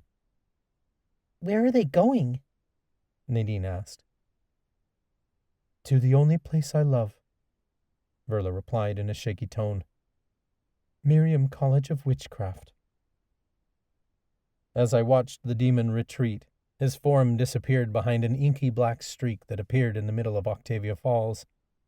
Homes continued to topple beneath his feet, and his rampage echoed over the city. But the danger threatening our realm was only getting worse. With each inky black streak that appeared, pieces of our town vanished from existence. "Our realm is still tearing apart!" I cried. "Here." Verla placed the oaken wands back into our hands. "I can't overpower Nicole completely, but I have enough access to the Coven's magic to return power to your hands. I can feel the pieces of our soul fighting for control. I can't do this alone, so will you help me?" Nadine glanced around at the crowd of townspeople gathered in the square. "Yes, all of us together." Our friends readied their wands. "Through unity and these wands of oak, we pray the goddess to restore what's broke?" Grant asked, reminding us of the incantation we'd come up with for restoring the Coven's magic. I recalled something then, something Nadine had said to me long ago. "I'm broken," I'd said to her.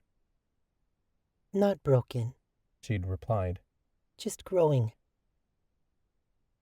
If I wasn't broken, maybe I didn't need to be fixed, I recalled thinking. If I was growing, then maybe the wounds would heal. Maybe it wasn't about putting the shattered bits back together and hoping the glue would stick. Maybe it was about growing new branches. The Coven wasn't merely a broken town that needed its shattered bits of rubble fitted back together. We were an ever-evolving community. And to truly heal, we couldn't simply restore the broken pieces and go back to the way things were. We had to grow into something new. I shook my head at Grant. No, I've got something better. We hold firm to our roots and honor our truth to claim our power and start anew. Nadine lifted the Cursebreaker wand. To a new beginning. To staying true to ourselves and embracing authentic transformation, Talia added, as she pointed the seer wand to the sky. To learning how to be better people, Chloe said as she raised the mentalist wand. And working together. Grant aimed the alchemy wand upward. I raised the Mortana wand. To the growth and healing of all our people. We spoke in unison, our voices overlaying one another in a perfect chorus. We hold firm to our roots and honor our truth to claim our power and start anew. Power surged through us, swelling up through the earth and filling every cell of our bodies with a glorious transformative energy. All colors of the rainbow swirled around us, then twisted up our arms, and together through the ends of the oaken wands. The wands overpowered the waning, drawing the magic Verla had stolen from the people back into our hands. By working together with her, the magic flowed so smoothly that there was no struggle to control it. Every particle of my being seemed to connect to one another, until I didn't just perceive myself, but I saw and felt every molecule that made up my friends' mind, bodies, and spirits.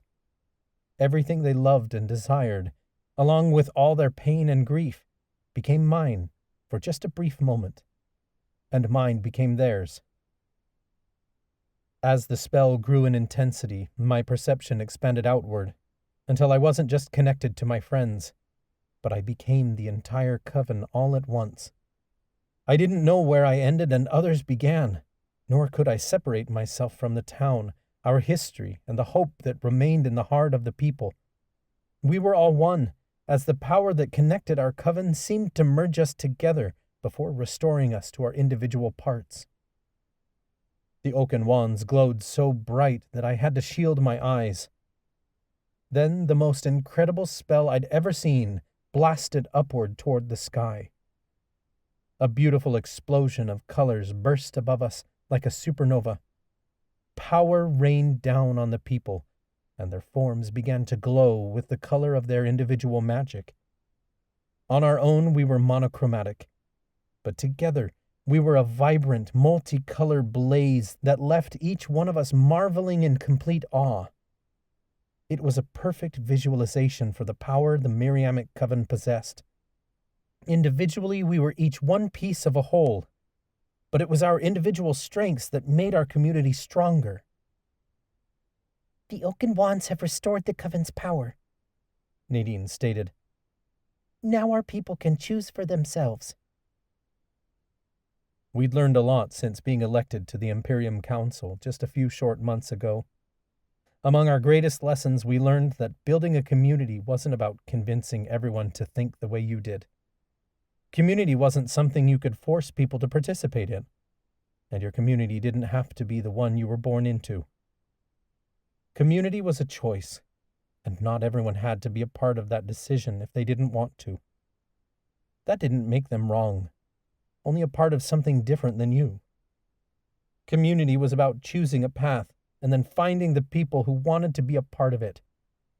That didn't mean we had to agree on everything, but it did mean that all were welcome. I raised my voice toward the coven.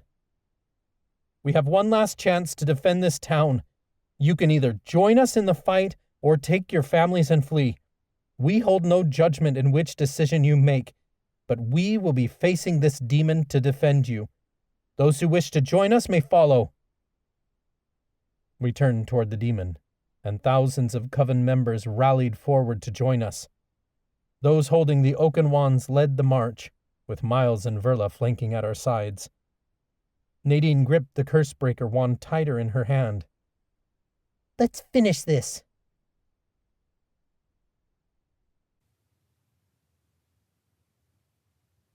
Chapter 24. Nadine. The coven marched to the edge of the forest near the school. Our cats scurried in front of us protectively, the hairs on their necks rising as they hissed angrily. The demon had trampled trees flat, and the road leading up to the school had been upheaved by the quaking of the earth. The area surrounding the school appeared completely unrecognizable in the wake of his destruction. The Skelus demon loomed over the turrets of Miriam Mansion. He swung a heavy arm out and crushed the tallest turret in the palm of his hand. Nicole's wicked laughter rang over us as she stared proudly down at the wreckage. She blasted a spell through the windows of the highest level, shattering them to bits in an instant. From here I could see the satisfied smirk on her face as he reduced her sister's beloved school to rubble. It was absolutely devastating to witness. The school had been undergoing renovations after the last attack on it, and now the classrooms we cherished were being turned to dust. "Hey, skeleton face!" someone shouted to get the demon's attention. "Leave our school alone!" A powerful battle orb went flying through the air and hit the demon in the side of the head. The demon stumbled to the side, but he shook his head like the spell was nothing but a nuisance. I glanced over my shoulder to see that Gregory had followed us to the school. He beamed as he stared down at his hands. "Wahoo! It feels good to have our power back." I shot a glance behind myself to see the forest was filled with at least 1,000 coven members. I recognized so many faces, many of whom had fought alongside us before. Our friends who had fled town long ago were back to help. Monica, Tate, Onyx, and Mandy. Beside them, people from school looked poised and ready to defend their home. Professor Richards led a group of students, and I noticed Darcy, Samantha, Braden, and Alex among them. Professor Warren planted himself in front of Verla. Even after all she'd done, he still wanted to protect her from her sister. Nearby, Dr. Yonker, Dr. Tracy, and Dr. Mack were all here, though I wasn't shocked that they'd come. What truly surprised me was to see a group of people who had opposed us in the past. Among them, Gwen, Camille, Meredith, and Judge Calloway were standing at our sides. Every doubt I'd ever had about our coven surviving this conflict melted away at that moment, because I knew that when witches worked together, we were unstoppable. The Miriamic Coven had faced magical enemies, witch trials, and demons before, and each time, no matter how battered and bruised we became, we rose to victory. I always knew the Coven could outlive any outside threat, but I hadn't been so sure we could survive when we'd become our own worst enemy. But now we stood together, and that was something we'd never done since this conflict began. This demon may have otherworldly power, but he had no idea what he was up against. The demon's red eyes blazed with rage. Drawing his arm back, he aimed the debris clutched in his fist at us. He hurled it in our direction, but the bits of rubble transformed mid-air to become hellish weapons. Bricks and shingles turned black, elongating into sharp spikes that looked like shards of obsidian. I didn't even flinch. My friends and I lifted the oaken wands in unison, and an impenetrable shield encompassed our people before the spears could impale us. Judge Calloway caught my eye. "Give 'em hell, priestess." Power swelled through me, and I could tell the rest of them felt it too. I nodded to my friends, and we began moving as a unit. "Let's show this demon what the Miriamic Coven can do." Talia raised the seer wand first. Tate took her sister's hand, and several other seers stepped forward. Miles, Alex, Braden, and Dr. Mack all joined hands as they worked together to focus their power through the seer wand and toward the Skelus demon. Hundreds of other seers backed them up, freely lending their power to the spell.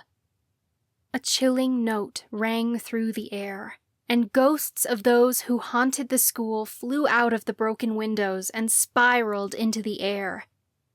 A dozen ethereal beings circled the demon, and his blood-red flesh began to turn an icy blue as the ghosts preyed on his energy.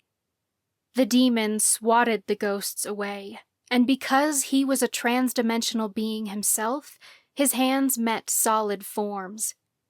The ghosts gave pained wails as they were thrust aside. The demon merely laughed, his guttural tone resounding through the sky like thunder. He seemed amused at our attempt to stop him. He stomped a heavy foot, and the earth gave a violent shudder. An entire wing of Miriam Mansion collapsed in an instant. The lawn spanning before us crumbled, falling away into a dark abyss, like puzzle pieces breaking off one after the other. The chasm spread within moments, intent on swallowing us all whole at once. "Oh, no you don't," Chloe sneered. She lifted the mentalist wand, and hundreds of members of her cast stepped forward. Mandy, Camille, Monica, Meredith, and Judge Calloway all raised their hands to aim their power together as one. As the army of mentalists came together, Meredith took Monica's hand in hers. It was profound to witness, because Meredith had been cruel to her sister in the past. But now, after what we all watched in the town square, Meredith appeared ready to turn over a new leaf. She came together with the sister she once rejected, and together they joined with the other mentalists to cast a powerful spell. The collapsing bits of earth paused mid-air at the mentalist's command. Rocks and clods of dirt rose upward, and the mentalist shot them straight at the demon like massive bullets. They moved so quickly that the projectiles blasted straight through the demon's abdomen and out the other side. The demon screamed and stumbled backward, but he wasted no time casting another spell. As he lifted his hands, he overpowered the mentalists and sent their weapons spinning back toward them. Except they weren't mere rocks and clods of dirt anymore. The demon had transformed them into sizzling black globs of poison that glowed green around the edges. "We need alchemy," I ordered.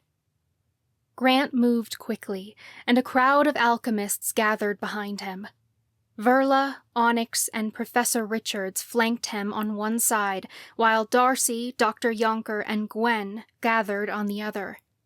Together, they thrust out a spell that alchemized the poison into harmless clouds of smoke that drifted away in the wind. The alchemists turned their powers back on the demon, and his flesh began to sizzle as they transformed his blood to acid. The demon stumbled backward, crushing trees under his feet as he let out a pained cry. "Let's finish him!" Professor Warren yelled. A horde of Mortana stepped forward as Lucas raised his wand.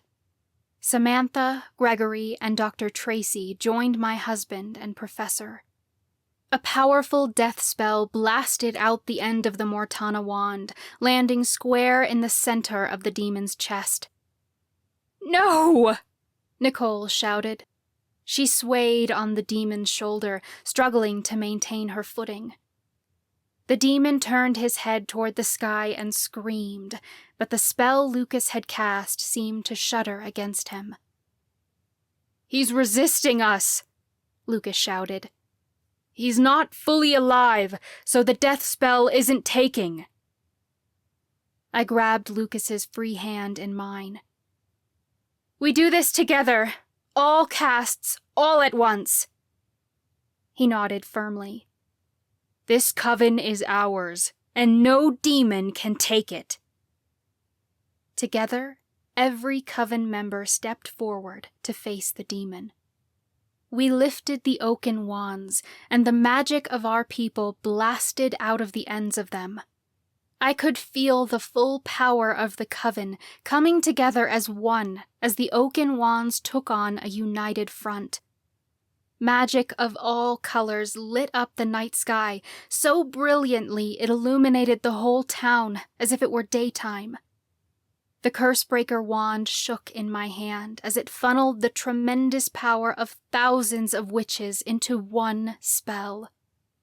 Our magic slammed into the demon in a singular, violent blast. He groaned in agony as the power surged through his body, causing his veins to turn from a deep bloody red to a bright white. We need to give it everything we've got, I shouted. Use your wands, your cast stars, anything to focus your power. We can do this together. United as one at the end of this war, you will leave Octavia Falls and hurt us no more, Lucas shouted. By the goddess and all her loving, we banish you and restore our coven. We all joined in on the incantation as Lucas repeated it over again. Our magic swelled to epic proportions until mighty currents of power assaulted the demon from all angles. A high-pitched, hellish roar shook the skies as the demon failed to resist us any longer. The spell turned his own magic against him, and fiery streams of lava crackled across his skin. No, this isn't possible, the demon bellowed. No force can defeat me! A magical blast detonated, and trees toppled over. Coven members huddled together to avoid being thrown off our feet, and our cats dug their claws into the dirt. The demon erupted into thousands of ashy pieces that blazed through the sky like a massive firework. His screams died as he was reduced to bits. In the distance, Nicole's cries echoed through the forest. Ashes rained down all around us, and the magic lighting up the sky dimmed to reveal the stars once more. The forest had been demolished, with only the strongest trees still standing.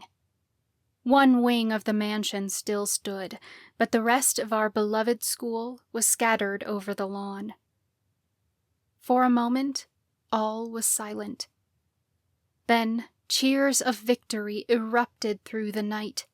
Coven members cried out in relief now that the demon was gone.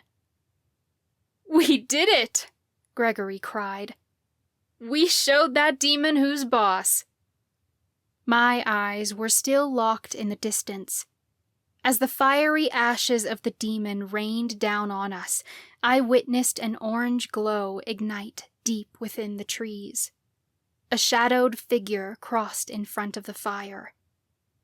This isn't over yet, I said. The crowd began to quiet as all eyes turned on me. I pointed toward the shadow I'd seen. The glowing orange blaze was only getting brighter. Nicole's still out there. We've reclaimed our power, but she still has magic of her own. Whether she has a demon on her side or not, she's going to do everything she can to end this. Headmistress Verla won't let that happen. Will you, Clarice? Lucas asked. Verla had been standing here moments ago, but when we looked around, she was gone. I spotted movement through the darkness. She's going after her sister, I said. Come on, we have to stop Nicole before she tears our realm apart completely. We took off running in the direction of the fire. Coven members followed, and Issa raced beside me. Nicole, you have to stop this, I heard Verla shout in the distance. You tried to stop me then, But I won't let you stop me now, Nicole spat. Flames roared, reaching high above the remaining treetops. Through the forest, it appeared like a bonfire had ignited. The trees gave way to a wide clearing, and I realized the fire was eating away at a large, gnarly oak tree. The protection tree. All around the clearing, the demon's ashes lay sprawled, sizzling like papers burning around the edges. The ashes had fallen upon the dry, broken crack sliced through the center of the protection tree and had lit our sacred oak ablaze. We could feel the heat from the flames rolling over the forest in waves. This wasn't any ordinary fire. It had been ignited by the ashes of a demon and burned with a deep, evil red that wasn't of this world. Nicole shoved Verla toward the burning tree with murderous intent in her eyes. Verla stumbled to the side, narrowly missing being burned by a flaming whirlwind that swirled around the tree. "Verla!" I shouted. I ran forward, but Nicole thrust her palm outward, and I slammed straight into a solid shield. Thousands of Coven members circled the clearing at all angles, but no one could break through Nicole's shield. "Nicole, please," Verla begged. "I just brought you back. Please don't make me force you to stop." "You're still not listening. You can't stop me anymore, Clarice. This is the way it was always going to end for you." Nicole shoved her sister back again, using a powerful spell to knock her off her feet and across the clearing. Verla used her own magic to soften the blow, and sparks flashed as she made impact with the ground. Dirt covered her face, and blood trickled down her cheek as she pushed herself upright. She winced as she rolled her shoulder back. Verla's brows pinched together as she eyed her sister up and down, appearing stunned that Nicole would hurt her. Then something shifted. Verla looked from the protection tree, then back to her sister. Her features fell, like something profound had just dawned on her. Verla understood her sister far better than anyone, and it was clear she realized something now that the rest of us hadn't. "I hear you, Nicole," Verla said gently. "And for the first time, I understand why you did all this." "What are you doing?" Meredith shouted at me. "Finish her with the oaken wands!" Verla's gaze snapped in my direction. "Nadine, no! I have to be the one to finish this." I had no reason to trust Verla after everything she'd done, but I chose to give her a chance back in the town square, and I had to let her take it now. I kept my wand down at my side. Meredith whirled toward Judge Calloway. "Silence them, Judge! We need to get rid of her!" Judge Calloway shook her head as she peered upon the scene curiously. "No, we don't have to silence people, only hold them accountable. Let Clarice say what she wants to say." All eyes turned upon the sisters, standing in the clearing amidst the backdrop of a blazing inferno. Verla pushed herself to her feet to face her sister. "I'm listening, Nicole. When you tried to chop the protection tree down the night of your death, you called it a murder tree. Everyone thought you were out of your mind. But then you said something in the square, and it all makes sense now. You said you were trying to save me."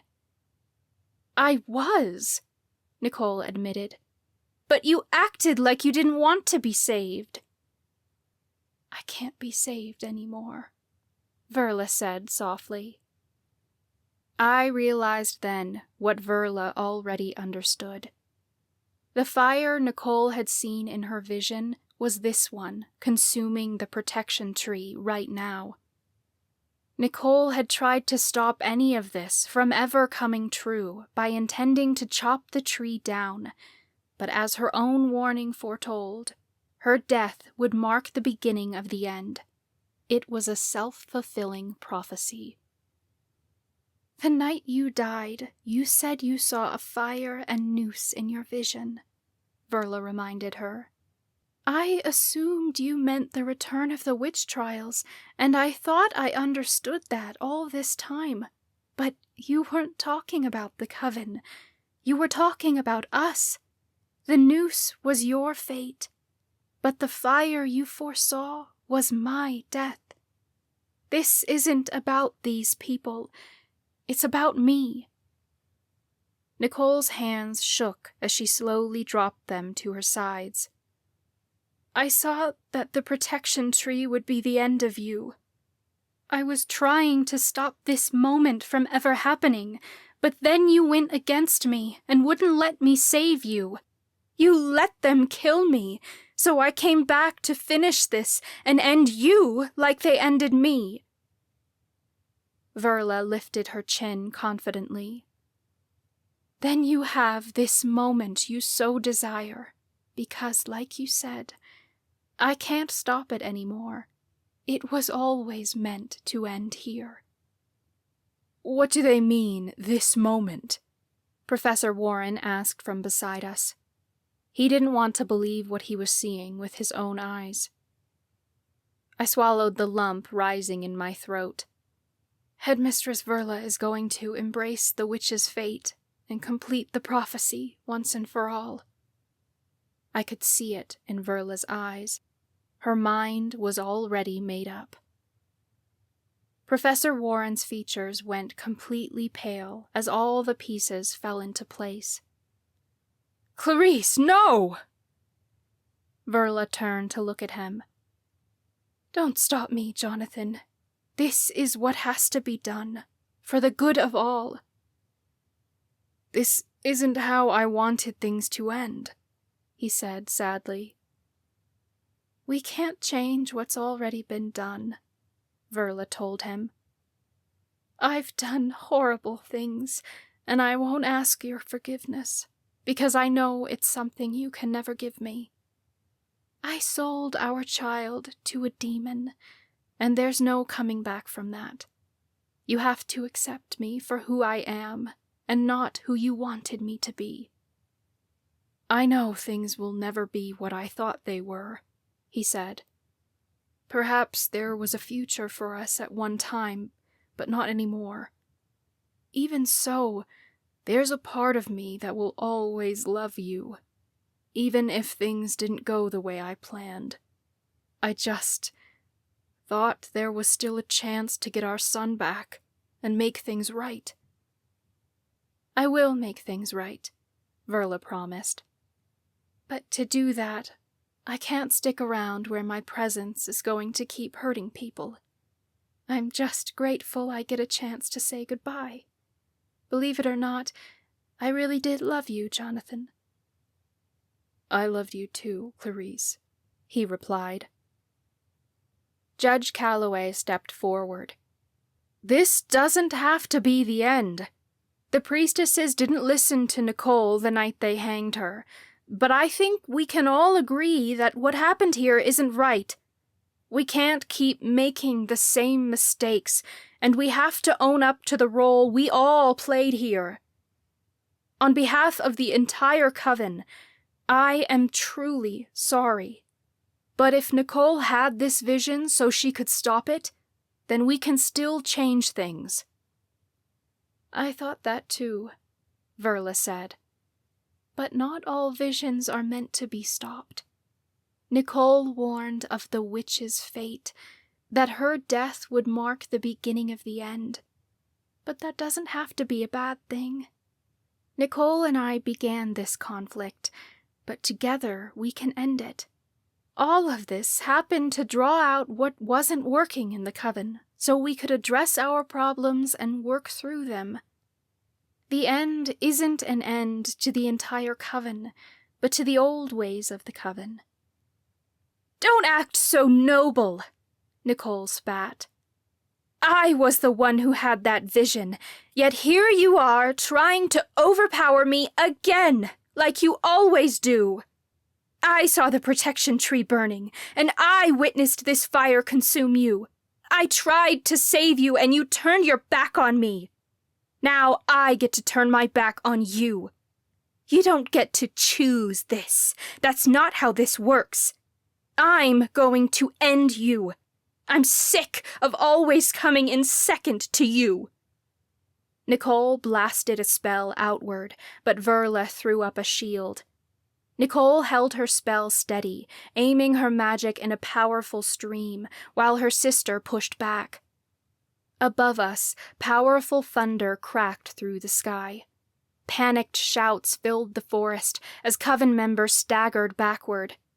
I grabbed tight to Lucas as my stomach dropped from my abdomen.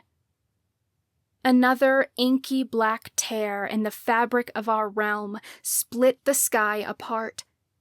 It was larger than the others, spanning miles in both directions. Debris from all across town rose into the air as the black hole began sucking our town into oblivion. Wind whipped around us, and the flames consuming the protection tree burned 10 times brighter. Our world was falling apart, and we didn't have long before our town and the rest of our people were lost to our mistakes. Verla! I shouted above the roaring wind. It's now or never! Her eyes sparkled as her gaze locked on me. There was so much left unsaid in that longing stare, so much regret and sorrow I couldn't even begin to understand. Verla turned back to her sister. You've never been second, Nicole. I always loved you and looked up to you in so many ways. You think you can only win this by disagreeing with me, but can't you see you've already won because I agree with you? I agree with your vision, and I'm ready to accept what you've known all along. Nicole shot a glance toward the darkened sky. I died because these people put the Coven first and didn't care about me, so now they can perish together. If you really want to die with them, then get it over with already. This isn't about them, Verla demanded. It's always been about us, and you thought I chose them over you. That's why you're still trying to destroy them. It only takes one person to be outcast to destroy the entire group, and I know that because I lived it. But at the same time, I'm the one who made this choice, and I'm the one who has to fix it. This tree stood as a symbol of protecting the Coven, but it's time to change what that means. Each member of the Coven is like a branch on this tree, making up part of a whole. But I've been sucking the life from the other branches and suffocating the Coven. Now, as an individual, I have to decide what I need, and what I need is to let them go, so everyone can thrive. The rift above us rumbled as it opened wider. I clung to Lucas desperately as screams rang out around us. His arms tightened around me. Trees uprooted and spiraled upward into the black hole. I'm the one who brought you here, Verla told her sister. It's my spell that's sustaining you, and my soul that's tethering you here.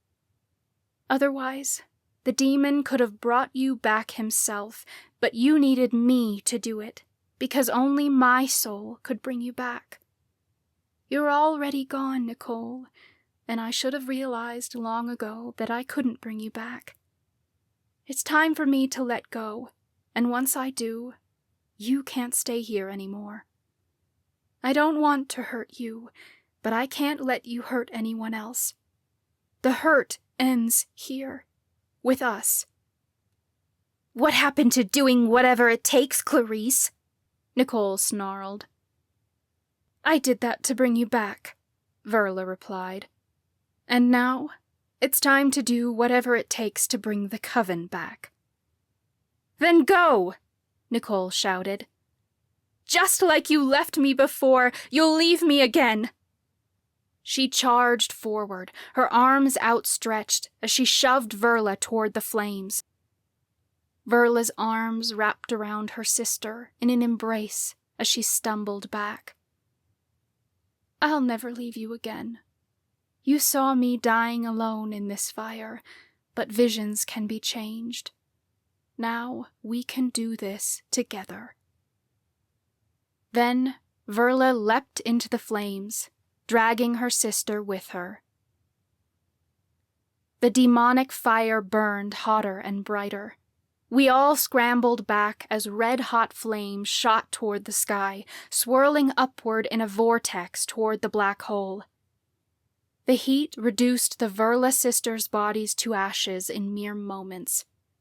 As the fire took their lives, the magical flames consumed their power too, and tendrils of magic spiraled upward with the fading embers. Then, slowly, the branches of the protection tree began to wither to ash. The ashes were whisked away in the vortex, until the trunk of the tree turned to cinders too, and disappeared into oblivion. The flames dimmed as the last of the embers drifted away, and the Coven was left standing in an empty clearing.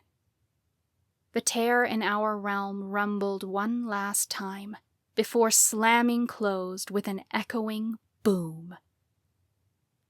Lucas's shoulders sagged against me. I looked across town to see the other streaks of black in the sky had vanished. Nicole was gone, sent back to the realm she came from, and the magic that had been shuddering against our world and struggling to sustain her life had receded with her. Verla was dead, and my heart ached for her loss. She'd done horrible things I could never forgive her for. But she was still my mentor, and somebody I had loved, and her sacrifice had protected us all. Our town had been completely destroyed, but our world had been saved.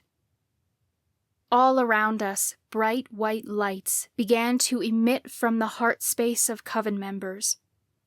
I looked downward in awe to see that my chest was glowing too. The ache in my heart turned to warmth, and all the emptiness that we'd felt when the waning completely took over now disappeared. Instead of an empty, meaningless void in our hearts, magic filled us up and overflowed out of us all at once. The waning was finally over, for good. It was ironic. All this time, we thought we needed the Oaken Wands to save us. We had used them to return magic to the people and defeat the demon together. But ultimately, the real thing that saved us was trusting our people. We'd shown up for Verla in her most vulnerable moment, and in turn, her sacrifice saved us all. Cheers rang out around us as Coven members drew each other into hugs. Tears of relief fell from my eyes as my shoulders trembled with the release of restricted emotions. All the fear and worry I'd bottled up came flooding out of me all at once, and I felt an immense freedom overtake me. I threw my arms around Lucas's neck, and he squeezed me close as he buried his nose into my hair. "It's over," he whispered in a calm, reassuring tone. He didn't have to tell me he'd heard their last thoughts, because I could tell by the certainty in his voice. The Verla sisters were gone for good. I didn't ask him what they'd said, because I knew those thoughts were theirs alone. Lucas would carry them with him to the afterlife, so that there, the sisters could continue to heal. "We've fought for so long," I said. "I can't believe we've reached the end." "Believe it," Lucas replied gently. I saw the look Verla gave you before she dragged Nicole into the flames. She wasn't just saving the Coven, Nadine. If there was anything left here worth saving, it was you. I drew away to wipe my eyes. I don't know who the real Verla was, and I don't think I'll ever know, but I'll always be grateful for what she did for us in the end. To have full access to our magic again felt monumental, because my magic had been unpredictable since the day my powers awakened. I lifted my palm. As if to prove to myself our magic had fully returned, I sent beads of witch lights dancing over my fingertips. Then I formed a large, magical orb in my palm that illuminated the entire clearing. I tossed it into the air, and it hovered above us like a bright, hopeful star. Talia stepped forward and placed a hand on my shoulder. "Your magic is beautiful, Nadine." I draped my arm around her. "Yeah, but it doesn't belong on its own." Talia smiled. She created her own witchlight and tossed it upward. It hovered next to mine, and the two orbs swirled around each other in a beautiful dance. Lucas formed an orb, then Grant and Chloe. Miles and Professor Warren joined in, until everyone gathered in the forest tossed a witchlight into the air in celebration. The entire area glimmered with thousands of witchlights, creating our own personal galaxy of independent stars in this coven of connection we'd created. I never gave much thought to how victory would feel, only how I prayed one day our struggles would end. No one talks about the strange silence that follows your victory cheer, where everyone just looks at each other, wondering where to go next. It was an odd feeling to bask in triumph amidst an undertone of melancholy for all the lives we'd lost earlier in the night. I wasn't the only one who felt it. Talia's smile faded to an expression of sympathy. Then she took my hand and began to sing. "You were the crystal on my altar, and the wand that I had conjured. You were the potion in the cauldron, the incantation I once pondered." It was a traditional Miriamic funeral song, one we'd sung many times before. It seemed all so fitting now, even in the wake of victory, because with defeat came the calamitous reminder of all we'd lost to get here. It wasn't sad, though, not like this song had felt in the past. This time, as I joined her in the song, my heart didn't ache for what we'd lost, but filled with gratitude for all we'd been given. Lucas took my other hand and began singing. Grant and Chloe joined us, and slowly more and more coven members held hands until our entire people united together in song. The witch lights all around us hovered in our midst, representative of all the souls that had gone on before. I never thought I'd witness people like Gwen and Camille join us, but they too stepped forward into our circle, then added their voices to the verse. "You were all that gave me power, you lifted me so high. Now at this final hour, I bless you with goodbye." This was a goodbye to the old coven, and a farewell to the people who could no longer be here for it. It was a profound goodbye that marked the end of an era and held so much hope for the future. Never did I think a goodbye could be soothing, but there was no part of my soul that ached for this, only pieces that wept with happiness for all we'd done and shared together. We had a life together, but if it's right with fate, I'll meet you in my spirit, right at Alora's gate. As our voices swelled over the clearing in perfect harmony, the ghostly image of a woman appeared where the protection tree once stood. At first, I thought it had to be one of the Verla sisters, but as the spirit's features took shape, I realized I didn't recognize her. She was my height, with smooth skin and long brown curls. The woman wore a long dress that looked to be straight out of the 18th century. Lucas, however, seemed to recognize her. He released my hand and stepped forward. "You're Octavia Barrows, aren't you? You're the curse-breaker who our town is named after. You died to cast the protection spell, and you became the protection tree." "Yes," Octavia said kindly. "I have protected this coven for centuries, but I regret to say that I could not protect us from ourselves." "You didn't have to," Lucas replied. "It was up to us to figure this out, not up to generations of the past." "Our mistakes belong to all of us," Octavia said. "Even your ancestors have to own up to the roles that they played in all of this. These problems don't exist among a singular generation, but span back lifetimes. But now the Coven has learned from its mistakes, and we can move forward into new times. I cherished my time here, but now my spirit has been released from the protection tree, and I too can move on. However, there's one more message I have for you before I go. May I see the oaken wands?" My friends and I stepped forward and presented the oaken wands to Octavia.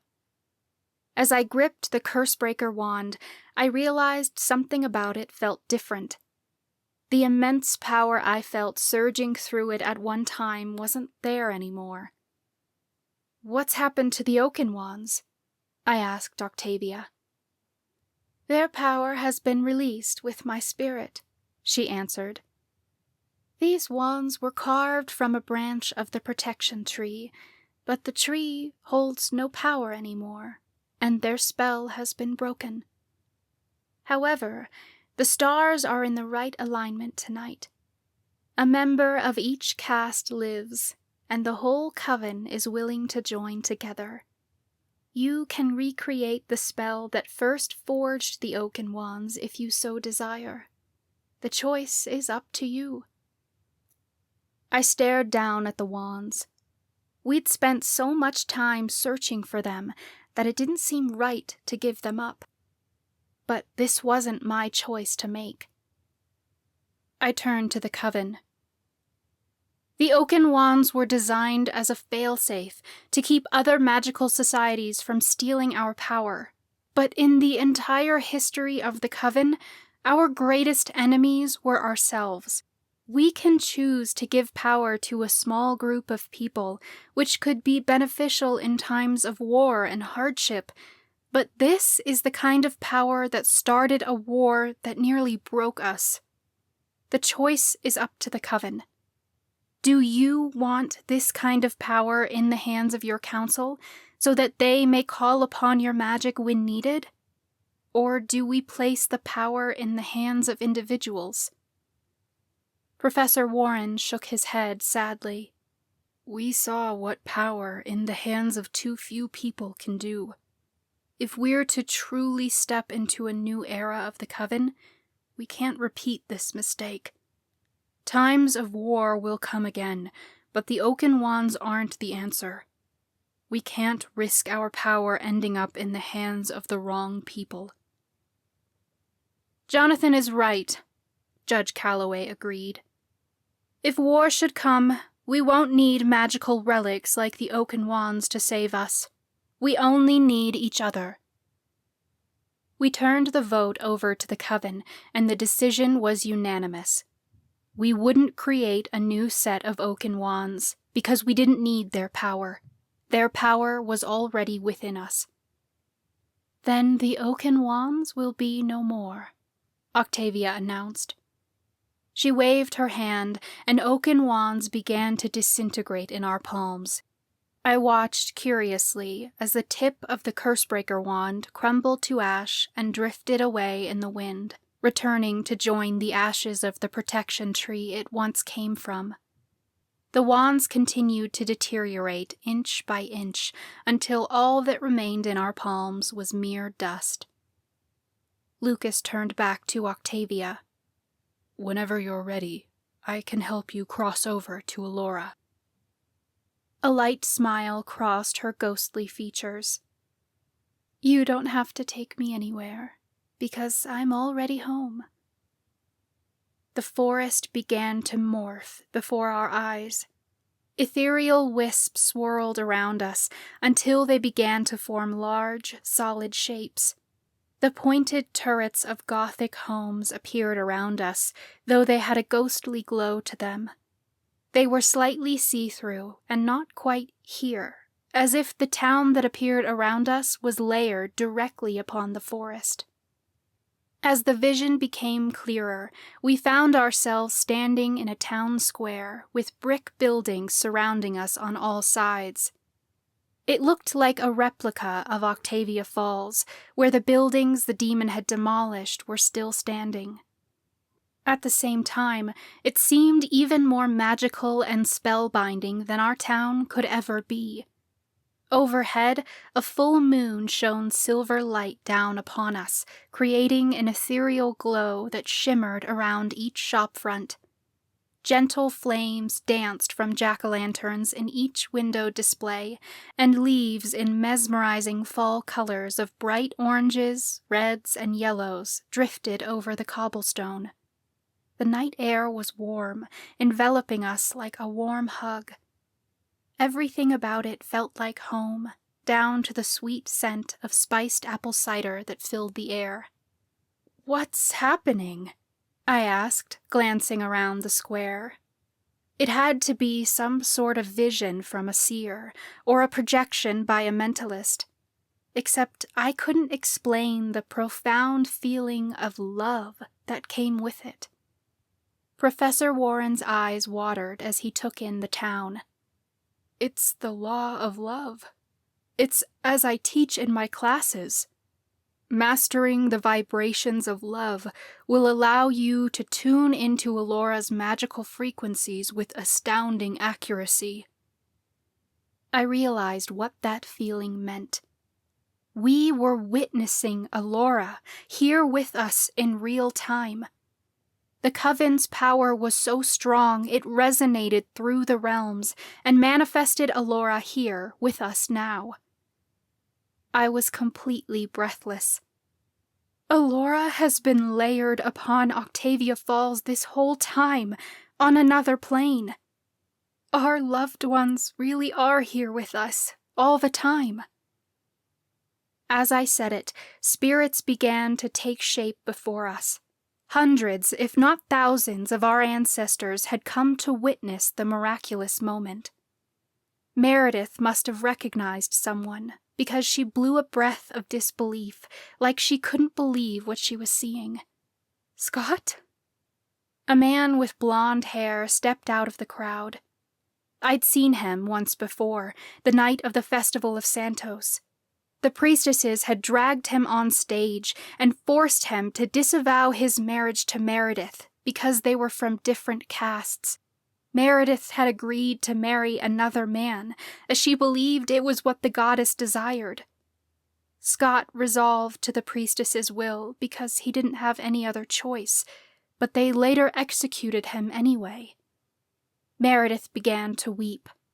"My dear husband, I'm so sorry for everything that happened. I was wrong to follow the chosen blindly and give my life to them when I loved you so much. I believed the lies, and I'm ashamed that I ever let any of it come between us. Can you ever forgive me?" Scott wrapped his ethereal arms around her. "I wish we had both seen the truth then, and maybe things would have turned out differently. I know you were scared, and I see now that what I thought was cruelty was only you trying to protect us both. If you'll still have me, Meredith, I will be waiting for you in Elora." Tears streamed down her face. "I will, Scott. There is nothing I want more than to be given a second chance so I can make amends. I treated others so terribly, and I wish I would have trusted myself instead of the priestesses.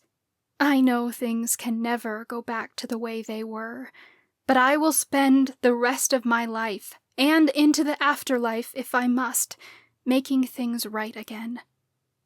Meredith turned toward her sister. "And Monica, I'm sorry about how I treated you. I don't know what truly happened to you, but I'm willing to listen to your story.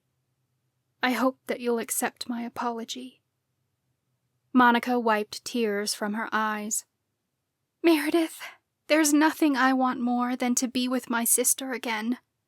The sisters embraced. "Shane!" Alex shouted. He'd spotted his brother in the crowd of spirits and ran over to him. Shane had died in the dungeon of a nightshade overdose our sophomore year. They looked identical, except Alex appeared slightly older and more worn down. The twins pulled each other into a tight hug. "By golly, you did it!" A short, plump man stepped in front of us. He reached out to shake my hand, and I was surprised to see that his form was nearly solid. He wasn't quite all there, but our fingers didn't fade through one another either. "Hector?" I asked. I hardly recognized him at first because the lines on his face seemed smoother and his hair was thicker than I remembered. Hector had been the head cook at the cafe here at school. The priestesses had been threatening his family to get him to work for them using the alchemy wand to brew poison, before Verla's poison meant to target the priestesses had killed him first. Beside him stood an older man. It was William Connor, one of our allies who'd been supporting us against the priestesses, and had lent us the safe house we'd lived in for over a year. "You've all done well," William said with a kind nod. "I can't apologize enough that your lives were caught in the middle of all this," I told them. "You don't have to apologize," Hector assured me. "We knew the risk we were taking on when we joined your movement." "We were happy to lend any assistance we could," William added, "even if it meant our lives. The Coven has been saved, and so our deaths are not in vain." As I gazed around the surrounding spirits, I realized I recognized so many people we'd lost in the midst of the Miriamic conflict. A group of people from school watched us from the edge of the crowd. I recognized Professor Daniels, a woman who'd taught demonology and journalism, whom the priestesses had hanged for a murder she didn't commit. Beside her stood Professor Perez, who'd been a victim of the demon the priestesses had summoned, and Professor Poppy, who died of a viral infection less than a year ago. Then there was Professor Ward, who'd perished on the pyre the night of the burning. She stood beside two girls from school I'd only met a few times, Ashley and Christine. The three of them had been researching the oaken wands, and the priestesses had burned them at the stake to silence them. Other familiar faces appeared before us, including Felicia and Stacy, who were students that had been killed the night the school was attacked and the space-bending spell collapsed. Nearby, Professor Lauren lifted a hand and waved to us. I could still picture the image of her frail corpse lying on the battlefield in the wake of the Golem War. She stood beside her daughter, Autumn. The last time we'd seen Autumn, she'd fallen into a pit to the abyss while fighting off the Knuckleavee the night at Octavia Hall. She must have found her way out of hell and ascended to Allura. The two beamed happily as they were once again united. Autumn wasn't the only one who'd ascended either. As my gaze roamed the crowd, I spotted Priestess Charlotte standing beside Priestess Stella. The last time we'd seen them had been in the abyss, when Priestess Charlotte had ascended to Elora and Priestess Stella had stayed behind. We couldn't help Stella back then, but I saw now that she had progressed on her journey and made the choice to ascend. I thought all these people might be angry or bitter that their lives had been cut short, but they weren't. They smiled and waved at us, appearing wholly at peace. 2 kids smiled our way like they knew us. I didn't recognize them at first, but only because they weren't the same age as I remembered them. The younger of the 2 boys, who looked around 8 or 9 years old now, carried a plastic toy dinosaur with him. "Caleb?" Lucas asked breathlessly. The boys rushed forward, laughing as they ran across the square. Caleb stopped in front of Lucas, and he placed his toy dinosaur in Lucas's hands. "Thank you for giving my mom and dad peace," he said. It was Caleb Thomas and Isaac Miller, the 2 boys who had been murdered by the gingerbread witches. They'd grown up in the time since their death. "I wish I could have saved you both," Lucas told them. "In a way, you did," Isaac said. "We know our families will never stop mourning our deaths, but now that they have answers, they can live their lives knowing that one day we'll be together again.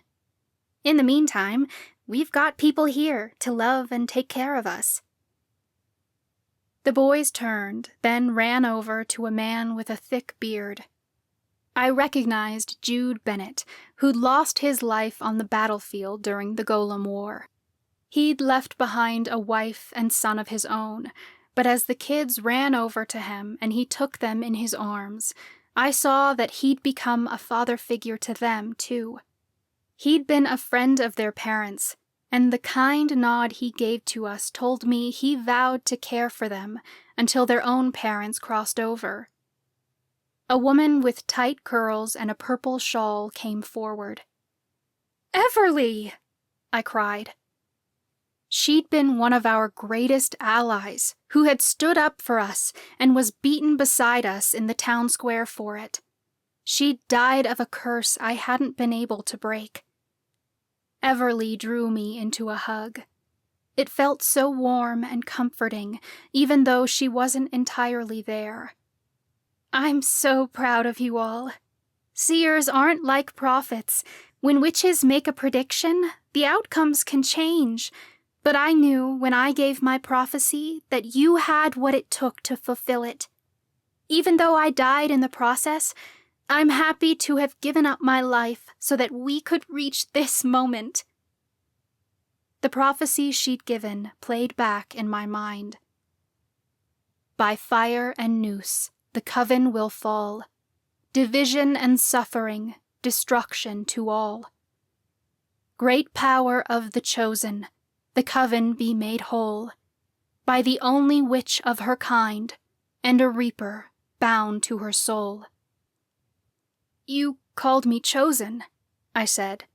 "Mother Miriam once told me I wasn't chosen by someone else, but that the prophecy was given because it was the path Lucas and I had already chosen ourselves.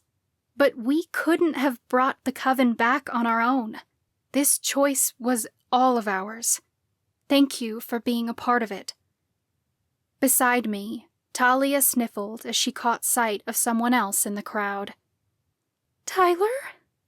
Her voice wavered.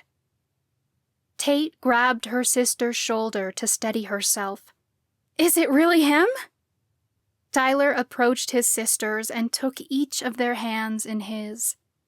"It's really me." "Tyler, you ass!" Talia slugged him in the shoulder. "You weren't supposed to die. You promised you'd be my best man at my wedding, and I'm not even engaged yet."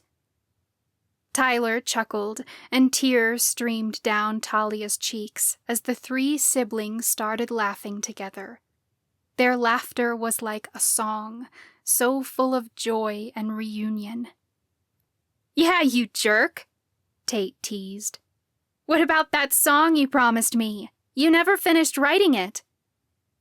Tyler smiled. I did. I wanted to visit you in Hokavale after the war was over and sing it to you. I left a recording of it on my computer in case anything happened to me. Ask Mom and Dad. They'll be able to find it for you. In case anything happened to you? Talia repeated. Tyler, were you planning on sacrificing yourself? Only if I had to, he admitted. I'm sorry I had to go. I didn't want to leave either of you behind, but I died that night, trusting that my sacrifice would be worth it. I don't want you to be sad that I'm gone. Listen to our songs and know that I'll always be with you. The girls embraced their brother in a group hug. A young woman cleared her throat, and we all turned to see a girl with a jet-black ponytail and almond-shaped eyes wearing a Miriamic College hoodie. Amy! Mandy cried. She ran forward, throwing herself into Amy's arms. Mandy sobbed as she pulled her best friend close. It was hard to think about Amy without remembering the sound of her screams the night of the burning. Amy had been one of my dearest friends, and I missed her a lot. She laughed as Mandy squeezed her tighter. I know I'm a ghost, but I think I can still be suffocated. I've missed you so much, Mandy said. I'm never letting you go, ever again. I stepped forward. It's really good to see you again, Amy.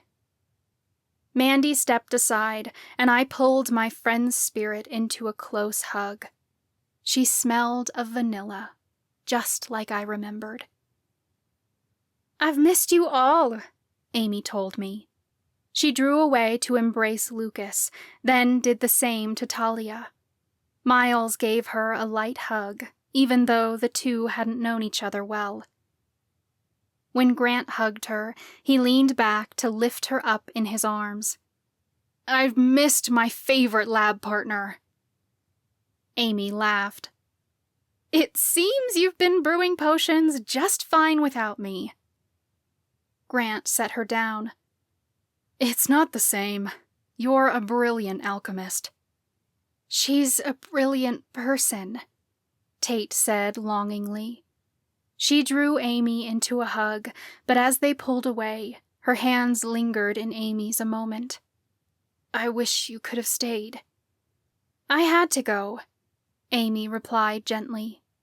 My death pushed you all to change things, and you finished what you set out to do. I'm in a better place now, but so are all of you. Even though it seems we've been separated all this time, I've always been with you. Chloe approached Amy. I know we weren't friends, but I want to tell you I'm sorry for the way I treated you. It was wrong of me to threaten your cat and use you to try turning Mandy into a toad. I said really mean things I wish I could take back. Can you ever forgive me? I'm in Allura now, Chloe, Amy said, gesturing around. Those feuds of the past mean nothing to me here. Of course I can forgive you, because all I want for you is healing. Lucas grabbed my shoulder, startling me. I followed his stunned gaze to lay eyes upon a man with a similar build and features to my own husband. I'd seen pictures of him before, and I knew instantly that it was Lucas's brother, Eric. Tears beaded in the corners of Lucas's eyes. I never thought I'd see you again. Not in this life, at least. Believe it, brother, Eric said as he strode forward. This was always meant to happen. You know I'd never leave without saying goodbye. Lucas dragged his brother close, and they clapped each other on the back as they lingered in a long overdue embrace. Lucas squeezed his eyes shut tightly as tears free-flowed down his cheeks. He didn't look sad, though. With the tears came a smile, and his immense gratitude was clear as day. I used to be so angry at you, Lucas whispered. I thought you left me alone. But I want you to know, whatever I said back then, I don't mean it anymore. I'm not mad at you, and I hold no resentment. All I ever did was love you, and I was only sad to let you go. It's okay that you were angry with me, Eric said gently. I just wish I could have been there to help. I should have told you how much I loved you before I left. You didn't have to, Lucas assured him. I already knew. Except I love you more than you will ever know, Eric said. Lucas pulled away and glanced around the square again, marveling at all the familiar faces. How is all this possible? Your song resonated with so much power and love that it brought us here, Eric explained. It takes a lot of spiritual energy to bring another realm like this to Earth, but the Coven is healing, and that's the most powerful spiritual energy of all. We don't have much time, as this kind of spell can't be replicated. So enjoy every moment, Lucas, here and every moment after. I will, Lucas promised, before dragging his brother back into a tight hug. I was happy for Lucas, but I knew that if his family could come back, then so could mine. I looked around for them, but I didn't see anyone I recognized. Then I noticed a man and a woman approaching me. They appeared only a few years older than me and wore clothes that were decades outdated. The woman gave me a kind smile, but only when she said my name did I recognize her voice. Nadine, she said, with arms spread wide. Grammy? I cried. I ran to her, then fell into her arms. All her age lines had smoothed out, and her white hair had turned to brown waves that fell to her shoulders. That kind smile, though, was exactly as I remembered it. As I pulled her close, I could taste the savory flavor of her brisket melting in my mouth, and I inhaled the scent of jasmine that followed her wherever she went. I don't understand, I said. You look so young. Spirits in Elora are not bound by physical age, Grammy explained. We take on the appearance of who we feel we are internally. When witches first die, they appear as they did in death. With time, however, they can age forward or backward, but our spirits are never stagnant, and, well, she took the man's hand beside her. Nicholas makes me feel so young. You're my Grampy, I said in astonishment. It's so good to finally meet you. I've been dying to meet my granddaughter, he joked as we embraced. I laughed. I see Grampy has a sense of humor. Grammy beamed. I wouldn't have married him otherwise. By the goddess, you look so much like Faith, Grampy said. I'd been looking around for her, but I didn't see her anywhere. How is Mom? Why don't you ask her yourself? Grammy stepped aside, and I swore my heart sang so loud everyone around me could hear it.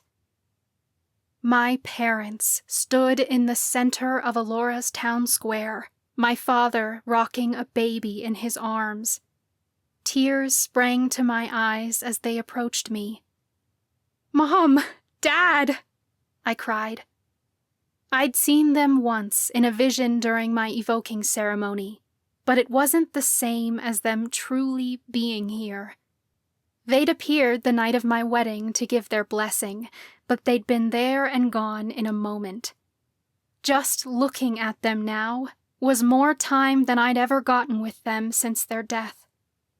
Nadine, Mom said with a bright smile. She barely finished my name before I'd thrown my arms around her middle.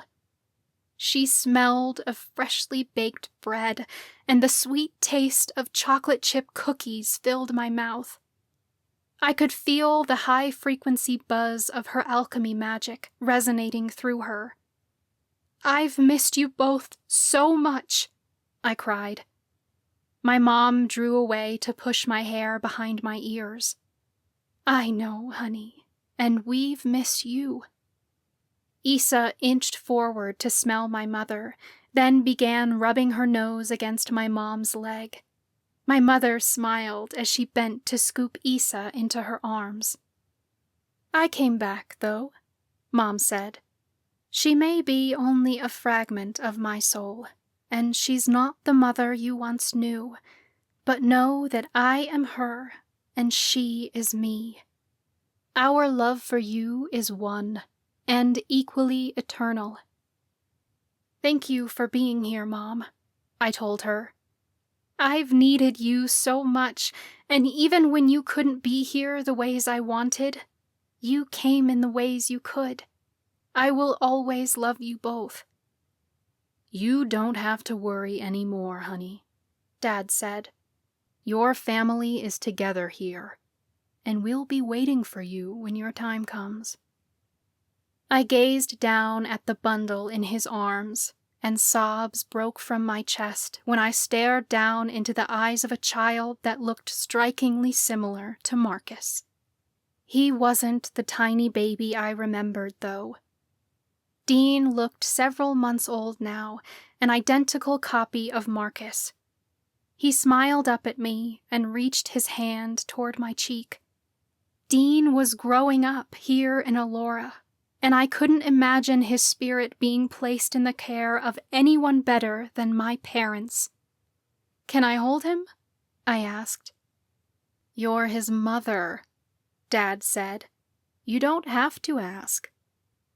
Dad placed my son into my arms, and Dean stared up at me with wonder in his eyes, like he knew me on a deep soul level that no words could ever explain. Lucas came up behind me and wrapped an arm around my waist. He reached over to stroke Dean's cheek. "He looks so at peace here." "He's a very happy baby," Mom said. As she said the word baby, I heard the soft cry of another infant. Lucas and I both looked up to see a woman in her 30s carrying a swaddled infant across the square. She was beautiful, with soft skin and a long, twisted braid down her back, but I didn't recognize her. Professor Warren appeared to know who she was, though, because he'd frozen completely in place as he stared shell-shocked at her. "Roberta," he whispered. I realized then it was Professor Warren's deceased wife. "You don't have to say anything, Jonathan," Roberta told him gently. "I already know how you feel, and I know how hard it is to talk about." It occurred to me then that Professor Warren hadn't really talked about his past. His wife seemed to understand that his silence was intentional and exactly what he needed. Everyone's trauma was different. Even two people who experienced the same event could feel very differently about it. If our trauma was unique, that meant we all healed in our own way, too. Some people found comfort in talking about their experiences to find answers, while others harmed themselves by replaying it. Some people healed by mending the relationships that had hurt them, while others, like Onyx and Lucas, found their greatest healing in walking away. Everyone's path was different, and that was beautiful. Professor Warren didn't seem like the kind of person who had to talk about his past to face it. "We had a wonderful life together, and I will cherish those moments forever," Roberta continued. "You don't remember, but our souls made an agreement before we came to Earth. We only promised each other a short time. I left this world when my spirit chose to, and not a moment sooner. Don't let this reunion hold you back from the life you have yet to live. You have a love yet to experience, the love of a father. Roberta placed the child into Professor Warren's arms, and as the corner of the swaddle fell away, I noticed something in the child's features. He wasn't like the other spirits surrounding us, who were all slightly translucent with an ethereal glow about them. This baby was solid, as if it belonged not in Allura, but on the physical plane. Is this Alan? Professor Warren asked in disbelief. I don't understand. He was sold to a demon and taken to another realm. How is this possible? The Coven killed the demon, so his contract is null and void, Roberta explained.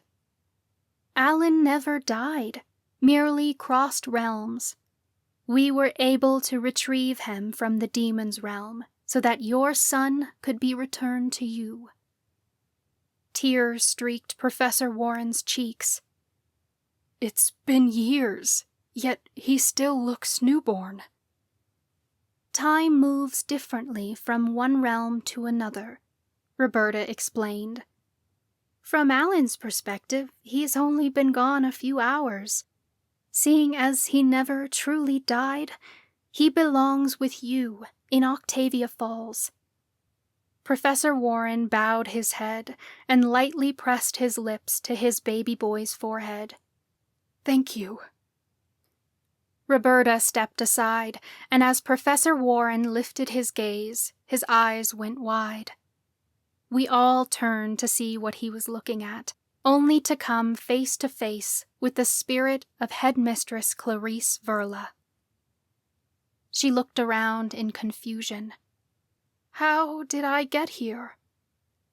Lucas wore a curious expression, and he approached Verla slowly. You aren't like the other spirits here. I can feel energy signatures and sense which realm a soul belongs in. You haven't crossed over yet. The choice is still up to you.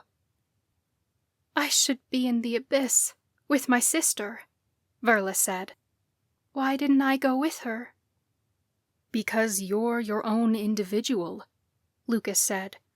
Even though you and your sister share a soul, each reincarnation is unique. You get to choose who you are without her. She'll always be a part of you, but this version of you can move on without her, if you so desire. After everything I did, I don't deserve to return to Allura. Verla gazed around the crowd, and her eyes flickered from one familiar face to another, lingering on the people she killed. Hector, William, Everly, you all died at my hand, and I can never express how sorry I am for what I've done. I thought I'd do anything for love, but I realize now that the love I was desperately holding on to wasn't the love I wanted. I wish I understood that then, before anyone got hurt. Her gaze turned to Professor Warren, then down to the child in his arms. Nothing I can do will take back what I've already done, but I hope that in trying to make things right, you and our son will live a better life. I'm so sorry, Jonathan. I know you would have loved him if you could have stayed, Professor Warren said. I'm going to take good care of him. Shimmering tears streaked Verla's ghostly cheeks as she turned to my parents. Faith, Nathan, I know an apology cannot fix the damage I've caused. I took you away from your daughter, and I hurt your family beyond repair. I loved you so dearly, Faith, I wish I could change what I did, but I must acknowledge the choices I made, even if they were wrong.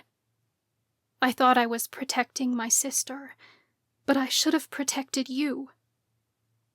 I hold no ill will toward you, Faith said gently. I only wish I could have been there for you while you were grieving. I never meant to leave you behind when I fled Octavia Falls. You had your own curse to bear, Verla countered. I never blamed you for leaving. We can sit around for the rest of eternity wondering what might have happened, but ultimately it won't change what really did. All I can do is say I'm sorry and hope that your future is filled with peace and love, because I never meant to take that away from you. You didn't, Mom said. Then my mother walked forward and drew Verla into a hug. Verla hugged her back, and their magic resonated with one another, creating a bright white glow that emanated from their chests and through their entire spirits. I'd never seen forgiveness in physical form, but by the goddess, it was the most glorious, radiant light in all the universe. Verla hadn't asked for forgiveness, and she'd even admitted she didn't deserve it. But my mother honored her with it anyway. As the women drew away from each other, a shadowed figure beyond them caught my eye. My heart stalled in my chest. I curled Dean's spirit close in one arm, then grabbed Lucas's shoulder with the other to steady myself. A woman in a black velvet hooded cloak came forward, flanked by a tall creature with the head of a ram. She dropped her hood to reveal her pale skin and red lips. Her hair fell in dark waves around her shoulder. Gasps traveled throughout the coven because each one of us recognized them. It was Mother Miriam and Santos. Mother Miriam approached Verla and took her hands in hers. Verla drew back in confusion. Goddess, I don't deserve to stand in your presence. I am not a goddess who judges you, Mother Miriam said softly. All my children deserve to stand in my presence. I will love and guide you as I have done for each of my children before. Verla's voice cracked. I wish you would have stopped me, so I wouldn't have hurt so many people. I tried, Mother Miriam said. I sent friends to help you, and I gave you a child.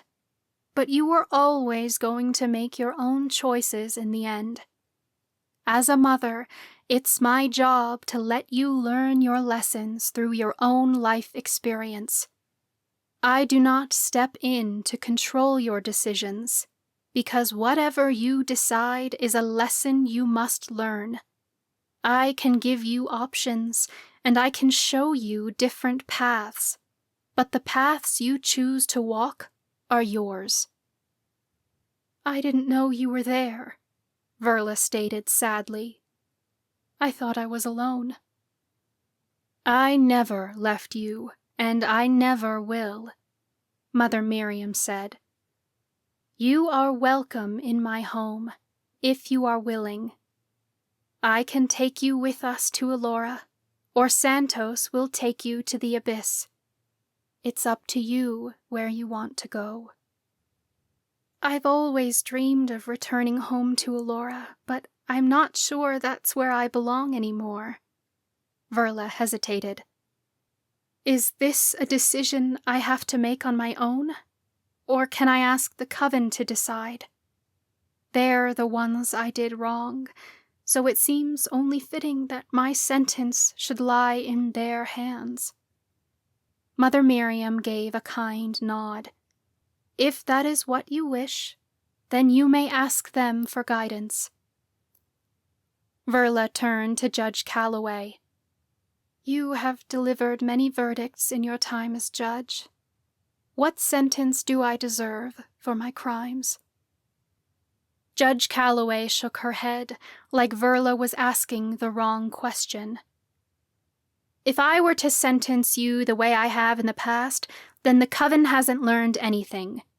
When the new Imperium Council was formed, they suggested a reform program for criminals, as they believed Coven members had a chance to rectify their behavior by receiving the proper care. I see now that I judged their suggestion too soon. Perhaps our Coven doesn't act out in violence because they seek to hurt others, but because they themselves need help. I don't think you deserve an eternity in the abyss, Clarice, but if you are still asking the question, then I don't think you're ready for Alora either. I will serve my time in the abyss, then, Verla stated. And when I've rightfully learned from my wrongdoings, I can ascend. You misunderstand, Judge Calloway said. Those are not the only two options. Judge Calloway's gaze flickered to the charred dirt where the protection tree once stood, and I understood what she was saying. Stay here with us, I offered. When a witch sacrifices herself for her people, her spirit can grow into a tree. Our protection tree is gone, and the protection spell surrounding our town has fallen. Octavia's spirit has been freed, and we need a new guardian to protect the Coven from outside threats. If you want to atone for your mistakes, then stay, and protect us the way we should have protected each other when this conflict began. Verla gazed around at the people. Do you all really want me to stay? You sacrificed yourself for us, Miles said. I think you deserve another chance.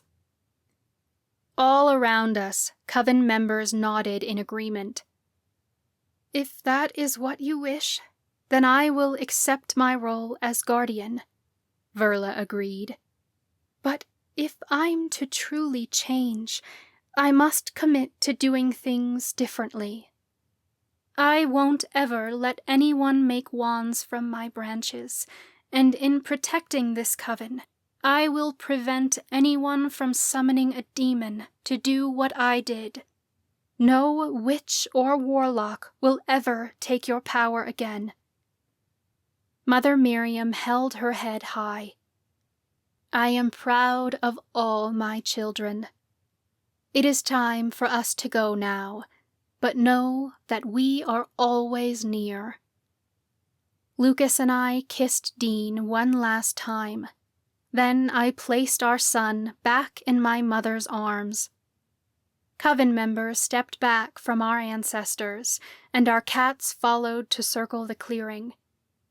We joined hands once more as Verla's spirit took her place among the charred remains of the protection tree. Mother Miriam began to sing a song I'd never heard before. Or I thought I hadn't, not in this lifetime at least. But when I heard her voice, it was like hearing a mother's long-forgotten lullaby that she sang once while you were sleeping. I couldn't recall where I'd heard it, perhaps in another lifetime, but my soul knew every lyric. Candles burn and cauldrons rust, broomsticks break and turn to dust. But there's no end to my sacred vow. This promise that I leave you now. Wherever you go, whatever you do, I will eternally love you.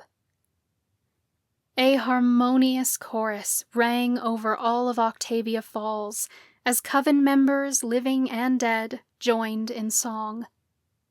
Slowly, Alora began to fade around us.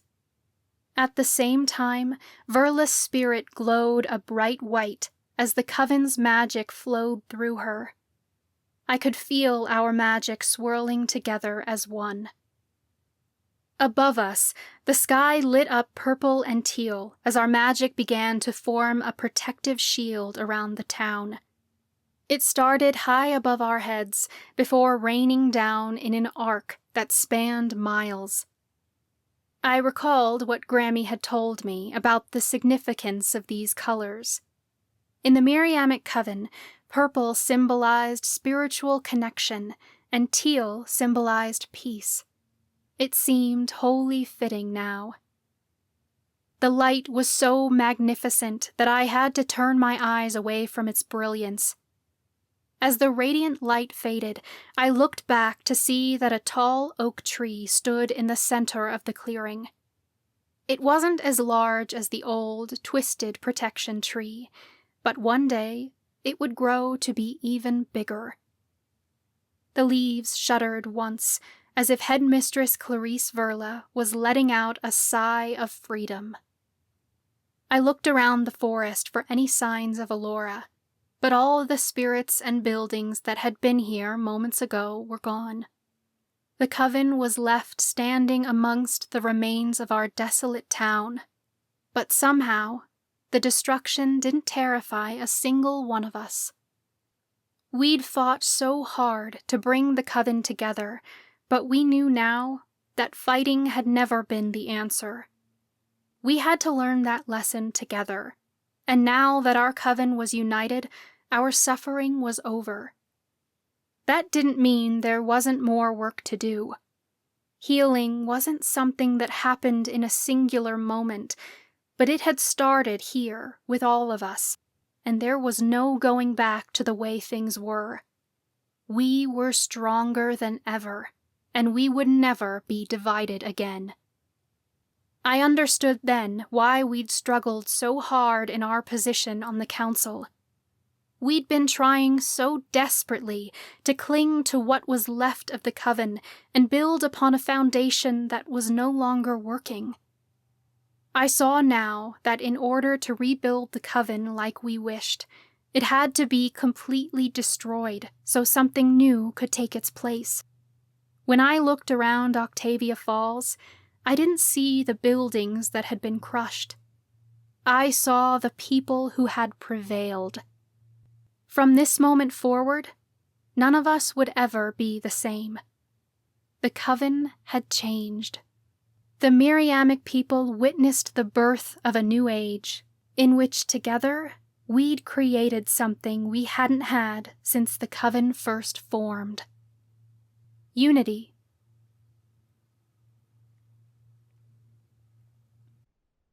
Epilogue.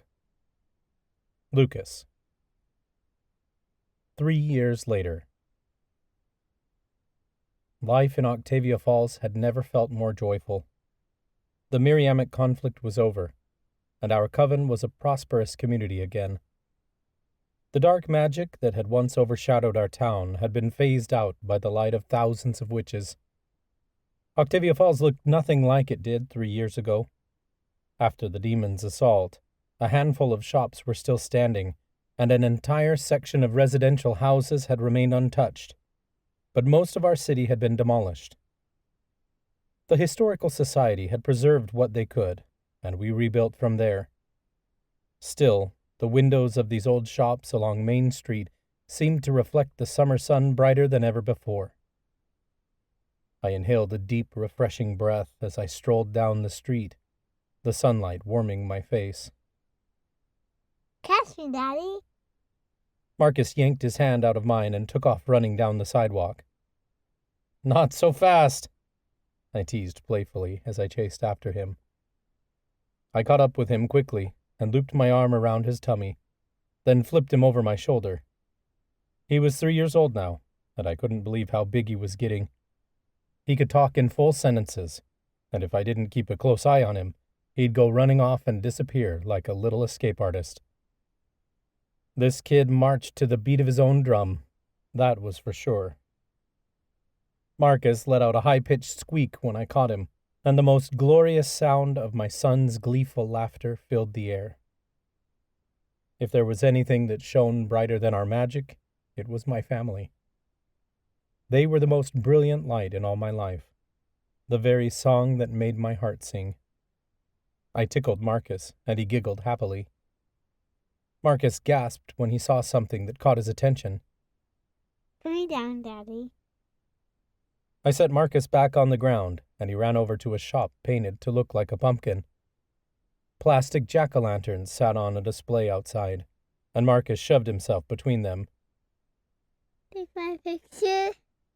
He begged, flashing a big, cheesy smile.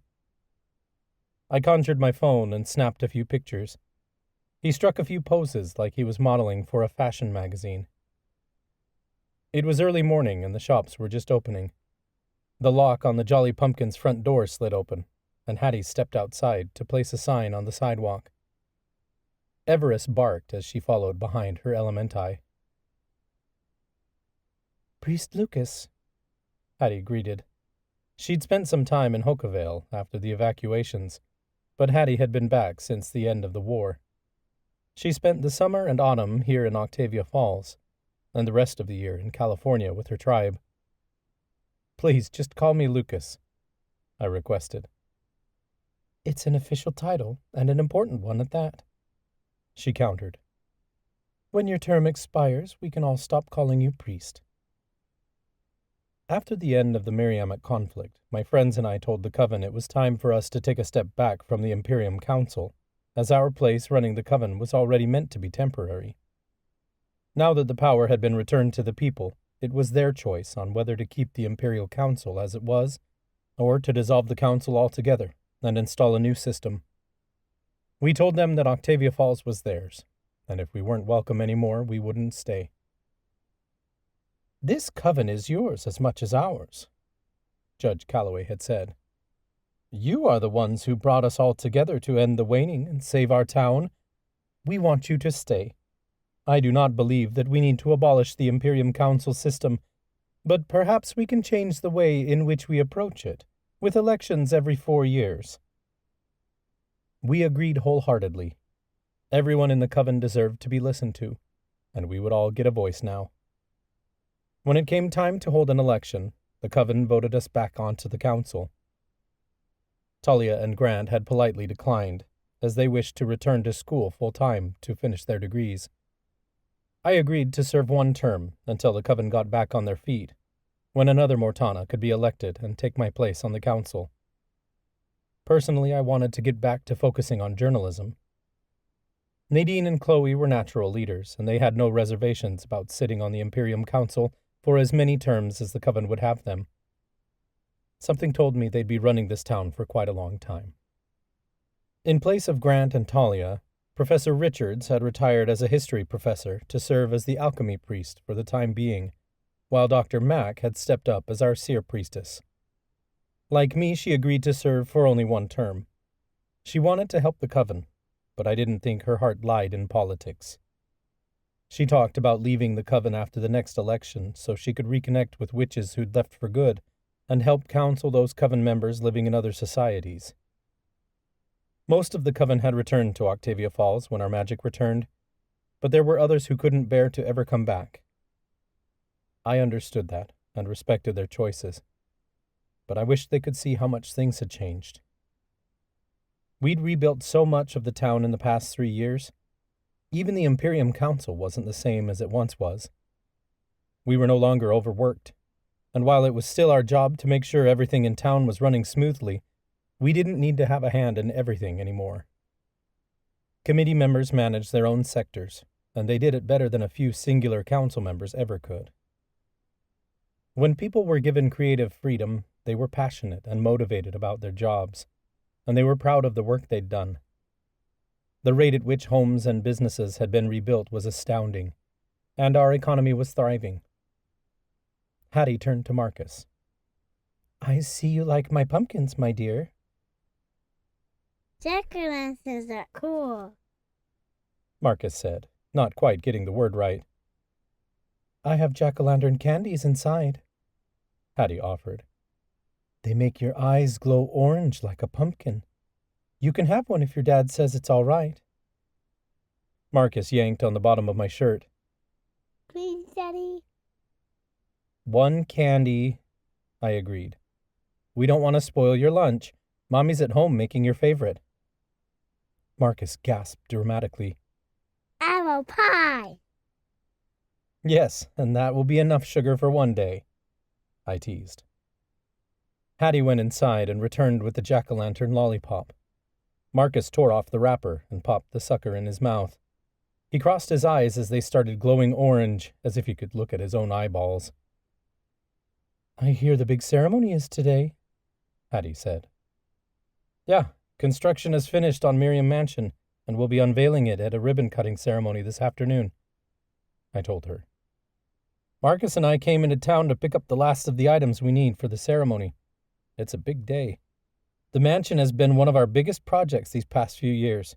It wasn't easy piecing back together the remains of the building, but our construction crews are very talented, and they've managed to reconstruct as much of the original structure as possible. There's a new wing that's brand new, but most of it is material from the original building. I drove by the school last week, Hattie said. It's amazing what they've been able to do. It really is, I replied. You should come to the open house. We'll be casting a space-bending spell during the reopening to expand the classrooms again. The college really needs the extra space.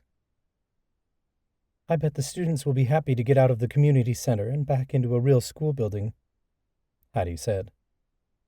I nodded. Grant and Talia have continued their classes, and there have been times when they have to rush from the community center to the courthouse to get to their next class because we don't have the space to keep classes in one building. It will be good for everyone to get students and professors back in one location. Students will be able to move back to the dorms this fall. Will you or your friends be staying there? Hattie asked. No, it wouldn't make sense for Nadine and me now that we've started a family. We don't live too far from campus now, so it's not a problem for us to get to classes. You must be graduating soon, Hattie said. Within the year, I replied. Nadine and I have been taking classes part-time to finish our degrees. I only have one semester left until I graduate with my journalism degree, and Nadine will be done next summer with her degree in criminal justice.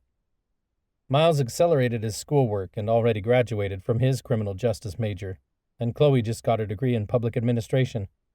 She graduated with Grant, who got his degree in culinary arts, and Talia double majored in music and counseling. Grant and Talia are talking about buying a house soon, now that they're done with school. That's lovely, Hattie said. I'm so proud of you all. Well, I won't keep you long. It sounds like you have a big day ahead of you. I'll see you at the open house. Hattie waved goodbye, and Marcus and I continued down the street. As the town came alive in the early hours of the morning, lively chatter began to fill the air. A cafe door stood propped open, and a beautiful melody from a woman playing the flute spilled onto the street, backed by the distant twinkle of wind chimes hanging from a shop a few doors down. Witches and warlocks gathered on patios and conversed kindly over morning tea. The smell of burning cedar filled the air as shop owners cleansed their doorways to ward off bad energy before whispering prayers to bless their shops with good fortune for a profitable day.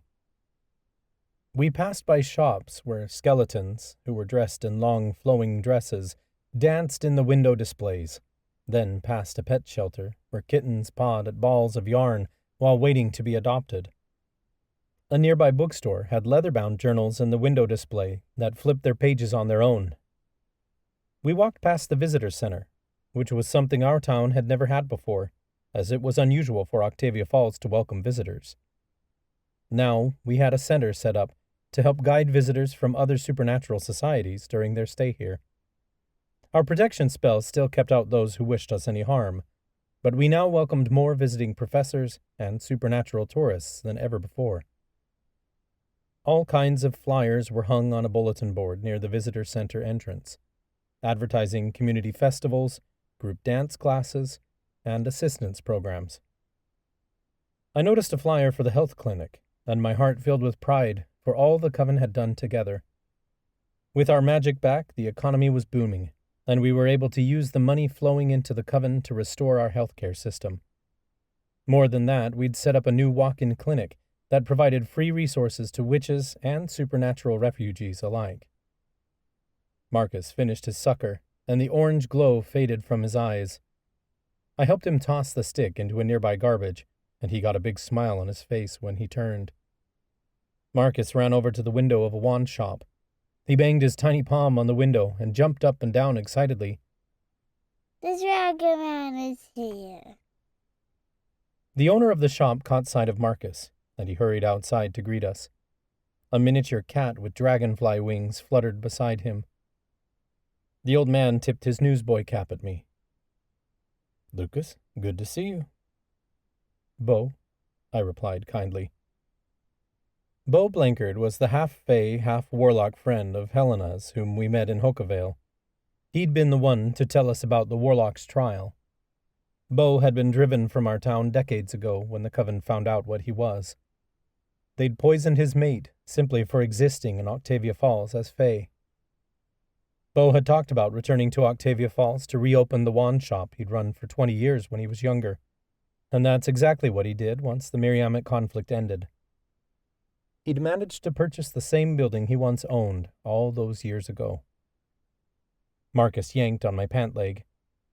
Like any shift? I chuckled lightly.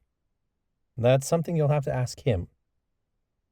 Marcus dropped his gaze and slowly stepped up to Bo, bashfully skidding the tip of his shoe across the ground.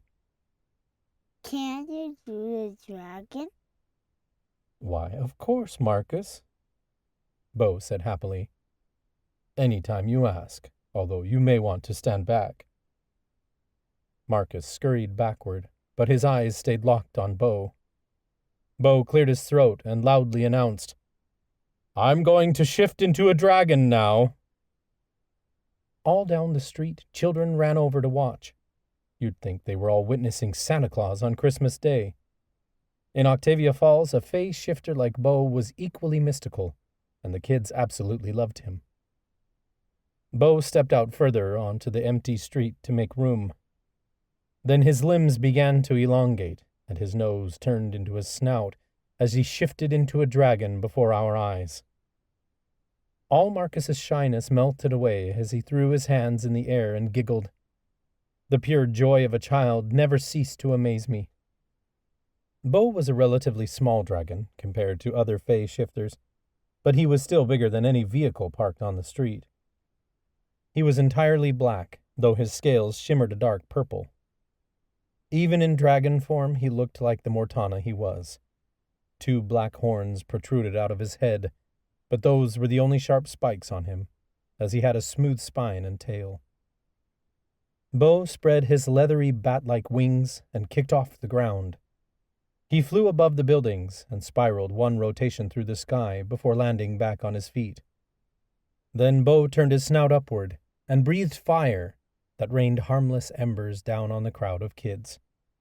The children clapped and cheered in absolute delight. Bo shifted back into human form, hobbling a bit as he returned to the front of the shop. "By the gods, I'm getting too old for such tricks." "You don't have to fly on my son's account," I told him. Bo laughed. "If I'm going to die, I'll die happy. These kids love it." And I'll be a shifter. Marcus claimed. "Is that so?" Bo entertained. Yep. Marcus stated proudly. He got down on his hands and knees and bared his teeth at Bo. "I didn't get this kid. He had a weird obsession with the fae." Bo jumped back and placed his hand over his heart to play along. "Oh my, you'll make a very fierce shifter indeed." I'll be scarier than you, but pretty, with feathers on my head, like a peacock. Marcus ran his fingers through his dark waves to make them stand straight up. He was always making up stories that didn't make a whole lot of sense. I couldn't always follow where his imagination took him. No one had ever accused my son of being anything less than theatrical, that was for certain. Bo cocked his head toward the door. "Come on in, your order's all finished." Bo led us inside the wand shop. Hundreds of expertly crafted wands lined displays on the walls. They were all different sizes, shapes, and colors, and each one was entirely unique. Bo only sold wands he'd made himself. and each one was more incredible than the last. A TV played a news station quietly behind the counter. Marcus scurried behind the register and climbed onto a chair to make himself perfectly at home while he stared mesmerized at the television. I sighed. "Marcus?" "It's okay," Bo said kindly. "He's more than welcome to sit. It's just a supernatural news station based out of Malovia. They're doing a segment on the royal family. I like to know what's going on back in my home country. Makes me think of Sebastian." Bo got a faraway look in his eyes when he mentioned his late mate. He quickly snapped out of it. "Right, your order. I have it right here." Bo pulled an intricately carved wooden box from under the counter. It was beautiful, with all kinds of Miriamic symbols twisting together, along with depictions of crystals and the moon phases. I ran my fingers over the carvings. "It's beautiful. You really didn't have to do all this." Bo waved his hand like it was nothing. "The Coven has been nothing but kind to me since I returned to Octavia Falls. Lending my talents is the least I could do." "Thank you. The Coven will cherish this for quite some time," I told him. "It's already been paid for, and I know you're in a hurry, so I'll let you get back to your day," Bo said. "Thank you for letting me do this for you." I took the box under my arm. "It's no problem at all. We're grateful for your contribution." I turned to my son, who was completely glued to the TV. The newscast showed a faraway shot of the Malovian royal family leaving the palace in Dolinska, though I could hardly make them out. The angle shifted, and it focused on a little blonde girl that looked around Marcus's age. I guessed she must be the child of someone important. "Princess," Marcus cried, pointing at the television. "Yes, she does look like a princess," I told him. Marcus hopped up on his knees and growled at the TV like he was playing shifter again. He started barking at the girl on the screen, letting out a wolfish howl. I sighed. "Usually he pretends to be a cat, but I guess he's a dog today." Bo laughed. "He's adorable." "Most of the time," I agreed. I try to support his imagination as much as I can, but it can get away on him. Like the time he cut holes in his bed sheets so he could play with the ghosts inside his closet. "Real ghosts?" Bo asked. "Imaginary," I said. "We had the sheriff check the whole house, and there's nothing but a ghost cat living there." Bo eyed Marcus curiously. "Don't discredit his imagination and stories. Children can be very perceptive." Marcus barked at the TV again.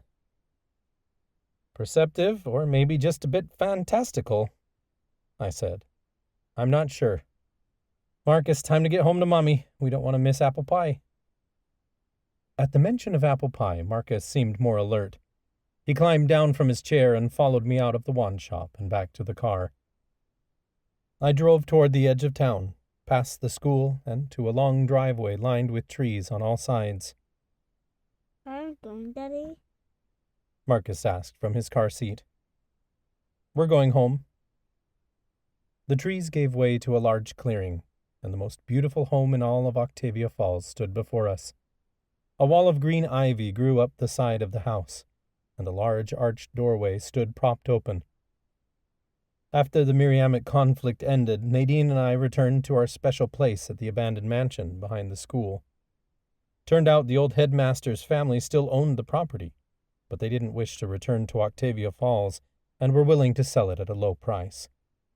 They didn't think anyone would be interested in sinking their money into restoring the building, but this place had always been our safe haven, and we didn't care what it took to restore it to its former glory.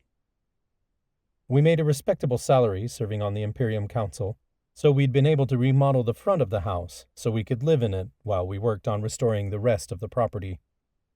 The old cracked stone steps had been repaired, and the roof had new shingles. We'd removed overgrown weeds and dead shrubs, and now the lawn flourished with fresh-cut grass and colorful flower beds. It was everything I could have ever dreamed and more for us. I recalled the first time I brought Nadine here. She'd seen so much beauty in this house, even in its former dilapidated state. I'd struggled to see that, and had called it just a house. I couldn't have been more wrong. There was so much beauty in the detailed crown moldings and an elegance to the carved mantel in the living room. I once struggled to see the beauty in the world, but Nadine inspired me to find the good in everything. I used to be so unsure of myself, but I wasted so much time looking at the bad. Nadine fell in love with me here in this mansion because she saw all the good I couldn't see, and I was grateful to finally be witnessing it myself. That didn't mean we didn't have hard days. Nadine and I still had disagreements from time to time, and I could slip back into depressive episodes. But we knew how to communicate through those moments, so that even when things were tough, we didn't have to suffer through it. I attended weekly therapy appointments, and Nadine joined me in healing therapies that had helped us both immensely.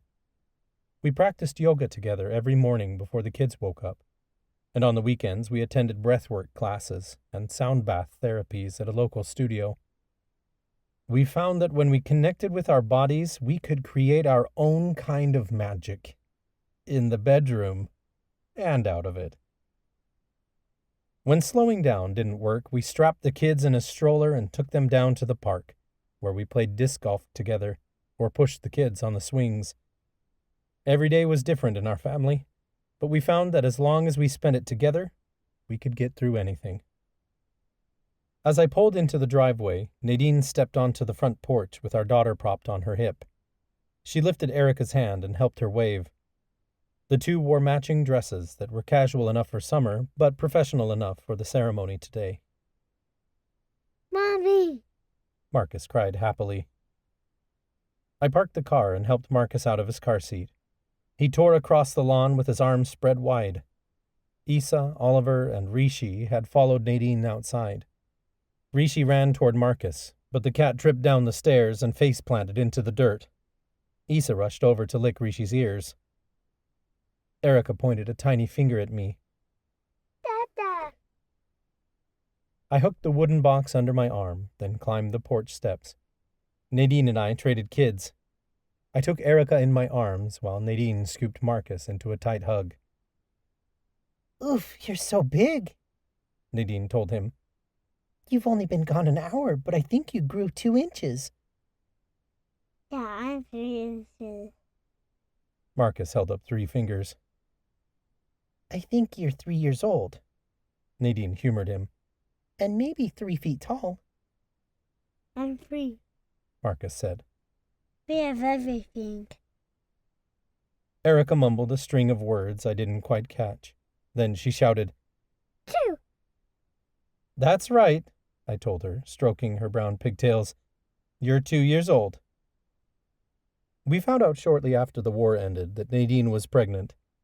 Erica had been born a few weeks early, though not dangerously early, like the twins. She was 7 pounds at birth, which was large for a baby born at 36 weeks. But now she was a petite little thing that I didn't think would ever catch up to her brother. She was 14 months younger than Marcus, but looked significantly smaller. Nadine leaned forward to peck me on the lips. We have guests. We carried the kids inside, and our cats followed. I hung my keys on a hook near the door next to Nadine's set. The modern brass key I'd found upstairs years ago, which I'd given to her on her birthday, dangled from her keychain. It fit into all the locks in the house. I recalled when she first saw the key, she asked why I'd given it to her. It's our special place, I'd said. And this is me promising you we'll be making lots of memories there. I'd fulfilled my promise, and I continued to do so every day. Nadine led me past the living room, but I paused for a beat outside the doorway just to take it all in. Sometimes I still couldn't believe this was my life. The peeling wallpaper that had once sagged from these walls had been replaced by new drywall and a fresh coat of paint. We'd kept the original hardwood floors, but had them refinished. Now the room was full of our furniture and children's toys scattered across the floor. Above the mantel, the chariot card we'd pulled from Talia's deck at our wedding hung framed. A taxidermy mouse Gregory had gifted me a few years ago stood on display. We'd found the mouse dead in the house after Oliver caught him, and I remembered what Gregory had said about wanting to do taxidermy art, so I'd given it to him. He came back with this reaper mouse he'd made special for me. The creature was dressed in a black hooded cloak Gregory had sewn himself, and the mouse held a white wand carved out of bone. Laughter rang down the hall from the direction of the dining room. I tore my gaze off the mantel and continued down the hall, where I found Grant, Talia, Miles, and Chloe gathered around the table. Tall stacks of programs for the ceremony lay in front of them, and they worked together to fold them and pack them away in boxes to take to the school later. There must have been hundreds of programs, as we expected a large audience. Nadine situated Marcus at a kid's table set up in the corner. She laid sheets of paper in front of him and opened small containers of washable paint. He was already sticking his fingers into them and smearing the colors across the page. If there was anything Marcus loved more than making up stories, it was painting. I placed Beau's box next to a stack of papers on the dining table, where Gus, Bella, Kiki, and Marley were lounging. Then I set Erica in a chair at the kids' table and scooted her close so she could craft with Marcus. Instead of paints, she opted for crayons. Even at 2 years old, she was more poised than Marcus, sitting straight up while she ran the crayon over her paper intentionally. Marcus, on the other hand, hunched over his painting and smeared colors together frantically. Erica was intentional with her lines, but Marcus understood color, and he avoided mixing anything together that would muddy his painting. Somehow, everything he made turned out looking really good. Better than a 3-year-old should be able to make. "Is that what I think it is?" Miles asked, gesturing to the stack of papers on the table. He was dressed in his sheriff uniform, as usual. When the elections took place, the Coven had voted him back on as sheriff, and the townspeople loved him. "That depends," I said, as I sat beside our friends. "What do you think it is?" "I'm hoping it's the finished draft of the guide Nadine's been working on," Miles said. "She says she won't come to work for me until that's done." Nadine grabbed a stack of programs to start folding. "I said my Cursebreaker guide will be finished before I come work for you. That still stands, but I need to finish my degree first. We're busy enough with council duties, classes, and parenting that I can't add another job into the mix, even if it's only part-time." "I need a good detective on the police force," Miles begged. "No one has the attention to detail that you do." "Call me when there's a murder," Nadine said playfully. "Until then, I have my family to focus on. Once the kids are a little older and in school, I'll have more time to be a cop. You can count on that, because it's literally all I've ever dreamed of being. But I'm not in a hurry." Nadine had always been a high achiever, and that hadn't changed. She was still aiming to become a priestess and a police officer, and she didn't give a damn if anyone said that was too much, because it was her dream. It wasn't one or the other, because she believed she could serve the Coven best as priestess by working closely with law enforcement, and many of the duties overlapped anyway, so it was worth following her passions. "If that's not the guide on Cursebreaker magic that Nadine's been working on, what is it?" Chloe asked as she packed a pile of programs into a box. I slid the pages closer to me. I was waiting to tell anyone until it was done. I wrote a Reaper guide. Grant's gaze snapped up from the programs he was folding. "Lucas, that's great. Why didn't you tell us?" "I didn't want to feel any pressure to get it done," I said. "We still have time until a new Reaper's apprentice awakens their powers, and I wanted to give myself that time. But as it turns out, I loved every second of working on it, and it's as complete as I can make it for now. I've transcribed everything from Autumn's Reaper records, and I've added my own observations, insights, and experiences to teach the next Reaper's apprentice about their powers. I'll keep adding to it as I learn more, but for now, this is the first edition." "That's really awesome you did that," Chloe said. "You could have it printed and sell copies in the local bookstores. This history and these principles aren't just for Reapers. All Mortana should have access to this information. It could help fund the newspaper you want to open. Nadine and I exchanged a glance. Talia narrowed her eyes at us. You two are hiding something, aren't you? It's not official yet, I admitted. We've been in touch with the owner of the Miriamic Messenger, and she's hiring me to do a feature on the Hawkeye tribe. I'm really excited about it because it perfectly aligns with my mission as a journalist. It's important our people understand more about other supernatural cultures so we don't cause harm. I'll get a chance to visit Hokavale again and learn more about the Hawkeye. Chief Kawak has already agreed to do an interview and help in any way he can so that Lucas portrays the Hawkeye accurately and respectfully, Nadine added. It's going to be a really fascinating piece. I nodded. That said, the owner of the Miriamic Messenger wants to retire in a few years. She insists the business needs to go to someone who she trusts to report impartially, so she's offering a really good deal to the right person. If all goes well with this piece on the Hawkeye, she wants me to take over the paper once my term as priest expires. Talia squealed. Lucas, that's amazing. Can I see your Reaper guide? Sure, I said. If you want to read it, I'm open to feedback. Talia reached across the table with her left hand. Hold on. What is that? Nadine cried, pointing at a ring on Talia's finger. Yes, on that finger. Talia and Grant burst into a fit of laughter together. We were waiting to see how long it'd take for someone to notice, Grant exclaimed.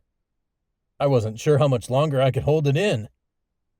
We're engaged, Talia cried happily. Congratulations, Nadine sang as she stood to give Talia a hug. Chloe shot out of her chair. Are you kidding me? We're going to be sisters-in-law? Talia nodded enthusiastically. Yes. Chloe rushed around the table and practically shoved Nadine aside to throw her arms around Talia. Finally! Miles leaned an arm over the back of his chair. Took you too long enough. I've been waiting to propose until we could settle down, Grant explained. Now that we're done with school and I'm making good money as a cook at the pie shack, I could afford the ring. And Talia is thriving in her job at the counseling center, so it felt like the right time for both of us. I'm still going to open my own restaurant after we get settled down. I wanted this moment marking the beginning of the rest of our lives to be perfect. And it was, Talia gushed as she showed off the ring.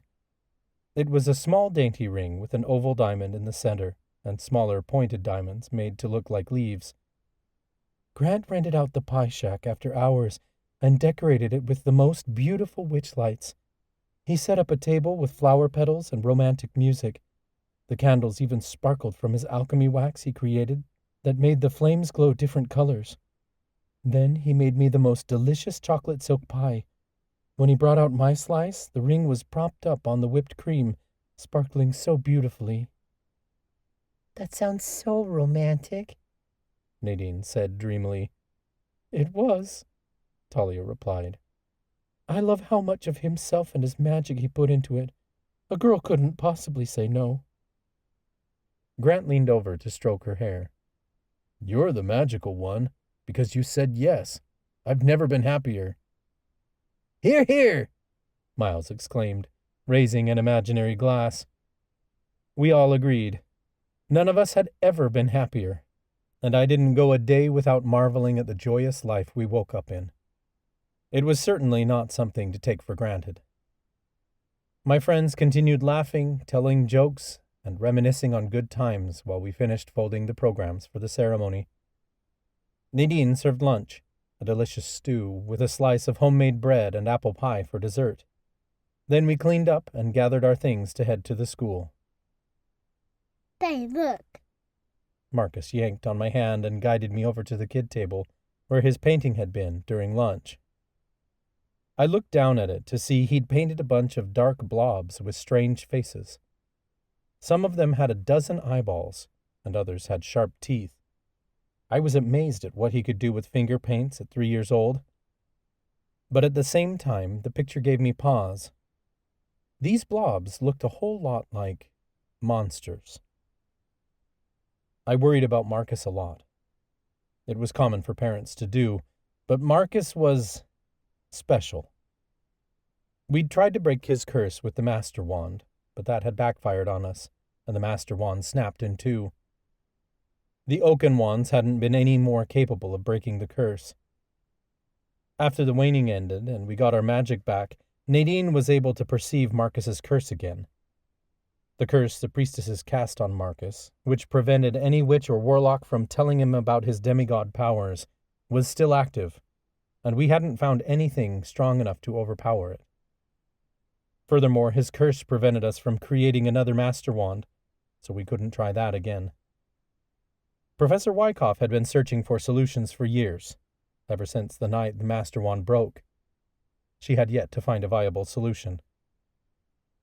Marcus was a happy kid, now, but I worried what exposure to this curse would do to him long term.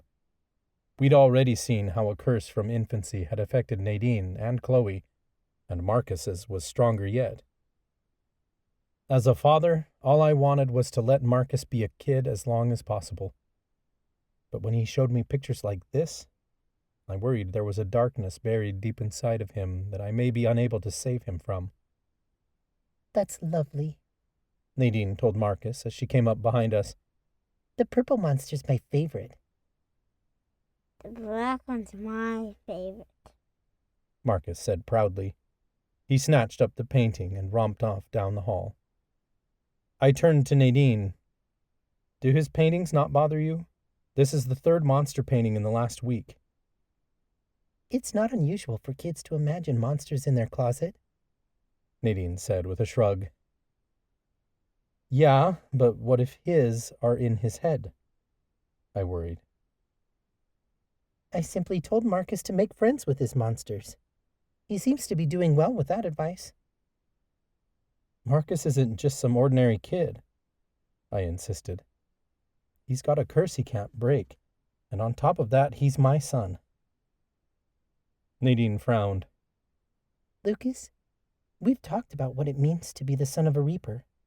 I don't believe the bullshit about the Reaper's shadow curse. That Samael Davis killed his mother and cast the curse because he was born with some darkness carried down from his Reaper's apprentice father. Witch magic doesn't work that way, so that part of the story can't be true. Something else happened to that kid who cast the Reaper's shadow curse, and whatever it was isn't going to happen to our son. I agree with you, I said.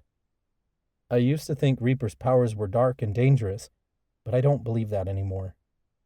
What happened with the Reaper's shadow curse was some sort of cycle of generational trauma, and we've stopped that cycle in our own families. But that doesn't mean Marcus won't have trauma of his own. He's already gone through so much, with a curse we can't break on top of it. I want to be able to help him, and if we can't tell him what he is or what he's capable of, we can't prepare him or help him properly process any of this. I'd tried telling Marcus of his demigod powers before, experimented to find loopholes and workarounds, but every time I tried to talk to my son about anything remotely related, I choked up against my own free will. I'd tried writing it down, and the ink would fade before he could look at it. There truly was no way to tell him, and so he would always be left in the dark. This wasn't something I wanted him to figure out on his own. But I wasn't talking about Marcus being the son of a Reaper, I clarified. I meant it'll be hard for him because neurological conditions can pass down genetically. I have multiple mental health disorders, and Marcus could have inherited similar neurology. We can handle that, Nadine promised. We know how to get him the care he needs if he requires support. All we can do in the meantime is give him a good life. Besides, we don't know that this curse is going to last forever. Professor Wyckoff has been away all summer researching Marcus's curse, but she'll be back this afternoon for the ceremony. We'll talk about this with her then. All right, I agreed. Let's get to the ceremony. We don't want to be late. I grabbed the carved wooden box from the table, and our friends carried the boxes of programs out to the cars. We loaded the kids in their car seats and the stroller in the back, then drove down the road to Miriam Mansion. School officials had already lined rows of chairs at the front of the school. There was also a podium set up, along with a wide red ribbon stretched before the doors. I dropped my box off at the podium. Then my friends and I helped distribute programs to each seat before Coven members started arriving. As cars began filling the parking lot, Nadine, Chloe, and I went to find our spots up front with the rest of the Imperium Council. Miles stood near the podium with his hands on his hips, keeping watch for any threats. His position as sheriff was pretty easy these days, but it was his job to stay on high alert. Grant and Talia went to find a seat with our kids in the front row. Priest Anthony, Priestess Linda. Nadine greeted the other council members kindly. It still felt strange to call them anything but Professor Richards and Dr. Mack. Have you seen the headmaster? He should be around here somewhere, Professor Richards said as he peered through the crowd. I followed his gaze, but I didn't see the headmaster at first. Instead, my eyes landed upon a woman with purple glasses and a man pushing her wheelchair. He helped her into a spot near the front, reserved for wheelchairs, then sat in a row beside her. In her lap, she held a young child. The kid was the same age as Marcus, but he looked a bit younger, with a rounder face and shorter limbs. He wore glasses with a strap, though I knew he couldn't see well out of them. Lydia and Quentin had returned to Octavia Falls once the conflict ended, and they'd brought their son Alastair with them. He'd been born with achondroplasia, a form of dwarfism, and though he wore glasses now, his vision was quickly deteriorating, and he'd been diagnosed legally blind. We got together with them for playdates, and he and Marcus always had a blast. Alastair was nimble on the playground, but walked with the cat on a leash otherwise to help him get around. The first time I'd seen his cat, it had been a kitten, but the cat was always eating and getting fatter by the day, hence the name they'd given it, Pig. Alastair had started using a cane as a secondary assistance device. Quentin and Lydia had been some of the few people we knew personally who'd moved back from Hookavale. Monica, Tate, and Mandy had all established a good life there and returned to Hookavale after we killed the demon. Monica had reopened a music shop, and Tate was working at the rehab center there. Mandy worked with the jeweler, making all kinds of beaded trinkets. She'd sent a beautiful beaded rattle for Erica's birthday a few weeks ago, and our daughter hadn't stopped playing with it since. Onyx was also notably missing from the ceremony. After things settled, following the conflict, the United Supernatural Union reached out. Our previous representatives had perished the night of Nicole's attack, and as part of the treaty with the Union, we were required to appoint a new representative.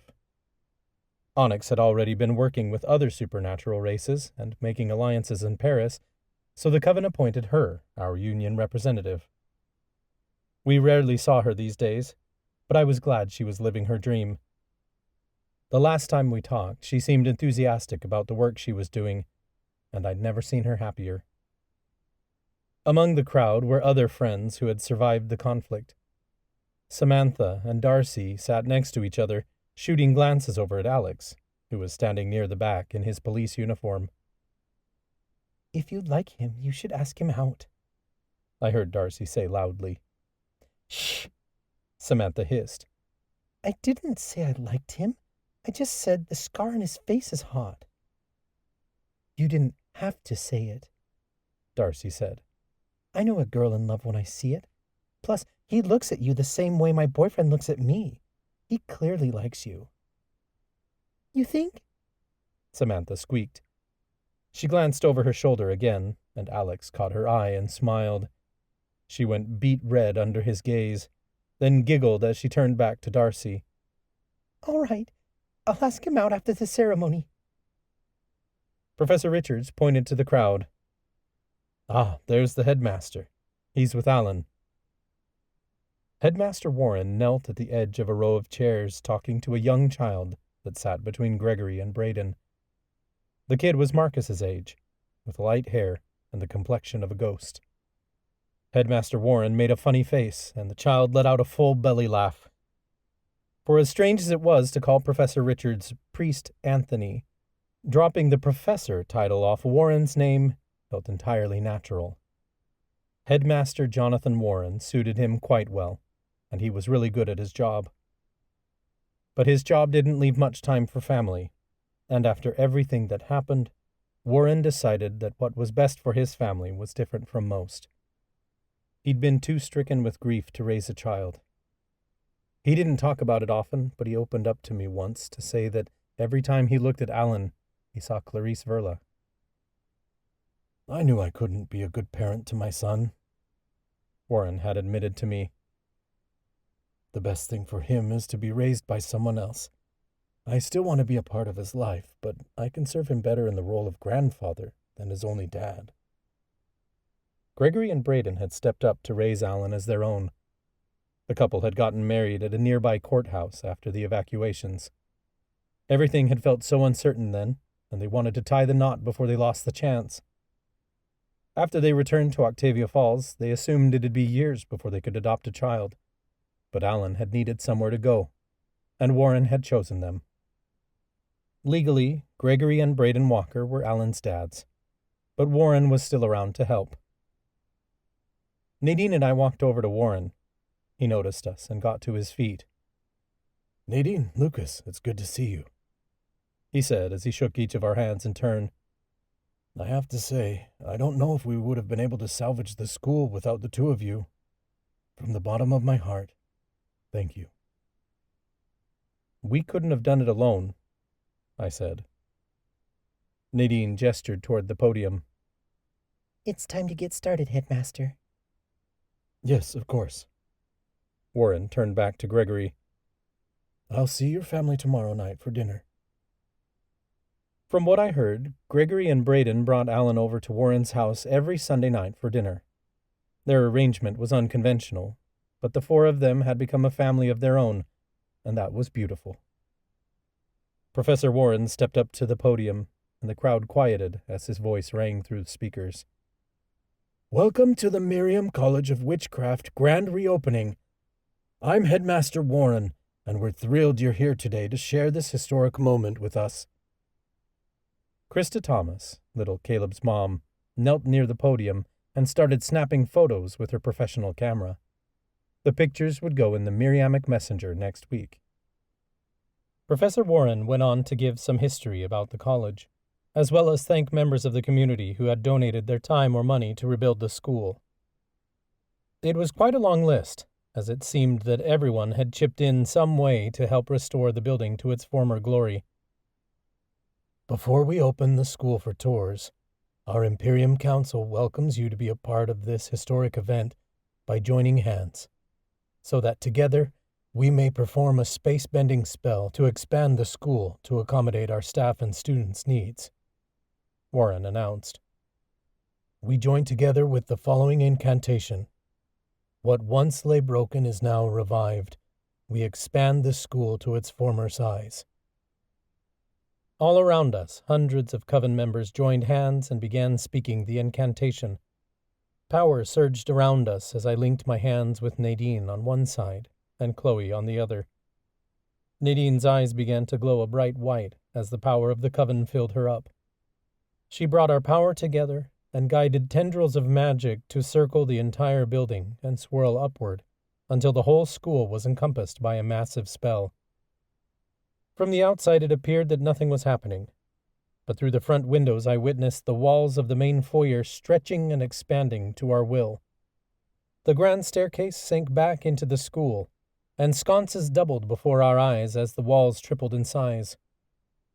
Even the large fireplace seemed to grow under our spell, and I could have sworn I saw the painting of Mother Miriam above the mantel shimmer, like she herself approved of our spell work. The school absorbed the power until all the shining tendrils of magic seeped into the walls of the building. Now the Imperium Council will join me to cut the ribbon and welcome you back to our school, Headmaster Warren announced. He withdrew the box Bo had carved from beneath the podium, then carefully opened it. Inside sat a long ceremonial wand that Bo had crafted by hand. The wand was even more beautiful than the box that held it. The handle had leaves and flowers carved into it, with vines that twisted around symbols from all castes. The ceremonial wand looked like something antique and from another time, though it was brand new. The Imperium Council gathered together, and Headmaster Warren stepped between us to hold the tip of the wand to the ribbon. Only when I got a look up close did I notice that Bo had engraved something else into the blade, an inscription that read, Unitas. It was a Latin word that meant unity or oneness. It was the perfect touch. "Smile!" Krista shouted. Her camera clicked in quick succession as we leaned in to place our hands over Headmaster Warren's. Together we cast a simple spell that sliced the ribbon in two. The ribbon fell away, and the crowd erupted into ceremonial celebration. "Welcome back to Miriam College of Witchcraft," Headmaster Warren shouted. As the ceremony ended, people began flooding into the school to tour the new classrooms. I was amazed at the main foyer when we entered. It was a lot like I remembered, but it was somehow more beautiful. The red carpet that spanned up the staircase was brighter and softer than ever before, and the black chandelier that hung over our heads shined brilliantly. Our friends met up with us in the main foyer. "This looks amazing," Chloe raved as she spun around to take it all in. "Miriam College of Witchcraft has never looked better," Talia agreed. She pushed the kids in a stroller. Erica was passed out, but Marcus twisted his head in every direction to take in the expansive room. "How big is the pool?" Grant asked eagerly. "I made sure to give the pool a little extra magic, just for you," Nadine joked. "Anything else that's changed?" Miles wondered. "I funneled more magic into the kitchens because they always seemed a bit too small," Nadine said. "However, there's one thing I decided not to change. Follow me." Nadine led us around the back of the grand staircase to an elevator there. When the school was being rebuilt, we worked closely with construction crews to ensure the new school was entirely ADA compliant, even when accounting for the space-bending spell. Nadine had insisted on tons of elevators and ramps, accessible sinks in the restrooms, braille signage, and all kinds of other accommodations in the buildings and class curriculum. Disabled kids deserved to enjoy and love this school just as much as everyone else did. We took the elevator up to the second floor, and Nadine led us to the far end of the hallway. There was another elevator there, but where I expected to see a staircase, there was merely a blank wall. "What's this?" Chloe asked. "It's the vanishing stairwell, of course," Nadine exclaimed. Grant took a few steps back. "Aw, hell no. I'm not getting stuck in there again." "It's not really vanishing," Nadine said. She pressed her palm to the wall, and her hand went straight through it. "I bent the space to make it look like a wall, but it isn't. It's a trick stairwell that's entirely safe." "I like it," Talia said simply. "Miriam College of Witchcraft wasn't just about our classes. It's about the history of this building and the stories it tells. Believe me, finishing our coursework at the community center wasn't nearly as fun as roaming these halls with you guys. Nadine's keeping the tradition going." "That's exactly what I wanted," Nadine stated proudly. "The next generation will grow up with legends of their own. I thought it'd be nice to have something to share with them." I wrapped an arm around her waist. "It's perfect."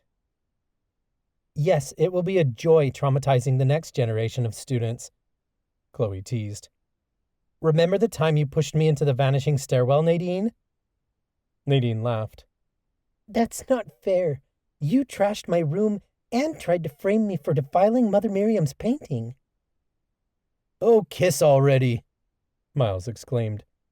"I don't care if Chloe's my wife. You two have the ultimate enemies to lovers story, and I'm sick of watching you two flirt and never getting to a climax." Nadine smirked. "You want me to make your wife climax, Miles?" Chloe rolled her eyes. "Don't listen to him. He just likes the idea of me making out with other women." "Let's not and say we did," I suggested. Nadine laughed. Sorry to disappoint you, Miles. I'm going to have to go with my husband on this one. Chloe draped an arm around Nadine's shoulder. We may not be lovers, but we do make very good friends. Nadine looped one arm around Chloe's waist and the other around mine until we were all gathered in a group hug. Friends forever, Nadine promised. Friends forever. We spoke in unison, as if the words themselves were an incantation sealing our life and our stories to one another. After everything we'd been through, there was no taking it back. We were united as one in this life and the next. We continued through the halls of Miriam Mansion, touring dorm rooms and classrooms. Even the grand ballroom seemed bigger and more vibrant than it had ever been before. We finished our tour in the cafeteria, where there were refreshments laid out for the open house. Our friends gathered around a big table, and Marcus and Erica nibbled on fruit and crackers. We were almost finished eating when I caught sight of Professor Wyckoff entering the cafeteria. I nudged Nadine. Professor Wyckoff is back. We should go say hi, she suggested. Tall, can you watch the kids? Sure, but if your son starts finger painting with applesauce again, I'm not cleaning it up, Talia replied. Nadine quickly moved Marcus's plate of applesauce away from him. We approached Professor Wyckoff, and our former teacher dropped her shoulders in relief when she saw us. Lucas, Nadine, it's wonderful to see you. We exchanged hugs, but when we drew away, I noticed a hint of worry in her eyes. Is everything all right? I asked. Everyone is safe for now, Wyckoff assured me, though I didn't like the way she said, for now. I finished my research. I shot a glance at Marcus. He was laughing at Grant, who'd placed 2 pieces of salami over his eyes and made faces at the kids. Marcus tried copying him by putting a pepperoni on the end of his own nose, but it fell off his face and onto the floor. A lump rose to my throat. We should talk in private. Yes, of course, Wyckoff offered. She led us out into the main foyer, which was all but deserted now. We gathered around a private seating area near the crackling fireplace. I took Nadine's hand in mine, and she squeezed back tightly. I do wish I had better news to share, Professor Wyckoff began. I've been working closely with the demigod guardians, and we know why the Master Wand couldn't break Marcus's curse. There must be something that's stronger, Nadine insisted. Professor Wyckoff shook her head regrettably. That's what I have to tell you. There's nothing that can break his curse. My stomach dropped, and Nadine's features went pale. I've never run across a curse that can't be broken, Nadine pressed. Even if it takes time. I'm afraid even time can't change this, Wyckoff replied. In our research, the demigod guardians have learned that a spell a demigod casts upon themselves cannot be reversed. In this case, your son's curse was cast using the Master Wand, which was born of his own power. Magically, it's as if Marcus cast this curse upon himself, and so this magic is locked in. There will never be anything more powerful that can break it. There has to be something else we can do, I insisted. If he finds out he's a demigod through other means, then the curse will have no hold on him anymore, right? The curse says that no witch or warlock can tell him about his powers. But what if we get one of our allies to talk to him? It still won't work, because indirectly we're still telling him, Wyckoff said. Marcus is going to have to figure out what he is on his own. How do we prepare him for that? Nadine asked. We know Marcus is going to be involved in some sort of supernatural battle when he's older. Talia saw a vision of him with the seer wand headed into battle on a woven shifter's back. Talia said he was more powerful than any warlock she'd ever seen. You can teach him theory, but his magic won't fully awaken until he's older, Professor Wyckoff said. The best you can do for your son is to nurture his mind and spirit, so that when his powers do awaken, he's ready for it. So there's nothing we can do to help him with his magic? I asked. Professor Wyckoff sat up straighter. I know you want to be the best for your child, but you must understand that you can't physically be there for him through everything. His destiny is his alone, and there will come a time when you have to set him free and let him fight battles in which you're unable to stand beside him. The thought of my son fighting anything like we had made me sick to my stomach. I leaned back in my chair to peer into the open doorway of the cafeteria. Marcus caught my eye, and he jumped out of his chair to come running into the main foyer. Talia tried to catch him, but he was out of her reach in a second. I waved to her to let her know not to worry about it. Daddy, Marcus cried as he ran across the foyer toward me. I opened my arms to him, but he tripped a moment before reaching me. My heart leapt into my throat as he went tumbling toward the active fireplace. I swooped down to catch him around the belly before he fell face first into the fire. Nadine gasped in surprise, but it took everything I had in me to swallow down my fright. If I let Marcus know I'd been terrified for his safety a second ago, he'd have a full-on meltdown. Instead, I tossed him over my shoulder like I had this morning and tickled his belly. "What are you up to, silly goose?" Marcus giggled in my ear. Daddy, tickle me more. I plopped back down in my chair and cradled Marcus in one arm, while I tickled under his chin with the other. Nadine playfully grabbed his feet and tickled his ankles. Mommy! Marcus screamed in delight. His laughter filled the room. It was a sound that melted my heart each time I heard it. It occurred to me how wonderful it was for Nadine and me to be holding our son here in the place we fell in love. At the same time, I couldn't shake the fear saying these beautiful moments were temporary, at least for our son. He was going to have to find what beauty looked like to him, and sooner or later I would have to accept that his path wasn't going to be the same as ours. What he found along the way, and the beauty he discovered in the end, would be his alone. As I turned my gaze toward Nadine, I let my features fall. I kept tickling Marcus while I took a moment to catch my breath. He didn't notice. I resolved never to let him see me fear for his future, because I couldn't teach him to be afraid of it himself. Instead, I had to show him he was capable of anything. Wherever Marcus's destiny took him, and whatever it meant for him to be a demigod, we would be there to support him. We'd already fought a war, and whatever the visions Talia had seen with the seer wand had meant, they were not our fight, but our son's. We could try to protect him from that, but there was no stopping fate. No matter where he went, it was up to us to make sure he knew his family and his coven would always be behind him. As much as we wanted to take this destiny from him and fulfill it ourselves, this was something even magic couldn't stop. Perhaps in some way we'd already done all we could, that by fulfilling our prophecy, it paved the way for the coven to continue on, so that our son could grow up to conquer his own destiny. Our prophecy was complete, and we weren't the chosen ones anymore. We were parents now, and that meant our job was to do our damnedest to raise our children to the best of our abilities. To be a parent meant that when the time came, we would have to step back and let Marcus pursue his own destiny, with or without us.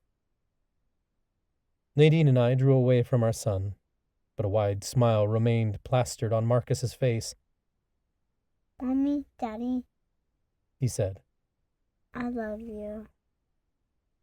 I leaned down to press a kiss to the top of his head. We love you too, Pumpkin.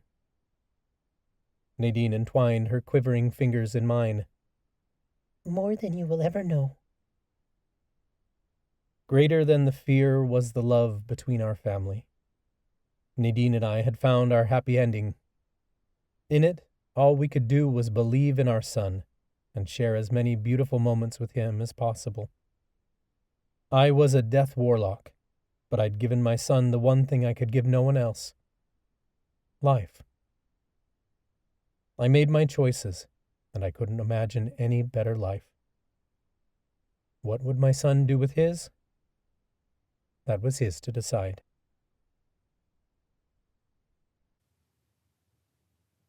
The end. Marcus's story begins in The Villain Institute. Hidden Legends, Prison for Supernatural Offenders, Book 1. Out now.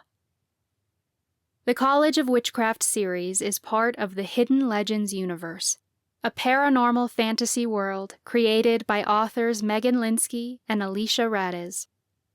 Included in this universe are the following series: the Academy of Magical Creatures series, the University of Sorcery series, and the Prison for Supernatural Offenders series, with more to come. Each Hidden Legends novel features magical romances with disabled characters fighting for a better world. You can find out more about the Hidden Legends universe by going to www.hiddenlegendsbooks.com.